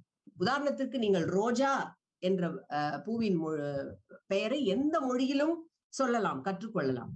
அதன் பூர்வீகம் தமிழகம் அல்ல. அதன் மனம் சில நூற்றாண்டுகளில் நாம் உணர்ந்தவைதான். ஆனால் பனம்பூவின் வாசனத்தையும் மஞ்சனத்தி பூவின் வாசத்தையும் உங்கள் மண்ணுக்கே உரிய கதம்பத்தின் வாசனத்தையும் நீங்கள் கடுமனத்தையும் உணர வேண்டும் என்றால் அதற்கு தமிழ் மொழி, தாய்மொழியை அறிந்திருக்க வேண்டும். பாதாள கரண்டி போல் மொழி ஒவ்வொரு சமூகத்தின் பண்பாட்டு வாழ்வியல் கூறுகளை சேர்த்து இழுத்து வரும் ஊர் திருவிழாக்கள், பண்டிகைகள், அதனை ஒற்றிய மக்களின் கூடுகைகள், கொண்டாட்டங்கள். பண்டிகைகள், கொண்டாட்டங்கள் எனும் பொழுது நான் இங்கே மிக குறிப்பிட்டு சொல்ல வேண்டியது நம்முடைய நாட்டார் வழிபாட்டு முறையான, சிறுதெய்வ வழிபாட்டு முறையான, மக்களே நேரடியாக சென்று வழிபடுகின்ற அந்த மாதிரியான வழிபாட்டு முறைகளை நான் மிக முக்கியமாக சொல்கின்றேன். அவை நம்முடைய வேர், நமக்கான அந்த பண்பாட்டு வாழ்வியலிலிருந்து வருபவை. அதில் இருக்கின்ற அந்த விஷயங்களை அறிந்து கொள்வதற்கு, செவி வழியாக பாடப்படுகின்ற பாடல்களை அறிந்து கொள்வதற்கு. ஏனென்றால் எழுதப்பட்டவை மட்டுமே இலக்கியம் அல்ல. Oral literature is a very important component of your classic literature also. செவி வழியாக வந்த அந்த ஒப்பாரிகளை, கர்ண பரம்பரை கதைகளை, இவைகளை அறிந்து கொள்வதற்கு நாம் அந்த இடத்தில் நம்முடைய குழந்தைகளை கொண்டு நிறுத்துவது மிக முக்கியம். சிங்கப்பூர், ஆஸ்திரேலியா போன்ற சில நாடுகளை தவிர்த்து பிற நாடுகளில் பள்ளிகளில் தமிழில் கற்றுக்கொள்வதற்கு வாய்ப்புகள் மிக மிக குறைவு. இந்த சமயத்தில் இந்த ஒரு கடமையை பெற்றோர்கள் தான் கையிலே எடுத்துக்கொள்ள வேண்டும். வீட்டிலே புழங்கு மொழியாக, பேசுகின்ற மொழியாக, உரையாடல் மொழியாக நம்முடைய தாய் தமிழ் மொழிதான் நிச்சயமாக இருக்க வேண்டும். தமிழ் பண்பாட்டாக திரைப்படங்கள் நிறுத்துகின்ற பிம்பங்களையோ அல்லது ஊடகங்கள் நிறுத்துகின்ற பிம்பங்களையோ தயவு செய்து அவர்களுக்கு கற்றுக் கொடுக்காதீர்கள். திரைப்படங்களை திரைப்படங்கள் நமக்கு அவசியம்தான். ஆனால் தொடர்ச்சியாக அதன் மூலமாக மட்டுமே தமிழை அறிந்து கொள்கிறார்கள். ஆகவே நாங்கள் அதனை ஊக்குவிக்கிறோம் என்று சொல்லுகின்ற சில பெற்றோர்களை நான் அயல் நாடுகளில் சந்தித்திருக்கின்றேன். அது வாழ்வின் ஒரு கூறுதான். ஆனால் நீங்கள் நம்முடைய செவ்வியல் இலக்கணத்தை, நம்முடைய ஆத்திசூடியை, ஔவையாரின் ஆத்திசூடியை மட்டுமல்ல, பாரதியாருடைய ஆத்திசூடியை, மகாகவி பாரதியார் புதுச்சேரிக்கு சென்றிருந்த பொழுது அவருக்கும் தீட்சிதருக்குமான உறவு, நட்பு மிக மிக அருமையான ஒன்று. அப்பொழுது மாலை நேரங்களில் தீட்சிதர் பாரதியாரோடு உரையாடுவார். தீட்சிதர் பல மொழிகள் கற்றவர். ஔவையாருடைய ஆத்திசூடியை பிரெஞ்சு மொழியிலே மொழிபெயர்க்கின்ற முயற்சியிலே அந்த சமயத்தில் ஈடுபட்டிருந்தார். மாலை நேரத்தில் ஒரு சமயம் ஔவையாருடைய ஆத்திசூடியை பற்றி பெருமையாக தீட்சிதர் பேசிக் கொண்டிருந்த பொழுது நம்முடைய பாரதியார் சொன்னார், ஐயா, ஔவை நம்முடைய முதுசம், நம்முடைய மரபினுடைய மிகப்பெரிய செழுமையான குறியீடு, அதிலே எனக்கு மிக மரியாதை. ஆனால் நாம் எத்தனை காலத்திற்கு நம்முடைய வெறும் பழம்பெருமை இலக்கியங்களை மட்டுமே மொழிபெயர்த்து கொண்டிருக்க முடியும்? தமிழனுக்கு என்று தமிழனுடைய உணர்வு சார்ந்த தற்காலத்திற்கென்று ஒரு ஆத்திசூடி வேண்டாமா என்று கேட்டு உடனடியாக கோபமாக எழுதி சென்றாராம். அடுத்த நாள் காலையிலே தீட்சிதருக்கு முன்பாக அவர் எழுதி கொண்டு வந்து கொடுத்ததுதான் புதிய ஆத்திசூடி என்பார்கள். அந்த ஆத்திசூடியை அறிமுகப்படுத்துங்கள். தொல்காப்பியத்தை நம்முடைய 2500 ஆண்டுகளுக்கு முன்பாக உலக மொழிகளில் எந்த மொழிகளிலும் இல்லாத அளவிற்கு விமர்சனம் முதற்கொண்டு வாழ்வியலை முன்னிறுத்திய தொல்காப்பியம் முதற்கொண்டு திருவள்ளுவர் இப்படி எத்தனையோ செவ்விலக்கியங்களோடு மிக முக்கியமாக நீங்கள் அவர்களுக்கு சொல்ல வேண்டிய செய்தி என்னவென்றால், ஆரம்ப நிலை, இடைநிலை, மேல்நிலை இந்த 3 மாணவர்களுக்கும் என்று தமிழ் கற்றுக்கொள்ள வழிகாட்டிகளாக புத்தகங்கள் வெளியிடப்பட்டிருக்கின்றன. இணைய வழியில் கற்றுக்கொள்ளும் வழிமுறைகளையும் மாணவர்களுக்கு தமிழகத்தில் இருந்து பல புத்தகங்கள் அவ்வாறு வெளியிடப்பட்டிருக்கின்றன. நம்முடைய தமிழக அரசு அதிலே மிகுந்த முனைப்பு கொண்டு செயல்பட்டு வருகிறது. அதனுடைய ஒரு உதாரணம் தான் இன்றைக்கு ஒரு நாள் நிகழ்ச்சியாக அயலக தமிழர்களுக்கு என்று அவர்களுடைய நலத்திற்காக முன்னெடுக்கப்பட்டிருக்கின்ற இந்த ஒரு நாள் நிகழ்ச்சியாகும். ஆகவே நீங்கள் இவற்றை மிக நன்றாக பயன்படுத்தி கொண்டு வரலாற்றை மிகச் சரியாக புரிய வைத்தல், அந்த வரலாற்றின் எந்த காலகட்டத்தில் நாம் இன்றைக்கு நின்றிருக்கின்றோம், contemporary problems, contemporary complexities of life in this post COVID என்றெல்லாம் சொல்ல முடியாது. இன்றைக்கு நாம் ஒமிக்ரான் காலகட்டத்திலும் இருக்கின்றோம். இன்றைக்கு இருக்கின்ற இந்த அதி நெருக்கடியான சூழலில் ஒருவருக்கு ஒருவர் தொடர்பற்ற தனித்தனி தீவுகளாக மறுபடியும் வாழ வேண்டிய ஒரு சூழலில் மொழி என்பது வெறும் தொடர்பு கருவி மட்டுமல்ல, நம்முடைய ஊனோடு உணர்வோடு கடந்த மொழி. ஒரு மொழி அழியும் பொழுது ஒரு இனம் அழியும், ஒரு தலைமுறை அழியும். அந்தமானிலே ஒரு பழங்குடியைச் சேர்ந்த ஒரு 2 பேர் அந்த மொழியை இறுதி வரை பேசிக் கொண்டிருந்தார்கள். அதிலே கடைசியாக அந்த மொழியை பேசிய அந்த பெண்மணி இறந்த பொழுது அவரோடு அந்த மொழி அழிந்து போனதாக படித்த பொழுது மிகுந்த வருத்தம் உண்டானது. நம்முடைய தமிழ் மொழி சீரிழமை கொண்டு என்றைக்கும் செம்மார்ந்து நிற்கின்ற அத்தனை புகழையும் பெற்ற செவ்வியல் மொழி, செம்மொழி. அந்த மொழியிலே தாய்மொழியாக கொண்டு அதனை பேசுகின்ற, அதனை எழுதுகின்ற, அதன் வழியாக நாம் நம்முடைய செம்மார்ந்த செவ்வியல் இலக்கியத்தை அல்லது தற்கால இலக்கியத்தை பிற மொழிகளுக்கு கொண்டு சென்று சேர்க்கின்ற வல்லமையை உடையவர்கள் என்பதை உணரச் செய்யுங்கள். நம்முடைய அத்தனை செழுமைக்கும் காரணம், அத்தனை வளர்ச்சிக்கும் காரணம் நம்முடைய வணிகமோ அல்லது பணம் ஈட்டுதலோ வாழ்வின் ஒரு பகுதிதான், அதனை யாரும் மறுக்க முடியாது. ஆனால் நமக்கான தி ஐடென்டிட்டி, நமக்கான அடையாளம் என்று வரும்பொழுது, நமக்கானவற்றை நாம் இந்த உலகிற்கு உரத்து சொல்லும் பொழுது, நாம் அனைவரும் தமிழர்களாக இங்கு இணைந்திருப்பதை போல தமிழ் மொழியை தாய்மொழியாக கொண்டவர்கள், தமிழ் மொழிக்காக அடுத்தது தமிழ் மொழி நீதிமன்ற மொழியாக வேண்டும் என்கின்ற இந்த அடுத்த குறிக்கோளோடு இன்னமும் இந்த அரசு போராடி கொண்டிருக்கிறது என்பதை நினைவில் வைத்துக் கொண்டு இன்னொரு விஷயத்தையும் நிறைவாக சொல்லி நான் என்னுடைய உரையை முடிவுக்கு கொண்டு வரலாம் என்று நினைக்கின்றேன். பலர் அறியாத செய்தி இது. ஏனென்றால் பொதுவாக நாம் எந்த மொழிக்கும் எதிரி அல்ல, ஆனால் நம்முடைய மொழிக்கு என்று வருகின்ற இடத்தை விட்டுக் கொடுப்பவர்கள் அல்ல என்பதற்கு இந்த உதாரணம், இந்த வரலாற்றின் இந்த உதாரணம் மிகச்சிறந்த உதாரணம். லத்தீன் மொழி அரசோற்றிய பொழுது, இது இங்கிலாந்திலே நடைபெற்ற ஒரு விஷயம். ஆங்கிலம் இன்றைக்கு உலக பொதுமொழியாக கருதப்படும் நிலையை அடைந்திருக்கின்றது. இந்த உலக மக்களில் 10ல் 1 பகுதியினர் ஆங்கிலம் பேசுகின்றவராக இருக்கின்றார்கள். ஆனால் இத்தகைய நிலையை அடைவதற்கு முன்பாக ஒரு காலத்தில் ஆங்கிலம் அதன் நாட்டிலேயே இகழப்பட்டது. லத்தீன் மொழியும் பிரெஞ்சு மொழியும் ஆங்கிலத்தின் இடத்தில் அமர்ந்து அரசோற்றின. ஆனால் அந்த சமயம் ஆங்கிலேயரிடத்தில் தோன்றிய மொழி பற்றுத்தான் வேற்று மொழிகளை அகற்றி அதனுடைய தாய்மொழிக்கு உரிய இடத்தை கொடுத்தது. லத்தீன் மொழி அரசோற்றிய பொழுது அதனை விரும்பாத கல்விக்கூட தலைமை ஆசிரியர் ஒருவர், headmaster of the merchant of Taylor school, தன்னுடைய தாய்மொழி பொற்றை எப்படி வெளிப்படுத்துகிறார் பாருங்கள். கல்வியின் பொருட்டு ஒரு மொழிக்கு அடிமையாவது அடிமைத்தன்மைகளுள் முதன்மையானது என்று நான் நினைக்கின்றேன். நம்முடைய மொழி நம் உரிமையையும் விடுதலையும் வெளிப்படுத்துகின்றது. லத்தீன் மொழி நம்முடைய அடிமைத்தன்மையையும் இழிவையும் நினைவூட்டுகின்றது. ரோம் நகரை விரும்புகின்றேன், ஆனால் லண்டன் மாநகரை அதனினும் மிகுதியாக நேசிக்கின்றேன். இத்தாலியை போற்றுகின்றேன், ஆனால் ஆங்கிலத்தை நான் என்னுடைய உயிரினும் மேலானதாக கருதி தொழுகின்றேன்.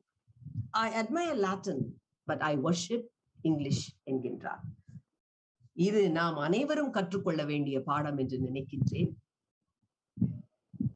பேரறிஞர் அண்ணா ஒருமுறை மிக அழகாக சொன்னார், தமிழன் யாருக்கும் தாழாமல், யாரையும் தாழ்த்தாமல், யாருக்கும் அடிபணியாமல், யாருக்கும் எஜமானனாக இல்லாமல், தனக்குரிய உரிமையோடு, தனக்குரிய அத்தனை அந்த உணர்வுகளோடு இந்த நாட்டிலே, இந்த மண்ணிலே என்றென்றைக்கும் மகிழ்வோடு, அனைத்து விதமான உரிமைகளோடு அடுத்த தலைமுறையை உருவாக்க வேண்டும் என்பதுதான் என்னுடைய மிகப்பெரிய கனவு என்று.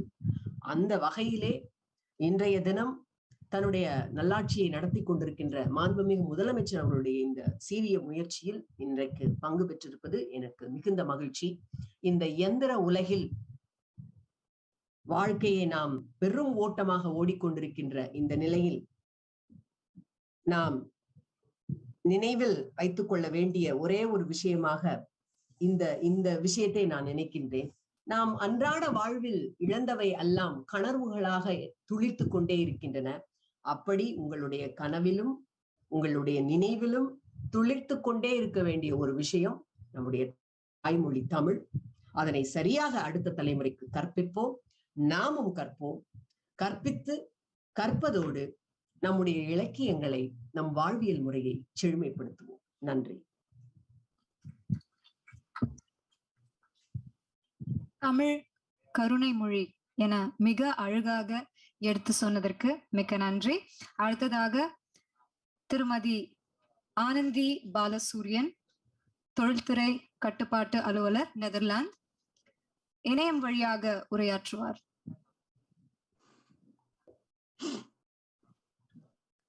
பேசலாமா? பேசலாங்கம்மா. அயல்நாட்டில் தமிழர்கள் என்ற நிகழ்விற்கு வித்திட்ட மாண்புமிகு முதலமைச்சர் அவர்களுக்கும், இந்த நிகழ்வினை ஒழுங்கமைத்த அனைத்து பெரியோர்களுக்கும், இணைய வழியாக இந்த நிகழ்வில் கலந்து கொண்டிருக்கும் அனைவருக்கும் இனிய வணக்கங்களை முதலில் தெரிவித்துக் கொள்கின்றேன். அயல் நாட்டில் தமிழ் கற்றல் என்ற தலைப்பில் எனது நெதர்லாந்து நாட்டில் எனக்கு ஏற்பட்ட அனுபவங்களை உங்களுடன் பகிர்ந்து கொள்ள இருக்கின்றேன். நான் வாழ்ந்து கொண்டிருக்கும் நாட்டில் ஆங்காங்கே பரந்துபட்டு தமிழ் மக்கள் வாழ்ந்து வருகின்றனர். கடந்த 32 வருடங்களாக நெதர்லாந்து நாட்டில் வாழ்ந்து கொண்டிருக்கின்றேன். இங்கு நிதி அமைச்சில், வருமான வரி இலாகாவிலும், அத்துடன் தமிழ் நெதர்லாந்து மொழிபெயர்ப்பாளராகவும் பணியினை ஆற்றுகிறேன். அதைவிடவும் கடந்த 22 வருடங்களாக நெதர்லாந்தில் பிறந்த பிள்ளைகளுக்கு இலவசமாக தமிழ் மொழியையும் கற்பித்து வருகின்றேன். என்னை போன்று பல தமிழர்கள் பல்வேறு இடங்களில் இதனை செய்து வருகின்றனர். எங்களது நாட்டில் மிகவும் குறைந்த அளவு தமிழ் மக்களே வாழ்கின்றனர். நான் நெதர்லாந்து நாட்டிற்கு வந்தபோது எனது கையில் படித்து முடித்த பட்டப்படிப்பு சான்றிதழ் மட்டுமே இருந்தது. எல்லாமே புதிதாக இருந்தது. மொழி, மனிதர்கள், கலாச்சாரம் எல்லாமே வேறுபட்டதாக காணப்பட்டது. பேசிய மொழி எனக்கு புரியவில்லை. எல்லாமே அந்நியமாக இருந்தது. கண்ணை கட்டி காட்டில் விட்டது போன்ற ஒரு உணர்வு மட்டும் எஞ்சியது. இந்த மொழியை படிக்காது விட்டால் எதுவும் செய்ய முடியாது என்பதை ஒரு சில நாட்களில் நான் அறிந்து கொள்ள முடிந்தது. மொழியை படித்தால் முன்னுக்கு வர முடியும் என்பதையும் உணர்த்தேன். நெதர்லாந்து மக்கள் மிகவும் நல்லவர்கள். எனக்கும் நல்லவர்களின் தொடர்பு கிடைத்தது. அவர்களின் உதவியுடன் இங்குள்ள ஒரு பல்கலைக்கழகத்தில் 8 மாதம் மிகவும் விரைவாக நெதர்லாந்து மொழியினை கற்றேன். அதன் பின்னர் மேற்படிப்பையும் தொடர்ந்தேன். நெதர்லாந்து மொழியானது இலகுவாக கற்கக்கூடிய ஒரு மொழி அல்ல. தமிழுக்கும் நெதர்லாந்து மொழிக்கும் உச்சரிப்பு தொடக்கம் இலக்கணம் வரையும் நிறைய வித்தியாசங்கள் உள்ளது. அதனால் தமிழ் மக்கள் நெதர்லாந்து மொழியை கற்பதில் நிறையவே சிரமங்கள் பட்டனர். தாய்மொழியில் நல்ல அறிவுள்ளவர்கள் பிற மொழியினை இலகுவாக படிக்க முடியும் என பல ஆய்வுகள் கூறியிருப்பதை வாசித்திருக்கின்றேன். இருப்பினும் காலாகாலமாக ஒரு மொழியுடன் பழகிவிட்டு திடீரென இன்னொரு மொழியை பேசுவது கடினமே. உதாரணமாக எங்களுக்கு தெரிந்தது ஒரு கானா. இந்த மொழியில், அதாவது நெதர்லாந்து மொழியில் 3 விதமான கானா ஒலி உள்ளது. ஒவ்வொன்றுக்கும் வித்தியாசமான சத்தங்கள் உள்ளன. எமக்கு எல்லாமே ஒரே ஒரு காணா போலத்தான் கேட்கும். இலக்கணம் அப்படியே தலைகீழாக உள்ளது. எங்கள் தாய்மொழியை நாங்கள் எப்படியும் பேசலாம், அது தமிழுக்குரிய அழகு, எங்களால் அதை புரிந்து கொள்ள முடியும். ஆனால் நெதர்லாந்து மொழி அப்படியல்ல, இலக்கண பிழையின்றி பேச வேண்டும். எனது வயதினை உடையவர்களுக்கு இந்த மொழியை படிப்பது மிகவும் பிரச்சனையாகவே இருந்தது. நாங்கள் மொழியுடன் போராடி கொண்டிருந்த போது எங்களுக்கு பிள்ளைகள் பிறக்கின்றனர். அவர்கள் இங்கு பிறந்ததால் அவர்களது தாய்மொழி நெதர்லாந்து ஆகிவிடுகிறது. பெற்றோர்களுக்கு நெதர்லாந்து மொழி நன்கு தெரியாததால் பிள்ளைகள் ஆரம்ப காலங்களில் பாடசாலையில் கல்வி கற்பதில் பல பிரச்சனைகளை எதிர்கொண்டனர். வீட்டில் உள்ள போது தமிழினை பேசிவிட்டு பாடசாலைக்கு சென்ற போது மொழி, கலாச்சாரம் எல்லாமே அவர்களுக்கு புதிது. பிள்ளைகள் ஆரம்ப காலங்களில் பாடசாலையில் கல்வி கற்பதில் பல பிரச்சனைகளை எதிர்கொண்டனர். வீட்டில் உள்ள போது தமிழினை பேசிவிட்டு பாடசாலைக்கு சென்ற போது மொழி, கலாச்சாரம் எல்லாமே அவர்களுக்கு புதிதாக இருந்தது. பிள்ளைகள் விரைவில் நெதர்லாந்து மொழியினை தமதாக்கி கொண்டனர். தமிழை இலகுவில் அவர்களால் மறக்க முடிந்தது. இந்த பிரச்சனையை பொதுவாக வெளிநாடுகளில் வாழும் அனைத்து பிள்ளைகளும் எதிர்நோக்கினர். இதன் விளைவாக பெற்றோர்களுக்கும் பிள்ளைகளுக்கும் இடையில் கலாச்சார இடைவெளிகள் அதிகமாகின. மொழிபெயர்ப்பு வேலை செய்யும் போது சில சமயங்களில் பெற்றோர்களுக்கும் பிள்ளைகளுக்கும் மொழிபெயர்த்ததும் உண்டு. அதன் விளைவாக எமது குழந்தைகளுக்கு தமிழ் படிப்பிக்க வேண்டும் என்ற நோக்குடன் 1999 சிறிய அளவில் தமிழ் படிப்பிக்கும் பாடசாலை ஒன்றை ஆரம்பித்தோம். எங்களது பிள்ளைகளுக்கு கலாச்சார விழுமியங்களை ஊட்ட வேண்டும் என்றும் தமிழ் விழாக்களை கொண்டாடினோம். கலாச்சார நிகழ்வுகளை மாணவர்களின் உதவியுடன் நெதர்லாந்து மக்களுக்கும் எடுத்துச் சென்றோம்.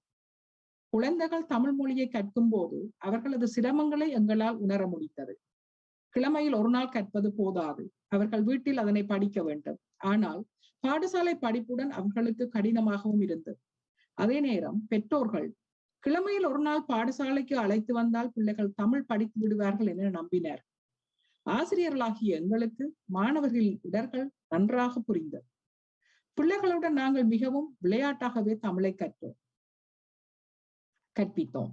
அவர்கள் மிகவும் சந்தோஷமாக வருவார்கள். அவர்களுக்கு உச்சரிப்பு மிகவும் சிரமமாக இருந்தது. உதாரணமாக எங்கள் தமிழ் மொழியில் உள்ள எழுத்துக்கள் லானா, லானா, லானா, நானா, நானா, நானா போன்றவை அவர்களுக்கு ஒன்றாகவே தெரிந்தன. அவர்களுக்கு வார விடுமுறையில் தமிழ் படிக்க வருவதில் அலாதி பிரியம்.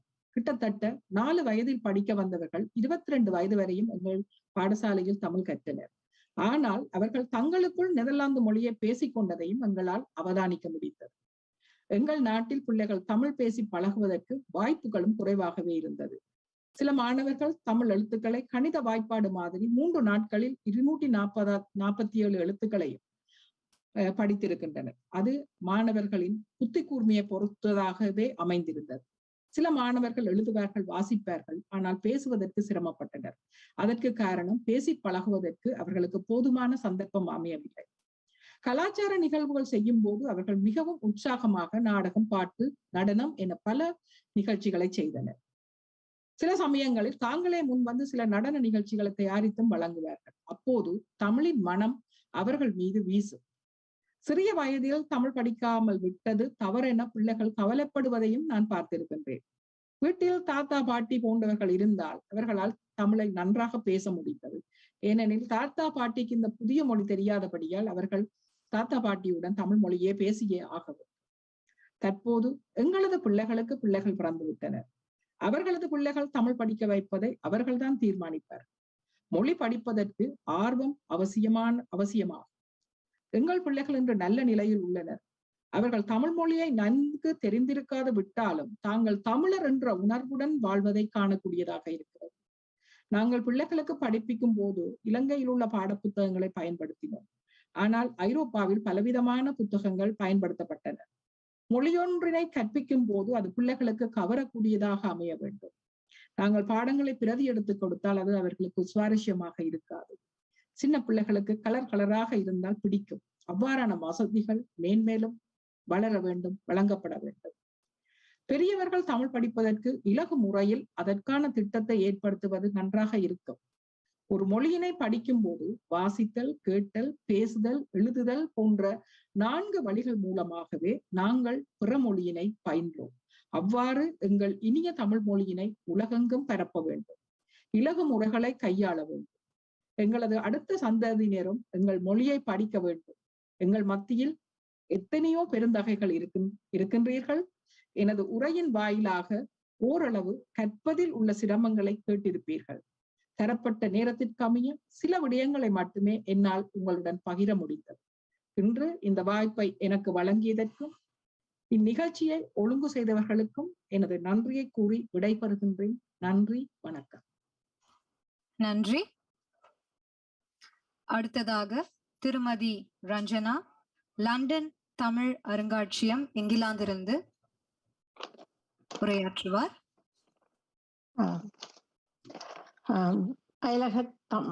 வணக்கம். அயலக தமிழர் விழாவை கொண்டாட வழிவகுத்த மதிப்புக்குரிய மாண்புமிகு முதலமைச்சர் அவர்களுக்கும் நன்றியை தெரிவித்துக் கொண்டு, மதிப்புக்குரிய இணைய அமைச்சர்கள், விழா ஒருங்கிணைப்பாளர்கள், பெரியோர்கள், சான்றோர்கள் அனைவருக்கும் வணக்கத்தை தெரிவித்துக் கொண்டு, நாம் வாழும் பிரித்தானியா நாட்டில் 200க்கும் மேற்பட்ட பாடசாலைகளும் 10,000க்கும் மேற்பட்ட மாணவர்களும் தமிழ் மொழியை கேட்டு வருகின்றார்கள். இங்கு பாடசாலைகளில் மழலையர்கள் வகுப்பு முதல் உயர்தர வகுப்பு வரை அவர்கள் கற்று முடித்து அதன் பின்பு தமது வேலைக்காக, தமது தொழிலுக்காக, தமது மேற்படிப்புக்காக வேறு மொழிகள் இங்கே வாழிட மொழியை கற்பதற்காக செல்கின்றார்கள். அங்கு செல்லும் பொழுது அவர்கள் அந்த படித்த மொழியை சில சமயத்தில் அவர்கள் பயன்படுத்துவது இல்லை. தமிழ் மொழியை, தாய்மொழியை பயன்படுத்துவது மிகவும் குறைவாக இருக்கும். வீட்டில் பெற்றோர்களுடன் அல்லது சில நண்பர்களுடன் அவர்கள் தமது தாய்மொழியை கதைப்பதற்கு வசதியாக இருக்கிறார்கள். அதே நேரம் அவர்கள் தமது நண்பர்கள் கூடுதலான நேரங்களிலே தமது மொழியை ஆங்கிலத்திலேயே அவர்கள் கதைப்பதை நாங்கள் அறியக்கூடியதாக இருக்கிறது. இதன் பின்பு அவர்கள் தமது அடையாளத்தை தேடும் பொழுது, அவர்கள் கல்வியை கற்று, தொழிற்கல்வியை கற்று, மேல் படிப்பை முடித்து பின்பு தமது அடையாளத்தை அவர்கள் தேடும் பொழுது திரும்பவும் அவர்கள் தமிழை தேடுகிறார்கள், நமது தாய்மொழியை தேடுகிறார்கள். அப்பொழுதுதான் அவர்களுக்கு அந்த உணர்வு வருகிறது, நாங்கள் நமது தாய்மொழியை நாங்கள் விட்டுவிட்டோம் என்று. அதற்காகத்தான் நாங்கள் அடுத்ததாக அவர்களுக்கு ஏதாவது வழிவகுத்து கொடுப்பதற்காக நாங்கள் சில தொழில் வாய்ப்புகளை வேறு ஸ்தாபனங்கள், நிறுவனங்கள் அனைத்தும் சேர்ந்து அவர்களுக்குரிய தொழில் வாய்ப்புகள், வேலை வாய்ப்புகளை தமிழ் மொழியையும் சேர்த்து கொடுக்கக்கூடியதாக அமைத்து நாங்கள் இன்னும் மேலும் கொண்டு தாய்மொழியை வளர்க்கறதுக்கு அடுத்தடுத்த தலைமுறைக்கு நாங்கள் அதை கொண்டு செல்வதற்கு நமக்கு மிக உதவியாக இருக்கும். அப்படி நாங்கள் வகுத்தார். அத்தோடு நாங்கள் எமது சுற்றுலா தலங்கள், எமது அகழ்வாராய்ச்சிகள் எல்லாவற்றையுமே பார்ப்பதற்கும் அவர்களை தூண்டுவதற்கு அது கொஞ்சம் அவர்களுக்கு இலகுவாக இருக்கும். இந்த காரணத்திற்காகத்தான் நாம் எமது தமிழ் அருங்காட்சியகம் லண்டன் என்ற ஒன்றை இங்கு உருவாக்கி அதில் அகழ்வாராய்ச்சிகள், ஆவணங்கள், குறிப்பிடப்பட்ட இப்பொழுது கீழடி, கொடுமணல் அப்படியான அகழ்வாராய்ச்சிகள் எல்லாவற்றையுமே நாங்கள் ஒரு தளங்களாக ஆக்கி நமது அருங்காட்சியகம் வர்ச்சுவல் ரீதியாக பார்ப்பதற்கு நாங்கள் வசதி செய்து அமைத்துள்ளோம். அது முக்கியமாக நமது வருங்கால சந்ததியினர் தலைமுறைக்கு அது பயன்படும் என்பதை நினைத்துத்தான் நாங்கள் அந்த தொடர்ந்து அதில் பணியாற்றி கொண்டிருக்கிறோம். நம்மோடு அந்த குழுவில் சேர்ந்து எங்களுடன் இசைந்து வேலை செய்து கொண்டிருக்கிற அனைவரும் இன்னும் மேலும் அதை தேடி கொண்டிருக்கிறார்கள் என்பதையும் தமிழ் அருங்காட்சியகம் லண்டன் சார்பில் நீங்கள் பார்க்க விரும்பினால் தமிழ் அருங்காட்சியகம் லண்டன் வெப்சைட்டில் போய் பார்த்தீர்களானால் எல்லா தளங்களையும் பார்க்கலாம். நாங்கள் இன்னும் அதில் தொடர்ந்து வேலை செய்து கொண்டே இருக்கின்றோம். இது எல்லாமே எங்களுடைய பிள்ளைகள், எங்களுடைய வருங்கால தலைமுறையினருக்கு நாங்கள் சேர்த்து வைக்கின்ற ஆவணமாகவும் அதை நாங்கள் பயன்படுத்துவதற்கு மிகவும் மகிழ்ச்சியாக நாங்கள் அனைவரும் அதில் தொடர்ந்து பணி செய்து கொண்டிருக்கிறோம். முக்கியமாக இன்று இந்த சந்தர்ப்பத்தை அளித்த அனைவருக்கும் தமிழ் அருங்காட்சியகம் லண்டன் குழு சார்பில் நன்றியை கூறி விடைபெறுகின்றேன். நன்றி, வணக்கம். நன்றி அம்மா. அடுத்ததாக திரு வேலழகன், துணை செயலாளர், நார்வே தமிழ் சங்கம், நார்வேயிலிருந்து இணையம் வழியாக உரையாற்றுவார்.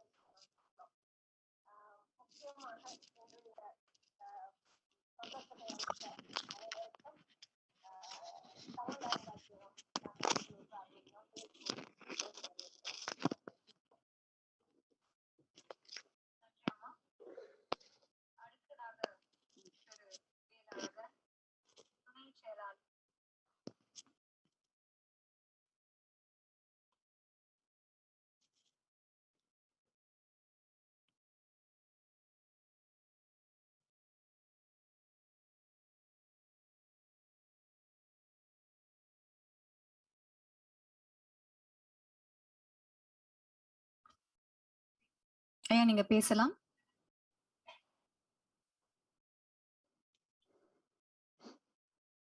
வணக்கம். வணக்கம்.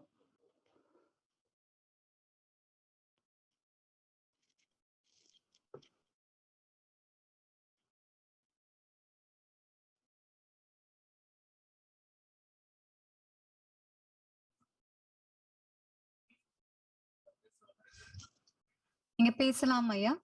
நீங்க பேசுறது நல்லாவே எங்க எல்லாருக்குமே கேக்குது. பேச வணக்கம்.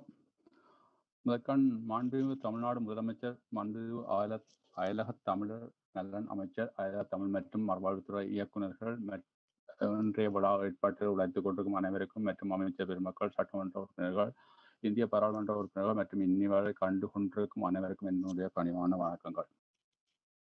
என்னை அயல்நாட்டில் கற்றல் பணிகள் என்ற தலைப்பில் பேச வாய்ப்பை பெற்று தந்த தமிழ் மரபு அறக்கட்டளையின் தலைவர் முனைவர் சுபாஷினி அம்மையார் அவர்களுக்கு என்னுடைய மனம் நிறைந்த நன்றிகளை தெரிவிக்கப்பட்டுள்ளேன்.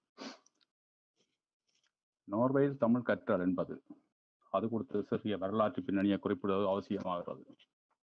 1950 நடுப்பகுதிகளில் முதலாக நோர்வேக்கு வந்த தமிழர் என்று கருதப்படும் யாழ்ப்பாணத்தைச் சேர்ந்த ஒரு தமிழர் மோட்டார் சைக்கிளில் இலங்கையிலிருந்து நோர்வேயில் வந்தடைந்தார்.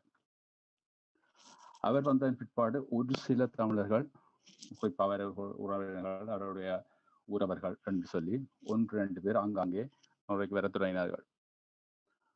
அதன் பிற்பாடு தொழில் வாய்ப்புகள், உயர்கல்வி என்று சொல்லி குறிப்பிடத்தக்க அளவு தமிழர்கள் நோர்வே வந்தடைந்து கொண்டிருந்தனர். 1986 இறுதி பகுதிகள் 87-88 அபரீதமான அளவு தமிழர்கள் நோர்வேயை நோக்கி குடிவரத் தொடங்கினர். உள்நாட்டு யுத்தத்தின் காரணமாக குடிவரவு அதிகமாக. அந்த காலப்பகுதிகளில் 1991 ஆண்டு அளவில் இங்கு ஒரு சந்திப்புக்கான ஒரு இடம் ஒன்று இருந்தது. அதை சொல்றது என்றால் நோர்வே தமிழ்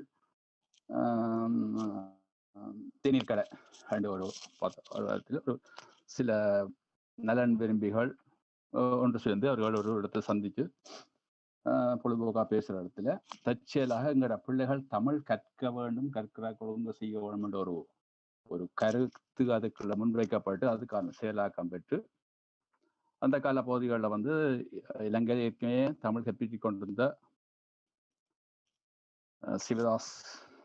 ஆசிரியர் சிவதாஸ் என்பவரை முன்வைத்து 11-12 மாணவர்கள் அடிப்படையில் 1990 ஆண்டு ஒரு பெயரிடப்படாத, நிறுவனமயப்படுத்தப்படாத ஒரு தமிழ் கல்வி ஆரம்பமானது.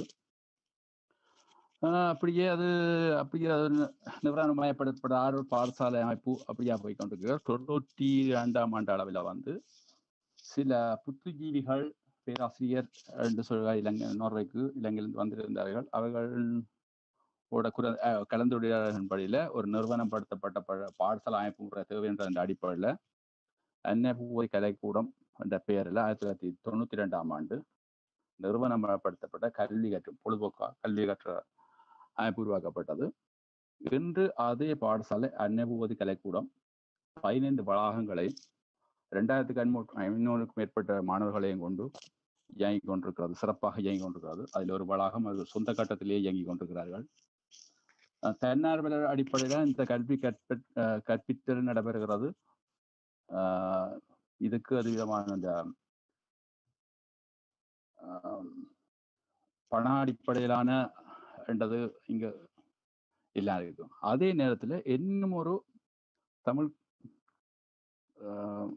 எங்களுடைய 2ஆம் தலைமுறைகளுக்கு தமிழ் கொடுக்கக்கூடிய ஒரு பாடசாலையும் ஒன்று இங்கே இருக்குது. அது ஒரு வளாகம் தான் இருக்கு. முத்தமிழ் அறிவாலயம் என்று அவைக்கு ஒரு பேர். அவர்கள் 1993 ஆண்டு ஆரம்பித்து இப்பவும் இயங்கிக் கொண்டிருக்கிறார்கள். இதை விட எங்களுடைய அடுத்த ஜெனரேஷன் சொல்லப்படுற எங்களுடைய அடுத்த தலைமுறையினர் குறிப்பிடத்தக்க அளவு கல்வியிலேயும் பிற உயர் வேலை வாய்ப்புகளில் சிறப்பாக இயங்குகிற காரணம் இந்த தமிழ் பாடசாலைகளின் பங்களிப்பு என்பதை மறக்க முடியாது. தமிழ் பாடசாலைகள் வந்து தமிழ் படிப்பிக்கிறதுக்கு மாத்திரமல்லாமல் பிற விளையாட்டுகள், மற்றது மற்ற வேறு சில பொழுதுபோக்கான அம்சங்கள், மற்றது நிகழ்ச்சிகளை ஒழுங்குகள் செய்கிறது, கலை நிகழ்ச்சிகள், கலாச்சார நிகழ்ச்சிகள் வந்து தமிழ் சார்ந்த ஒழுங்கு செய்கிறது. மற்ற இப்போ இந்த கோவிட் காலத்தில் வந்து அதுக்கான சில கருத்தரங்குகள் ஒழுங்கு செய்வது அப்படியானதெல்லாம் சமூக. இதே நேரத்தில் நான் சார்ந்த நோர்வே தமிழ் சங்கத்தின் பணிகளையே நான் குறிப்பிட்டாக வேண்டும். அது 1979 ஆண்டு தமிழ்நாடு, இலங்கை மற்றும் மலேசியாவை சேர்ந்த தமிழர்களால் உருவாக்கப்பட்டு 42-43 வருஷமாக அதில் இயங்கி கொண்டிருக்குது. அதில் வந்து இப்போ இலங்கை தமிழர்கள் தான் கூடுதலாக அதில் வந்து கூடுதலாக இருந்தாலும் அயலக தமிழர்களோட கணிசமான அளவு உறவு கொண்டிருக்கிற அமைப்பாகவும் நாங்கள் இயங்கிக் கொண்டிருக்கிறோம். இதில் மிகப்பெரிய சிறப்பையும் கடைசியாக நான் குறிப்பிட்டாக வேண்டும். எங்களுடைய நோர்வேயின் தலைநகரான ஒஸ்லோ 2 பீரியட்ல வந்து பிரதி மேயராக ஒரு யாழ்ப்பாணத்தை பூர்வமாக கொண்ட ஒரு தமிழ் பெண்மணி தான் இருந்து வந்தவா. அவள் கடந்த பாராளுமன்ற தேர்தலில் வந்து பாராளுமன்ற உறுப்பினர் தேர்தலில் போட்டியிட்டு வெற்றி பெற்று பாராளுமன்ற உறுப்பினர் என்ற தகுதியை பெற்றதால ஐரோப்பாவில் முதலாவது இலங்கை தமிழ் பாராளுமன்ற உறுப்பினர் பின்னணியாக கொண்ட உறுப்பினர் சிறப்பாக பெற்றுக் கொண்டிருக்கு. கிட்டத்தட்ட நோர்வேல ஒரு 15,000-12,000 இடையில தமிழர்கள் வாழ்கிறார் என்று சொல்லி கருதப்பட்டாலும் ஆங்காங்கே பரவலாக வாழ்றதால குறிப்பிட சொல்லக்கூடிய அளவு ஒஸ்லோவும் தலைநகர் ஒஸ்லோவும் அதை சுற்றியுள்ள வட்டாரங்களிலே தான் அதிகமான அளவு தமிழர்கள் வாழ்கிறார்கள். எனக்கு இதோட இந்த வீடியோ வித்துக் கொள்றேன். எனக்கு இந்த வாய்ப்பு தந்ததுக்கு மிக்க நன்றி. அனைவருக்கும் மிக்க நன்றி. வணக்கம். நன்றி, வணக்கம். அடுத்ததாக திருமதி வத்சலா விஜேந்திரன், செயலாளர், மலேசியா தமிழ் புலவர் சங்கம், இணையம் வழியாக உரையாற்றுவார்.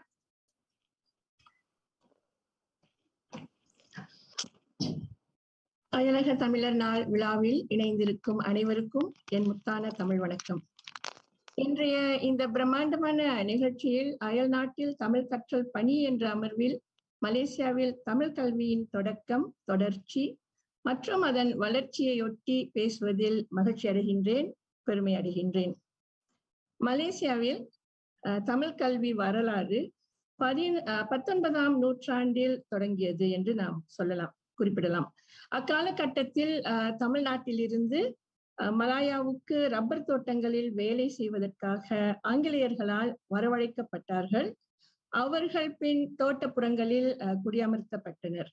அதுவே மலேசியாவில் தமிழ் கல்விக்கான தொடக்கமாக இங்கு கருதுகின்றோம். 1816ஆம் ஆண்டில் மலேசியாவின் முதல் தமிழ் கல்வி பினாங்கு மாநிலத்தில் பினாங் ஃப்ரீ ஸ்கூல் எனப்படும் பள்ளியில் ஒரு வகுப்பாக அறிமுகப்படுத்தப்பட்டது, தொடங்கப்பட்டது. பினாங்கு மாநிலத்தில் இங்குதான் தமிழ் கல்வி அல்லது தமிழ் கற்றல் முதன்முறையாக ஆரம்பிக்கப்பட்டதாக கருதுகின்றோம். அதுவே தொடக்கம், அங்குதான் தொடக்கம் கண்டது. ஆக மலேசியாவின் முதல் தமிழ் கல்வி அந்த ஆண்டு தொடங்கி இன்று வரையிலும் பார்த்தோமேயானால் பற்பல மேம்பாடுகளுக்கு பிறகும் மாற்றுதலுக்கு பிறகும் வளர்ச்சி அடைந்து வந்துள்ளது. ஏறக்குறைய 200 ஆண்டுகளுக்கும் அதிகமான ஆண்டுகளில் வரலாற்றை பதிவு செய்துள்ளது மலேசியாவில் தமிழ் கல்வி என்று சொல்லலாம். இன்று நாடு தழுவிய நிலையில் 524 தமிழ் பள்ளிகள், 524 கடந்த ஆண்டு 2020ஆம் ஆண்டு வரை உள்ள குறிப்புகளை பார்த்தோமே ஆனால் இன்னும் 3 பள்ளிகள் இந்த 524 பள்ளிகளுடன் இணைந்து 527 தமிழ் பள்ளிகளாக இருக்கின்றன மலேசியாவில். அவை மலேசியா அரசாங்கத்தின் ஆதரவோடு மிகவும் சிறப்பாக செயல்பட்டு வருகின்றன. தமிழ் ஆசிரியர்களுக்காகவும் அங்கு பயிலும் மாணவர்களுக்காகவும் போதுமான அளவு காலத்திற்கேற்ற பயிற்சிகளையும் வசதிகளையும் ஏற்படுத்தி கொடுத்து தமிழ் கல்வியின் வளர்ச்சியையும் மேம்பாட்டையும் உறுதி செய்கிறது மலேசிய அரசாங்கம். அப்போ தமிழ் கற்றல் பணிகள் இங்கு மலேசியாவில் தமிழ் மாணவர்களுக்காக சிறப்பாகவே செயல்படுகிறது என்றுதான் சொல்ல வேண்டும். அண்மைய காலங்களில் தமிழ் பள்ளி மாணவர்கள் நீங்க பாத்தீங்கன்னா இந்த தமிழ் கல்வி தமிழ் மாணவர்களுக்கான தமிழ் கல்வி, மலேசியா வந்து மூயின மக்கள் வாழ்கின்ற நாடு என்று நீங்கள் அறிந்திருப்பீர்கள். சோ அந்த வகையில வந்து தமிழர்கள் தமிழ் மாணவர்களுக்காக தமிழ் பள்ளி தாய்மொழியை கற்று கொள்ளும் அந்த வாய்ப்பினை பெறுவது மிகவும் சிறப்பான விடயம். அந்த வகையில மாணவர்கள் தமிழ் பள்ளியில் பயில்கின்ற மாணவர்கள் நிறைய சாதனைகளையும் அடைந்து வருகின்றார்கள். அவர்கள் தமிழ் தாய்மொழியில் கற்று வரும் பொழுதே நிறைய சாதனைகள் உலக ரீதியில் பெற்று வருகிறார்கள். சோ இந்த வகையில் கல்வி கேள்விகளில் சிறந்து விளங்குகின்றார்கள். அவற்றிற்கான காரணங்களுள் நம்ம பார்த்தோம்னா என்ன காரணம் அப்படின்னு பார்த்தோம்னா சிலதை குறிப்பிட்டு சொல்லும் பொழுது உகந்த பள்ளி சூழல், சிறப்பான வசதியான பள்ளி சூழல், திறன் பெற்ற ஆசிரியர்கள், நவீன வசதிகள், ஆசிரியர்களின் அக்கறை மற்றும் அரவணைப்பு, பெற்றோர் ஆசிரியர் சங்கம், பள்ளி மேலாளர் அறவாரியம் போன்றோரின் ஆதரவு இதற்கு முக்கியமான காரணமாக அமைகிறது. சோ தமிழ் பள்ளியே எங்கள் தேர்வு என்ற தமிழ் சுவை மிகுந்த உணர்வு மிக்க மந்திரத்தை வந்து இங்கு நாம் சுவாசிக்கின்றோம் தமிழர்கள். அதனால்தான் இன்னும் நம்ம இந்த தமிழ் பள்ளி தமிழ் மாணவர்கள் தமிழ் கல்வி மலேசியாவில் வந்து சீராக வளர்ந்து வருகிறது என்று சொல்லலாம். சரி, தமிழ் பள்ளி ஏறக்குறைய 12 வயது வரைக்குமான கல்வியை தருகிறது. சரி, அதன் பிறகு என்ன நடக்கிறது? இடைநிலை பள்ளியிலும் இந்த தமிழ் பாடம் ஒரு தேர்வு பாடமாக மாணவர்கள் தேர்வு செய்து தொடர வாய்ப்புகள் இருக்கின்றன. அதே சமயத்தில் அந்த இடைநிலை பள்ளி கல்வி பெற்ற பிறகு பல்கலைக்கழகத்திலும் அவர்கள் சென்று தமிழ் கல்வி பெறுவதற்கான வாய்ப்புகள் நிறையவே இருக்கு. சோ மலேசியாவின் முதல் பல்கலைக்கழகம் மலாயா பல்கலைக்கழகத்தில் 1956ஆம் ஆண்டு முதலே இந்தியவியல் துறையில் தமிழ் மொழி கற்பிக்கப்பட்டு வருகிறது. நாட்டின் முதல் பல்கலைக்கழகமாக மலாயா பல்கலைக்கழகத்தில் இது கலை சமூகவியல் புலத்தில் இந்திய ஆய்வியல் துறையின் கீழ் தமிழ் மிகவும் சிறப்பாக கற்பிக்கப்பட்டு இன்று வரை இருக்கிறது. சோ இவர்களுக்கு வந்து இந்த துறையில் பார்த்தீர்களானால் விரிவுரையாளர்களும் அவர்களுக்கான நிறைய வழிகாட்டலும் விடயங்களுமே வந்து தமிழ்நாட்டில் இருந்துதான் கிடைக்க பெறுகின்றன. நிறைய விரிவுரையாளர்கள் இந்த துறையில் பணியமர்த்தப்பட்டிருக்கிறார்கள். இந்திய ஆய்வில் துறையில் தற்கால தமிழ் இலக்கியம், சங்க இலக்கியம், காப்பிய இலக்கியம், பக்தி இலக்கியம், இலக்கணம் ஆகியவை கற்பிக்கப்பட்டு வருகின்றன. மன்னிக்கணும். பேரா மாநிலத்தில் நீங்க பாத்தீங்கன்னா அதன் பிறகு மலாயா பல்கலைக்கழகத்திற்கு பிறகு பேரா மாநிலத்தில் தஞ்சோங் மாலிம் நகரில் அமைந்துள்ள சுல்தான் இட்ரிஸ் கல்வியியல் பல்கலைக்கழகம், புத்ரா பல்கலைக்கழகம், சபா மலேசிய பல்கலைக்கழகம் ஆகிய அரசு பல்கலைக்கழகங்களிலும் 2ஆம் மொழியாக தமிழ் கற்பிக்கப்படுகிறது. மலேசியாவில் தமிழ் கற்றல் பணிகள், தமிழ் கற்றலுக்கான வாய்ப்புகள் மிகவும் பரவியே இருக்கிறது. 1996ஆம் ஆண்டு முதல் புத்ரா பல்கலைக்கழகத்தில் வேற்று மொழி துறையில் தமிழ் ஒரு பாடமாக கற்பிக்கப்பட்டு வருகிறது. இதெல்லாமே வந்து தமிழ் கல்வி மாணவர்களுக்கான வாய்ப்புகள் அப்படின்னு சொல்லும் பொழுது அவர்கள் எவ்வளவு தூரம் தமிழ் கற்று வர முடியும், அதற்கான பணிகள், அதற்கான ஈடுபாடு, அதற்கான வசதிகள் இங்கு எப்படி இருக்கிறது என்பதை தான் நான் இங்கு சொல்லிக் கொண்டிருக்கின்றேன். அடுத்து நாம் என்ன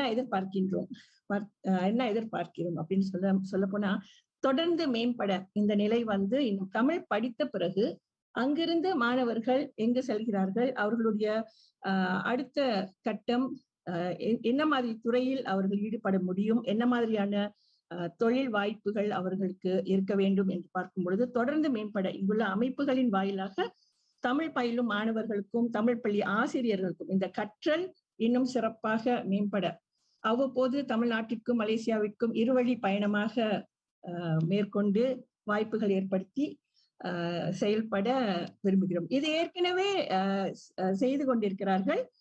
ஏற்கனவே முதல் அமர்வில் நீங்கள் கேட்டிருந்தீர்கள். ஆனால் மலேசிய தமிழ் எழுத்தாளர் சங்கம் ஏற்கனவே மன்னிக்கணும் தொழில்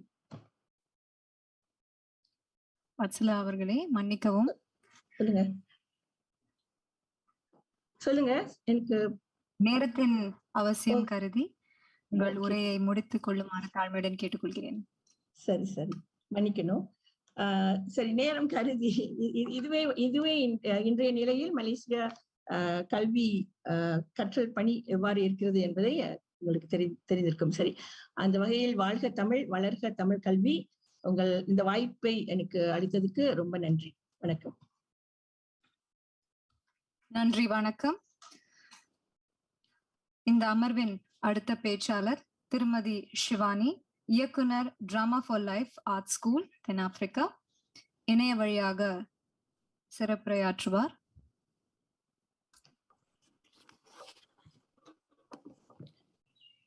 தெற்கில் மலர்ந்து திசையெல்லாம் சூழும் கற்கண்டு கன்னி தமிழே, என் தாயே தலைவன்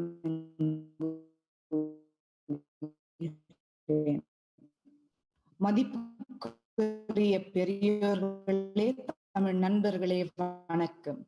Honorable Chief Minister of Tamil Nadu, Honorable Ministers, members of Legislative Assembly and Parliament, respected participants and speakers, Tamil brothers and sisters, greetings from the sunny shores of South Africa. On this auspicious day, World Tamil Diaspora Day, it is a privilege and honor to share with you a glimpse into the journey of Tamil teaching and learning in South Africa, as an awareness highlighting the need for collaboration and sustained support. Ever since the Tamils, as part of the 1860 indentured laborers, set foot on the shores of South Africa 162 years ago, their obsession was to protect, preserve, and propagate their heritage, language, and culture. That obsession was inculcated in subsequent generations, and due to their tenacity, the fire to save and protect Tamil still lives under the most trying circumstances. The only possession our forefathers landed with from Madras to Durban was a loincloth, at the end of which they had 3 knots, one for eel, the second for Isai, and the third for Nadagam, which form the tripod bases upon which the Tamil Adayalam presents itself in South Africa and the Tamil culture lives. The unimaginable trials and tribulations our ancestors faced taught them that education is the salvation for future generations to survive. They then accepted that for their children to succeed on foreign soil, learning mother tongue language alone is insufficient, thus leading to our point in crisis, where we have more than 4 generations of Tamils born in South Africa unable to speak the language. Agreed, most of us Tamil padikka mudiyum, Tamil eludha theriyum, aanal Tamil uriyadal is very hard to sustain. The universal language of English helps us connect world over for economic progression. But in that process, we have lost our ability to connect with each other as Tamil brothers and sisters. So in South Africa, individuals like Dr. Mickey Chetty, Commissioner Bala Naidu, who are passionate about making Tamil a spoken language in South Africa, make attempts at their own expense, ensuring the learning of Tamil is always made available for our community. But learning Tamil is a choice and option because Vitil Tamilillai, which brings me to the youth of South Africa, the young thinking generation who needs convincing beyond reasonable doubt to learn their mother tongue Tamil.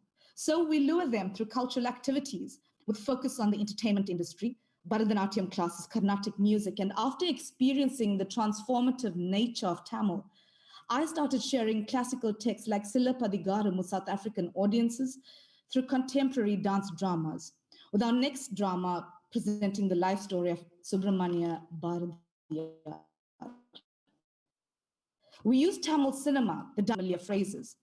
Music and dance teachers play the role of translator, which more often than not dilutes the meaning. Most students want to learn Tamil as a quick fix and depend on English to learn Tamil.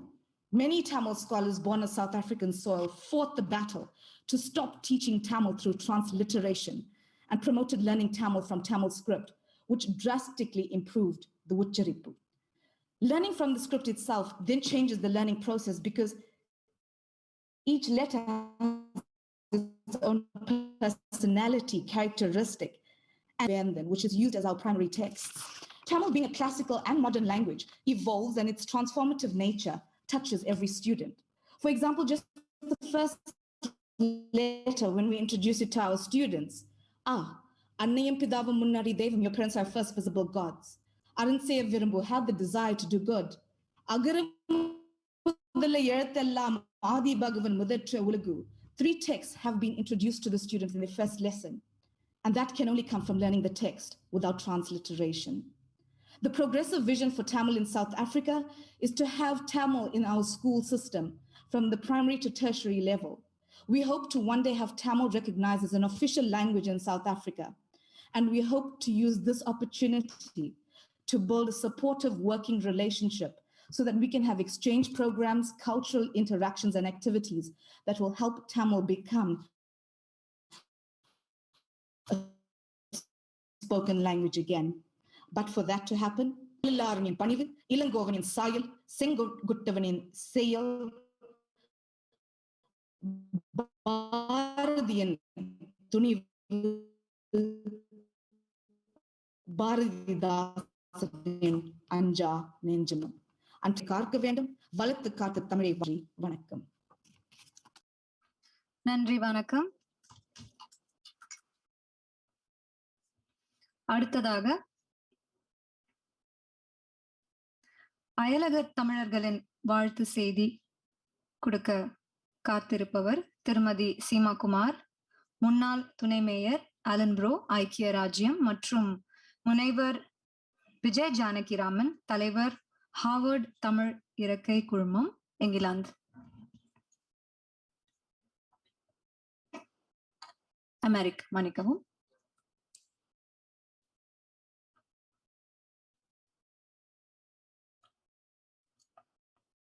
இப்பொழுது பார்க்கலாம். Ambu Nambakali Vanakami. I am Councillor Seema Kumar, and I am proud to represent the diverse London Borough of Ealing in West London. I was the first Asian woman Conservative councillor to be elected in 2006, and also had the privilege to serve the borough as the second first citizen in the role of Deputy Mayor. Honourable Chief Minister Thirumi M.K. Stalin, I am absolutely delighted and honoured to be given the opportunity of sending my message to beautiful and stunning Tamil Nadu, a hidden gem rich in culture and heritage. This is something I am passionate about in my own borough. Your new initiative of setting the Overseas Indian Welfare Board is unique. This will help promote Tamils worldwide and bring communities even closer together. In the United Kingdom, the TN community are engaged in many fields, be it business, healthcare, doctors, and education. And I feel strongly the new board will help their progression massively. You will become the backbone of your community, and they in turn will be excited to promote the enchanting state of Tamil Nadu, its outstanding temples, architecture, cultural festivals, the numerous food dishes, one of my favorites. This initiative will help promote tourism, the golden beaches, tea plantations, mountain glory, will be an eye-opener for many. I would be really keen to promote this. A nation of friendly people with nearly 4,000 years of continuous cultural history and home to one of the last surviving classical civilizations. You have it all. My best wishes for Pongal coming up this weekend, and I look forward to visiting Tamil Nadu soon and wish you every success in this endeavor, and I will do whatever I can to help promote the beautiful state of Tamil Nadu. Thank you to the government and the entire team who have worked together to make this possible. Vidai Peru Kulgiren. Thank you.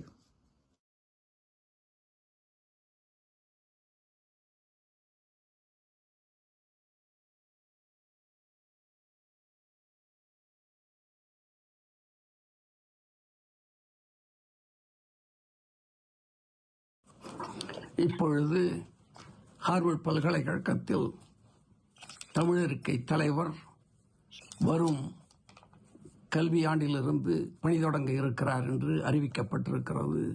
இதை பதிவு செய்ய விரும்புகிறேன். அடுத்ததாக Toronto மாநகரில் 3 லட்சம் தமிழர்கள் வாழ்ந்து வருகிறார்கள். அங்கும் ஒரு தமிழிருக்கை வேண்டுமென்றார்கள்.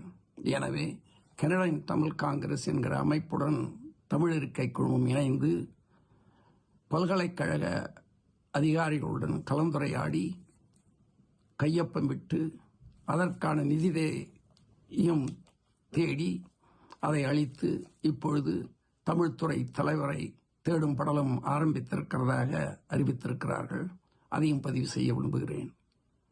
மூன்றாவதாக ஜெர்மனியில் கோலோன் மாநகரில் தமிழ் 50 ஆண்டுகளாக கற்பித்து வருகிறார்கள்.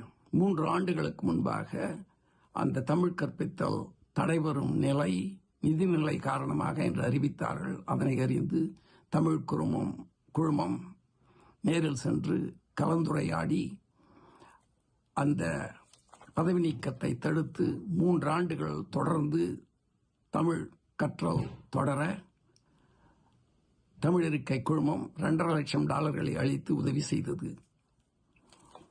சில மாதங்கள் முன்பு தமிழக முதல்வர் 1 கோடி அளித்து அப்பணியை இன்னும் 2 ஆண்டுகள் தொடர வைத்திருக்கிறார். அந்த இருக்கை நிரந்தரமாக்க வேண்டுமென்றால் ஐரோப்பிய தமிழர்கள் ஒன்றிணைந்து உழைத்து அதற்கு வழி செய்ய வேண்டும் என்று அவர்களுடன் இணைந்து பணியாற்றி வருகிறோம். அடுத்ததாக யுனிவர்சிட்டி ஆஃப் கலிபோர்னியா பெர்க்லியில் 25 ஆண்டுகளுக்கு மேலாக தமிழிருக்கை துறையை செம்மையாக நடத்தி தந்தார் ஜார்ஜ் ஹாட் அவர்கள் ஓய்வுக்கு பிறகு இப்பொழுது வாசுகி கைலாசம் என்கிற தமிழ் பெண்மணி தலைமை பொறுப்பை ஏற்று நடத்துகிறார். அவருக்கு உதவியாக பேராசிரியர் பாரதி அவர்கள் பணி செய்து வருகிறார்கள். அவர்கள் மதுரையிலிருந்து சென்றவர்கள். அந்த பணி நிதிநிலை காரணமாக தடைபடும் என்ற செய்தி அறிந்து சென்ற மாதம் டிசம்பர் 13ஆம் நாள் பல்கலைக்கழக தலைவர்களுடன் கலந்துரையாடி அப்பணியை நிரந்தரமாக்க தமிழிருக்கை குழுமம் $2.5 லட்சம் அளித்துள்ளது. மொத்தம் $1 மில்லியன் அல்லது $10 லட்சம் தேவை என்றார்கள். அதற்கான பரிந்துரைகளையும் பதிவு செய்து கையெழுத்திட்டிருக்கிறோம். அது மட்டுமல்ல, அத்துறைக்கு பேரறிஞர் அண்ணாவின் பெயரை இட வேண்டும் என்று விண்ணப்பித்தோம். அதையும் அவர்கள் ஒப்புக்கொண்டு விட்டார்கள். இனி அத்துறை அறிஞர் Anna endowed Tamil studies at university of California Berkeley என்று அழைக்கப்படும். இதை இங்கு அறிவிப்பதில் மனநிறைவும் பெருமகிழ்ச்சியும் அடைகிறேன். அடுத்ததாக அயலகத்தில் வாழும் தமிழர்களுக்கு தமிழக அரசு என்ன செய்யலாம் என்று கேட்டிருந்தீர்கள். அப்படி கேட்டதற்கே நன்றி. தமிழிருக்கை குழுமத்தின் சார்பாக ஒரு சில கோரிக்கைகள்.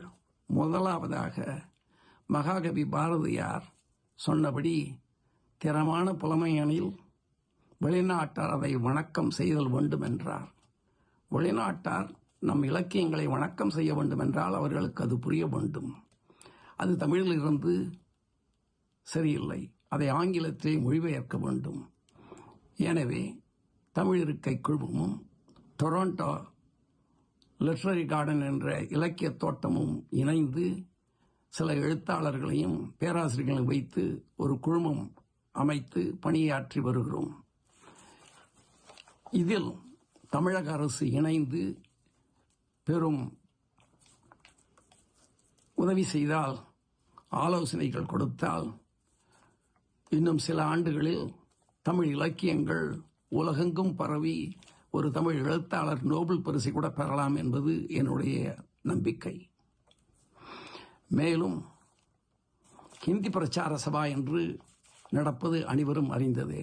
அதுபோல வேறு மாநிலங்களிலும் பெரும்பாலும் தமிழர்கள் வாழும் இடங்களில் தமிழ் கற்பித்தல் வேண்டும் என்பது எங்களது எண்ணம். அதற்காக தமிழக அரசுடன் இணைந்து உழைக்க தயாராக இருக்கிறோம். இதையும் ஒரு குறிக்கோளாக முதல்வர் கவனிக்க வேண்டும். அடுத்ததாக இந்தி டே, வேர்ல்டு சான்ஸ்கிரிட் டே என்று கொண்டாடப்படுகிறது. அதுபோல் தமிழ் டே என்று ஏன் செய்யக்கூடாது என்பது ஒரு ஆசை. தமிழக அரசு முயலலாம், அது முடிந்தால் வரவேற்போம்.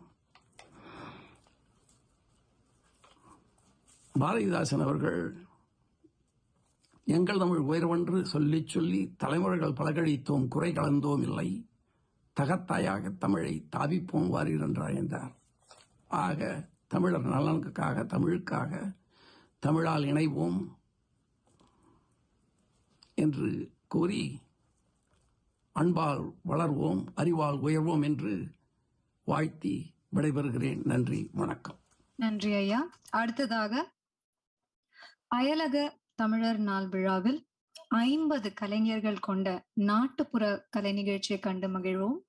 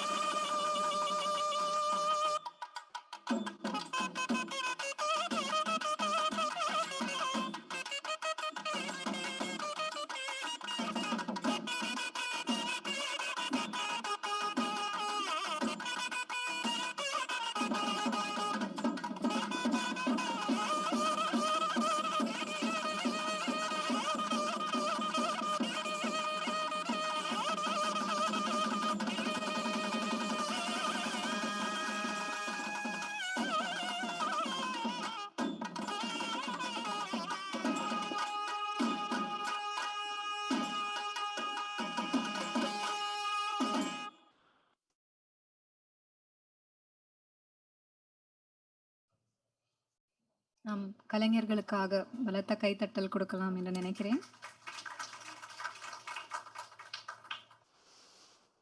அயல்நாட்டில் தமிழ் கற்றல் பணிகள் என்ற தலைப்பில் உள்ள அமர்வில் தொடர்ந்து சிறப்புரையாற்றுவார் திரு த. உதயச்சந்திரன் இ.ஆப்பா, முதன்மை செயலாளர் தமிழ்நாடு.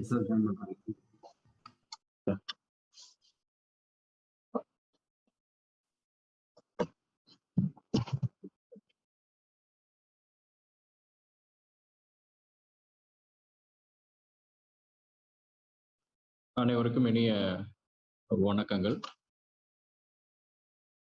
இந்த அயலக தமிழர் நாள் நிகழ்ச்சியில் கலந்து கொள்வதில் நான் மிக்க மகிழ்ச்சி அடைகிறேன். இந்த நேரத்தில்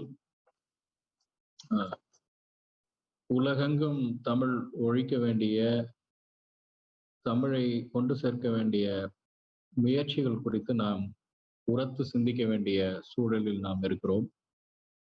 தமிழ் உலகெங்கும் பரவி கொண்டிருக்கும் இந்த சூழலில் முறையாக தமிழை அடுத்த தலைமுறைக்கு கற்றுத்தர வேண்டும் என்ற அந்த பெற்றோர்களின், தமிழர்களின் ஏக்கத்தை புரிந்து கொள்ளும் வகையில், அதை நிறைவேற்றும் வகையில் தமிழக அரசு பல நடவடிக்கைகளை எடுத்துக்கொண்டு வருகிறது.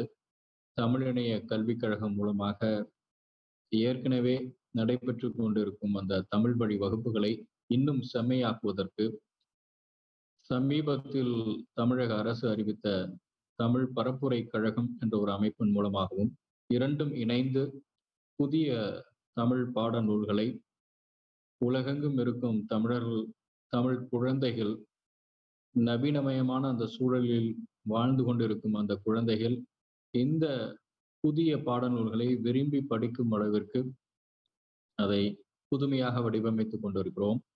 அந்த வகையில் ஒவ்வொரு கண்டத்திலும், அமெரிக்காவாக இருந்தாலும் சரி, ஐரோப்பாவாக இருந்தாலும் சரி, ஆப்பிரிக்க கண்டத்தில் இருந்தாலும், ஆஸ்திரேலியா, தெற்காசிய நாடுகள் என்று ஒவ்வொரு பகுதிக்கும் ஏற்றவாறு, அந்த சூழலுக்கு ஏற்றவாறு அந்த பாடங்கள் அமைய வேண்டும் என்பதில் நாங்கள் கருத்தோடு இருக்கிறோம். நவீனமாகவும் அந்த பாடங்களை கற்றுத்தர வேண்டும் என்பதில் நாங்கள் முனைப்புடன் செயல்பட்டு கொண்டிருக்கிறோம். வெறும் புத்தகமாக இல்லாமல் இணைய வழியில், ஒளி வடிவில் நிறைய ஆடியோ புக்ஸ், அதே போல லேர்னிங் மேனேஜ்மெண்ட் சிஸ்டம் என்று சொல்லக்கூடிய அளவில் எங்கிருந்து வேண்டுமானாலும் கற்றுக்கொள்ளக்கூடிய அளவில் அதை புதுமையாக கொண்டு வருவதற்கு முயற்சி செய்து கொண்டிருக்கிறோம். அதே போல தமிழ் மொழியை தேவைப்பட்டால் மற்ற மொழிகள் மூலமாகவும் கற்றுக்கொள்ளும் வகையிலும் அதை செதுக்கி கொண்டிருக்கிறோம். தமிழ், ஆங்கிலம் கொண்டு தமிழை கற்றுக்கொள்வது, பிரெஞ்சு மொழி மூலமாக தமிழை கற்றுக்கொள்வது, ஜெர்மன் மூலமாக, கொரியன் மூலமாக என்று நம்முடைய தேவைக்கேற்ப நம்மளுடைய அணுகுமுறையை மாற்ற வேண்டிய கட்டாயத்தில் இருக்கிறோம். அதே போல தமிழ்நாட்டிலிருந்தும் தமிழ் ஆசிரியர்களை கொண்டு, ஆங்கிலமும் அறிந்த தமிழாசிரியர்களை கொண்டு இணைய வழியாக உலகெங்கும் இருக்கக்கூடிய தமிழ் குழந்தைகளுக்கு நேரடியாகவும் பாடங்களை கற்றுக் கொடுக்கும் ஒரு முயற்சியும் இருக்கிறது. தேவைப்பட்டால் குறிப்பாக பர்மா போன்ற நாடுகள், மியான்மார், அதே போல மொரீஷியஸ், பிஜி தீவுகள், பிரெஞ்சு ரியூனியன், தென்னாப்பிரிக்கா நாடுகள் ஆகிய இடங்களிலெல்லாம் தமிழை அநேகமாக மறந்து, ஆனால் தங்களுடைய நினைவில் வைத்துக்கொண்டு வாழ்ந்து கொண்டிருக்கும் தமிழர்களுக்கு அவர்களுக்கு ஏற்ற வகையில் இதை தமிழ் மொழியை, தமிழ் பாடங்களை எப்படி எடுத்துச் செல்வது என்பது குறித்தும் கலந்து ஆலோசனை செய்து கொண்டிருக்கிறோம். மொழியை மட்டும் கற்றுக் கொடுக்கும் ஒரு விதமாக இல்லாமல் தமிழ் பண்பாட்டின் அனைத்து கூறுகளையும் ஒரு அழகிய ஒரு வடிவத்தில் கொடுப்பதற்காக யோசித்துக் கொண்டிருக்கிறோம். தமிழ் கலை வடிவங்கள், நாட்டியம், அதே போல இசை, தமிழர்களுடைய வீர விளையாட்டுகள், சிலம்பம் போன்றவை, இவை அனைத்தையும் கற்றுத்தர முடியுமா, அதற்காக ஆசிரியர்களை அனுப்ப முடியுமா என்பது குறித்தும் யோசித்துக் கொண்டிருக்கிறோம். தேவாரம், திருவாசகம் குறித்தும் அதனுடைய பாடல்கள், அது குறித்தும் யோசித்துக் கொண்டிருக்கிறோம். ஆகவே இது முழுமையான ஒரு பண்பாட்டுக்கான ஒரு தமிழ் பண்பாடு, அதில் மொழி ஒரு அங்கம் என்ற புரிதலோடு இந்த பாடங்களையும், இந்த வகுப்புகளையும், இந்த முயற்சிகளையும் நாங்கள் வடிவமைத்துக் கொண்டிருக்கிறோம். உலகெங்கும் இருக்கும் தமிழர்கள் இதற்கு தக்க ஆலோசனைகள் வழங்கி இதை செம்மைப்படுத்துவார்கள் என்றால் தமிழ் உலகெங்கும் நிறைந்திருக்கும், வாழ்ந்திருக்கும். இன்னும் தமிழரை அடுத்த தலைமுறைக்கும் இன்னும் பல நூற்றாண்டுகள் செழுமைப்படுத்துவதற்கும் இது உதவிகரமாக இருக்கும் என்ற வகையில் அனைவருடைய ஒத்துழைப்பையும் ஆலோசனையும் எதிர்பார்த்து நாங்கள் காத்து கொண்டிருக்கிறோம். அது நவீனமயமான ஒரு சொல்லாடலாகவும் புதுமையாகவும் இளைய தலைமுறையை கவர்ந்தெழுக்கும் வகையிலும் அந்த பாடங்களும் நம்முடைய பயிற்று முறையும் இருக்க வேண்டும் என்பதில் மிக கவனமாக இருக்கிறோம். உங்களுடைய அத்தனை பேருடைய ஆலோசனைகளை எதிர்பார்த்து காத்து கொண்டிருக்கிறோம்.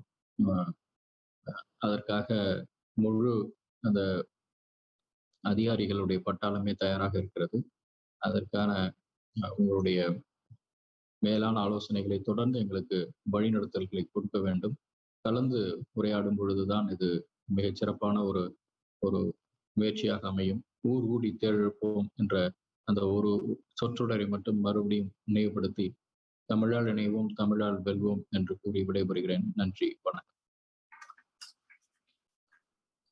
நன்றி ஐயா. அடுத்ததாக முனைவர் விபா ஜெயசீலன் இஆப்பா, இயக்குனர் தமிழ் இணைய கல்விக் கழகம் சிறப்புரையாற்றுவார்.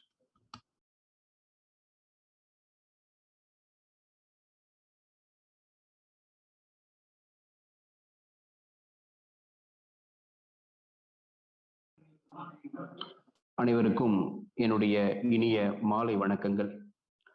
மாண்புமிகு தமிழ்நாடு முதலமைச்சர் அவர்களினுடைய சீரிய முன்னெடுப்பில் அயலக தமிழர் தினம் என்ற ஒரு வரலாற்று சிறப்புமிக்க நிகழ்வை தொடங்கி வைத்திருக்கக்கூடிய மாண்புமிகு தமிழ்நாடு முதலமைச்சர் அவர்களுக்கும், இந்த நிகழ்ச்சியை அழகுற ஏற்பாடு செய்திருக்கும் சிறுபான்மை நலத்துறை அமைச்சர் அவர்களுக்கும், இந்த நிகழ்வை ஒருங்கிணைத்து பல்வேறு ஆலோசனைகளை வழங்கி தமிழ் இணைய கல்விக் கழகத்தின் வாயிலாக அயலகத்தில் தமிழ் கற்றல் பணிகளை தொடர்ந்து ஆற்றுப்படுத்தி வரும் தகவல் தொழில்நுட்பத்துறை அமைச்சர் அவர்களுக்கும், அரசு முதன்மை செயலர் மற்றும் துறையினுடைய ஆணையர் உள்ளிட்ட அனைவருக்கும், உலகெங்கும் இருந்து இணைய வழியில் இந்த நிகழ்ச்சியில் கலந்து கொண்டு தங்களுடைய மேலான கருத்துக்களையும் அயலக தமிழர் நாள் குறித்த தங்களுடைய கருத்துக்களையும் மகிழ்ச்சியையும் உலகெங்கும் வாழும் தமிழர்கள் வெளிப்படுத்தி வருவது குறித்து உண்மையிலேயே மிகுந்த மகிழ்ச்சியாக இருக்கிறது. இன்று காலை முதல் பல்வேறு அமர்வுகளில் உலகெங்கும் வாழும் தமிழர்கள் தங்களுடைய பண்பாட்டு வேர்களின் மையமாக தமிழ்நாடு திகழ்வது குறித்தும், அதனுடைய தொன்மையும் தொடர்ச்சியும் இன்னும் தொடர வேண்டும் என்பது குறித்தும் தங்களுடைய கருத்துக்களை வெளிப்படுத்தி இருக்கிறார்கள். இந்த அமர்வில் மதிப்பிற்குரிய அரசு முதன்மை செயலர் அவர்கள் தற்போது உரையாற்றி தமிழ் இணைய கல்விக் கழகத்தினுடைய அடுத்த செயல்பாடுகள் எப்படி இருக்கும், தமிழனுடைய பண்பாட்டு வேர்கள் தமிழ் மொழி கற்றலோடு நின்றுவிடா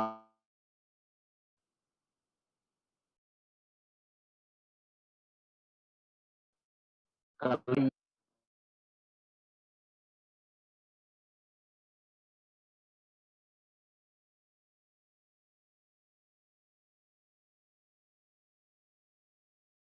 தமிழ் இணைய கல்விக் கழகம் உலகெங்கும் இருக்கும் தமிழர்களின் பண்பாட்டு வேர்களுக்கான ஒரு வடிகாலாக, வாய்க்காலாக அது அமையும்.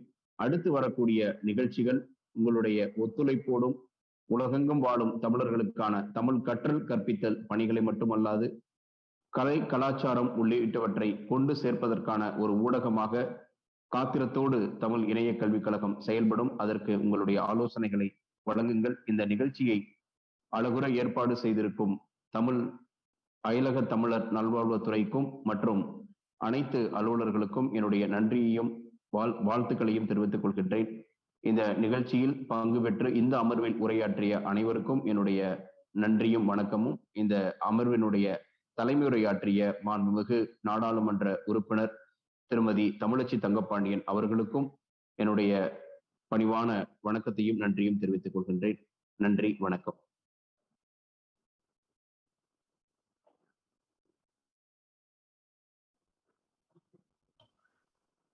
அயலக தமிழர் நாள் விழா அடுத்த அம்சமாக பன்னாட்டு ஆய்வு கருத்தரங்கம்.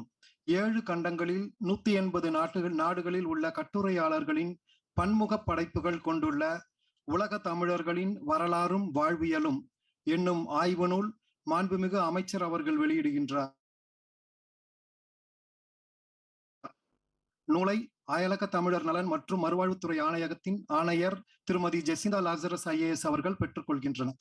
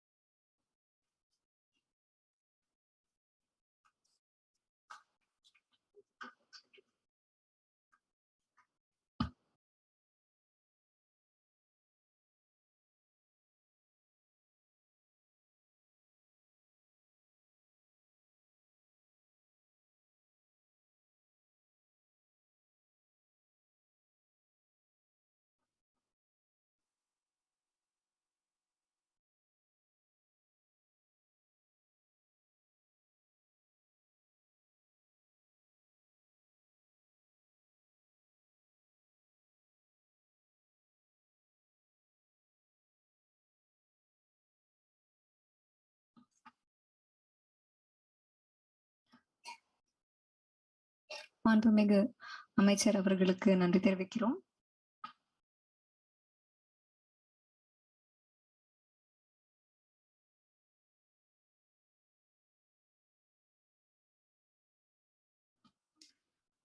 அடுத்ததாக அயலக தமிழர்களின் வாழ்த்து செய்தி கொடுக்க காத்திருப்பவர் திரு ஜெயபால் ராமசாமி, குளோபல் துணைத் தலைவர், மெக்மில்லன் வுட்ஸ் பிரைவேட் லிமிடெட், மற்றும் திரு சிசில் சுந்தர், இயக்குனர், மைக்ரோசாஃப்ட் அமெரிக்கா.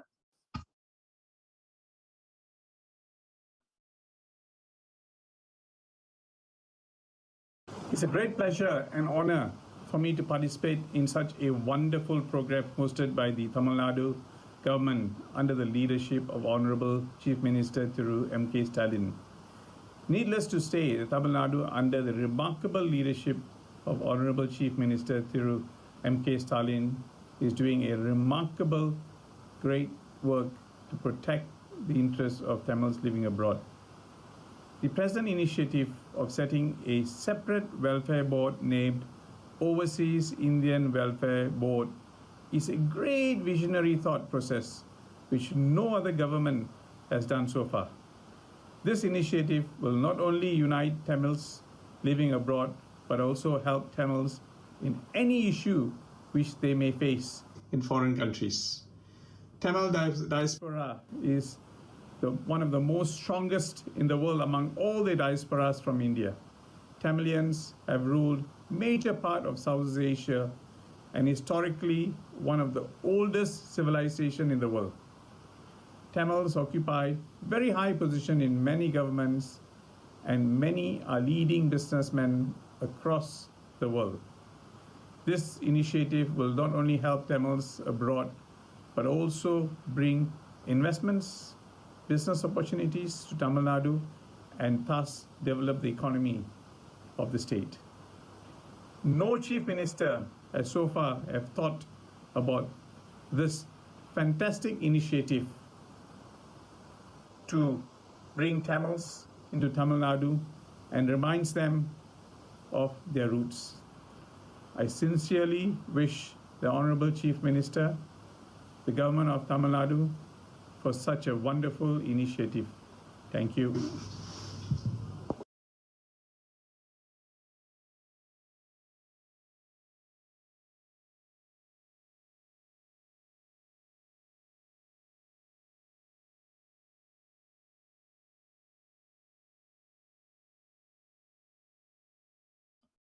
திரு சிசில் சுந்தர் அடுத்ததாக பேச இருக்கிறார்.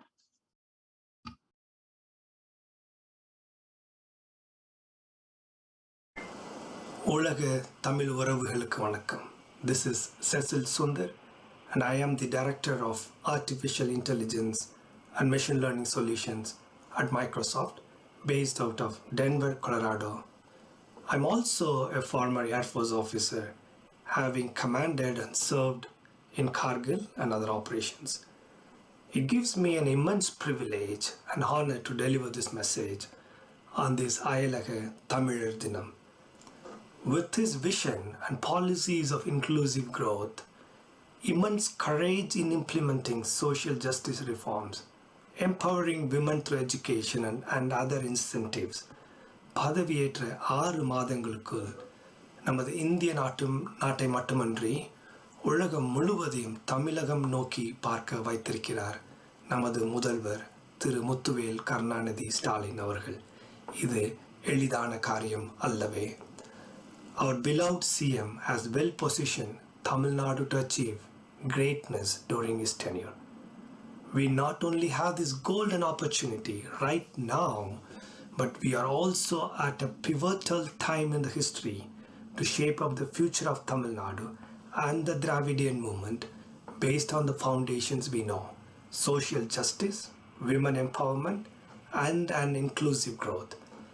Let's join hands towards establishing a rock-solid public, private, and an institutional partnership to build next generation of technology graduates from remote and rural areas skilled in the field of robotics, artificial intelligence that world direly needs. Secondly, let's work towards making Tamil Nadu as the manufacturing hub for entire South Asia in the field of emerging electric technologies, building new electric vehicles, building new green energy technologies, and manufacturing within the boundaries of Tamil Nadu. This is not only going to create a huge employment opportunities, but also a very good economic empowerment for our people in these areas. Lastly, let us all commit to provide resources, skills, and time to achieve the vision of our leader, M.K. Stalin, to make his era of governance a glorious one that would make Tamil Nadu a radical, progressive, and the most advanced state in our nation and in the world. புலம்பெயர்ந்த தமிழர் அனைவரும் ஒன்றிணைவோம், உறவுக்கு தோள் கொடுப்போம். அன்னாரது கரங்களை வலுப்படுத்த வேண்டியது நமது கடமை மட்டுமல்ல, இது காலத்தின் கட்டாயம் கூட. தரணி எங்கும் தமிழ் வாழ்க, தமிழர் வாழ்க. நன்றி, வணக்கம். நன்றி. அடுத்ததாக திருமதி ரஷ்மி ஜவஹர் கணேஷ், நிர்வாக அதிகாரி, ஐக்கிய நாடுகள் சபை, வாழ்த்து செய்தி தெரிவிப்பார்.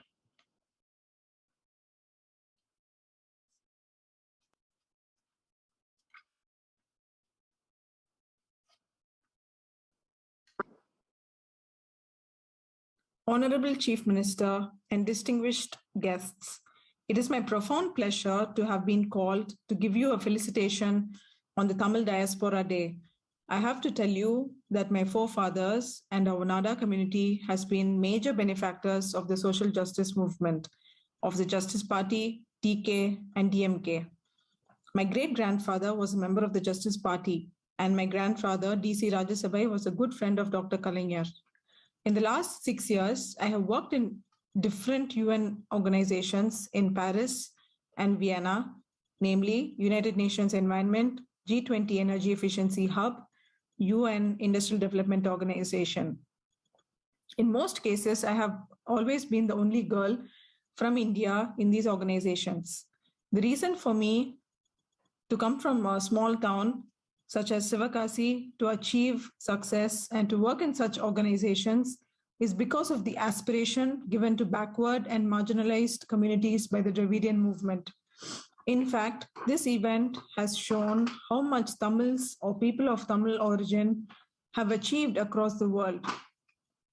This shows our true potential, and I'm very happy at the interest you have taken to unite Tamil people living outside of Tamil Nadu.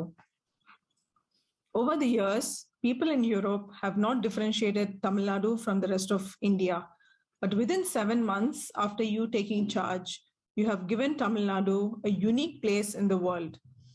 From appointing a MIT-educated notable finance professional, Dr. P.T.R. Palanivel Tyagarajan, as finance minister, to appointing the 5-member Economic Council, you have given the right direction and legitimacy to Tamil Nadu and people of Tamil origin. As the economist rightly says, you are the doer which India needs. As an example, your decision to offer free bus passes to women and many other incentives to women, among other things, affirms your commitment of basic tenets of social justice, that which is women empowerment. Another initiative that impressed me the most was the Meendum Manjapai initiative. I'm sure you will announce many more such initiatives to make Tamil Nadu a zero carbon economy that is environmentally and socially inclusive as well. Mikka Nandri. நன்றி. அடுத்ததாக முனைவர் S Krishnan இஆபா, கூடுதல் தலைமை செயலாளர், தமிழ்நாடு அரசு, Tamil Nadu 1 trillion பொருளாதாரம், அயலக தமிழர்களின் பங்கேற்பு என்ற தலைப்பில் சிறப்புரையாற்றுவார்.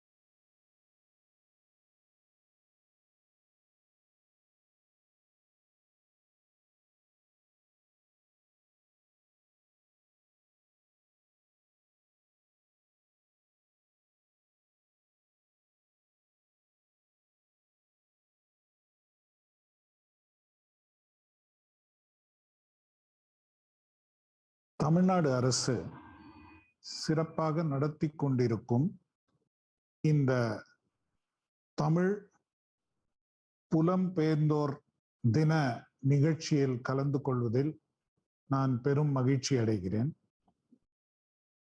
இந்த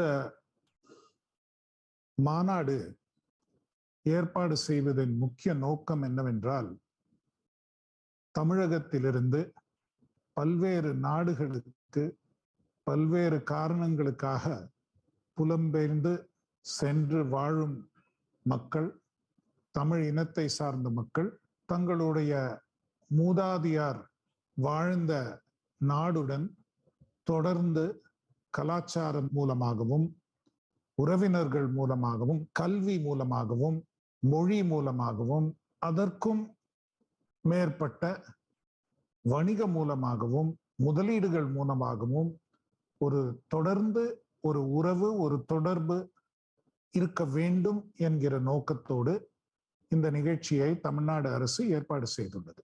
நீங்கள் அனைவரும் அறிந்தவாறே தமிழ்நாடு மாண்புமிகு முதலமைச்சர் அவர்கள் தமிழ்நாட்டின் வளர்ச்சி எவ்வாறு இருக்க வேண்டும், தமிழ்நாட்டின் பொருளாதாரம் எந்த அளவிற்கு எட்ட வேண்டும் என்பதை குறித்து ஒரு குறிக்கோளை நம் முன் வைத்துள்ளார்கள். 2030 ஆண்டிற்குள் தமிழ்நாட்டின் ஒட்டுமொத்த பொருளாதாரத்தின் அளவு $1 டிரில்லியன் மதிப்பை எட்ட வேண்டும் என்பது அவருடைய குறிக்கோள். இன்றைய தினத்திலிருந்து ஏறத்தாழ ஒவ்வொரு ஆண்டும் நாமினல் டேர்ம்ஸ் என்று கூறப்படும் பண வீக்கத்தை உட்கட்டிய அளவில் வளர்ச்சி ஒவ்வொரு ஆண்டும் ஏறத்தாழ 12% ஏற்பட்டால்தான் இந்த இலக்கை நம்மளால் எட்ட முடியும். இது போன்ற ஒரு பெரிய இலக்கை எட்ட வேண்டும் என்றால் முதலீடுகள் மிகவும் அதிகரிக்க வேண்டிய ஒரு சூழ்நிலை உள்ளது. ஏறத்தாழ கடந்த 30 ஆண்டுகள் தமிழ்நாட்டின் பொருளாதாரத்தை நாம் காண்போம் என்றால் 1991 ஆண்டு the first round of reforms, சீர்திருத்தங்கள் இந்திய அளவில் துவங்கிய போது தமிழ்நாட்டின் சராசரியான தனி மனிதருடைய வருமானம் per capita GSDP என்று கூறப்படும் அந்த இலக்கு இந்திய அளவின் சராசரி அளவிற்கே இருந்தது. அதை காட்டிலும் சற்று குறைவாக இருந்தது. ஆனால் இன்றைய தினம் தமிழ்நாட்டின் சராசரி தனி மனிதருக்கான வருமானம் per capita இன்கம் இந்திய அளவின் per capita இன்கம்மை காட்டிலும் 80% கூடுதலாக இருக்கிறது. 80% higher. அதே நேரத்தில் தமிழ்நாடு தற்போது இந்தியாவில் 2வது பெரிய மாநில பொருளாதாரமாக உள்ளது. Second largest economy in India. இந்த வளர்ச்சியை மேலும் சிறப்பாக எடுத்து செல்ல வேண்டும் என்றாலும், மேலும் அதை வலுப்படுத்தி அடுத்த வரக்கூடிய 7-8 ஆண்டுகளில் அந்த வளர்ச்சி மேலும் ஆக்சிலரேட் செய்து மிக சிறப்பான அளவில் தமிழ்நாடு வளர வேண்டும் என்றால் முதலீடுகள் மிகவும் அதிகமாக தேவைப்படுகிறது. முதலீடுகள் ஏற்பட்டு அதே நேரத்தில் வேலைவாய்ப்பு வசதிகள் ஏற்பட்டால் மட்டுமே தான் தமிழ்நாட்டின் பொருளாதாரம் மேலும் வளர்ச்சி அடைய முடியும். இதுதான் இருக்கக்கூடிய இன்றைய நிலை. அந்த அளவில் தமிழ்நாடு அரசு பல்வேறு முயற்சிகள் எடுத்து வருகிறது. அதே நேரத்தில் இன்றைய தினம் நாம் பார்த்தோம் என்றால் தமிழ்நாட்டிலிருந்து சென்று மற்ற நாடுகளில் புலம்பெயர்ந்து வாழும் மக்கள் எந்த அளவிற்கு அந்தந்த நாடுகளில் முன்னேற்றம் அடைந்து பல்வேறு முக்கியமான தகுதியை பெற்றவர்களாக இருக்கிறார்கள். அது தொழில்துறையிலாக இருந்தாலும் சரி, கல்வித்துறையில் இருந்தாலும் சரி, பல்வேறு அவர்கள் செய்யக்கூடிய பல்வேறு ப்ரொஃபஷன்ஸ், அது ஒரு மருத்துவ துறையாக இருந்தாலும் சரி, கல்வித்துறையிலும் சரி, அக்கவுண்டன்சி, நிதித்துறையில் இருந்தாலும் சரி, இது போன்ற பல்வேறு துறைகளில் தமிழ்நாட்டை சேர்ந்தவர்கள் மிக நல்ல நிலையை அடைந்துள்ளார்கள். அவர்கள் உடைய எதிர்பார்ப்பும் கூட மீண்டும் அவர்களுடைய மூதாதையர்கள் வாழ்ந்த மண்ணில் எவ்வாறு அந்த வளர்ச்சியை கொண்டு செல்ல முடியும் என்பது அவர்களுடைய எதிர்பார்ப்பு. அது அவர்கள் ஒரு செய்யக்கூடிய ஒரு சேவை என்று அவர்கள் கருதினாலும் அதில் அவர்கள் லாபமும் ஏற்றக்கூடிய ஒரு வாய்ப்பு உள்ளது. தமிழ்நாட்டில் இன்றைய ஒரு முதலீடு செய்தால் கட்டாயமாக அது ஒரு லாபகரமாக ஒரு முதலீடாக இருக்கும். தமிழ்நாட்டுடைய எந்த உறவும் இல்லாதவர்களும் இங்க முதலீடு செய்து லாபம் பெறுகிறார்கள். அவ்வாறான சூழ்நிலையில் தமிழ்நாட்டோடு ஒரு பற்று கொண்டவர்கள், தமிழ்நாட்டோட ஒரு கனெக்ஷன் உள்ளவர்கள், ஏற்கனவே அவர்கள் மூதாதையர்கள் இங்கு வாழ்ந்தவர்கள் என்று இருக்கிற நிலையில் இருந்தவர்களுக்கு கட்டாயமாக இது ஒரு எமோஷனல் கனெக்டோட இல்லாமல் ஒரு வைஸ் இன்வெஸ்ட்மெண்ட் டெசிஷனாக கூட இருக்கக்கூடிய ஒரு சூழ்நிலை தமிழ்நாடு அரசு இன்று உருவாக்கி உள்ளது. எனவே இன்றைய தினம் நடக்கக்கூடிய இந்த நிகழ்ச்சிகளின் மூலமாக இன்று உங்கள் முன் பேசக்கூடிய பல்வேறு கருத்துக்களை பரிமாறிக்கொள்ளக்கூடிய இந்த அடுத்த இருக்கக்கூடிய நிபுணர்கள் பலர் உங்களுக்கு எவ்வாறு தமிழ்நாட்டில் இந்த முதலீடுகள் செய்வதன் வாயிலாக எவ்வாறு வளர்ச்சி அடைய முடியும் என்கிற ஒரு சூழ்நிலையை எடுத்து உரைப்பார்கள். ஏற்கனவே நான் கூறியவாறு தமிழ்நாடு 2ஆம் இடத்தில் உள்ளது தற்சமயம். இது முதலிடத்திற்கு எவ்வாறு செல்ல வேண்டும் என்பது ஒரு முக்கியமான எண்ணம். அதே நேரத்தில் முதலீடுகள் எவ்வாறு உருவாக்க வேண்டும், எவ்வாறு கூடுதலாக செய்ய முடியும் என்பது ஒரு முக்கியமான எண்ணம். தமிழ்நாட்டை சேர்ந்த முதலீட்டாளர்கள், அதாவது தமிழ்நாட்டில் வாழ்பவர்கள் கூட வெளிநாடுகளில் முதலீடு செய்கிறார்கள். அதை வளர்ப்பது எவ்வாறு? ஏனென்றால் அதில் இறுதியில் பார்த்தால் அதில் ஒரு பயன் தமிழ்நாட்டுக்கும் சென்றடையும் என்கிற முறையில் அதற்கான வாய்ப்புகள் என்ன? அதே நேரத்தில் தமிழ்நாட்டில் மிக சிறந்த மனித வளம் உள்ளது. இங்கே இருக்கக்கூடிய தற்சமயம் நீங்கள் எடுத்து பார்த்தால் ஹையர் எஜுகேஷன், அதாவது உயர்கல்வியில் மிக அதிக கிராஸ் என்ரோல்மெண்ட் ரேஷியோ தமிழ்நாட்டில் தான் உள்ளது. இந்திய அளவில் ஏறத்தாழ 50% காட்டிலும் கூடுதல் அந்த வயதில் இருக்கக்கூடிய அந்த ஜனத்தொகையில் 50% காட்டிலும் கூடுதல் மாணவர்கள் கல்வியில் உள்ளார்கள், உயர்கல்வியில். அதன் மூலம் உயர்கல்வி மிக சிறந்த முறையில் தமிழ்நாட்டில் நடைபெறும் அந்த சூழ்நிலையில் பல்வேறு அதை சார்ந்த முதலீடுகள் தமிழ்நாட்டுக்கு வருவது, தொழில்நுட்ப துறையிலும் சரி பல்வேறு அதை சார்ந்த துறைகளில் முதலீடு வரும்பொழுது இங்க இருக்கும் மாணவர்கள் நல்ல முறையில் இளைஞர்கள் அந்த பணிகளில் சேர்ந்து அவர்கள் முன்னேறலாம். அதே நேரத்தில் அந்த எந்த துறையில் முதலீடு ஏற்படுகிறதோ அந்த நிறுவனங்களுக்கும் பல்வேறு நன்மைகள் ஏற்படக்கூடிய ஒரு சூழ்நிலை உள்ளது. அதே நேரத்தில் தமிழ்நாட்டில் இருக்கக்கூடிய லேபர் ரிலேஷன்ஸ், அதாவது தொழிலாளர்களோடு ஏற்படக்கூடிய நல்ல உறவுகள் சிறந்த முறையில் இருப்பதால் பல்வேறு முதலீட்டாளர்கள் தமிழ்நாடை நோக்கி வருகிறார்கள். அந்த முறையில் அதுவும் ஒரு முன்னேற்றத்தை நோக்கிய ஒரு கொள்கை அளவில் அரசு செயல்படும் காரணத்தினால் இந்த வாய்ப்புகள் மிக சிறப்பாக அனைவரும் பயன்படுத்தக்கூடிய ஒரு நிலை என்பதை நான் இந்த நேரத்தில் உங்கள் அனைவருக்கும் தெரிவித்துக் கொள்கிறேன். தமிழ்நாட்டு அரசு, தமிழ்நாடு தொழில்துறை, அதன் கீழ் இயங்கக்கூடிய கைடன்ஸ் நிறுவனம் ஆகிய அனைத்துமே தொழில் முதலீட்டாளர்களை எவ்வாறு சிறப்பான முறையில் இங்கு முதலீடு செய்ய முடியும், பல்வேறு சிறிய சிறிய சிக்கல்களை களைவதில் மிகுந்த அக்கறை காட்டி நல்ல முறையில் அதை செய்து வருகிறார்கள். அந்த ஒரு சப்போர்ட், அந்த ஒரு தொடர் முயற்சியும் உங்களோடு இருக்கும் என்பதை இந்த நேரத்தில் உறுதி கொண்டு கட்டாயமாக இது போன்ற நிகழ்ச்சியின் மூலமாக தமிழ்நாட்டில் நீங்கள் அனைவரும் முதலீட்டு வாய்ப்புகளை பயன்படுத்தி கொள்ள வேண்டும்.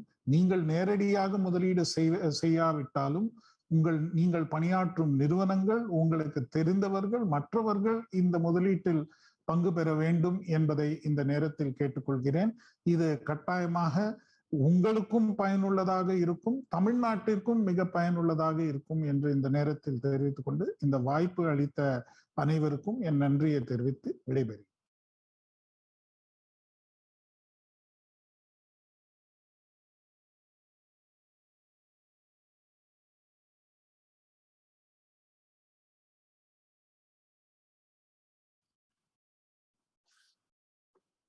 எல்லாருக்கும் சிக்கி சார்பாக எங்களோட ஆங்கில புத்தாண்டு நல்வாழ்த்துக்கள். என்னோட பேர் ARRM Arun. I'm the president of the Southern India Chamber of Commerce and Industry, SICI. I'm also chairman of the Bellingro Group and honorary council of the Czech Republic in Chennai. On behalf of SICI, உங்க எல்லாருக்கும் எங்களோட warm welcome தெரிவிச்சுக்க விரும்புகிறோம் to this very important panel discussion on Tamil Nadu's $1 trillion economy, the way we want to engage with the diaspora. The sub-theme of this session is opportunities, strategies, and solutions, and our flow of the session will also follow that, as you would get to know in the course of time. A little bit about SICI. For those of you who are not aware, SICI is based in Chennai, and we are 111 years young. We have been well servicing our stakeholders, including industry, government, and society. SICI is extremely glad to be working with the government of Tamil Nadu on a variety of areas, including aerospace and defense, electric vehicles, IT, artificial intelligence, food processing, among others as well. We have over 25 sectoral committees led and staffed by industry experts that enables us to ensure the required value addition for each of our stakeholders. Coming to today's panel discussion and its theme, the diaspora outreach effort has been a core priority both for the government of Tamil Nadu as well as us within SICI. We jointly conducted the Global Diaspora Conclave during October of 2020. In the session mode, 4,000 மேலேயே participants வந்திருந்தாங்க எங்களோட participate பண்றதுக்கு. We had over 300 associations and 38 countries join பண்ணியிருந்தாங்க. SICI would like to take the opportunity to congratulate the government of Tamil Nadu for, as a fallout of that program, to have created an advisory panel that I also have the pleasure of being a part of. It is this panel's efforts that we are now continuing forth this initiative with today's important deliberation on diaspora outreach. Definitely an important area of reaching out to the diaspora is about business and commerce. And these have been a critical part of the Tamil identity. Certainly, while trade and commerce has been the need of the day, we certainly also have to engage with deeper linkages, which include language, culture, and roots, which we hope that we will also be able to touch upon today. The panel of experts that we have put together for you spans across the Tamil-speaking world. We have handcrafted the participants for today so that there will be a very good value addition into this program. As I said earlier, the sub-theme of this program is opportunities, strategies, and solutions. So today's panel discussion is going to be oriented towards these three sections, and there will be a fourth section to get to know each of our panelists' vision for Tamil Nadu's development.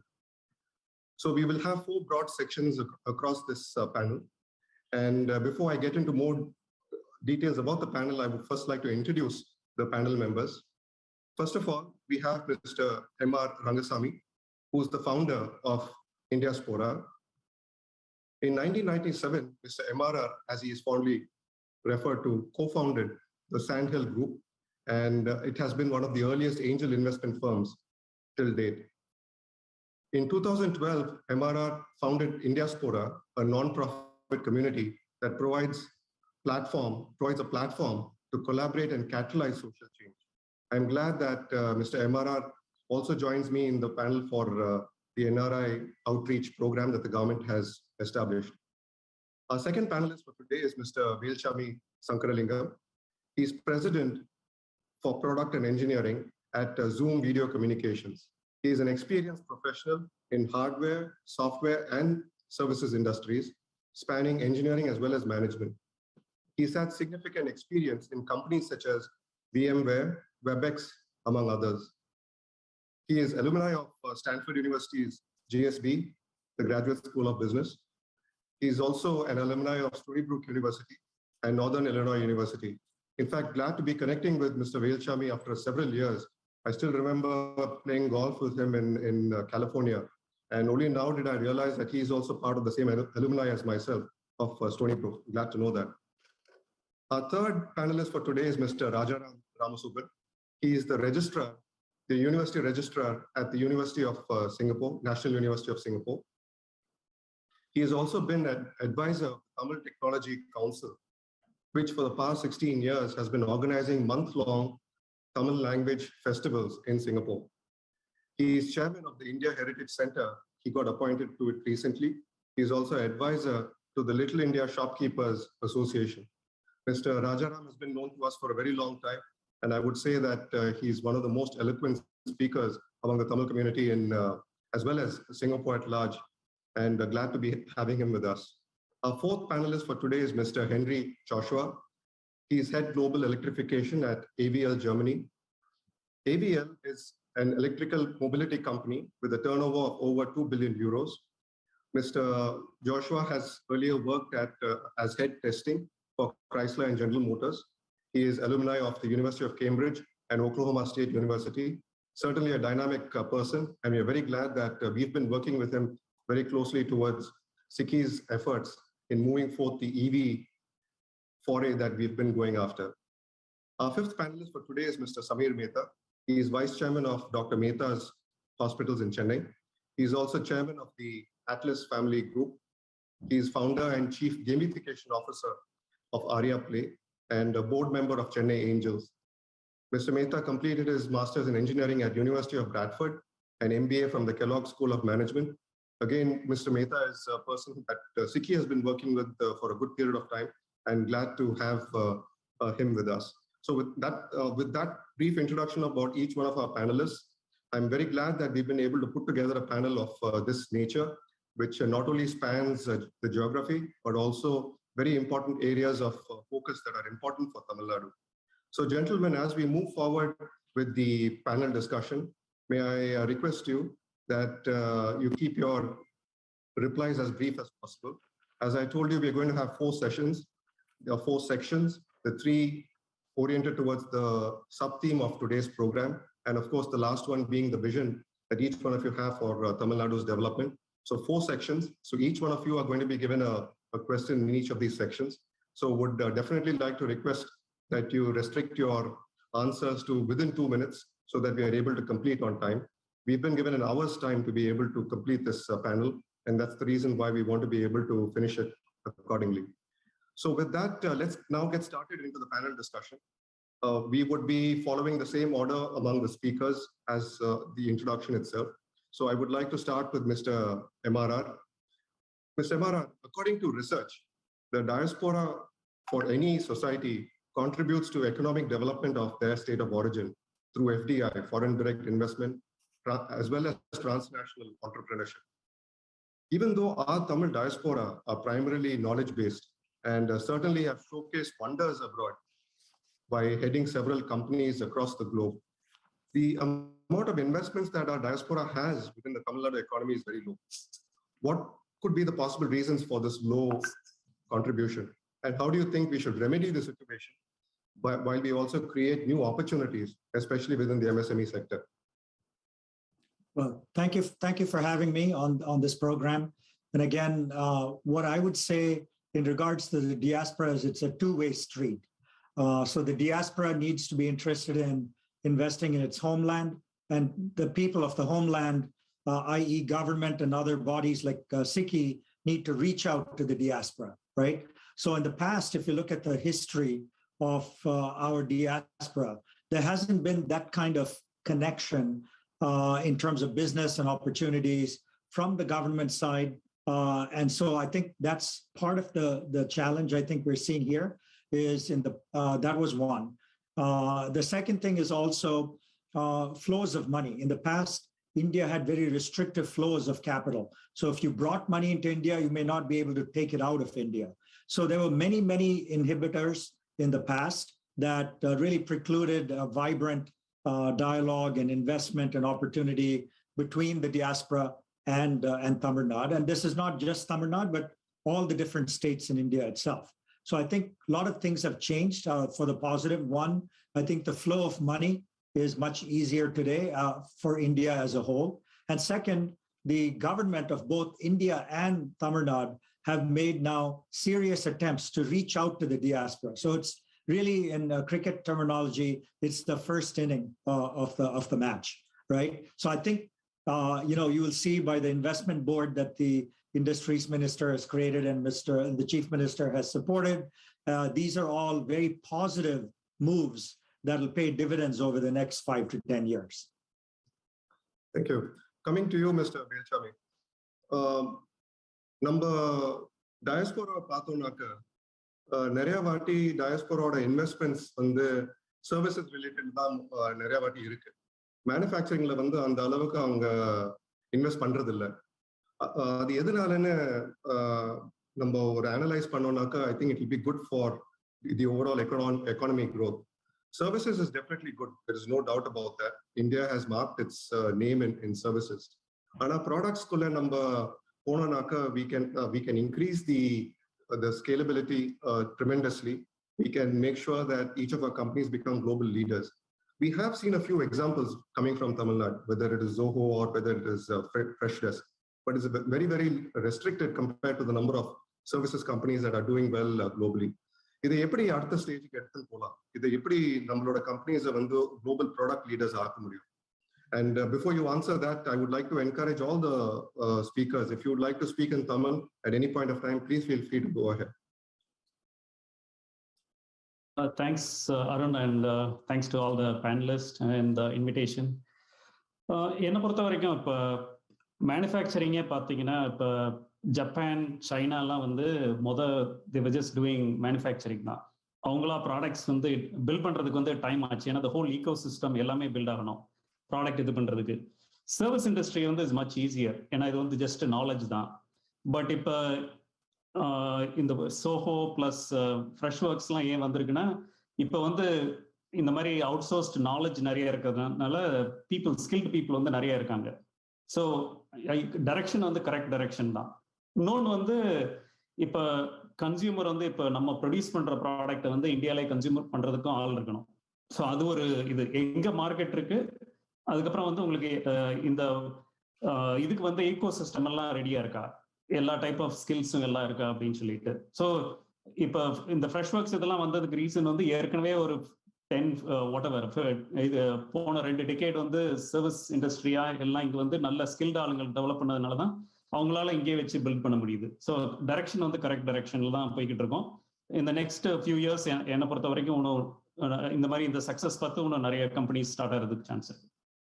Thank you. Thank you also for correcting as Freshworks. I had incorrectly referred to as Freshdesk. Appreciate that.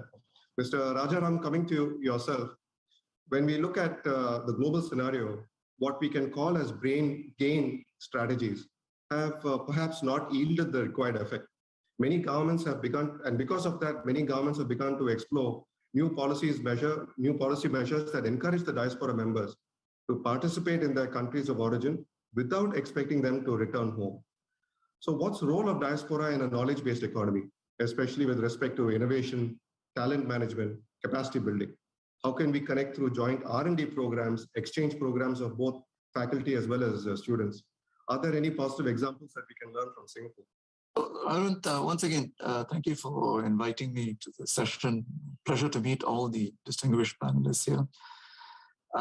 There are a few things that the diaspora can do, but I would like to just start off by saying, just to alert one particular fact, it's not entirely right to speak about the diaspora as though they're a homogeneous lot. They're actually a very heterogeneous lot.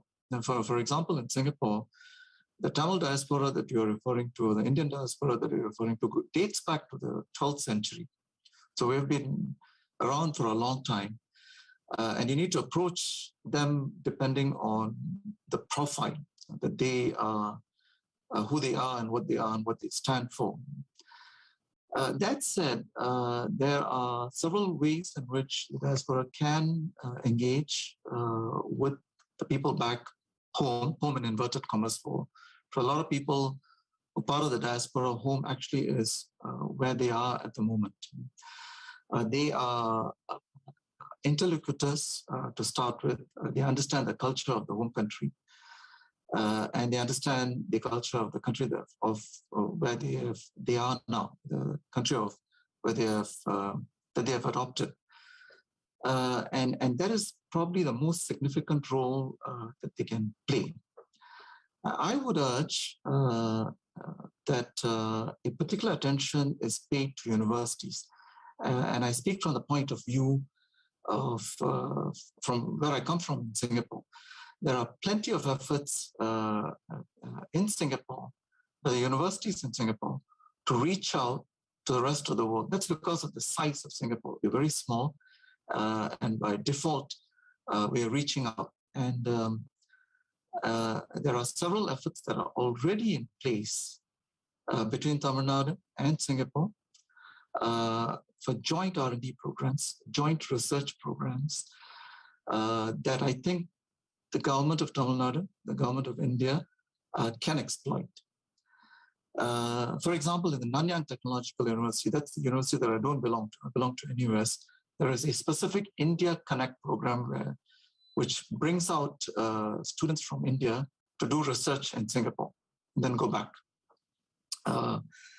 There is the International Enterprise Office that is located in Chennai that is there to promote trade development and innovation between the two countries.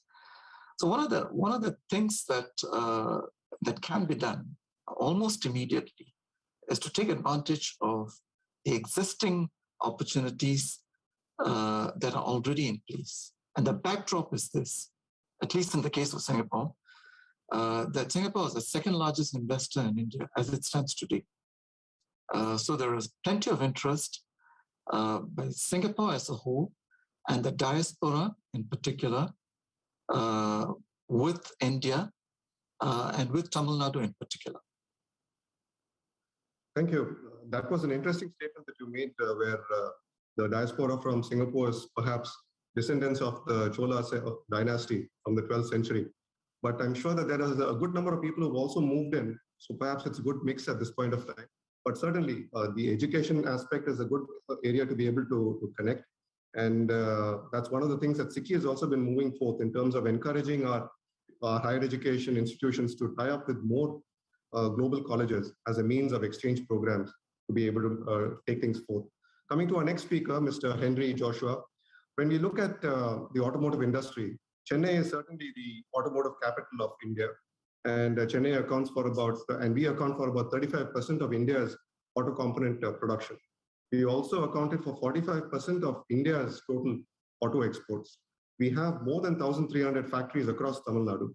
So when we look at this industry, what will be the impact of new advances within this industry, whether it is electric vehicles, driverless cars, or 3D printed buses for that matter? And how do you think Tamil Nadu can leverage opportunities and go after leadership in this sector? Ellarkum vanakkam. One more time. I'll start by saying the impact will be profound. I say profound because the mobility disruption paired with the digital disruption is not only a technology topic. It's very closely bonded to environmental and socioeconomic aspects. But this scenario, though, opens up plenty of opportunities as well. Say, for example, the EV mobility is moving from hydrocarbons to electrons and from muscle cars to microchip powers. So this not only affects the manufacturers, but this will affect the supply chain, the next tier industries like repair, maintenance. EV has 1/10 of number of moving components compared to its ICE counterpart, for example. It will affect the energy generation industry, infrastructures, insurance industries, and even if we think about it, driving schools. So I think this will have quite a ripple effect of impact. However, for a forward-focused state like Tamil Nadu, the opportunities are as well huge. So with over 1,100 engineering colleges and a strong IT sector, combining the engineering power and the software, I think this could be very well leveraged. The one thing to start up, there are plenty of startup cultures that's going on right now. That's what I've observed. I think the startups and incubation centers need to be perhaps coached and to think and plan right from the beginning at a global scale. I mean, of course, there are different strategies like bootstrap or so, but I think somehow we should help the existing energy and the bright minds, the energetic youngsters to already think in a global scale, and I think our team, like the international diaspora, should be able to contribute here. Thank you, Mr. Henry. I'd like to add also that for the benefit of members, SICI is working with the government of Tamil Nadu to set up an electric vehicle center of excellence. And this is going to be a partnership across industry, government, and academia, covering all sections of the ecosystem, and going to be implemented in phases as well. So we'd like to put that out to the diaspora so that we can reach out to you in case you're interested. Coming to Mr. Samir Mehta. Mr. Mehta, when we look at the healthcare sector as well as medical tourism, this has been a critical link in building relationships across the Tamil diaspora over several decades. How do you see the role of healthcare evolving over the future? And what would you say are the critical components in engaging with the diaspora through the available healthcare infrastructure, perhaps also developing further in directions that are most required? Thank you, Arun, and thank you. It's great seeing some good old friends in the thing, and I mean old in the nature that you're looking younger every year, Emma. But I think, look, Tamil Nadu has historically been, and specifically Chennai has been one of the capitals of healthcare for a while across India. And I think if you look at many of our other states now, Coimbatore, Madurai, there is such a huge number of healthcare delivery facilities that have been well respected and well known. I think this is the founding stone of places like Arvind Eye Hospital, Shankar Nethralaya, Apollo Hospitals, ours, Dr. Mehta, Sundaram Medical, and many, many great establishments, KMCH, the Kobe Medical Center, PSG Tech, and you can keep naming them. There are around 4,300 hospitals in Tamil Nadu. In terms of medical education, so the supply chain for this, in terms of one of the scarcest raw materials, whether you look at medical colleges, whether you look at nursing colleges, and now the growing need for allied health, Tamil Nadu is also one of the strongest of the states. I think it's typically in the top one or number, within the top three typically. I mean, Kerala clearly for nurses, but I think we're a close number two. So if you look at the key ingredients of healthcare, Tamil Nadu has been strong. Now I'll tell you where we're not perhaps as well established. A fair bit of the amount of healthcare that I use in health delivery is still needing to be imported. Whether it's the expensive imaging machines, whether it's diagnostic kits. And as we came across recently with COVID, for the testing kits, for some of the raw materials and APIs that went into some of the pharmaceutical cocktails that we needed, that needed to be imported. So I think if you get the supply chain correct, we will be one of the powerhouses globally. Now, historically, I think many in the diaspora know Tamil Nadu is a fantastic place to come and get your healthcare treatment done. What perhaps wasn't so well done previously, and now our friends like Vail Chami have managed to do it with Zoom, is that the connectivity has gone up so well that you can do it in the comfort of your home sitting in Chicago, and you can access a doctor sitting in Chennai and speak, whether it's in Tamil or Hindi or Gujarati or any language that you want, including English, right? And I think that's the opportunity that we did not see before. So the connectivity has opened up a whole, I would say, beast in terms of potential for healthcare delivery. I mean, the growing opportunity is if we can make more for the Indian need locally, I think it will clearly help us much further. Like we've got the supply chain of talent, I think if you can match that with the supply chain of manufacturing and raw materials around, that will help. Now, the other challenge in healthcare is, of course, we're moving closer to precision healthcare, meaning that more personalized healthcare where people want, it's always been very personalized, I think, by nature of our state, where we are a more personalized state. In terms of personal touch, personal culture, I mean, that's something that my grandparents taught me when I spent time with them coming and visiting Chennai all the time. And the reality is, I think that personalized healthcare is nothing new to folks here. So if we pack that with the latest in technology, which is clearly something we have an opportunity to do, we have some great talented startups from Chennai, from India, that we can piggyback well on, and leverage that to the diaspora. I think we'll be able to serve the diaspora very well. My experience living in parts of the world where they had fantastic healthcare, but it was very expensive to most people to access, has highlighted that India has historically been a great place to outstanding quality of healthcare at a very affordable price, which I think the rest of the world, perhaps Singapore withstanding, so I won't get into that, but the United States is a great example of perhaps where the cost of healthcare is driven fairly highly by policy, by legal issues, as well as by sometimes the costs that are affiliated, but perhaps not directly linked to healthcare. I mean, when I go into a hospital in the US, do I know how much I'm going to get treated for? And the answer is no, because the payer contracts are so opaque, right? Whereas in India, I think that's something that if you look at what the government has done, both state and central, we've had a fantastic innings relatively for COVID. And I think we've had a fantastic innings to date for a number of other critical treatments. And I think that's the opportunity that Tamil Nadu has, that we can actually play a role, not just for the diaspora, but for well beyond. Thank you, Mr. Mehta. That brings us to the end of the first section or the first round. We have 4 rounds, so 3 more to go. Am I putting sufficient pressure on each one of you to restrict yourselves to 2 minutes? All right, so we go into the second round. This is on the strategies. So coming to you, Mr. MRR, this is in perhaps in 2 parts, this question for you. The first one is, of course, we spoke about IT services and IT products earlier. So this question is oriented towards services versus manufacturing. Again, it's very, very easy to set up services companies and perhaps take services companies to the next level. But we don't find that happening as much within manufacturing. The diaspora have perhaps we can say restricted themselves from getting involved with manufacturing to a good extent compared to them getting involved with the services. What could be done to encourage manufacturing?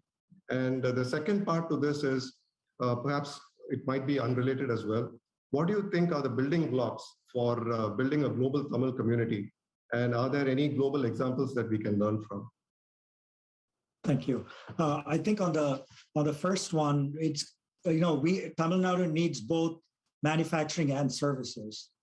But if you want to see the immediate impact on the economy, I would argue that services is the way to go in one way, because a manufacturing job might be 2 or 3 lakhs per year.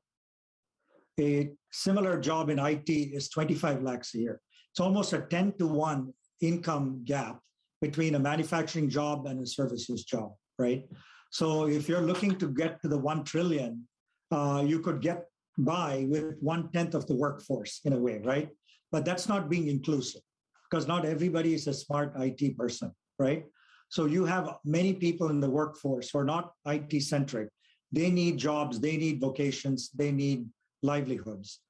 So I would argue we need to do both, with the awareness that a tech job or an IT job produces 10x the income for the state and for the individual, right? So I think that needs to be kept in mind as we move forward. Now, in terms of manufacturing, I think the timing is right. I think there are a lot of us in the diaspora, like you've seen, or in the automotive sector. They can be connected to the automotive and EV business in India. Same thing in electronics. There's so many people here in Silicon Valley or in the semiconductor and electronics business that can make that happen in terms of the manufacturing side. And of course, on the IT side, there are many people like Vilchami and others who are, running large tech companies who can also really be mentors, investors, and such. So I think this has the makings of happening, but we have to give it time, So that's what I would do in that regard. In terms of the diaspora itself, how to connect, I started in diaspora almost 10 years ago to be an organization of Indian leaders across the diaspora, right? And so we have now managed to kind of focus on 5 countries. So I think there needs to be an assessment done by the Tamil Nadu government and yourselves to see which are the important diasporas. You know, you mentioned there were 38 countries that came and so forth. But when you look at the famous 80-20 rule, there might only be 5 countries you need to really focus on where the diaspora is influential, successful, and rich, right? When we did this at Indiaspora, we found there were 5 countries that we are focused on: US, Canada, UK, Singapore, and Dubai. They tended to have the biggest populations and the influential leaders in the community, right? So maybe you need to also do that segmentation to say which diasporas are important and how do we cultivate those diasporas. So that would be my advice. Would you say looking at what is important, or would you say how we can structure it so that it meets their common goals and our common goals? Of course, you have to do that, but I think that requires more interaction between the two, between people in Tamil Nadu and the diaspora. And I see that starting to take shape now. So I think it's moving in the right direction, but it's early days. Okay, thank you. Mr. Velchami, இப்போ நம்ம டயஸ்போராவோட connect பண்ற சமயத்துல அந்த முயற்சியில வந்து அவங்களுக்கு என்ன தேவைன்னு நம்ம புரிஞ்சுக்கணும். அதை புரிஞ்சுட்டு தான் நம்மளால we should be able to configure ourselves and take this forward. இப்போ இந்த டயஸ்போராவோட எக்ஸ்பெக்டேஷன்ஸ் வந்து மாறி இருக்கா டைமோட, and across geographies so மாற்றம் இருக்கா? What is your opinion? Also, what would be the best strategy to effectively communicate and address these expectations? Can you also share with us some best practices that we can follow in terms of reaching out to the younger generation among the diaspora?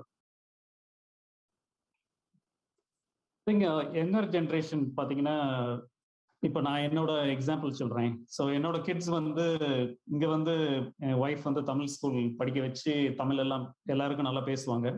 அதே time வந்து இந்தியாவுக்கு வந்து summer vacation grand parents இருந்ததுனால அந்த continuity இருந்தது. But அதுக்கப்புறம் வந்து ஒரு பெரிய கேப் ஆயிடுச்சு. ஸோ அந்த மாதிரி இதுக்கு வந்து இப்போ இதே இது வந்து இங்கே யூஎஸ்ல வந்து காலேஜ் போகிற கிட்ஸ் எல்லாம் என்ன பண்றாங்க, ஸ்டடி அப்ராடுன்னு ப்ரோக்ராம்ஸ்லாம் இருக்கு. யூகே இந்த மாதிரி போய் ஏதாவது ஒரு காலேஜில் இது பண்ணுற மாதிரி. ஸோ அந்த கனெக்ஷன் வந்து எப்படி அடுத்த ஜென்ரேஷன் வந்து கண்டினியூ பண்ணுறதுக்கு வந்து யூனிவர்சிட்டி டு யூனிவர்சிட்டி, அதுக்கப்புறம் அதாவது இப்போ வந்து சேலரி வித்தியாசம் இருக்கு, பட் ஜாப்ஸ் இங்கேருந்து அங்கே போய் ஜாப்ஸ் பண்ணுறது, அந்த மாதிரி இருந்தால் கனெக்ஷன் வந்து எனக்கு என்னவோ அடுத்த ஜென்ரேஷனோட நல்ல கனெக்ஷன் இருக்கும். இப்போ டயாஸ்பரா வந்து எக்ஸ்பெக்டேஷன் வந்து over time it has change. நாங்கள் வந்த டைம் வந்து பேசிக்கலாக இந்தியாவில் நான் வந்த டைம்ல கம்ப்யூட்டர் இண்டஸ்ட்ரி அந்நேரம் தான் ஸ்டார்ட் ஆயிருந்தது. பட் இங்கேருந்து அந்த குளோபலைசேஷன் இல்லை, ஒர்க் ஃப்ரம் இங்கே இந்தியாவில இருந்த டீம் எல்லாம் கிடையாது. அந்த இதெல்லாம் இப்போ மாறினதுனால ஐ திங்க் ஆப்பர்ச்சுனிட்டிஸ் என்கேஜ்மெண்ட் வந்து இன்னும் நல்லா ஜாஸ்தியாக இருக்கு. ஏன்னா இப்போ இங்கே பார்க்குற வேலையை அங்கேருந்து பார்க்குறது வந்து இட்ஸ் மச் ஈஸியர் இப்போ தென் மேபி நான் வந்த டைம் எல்லாம். ஸோ அந்த நீட்ஸ் எல்லாம் இதாக இருக்கு. அதுக்கேற்றாப்புல அங்கே வந்து ஆப்பர்ச்சுனிட்டி கிரியேட் பண்ணி இந்த ஈகோ சிஸ்டம்ஸ் இந்த மாதிரி 2-3 ஸ்டார்ட் அப்ஸ் வந்து நல்லா பண்ண ஆரம்பிச்சிச்சுன்னா I think there is more opportunity. அடுத்த ஜென்ரேஷனுக்கு வந்து கொஞ்சம் இன்ஃப்ராஸ்ட்ரக்சர் பில்ட் பண்ணணும், எஜுகேஷன், ஜாப்ஸ் இந்த மாதிரி எப்படி அவங்கள அட்ராக்ட் பண்றது அப்படின்னு சொல்லி. அதான் என்னோட பெஸ்ட் தாட்ஸ் இதுல. Thank you. Mr. Rajaram, this is perhaps a question on culture. இப்போ நீங்க நம்மளோட தமிழ் பண்பாடு நீங்க எடுத்துக்கிட்டீங்கன்னாக்க ஸ்பிரிச்சுவாலிட்டி, உணவு, clothing, இது எல்லாமே they have served as a binding force that have connected Tamils globally. நம்ம வந்து இண்டஸ்ட்ரி பத்தி பேசலாம், காமர்ஸ் பத்தி பேசலாம், but the software aspects are very very important in terms of increasing this connect. இதுல வந்து மொழியும் ரொம்ப ரொம்ப முக்கியம். நம்மளோட தமிழ் மொழி நீங்க பாத்தீங்கன்னா 3000க்கு மேல ஆண்டுகளா we are continuing to develop. இந்த மொழி வந்து has it gone through the required development or does it have to go through further development? What could be done to encourage the coming generations இந்த மொழியை நல்லா பேசுறதுக்கு rather than going after alternatives? இது ஒரு பக்கம். இன்னொரு பக்கம் வந்து is there any obvious link between the diaspora and economic social development? So in the side வந்து are there any successful examples that Tamil Nadu can consider globally? And how can diaspora members be invited to partner in Tamil Nadu's development? So there are two questions that you have asked. The first is whether the language has evolved over a period of time. And the second is how could you promote greater interaction between diaspora and Tamil Nadu. The experience of Singapore is a little unique in the sense that I think the panelists here would know that Tamil is actually an official language in Singapore. There are plenty of opportunities for us to learn Tamil. There are Tamil teachers. I mean, it's a job. We train Tamil teachers in Singapore. And there are several organizations that promote the language. As we speak, we have just launched the Pongal Festival in Singapore. There is a street light up in Singapore, meaning that if you go into certain precincts, there is a huge party. Literally, as we speak, there is an open house that is being conducted by Indian Heritage Center, and people are visiting it, and that includes the non-Tamils and participating and so on. But and we have a month-long Tamil language festival that we conduct in the month of April. Probably the largest of its kind in the world. About 50 events, 50 associations coming together, 1 month and so on. So plenty of activities, all held in the context of Singapore. But that doesn't mean that we do not have challenges. Despite all that, the constant worry is that the younger set are not keeping in touch with the language. They don't speak the language as much as they should for all the teaching that is done in the school. And that is understandable because you step out of the house and there are several reasons for you not to use the language. And then when you come back, you just continue using English. So the preoccupation of the Tamil community in Singapore is to how to keep this language going. And we have the resources and we are making the effort to do this. And there is, herein lies an opportunity for Tamil Nadu to plug in. So for example, when I was chairing the Tamil Language Council and organizing the Tamil Language Festival, invariably there would be invitees coming from Tamil Nadu to give talks, conduct programs and things of that sort. It was informal, but I think there are opportunities for the Tamil Nadu government to be actually involved. I think there were some efforts. We have had representations of the government to come in and see how you could participate in our efforts. But the offer really is this. There are huge efforts to promote the language in Singapore. I'm not too sure whether this goes on in other parts of the world. I know London has just declared January as a Tamil Heritage Month, and there are similar such efforts. But so these are initiatives that the government of Tamil Nadu can plug in so that you can promote the language. Second question that you asked, I know I'm running out of time. It's a little bit more interesting. You're asking whether culture has any role in the economic development of a particular place. I can only speak on behalf of Singapore. And one of the stated objectives in Singapore is this, and I'm simplifying this. The forefathers, the people who set up modern Singapore told us this: go learn your mother tongue. It's good for you. It's good for you because it provides you a certain cultural ballast. You understand your identity and it teaches you to be a stronger person. And that in turn will help you become stronger economically. So in Singapore, for example, I have to learn Tamil as a second language. I don't have an option. I can't go and say, look, I want to learn some other language as a second language. Second language, incidentally, is compulsory. And if I go tell them, look, I want to learn some other language, they'll say, you'll have an officer from the Ministry of Education asking us quite sternly, why do you want to do that? Go learn your mother tongue. So promoting culture and language has got a direct and indirect impact on economic growth. And there are specific and very clear role that the government of Tamil Nadu can play, and I think it's mutually beneficial. like connecting with us and helping us do this even better. Thank you, Mr. Rajaram. Gentlemen, I might have to hasten you up. We are running short of time. I had wanted to finish the second section by within 40 minutes. So I would request your assistance in keeping your answers to within the 2 minutes time frame. Mr. Henry, coming to you, what are your suggestions for strengthening networks among innovators, entrepreneurs, and investors, both from among Tamil Nadu as well as abroad? And in the Moyarchinala, how can we also make sure that புது வேலைகளும் எப்படி create பண்றது, புது business ஆப்பர்ச்சுனிட்டிஸும் எப்படி எடுத்துன்னு வருது? What could be the best practices in this regard? ஒரு விஷயம், as we speak of new business opportunities, being mindful of existing business and jobs, what happens to them, இதை யோசிக்கிறதும் முக்கியமான விஷயம். ஸோ இந்த ரெண்டு விஷயத்துலையுமே நமக்கு ஆப்பர்ச்சுனிட்டிஸ் இருக்குன்னு நினைக்கிறேன். Among several things, I'd like to point out two approaches. One, transition strategy. I'm speaking specific from the EV and the mobility sector. Second is innovation strategy. If நம்ம transition strategy சொன்னா, first thing comes to mind is upskill and reskill. Competencyன்றது ஒரு முக்கியமான விஷயம். ஆனா யாருக்கு இந்த competency? அது வந்து I think that's something we need to be aware of. Typically we think right away into the technology area. நான் என்ன யோசிக்கிறேன் சொன்னா, I think every person in the entire value chain needs to be informed and educated. அதாவது technology sector, decision and policy makers, and importantly consumers, usersக்கும் அந்த ஒரு anxiety, அந்த change disruptive ஓட anxiety கம்மி பண்ணும். இதை தவிர வந்து இப்போ எக்ஸிஸ்டிங் பிஸ்னஸ்க்கு வந்து many legacy business infrastructures and process will need support to change. Supportன்னு சொன்னா both by information and financial. So இதுக்கு என்ன பண்ணணுன்றது வந்து I think we have to look. This is one point from transition strategy. ரெண்டாவது point வந்து observational learning.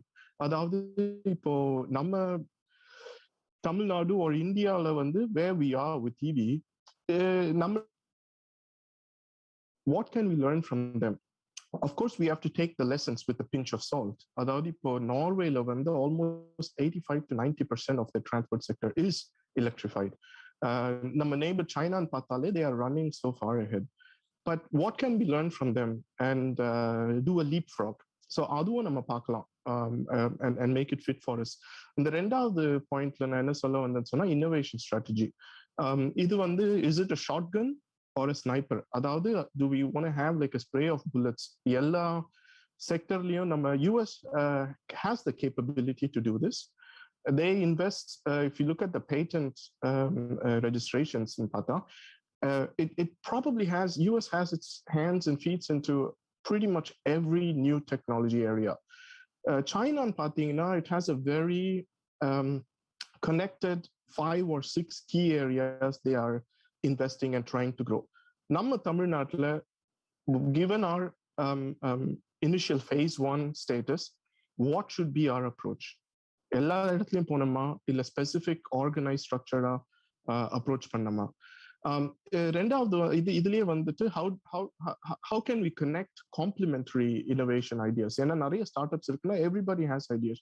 How can we connect complementary ideas? அதே போல how can we avoid parallel innovations? We shouldn't avoid, but how do we manage multiple people going after the same thing? How can we do that? So idukala vandu what I think is a visibility. I think visibility on ongoing projects or on the platform irundhuna தமிழ்நாட்டுல கொஞ்சம் ஹெல்ப்ஃபுல்லா இருக்கும்னு நினைக்கிறேன். நீங்க சொன்ன மாதிரி ஒரு center of excellence could be one of it. இல்ல digitally I think we make many things transparent. So அந்த மாதிரி ஒரு approach இருந்தா I think these 2 points of transition and innovation could be approached ன்னு நினைக்கிறேன். Thank you, Mr. Henry. Mr. Mehta, உங்க hospital வந்து சென்னையில எக்கச்சக்கமான வருஷத்துக்கு இருந்திருக்கு. இருந்தாலும் உங்களை வந்து ஒரு ஹெல்த் கேர் சம்பந்தமா பார்க்கறதுக்கு பதிலாக நாங்க வந்து உங்களை ஒரு ஸ்டார்ட் அப்ஸ் நோக்கி தான் பார்க்குறோம் because of your involvement with start ups as well as technology. So இந்த கேள்வி வந்து it is towards start ups and there are 2 parts to this.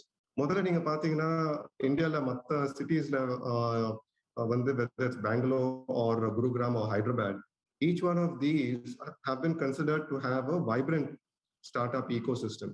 ஆனா நம்ம சென்னை நீங்க பாத்தீங்கன்னா Tamil Nadu in at large, we are not able to shake off the emerging startup ecosystem tag. We still look at it as an emerging startup ecosystem rather than an established startup ecosystem.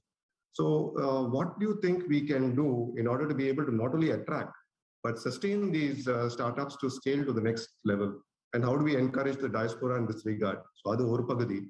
The second one is, while startups are a very good buzzword and it's very that every government is concentrating on it, they're wanting to move forward in that mode. It is also very important to look at the brownfields, that is the existing companies in the state.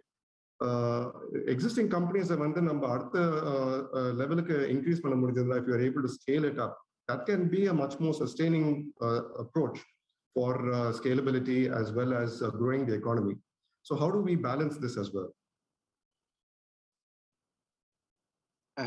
Thanks, Arun. I think actually these are two fantastic questions. And let me take the second one first, because it's actually a very fresh idea. How do you re-energize and add rocket boosters to existing companies that are already successful, that have got well-established supply chains, good corporate culture, strong value systems to grow further? And this might need, so they call it entrepreneurship. And entrepreneurship is a very different beast to entrepreneurship, because you need people who are more cooperative in nature in the existing structure of environment. The one simple add I would say is perhaps a combination, and maybe this is something that MR might be able to play a role in along with Professor Rajaram. Perhaps working alongside some of the existing stars who have built innovation systems in different parts of the world. If we could get government support to do like a project management office for innovation upgrades. So how do you digitize, for example, manufacturing shop floors in Chennai? How do you strengthen mobility companies that are doing manufacturing of auto components to the EV economy? I think would be a low-hanging fruit. And that I have not seen any ideas similar to this being implemented in India. I have seen some in Israel, and that's obviously a very small contained economy. But something like that would actually be quite unique and interesting. The second piece, which was the first question, how do we get rid of the startup tag? Actually, I don't think you can ever get rid of a startup tag. The emerging startup, I think you just have to arrive and announce to the world you've arrived. The challenge is that most of our Tamil Nadu companies, folks like Freshworks, folks like Cloud Cherry, which got sold to Cisco a few years ago, and many of the others that were in the tech domain, I think they tend to want to change clothes because of the investment ecosystem outside and inside, I would argue, Tamil Nadu. See, when we arrived in Tamil Nadu, there wasn't a structured, organized investor.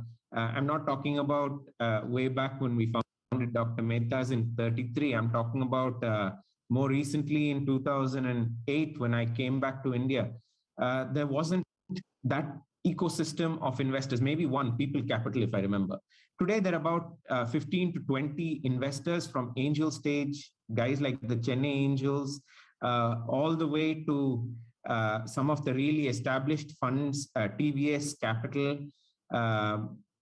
private equity, and there's a whole bunch of folks in between today that we did not have, but it's still a fraction of what you'd see in Bangalore. I mean, out of the 400 investment funds, if you only have 20 in Tamil Nadu, and of them 10 are networks, whether it's the Jitu Angels or Kiritsu or the Chennai Angels and the likes Native Angels, that's not enough. We need many more. I mean, if you ask MR, he'll tell you how many investors there are around. So I think if you bring the ecosystem together and you fix the parts that need fixing, so how do you make this a great place for investors to be present? I think that would be great. From an entrepreneurship part, it's a different thing. Most entrepreneurs, it's all about getting talent. Today, it's a war for talent, if we're honest about it. And how do you get people who want to move from Bangalore to Chennai, want to move from Delhi to Chennai and Madras? That is the piece that I don't think we've quite got right. When we start hearing about perhaps some of the less savory parts of things that took place, for example, in parts like Maharashtra, I think that's an opportunity for us. How do you make ourselves very welcoming? If you go to Bangalore today, you don't hear the mother tongue as much as you used to hear when it was all green when you looked around. And I think that's what we have to sometimes piggyback a little bit, make ourselves very welcoming for the talent to be representative and want to live in our cities and state. If we crack these two codes, the capital and the talent, I think we'll be a 10x or a 100x where we are today. Thank you, Mr. Mehta. That brings us to the end of the second section. Again, gentlemen, would request you to keep your responses shorter. I think I might have to request you to now make it 1 minute because we are 50 minutes into the call and we have another 10 minutes left. Perhaps we can overshoot by another 5 minutes. So coming into the third section on solutions, Mr. Emara, what would you say are the top 3 immediate measures that the government and or industry could do to build synergy with the diaspora community? I think the first one is to have a single window clearance. Tamil Nadu may have it, but it's not well articulated and understood. So if someone in the diaspora wants to start something, who do they call? And does that department take care of all the issues? You know, I need a building, I need land, I need to have certain employment contracts, I need to do this and that. Can there be a single window in the government system? That would be one. Second thing is the diaspora needs to be told what Tamil Nadu is all about, because we've all come and gone from Tamil Nadu, but we don't understand all the details and intricacies. So can Tamil Nadu be branded properly? What are the things that are unique? What is going to attract us? So really telling the story in a way that engages the diaspora and also engages other companies as well. So I would say that's the second one. And the third thing is to look beyond Chennai. Chennai is already a big city, but there are many other cities, Coimbatore and Madurai and so forth. So can we look at that as a holistic development of the state? And then one last thing I would do is, instead of trying to move people from Bangalore to Chennai, which is, they're not going to come, right? It's not going to happen. Why not move people from Bangalore to Hosur? That's much easier. The weather is the same, property is cheaper, it's right across the border, they can go back and forth. So I would look at that. Actually, the last point that you mentioned is also happening to a certain extent. We were in a meeting yesterday with the government, and they're talking about developing the Hosur area, especially from an EV standpoint. So I think that's an excellent suggestion to be able to move forth with. And also the suggestion of taking it to the other cities within Tamil Nadu rather than Chennai. Yes, it is happening to a certain extent, but I agree with you that it has to be more holistic and inclusive rather than one moving faster than the other. 4 very good points. Thank you, Mr. Emara. Mr. Velchami, what is the role of technology in diaspora outreach? And what would you say are the top 3 immediate action points that would enhance our global connect with each other?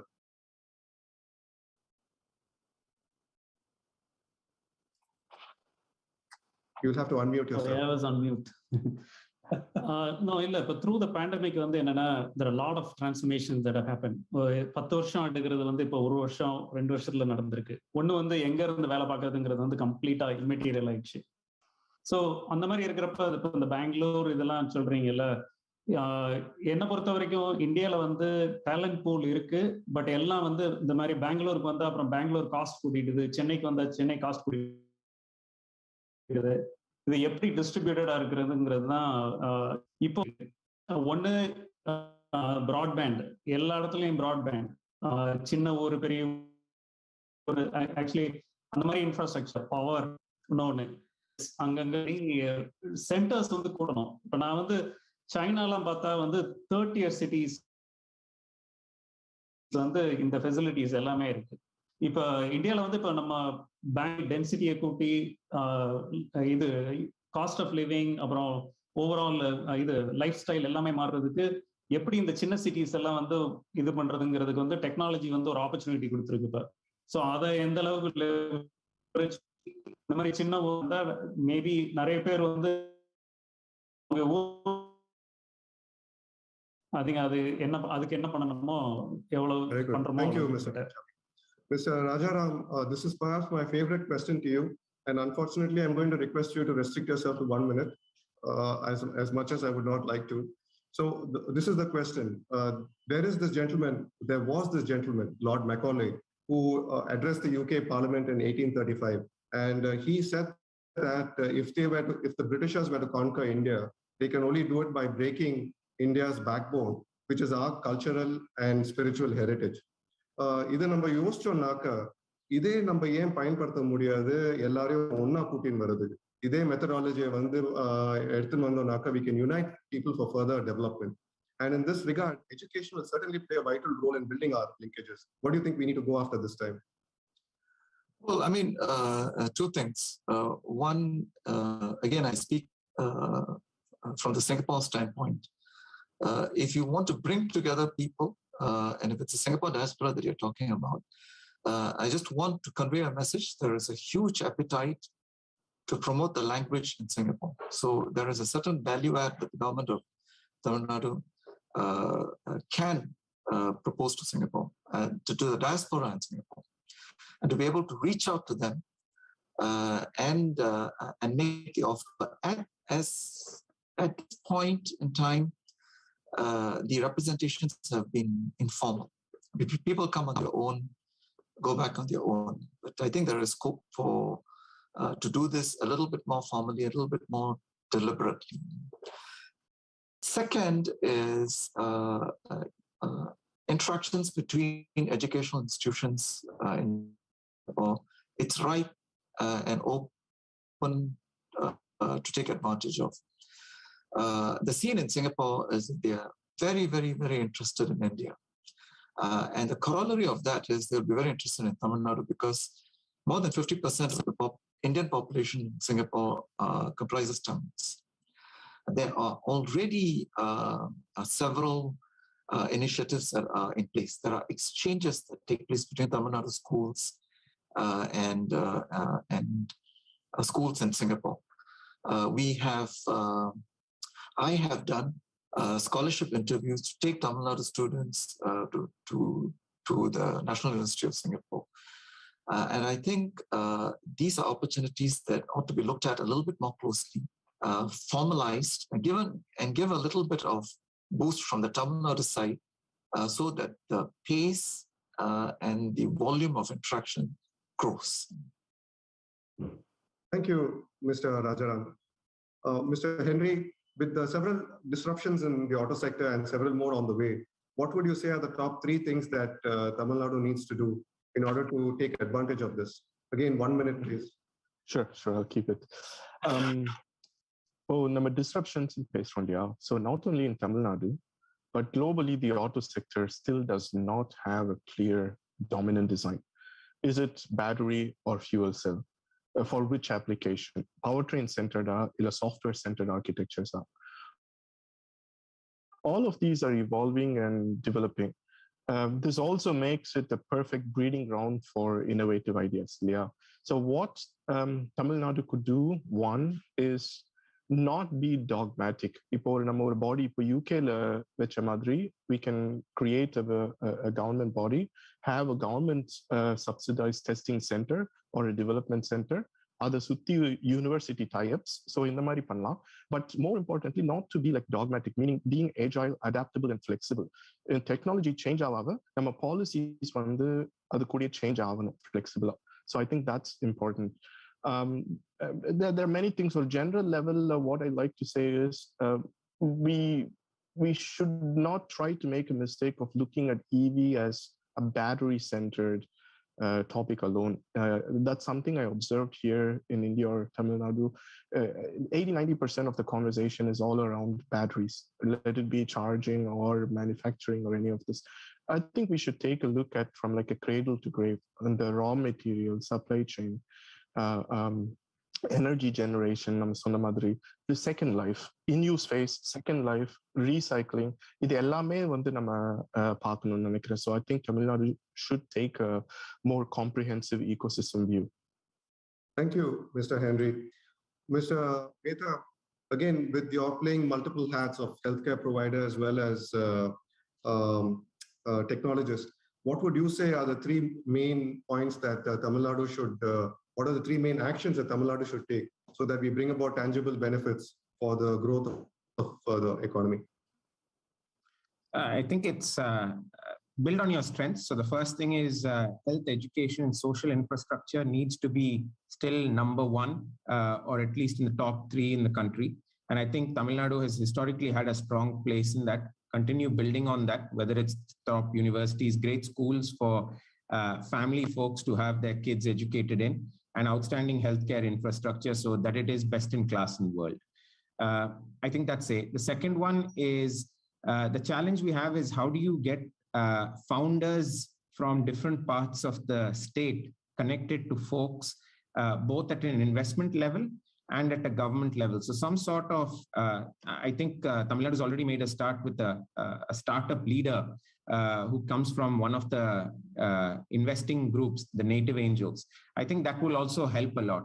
But I think if we can accelerate that, where we have a Founders Connect program, as well as a Founders Support program for folks that can perhaps then be taken, for example, to MR's part of the world or Rajaram's part of the world, where the investment capital is perhaps at a greater level, that would help. And the third is just access to capital. If we can make a lot more access to capital in our home state, I think the world is our limit. There are lots of great entrepreneurs here. There are lots of great investors of Tamil origin around the world. But do they actually invest in our state? Sometimes we ask ourselves, versus investing in some of the best companies in the world. And if a little bit more of that capital can be targeted here, I think it will help a long way. So some method of attracting that and keeping that capital at play in Tamil Nadu would be priceless. Thank you, Mr. Mehta. We now enter the fourth section of today's panel discussion, the last section. So gentlemen, I'm going to challenge you a little more. This is a question on what your vision is for Tamil Nadu. And I would, the challenge is going to be to restrict yourself to 30 seconds if you can. And again, the question is about where do you see Tamil Nadu, say, in 5 years' time? And how do you see Diaspora Connect evolving over these years? Mr. MRR? Yeah, I think you'll see a lot more engagement with the diaspora in the next 5 years. That's a given. I think what I see Tamil Nadu developing into in 5 years is to really go from the automotive to a holistic EV sector, more than batteries, like Henry was saying. The second thing would be on the electronic side, to see Tamil Nadu move from electronics manufacturing to semiconductor manufacturing. That would be the second.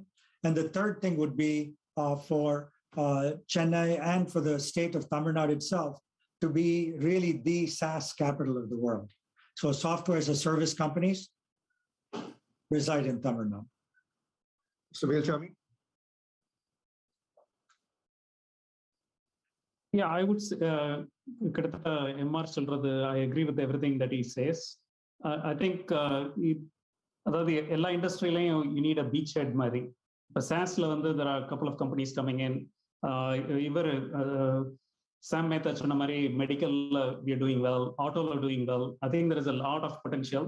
எப்படி infrastructure எல்லாம் வந்து அதுக்கு ஏத்தாப்புல ease of investment, fundamental infrastructure, internet, all of those decides எந்த அளவுக்கு நம்ம 5 இயர்ஸ்ல catch-up பண்றோம் சொல்லி. இப்போதைக்கு ஜாப்ஸ் வந்து you can move any job to Tamil Nadu, ப்ராப்ளமே கிடையாது, அந்த அளவுக்கு வந்துடுச்சு. ஸோ 5 இயர்ஸ்ல எவ்வளவுக்கு இன்ஃப்ராஸ்ட்ரக்சர் ரெடி பண்றோமோ அதுக்கு ஏத்தாப்புல will catch up. Mr. Rajaram? When I come to Tamil Nadu, I hear this refrain very frequently, and they say this, they say this to me. One day we want to be like Singapore. And my vision is really this. I hope the narrative is reversed. At some point, we will be able to say, one day we would like to be like Tamil Nadu. And I don't mean to sound immodest saying this. And that means a lot of things. But above all, I think Tamil Nadu has got tons to offer, especially to established diaspora societies like the ones you find in Singapore. And I'm looking forward to a time when there is a greater and freer flow, exchange of ideas between the two places. I think that's possible, Mr. Rajaram, if I might add to that. A pleasant statement that I saw in the papers, I forget if it was yesterday or the day before, again for the benefit of the audience, is of course, all of us know that during the rainy season, there's always floods in Chennai. But there's never been a and a time where we've seen government coming in and say that they're going to invest so much amount of money to arrest floods anymore. So this was an announcement that was made yesterday or day before. 1,000 crores was committed by the chief minister, and he said that we're going to ensure that no floods are seen in Chennai at any point of time. So certainly we look forward to this happening. But there have been positive signals that we are seeing from the government in order to be able to follow through in that mode, which gives us a lot of what can we say, the motivation that things are going in the right direction. And perhaps, as you say, it will be good to see people or hear people say that they would also like to see their environment just like Tamil Nadu. Mr. Henry, please. Sure, thanks. I think in terms of new energy vehicle, Tamil Nadu needs to be the trendsetter of India's EV industry. Aதாவது 5 yearsல வந்து I would like to see Tamil Nadu's fully domestically developed electric vehicle. Tamil Nadu should be the leader in technology adoption and pioneer for policies. அதாவது இந்த testing standards regulation வந்து full India வந்து they should try to adapt what Tamil Nadu has formulated. So I think we should go and push more in this direction.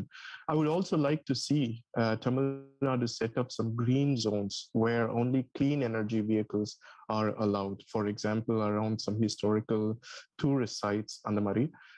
Finally, I would like to see 2/3 of two-wheelers and three-wheelers in Tamil Nadu as electric, and all of those being able to charge with renewable energy. Mr. Mehta? So I hope that 5 years from now, 12 million people will be outside the poverty limit. I think if we can solve that, it will be strong. Number two is we should be the preferred place to be. In terms for that to happen, our investment has to go up some 5x in terms of scale where it is today. So for us to achieve those type of things, you have to be the preferred place to live, the preferred place to invest.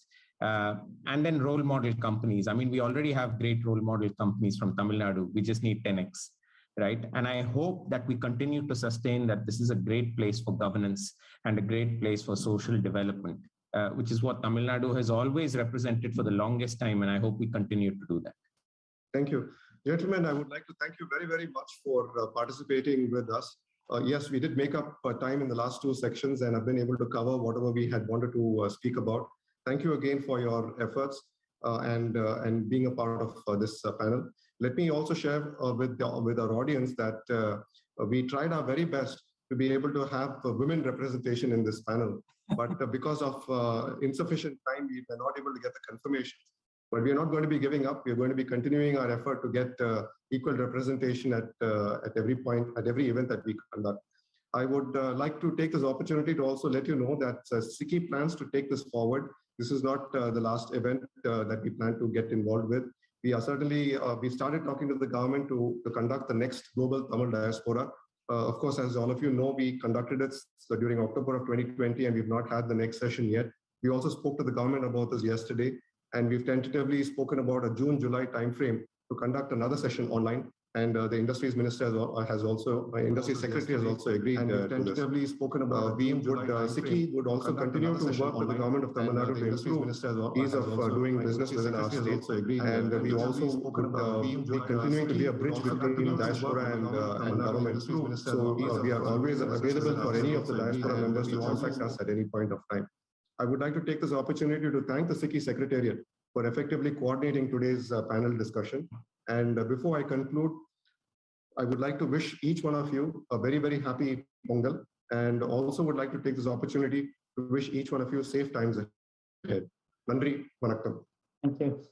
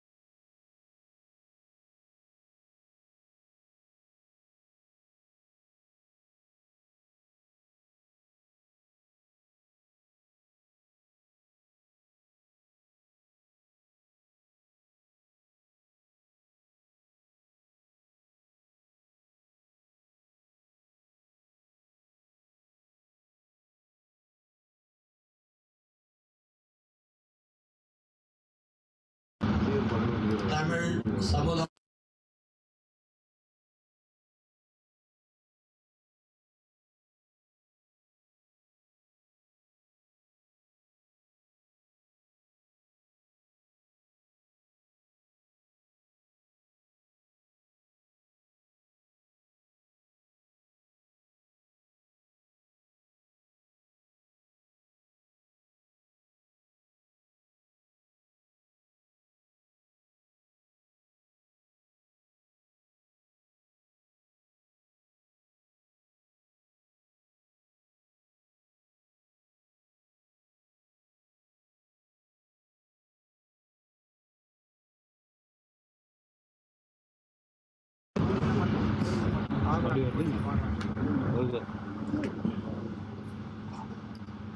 जनगण मन अधिनायक जय हे भारत भाग्य विधाता पंजाब सिंध गुजरात मराठा द्राविड उत्कल गंगा विंध्य हिमाचल यमुना गंगा उच्चल जलधि तरंगा तव शुभ नामे जाहे तव शुभ आशीष माहे गाहे तव सेय गाथा जनगण मंगलदायक जय हे भारत भाग्य विधाता जय हे जय हे जय हे जय जय जय जय हे தமிழா இணைவோம். நன்றி, வணக்கம்.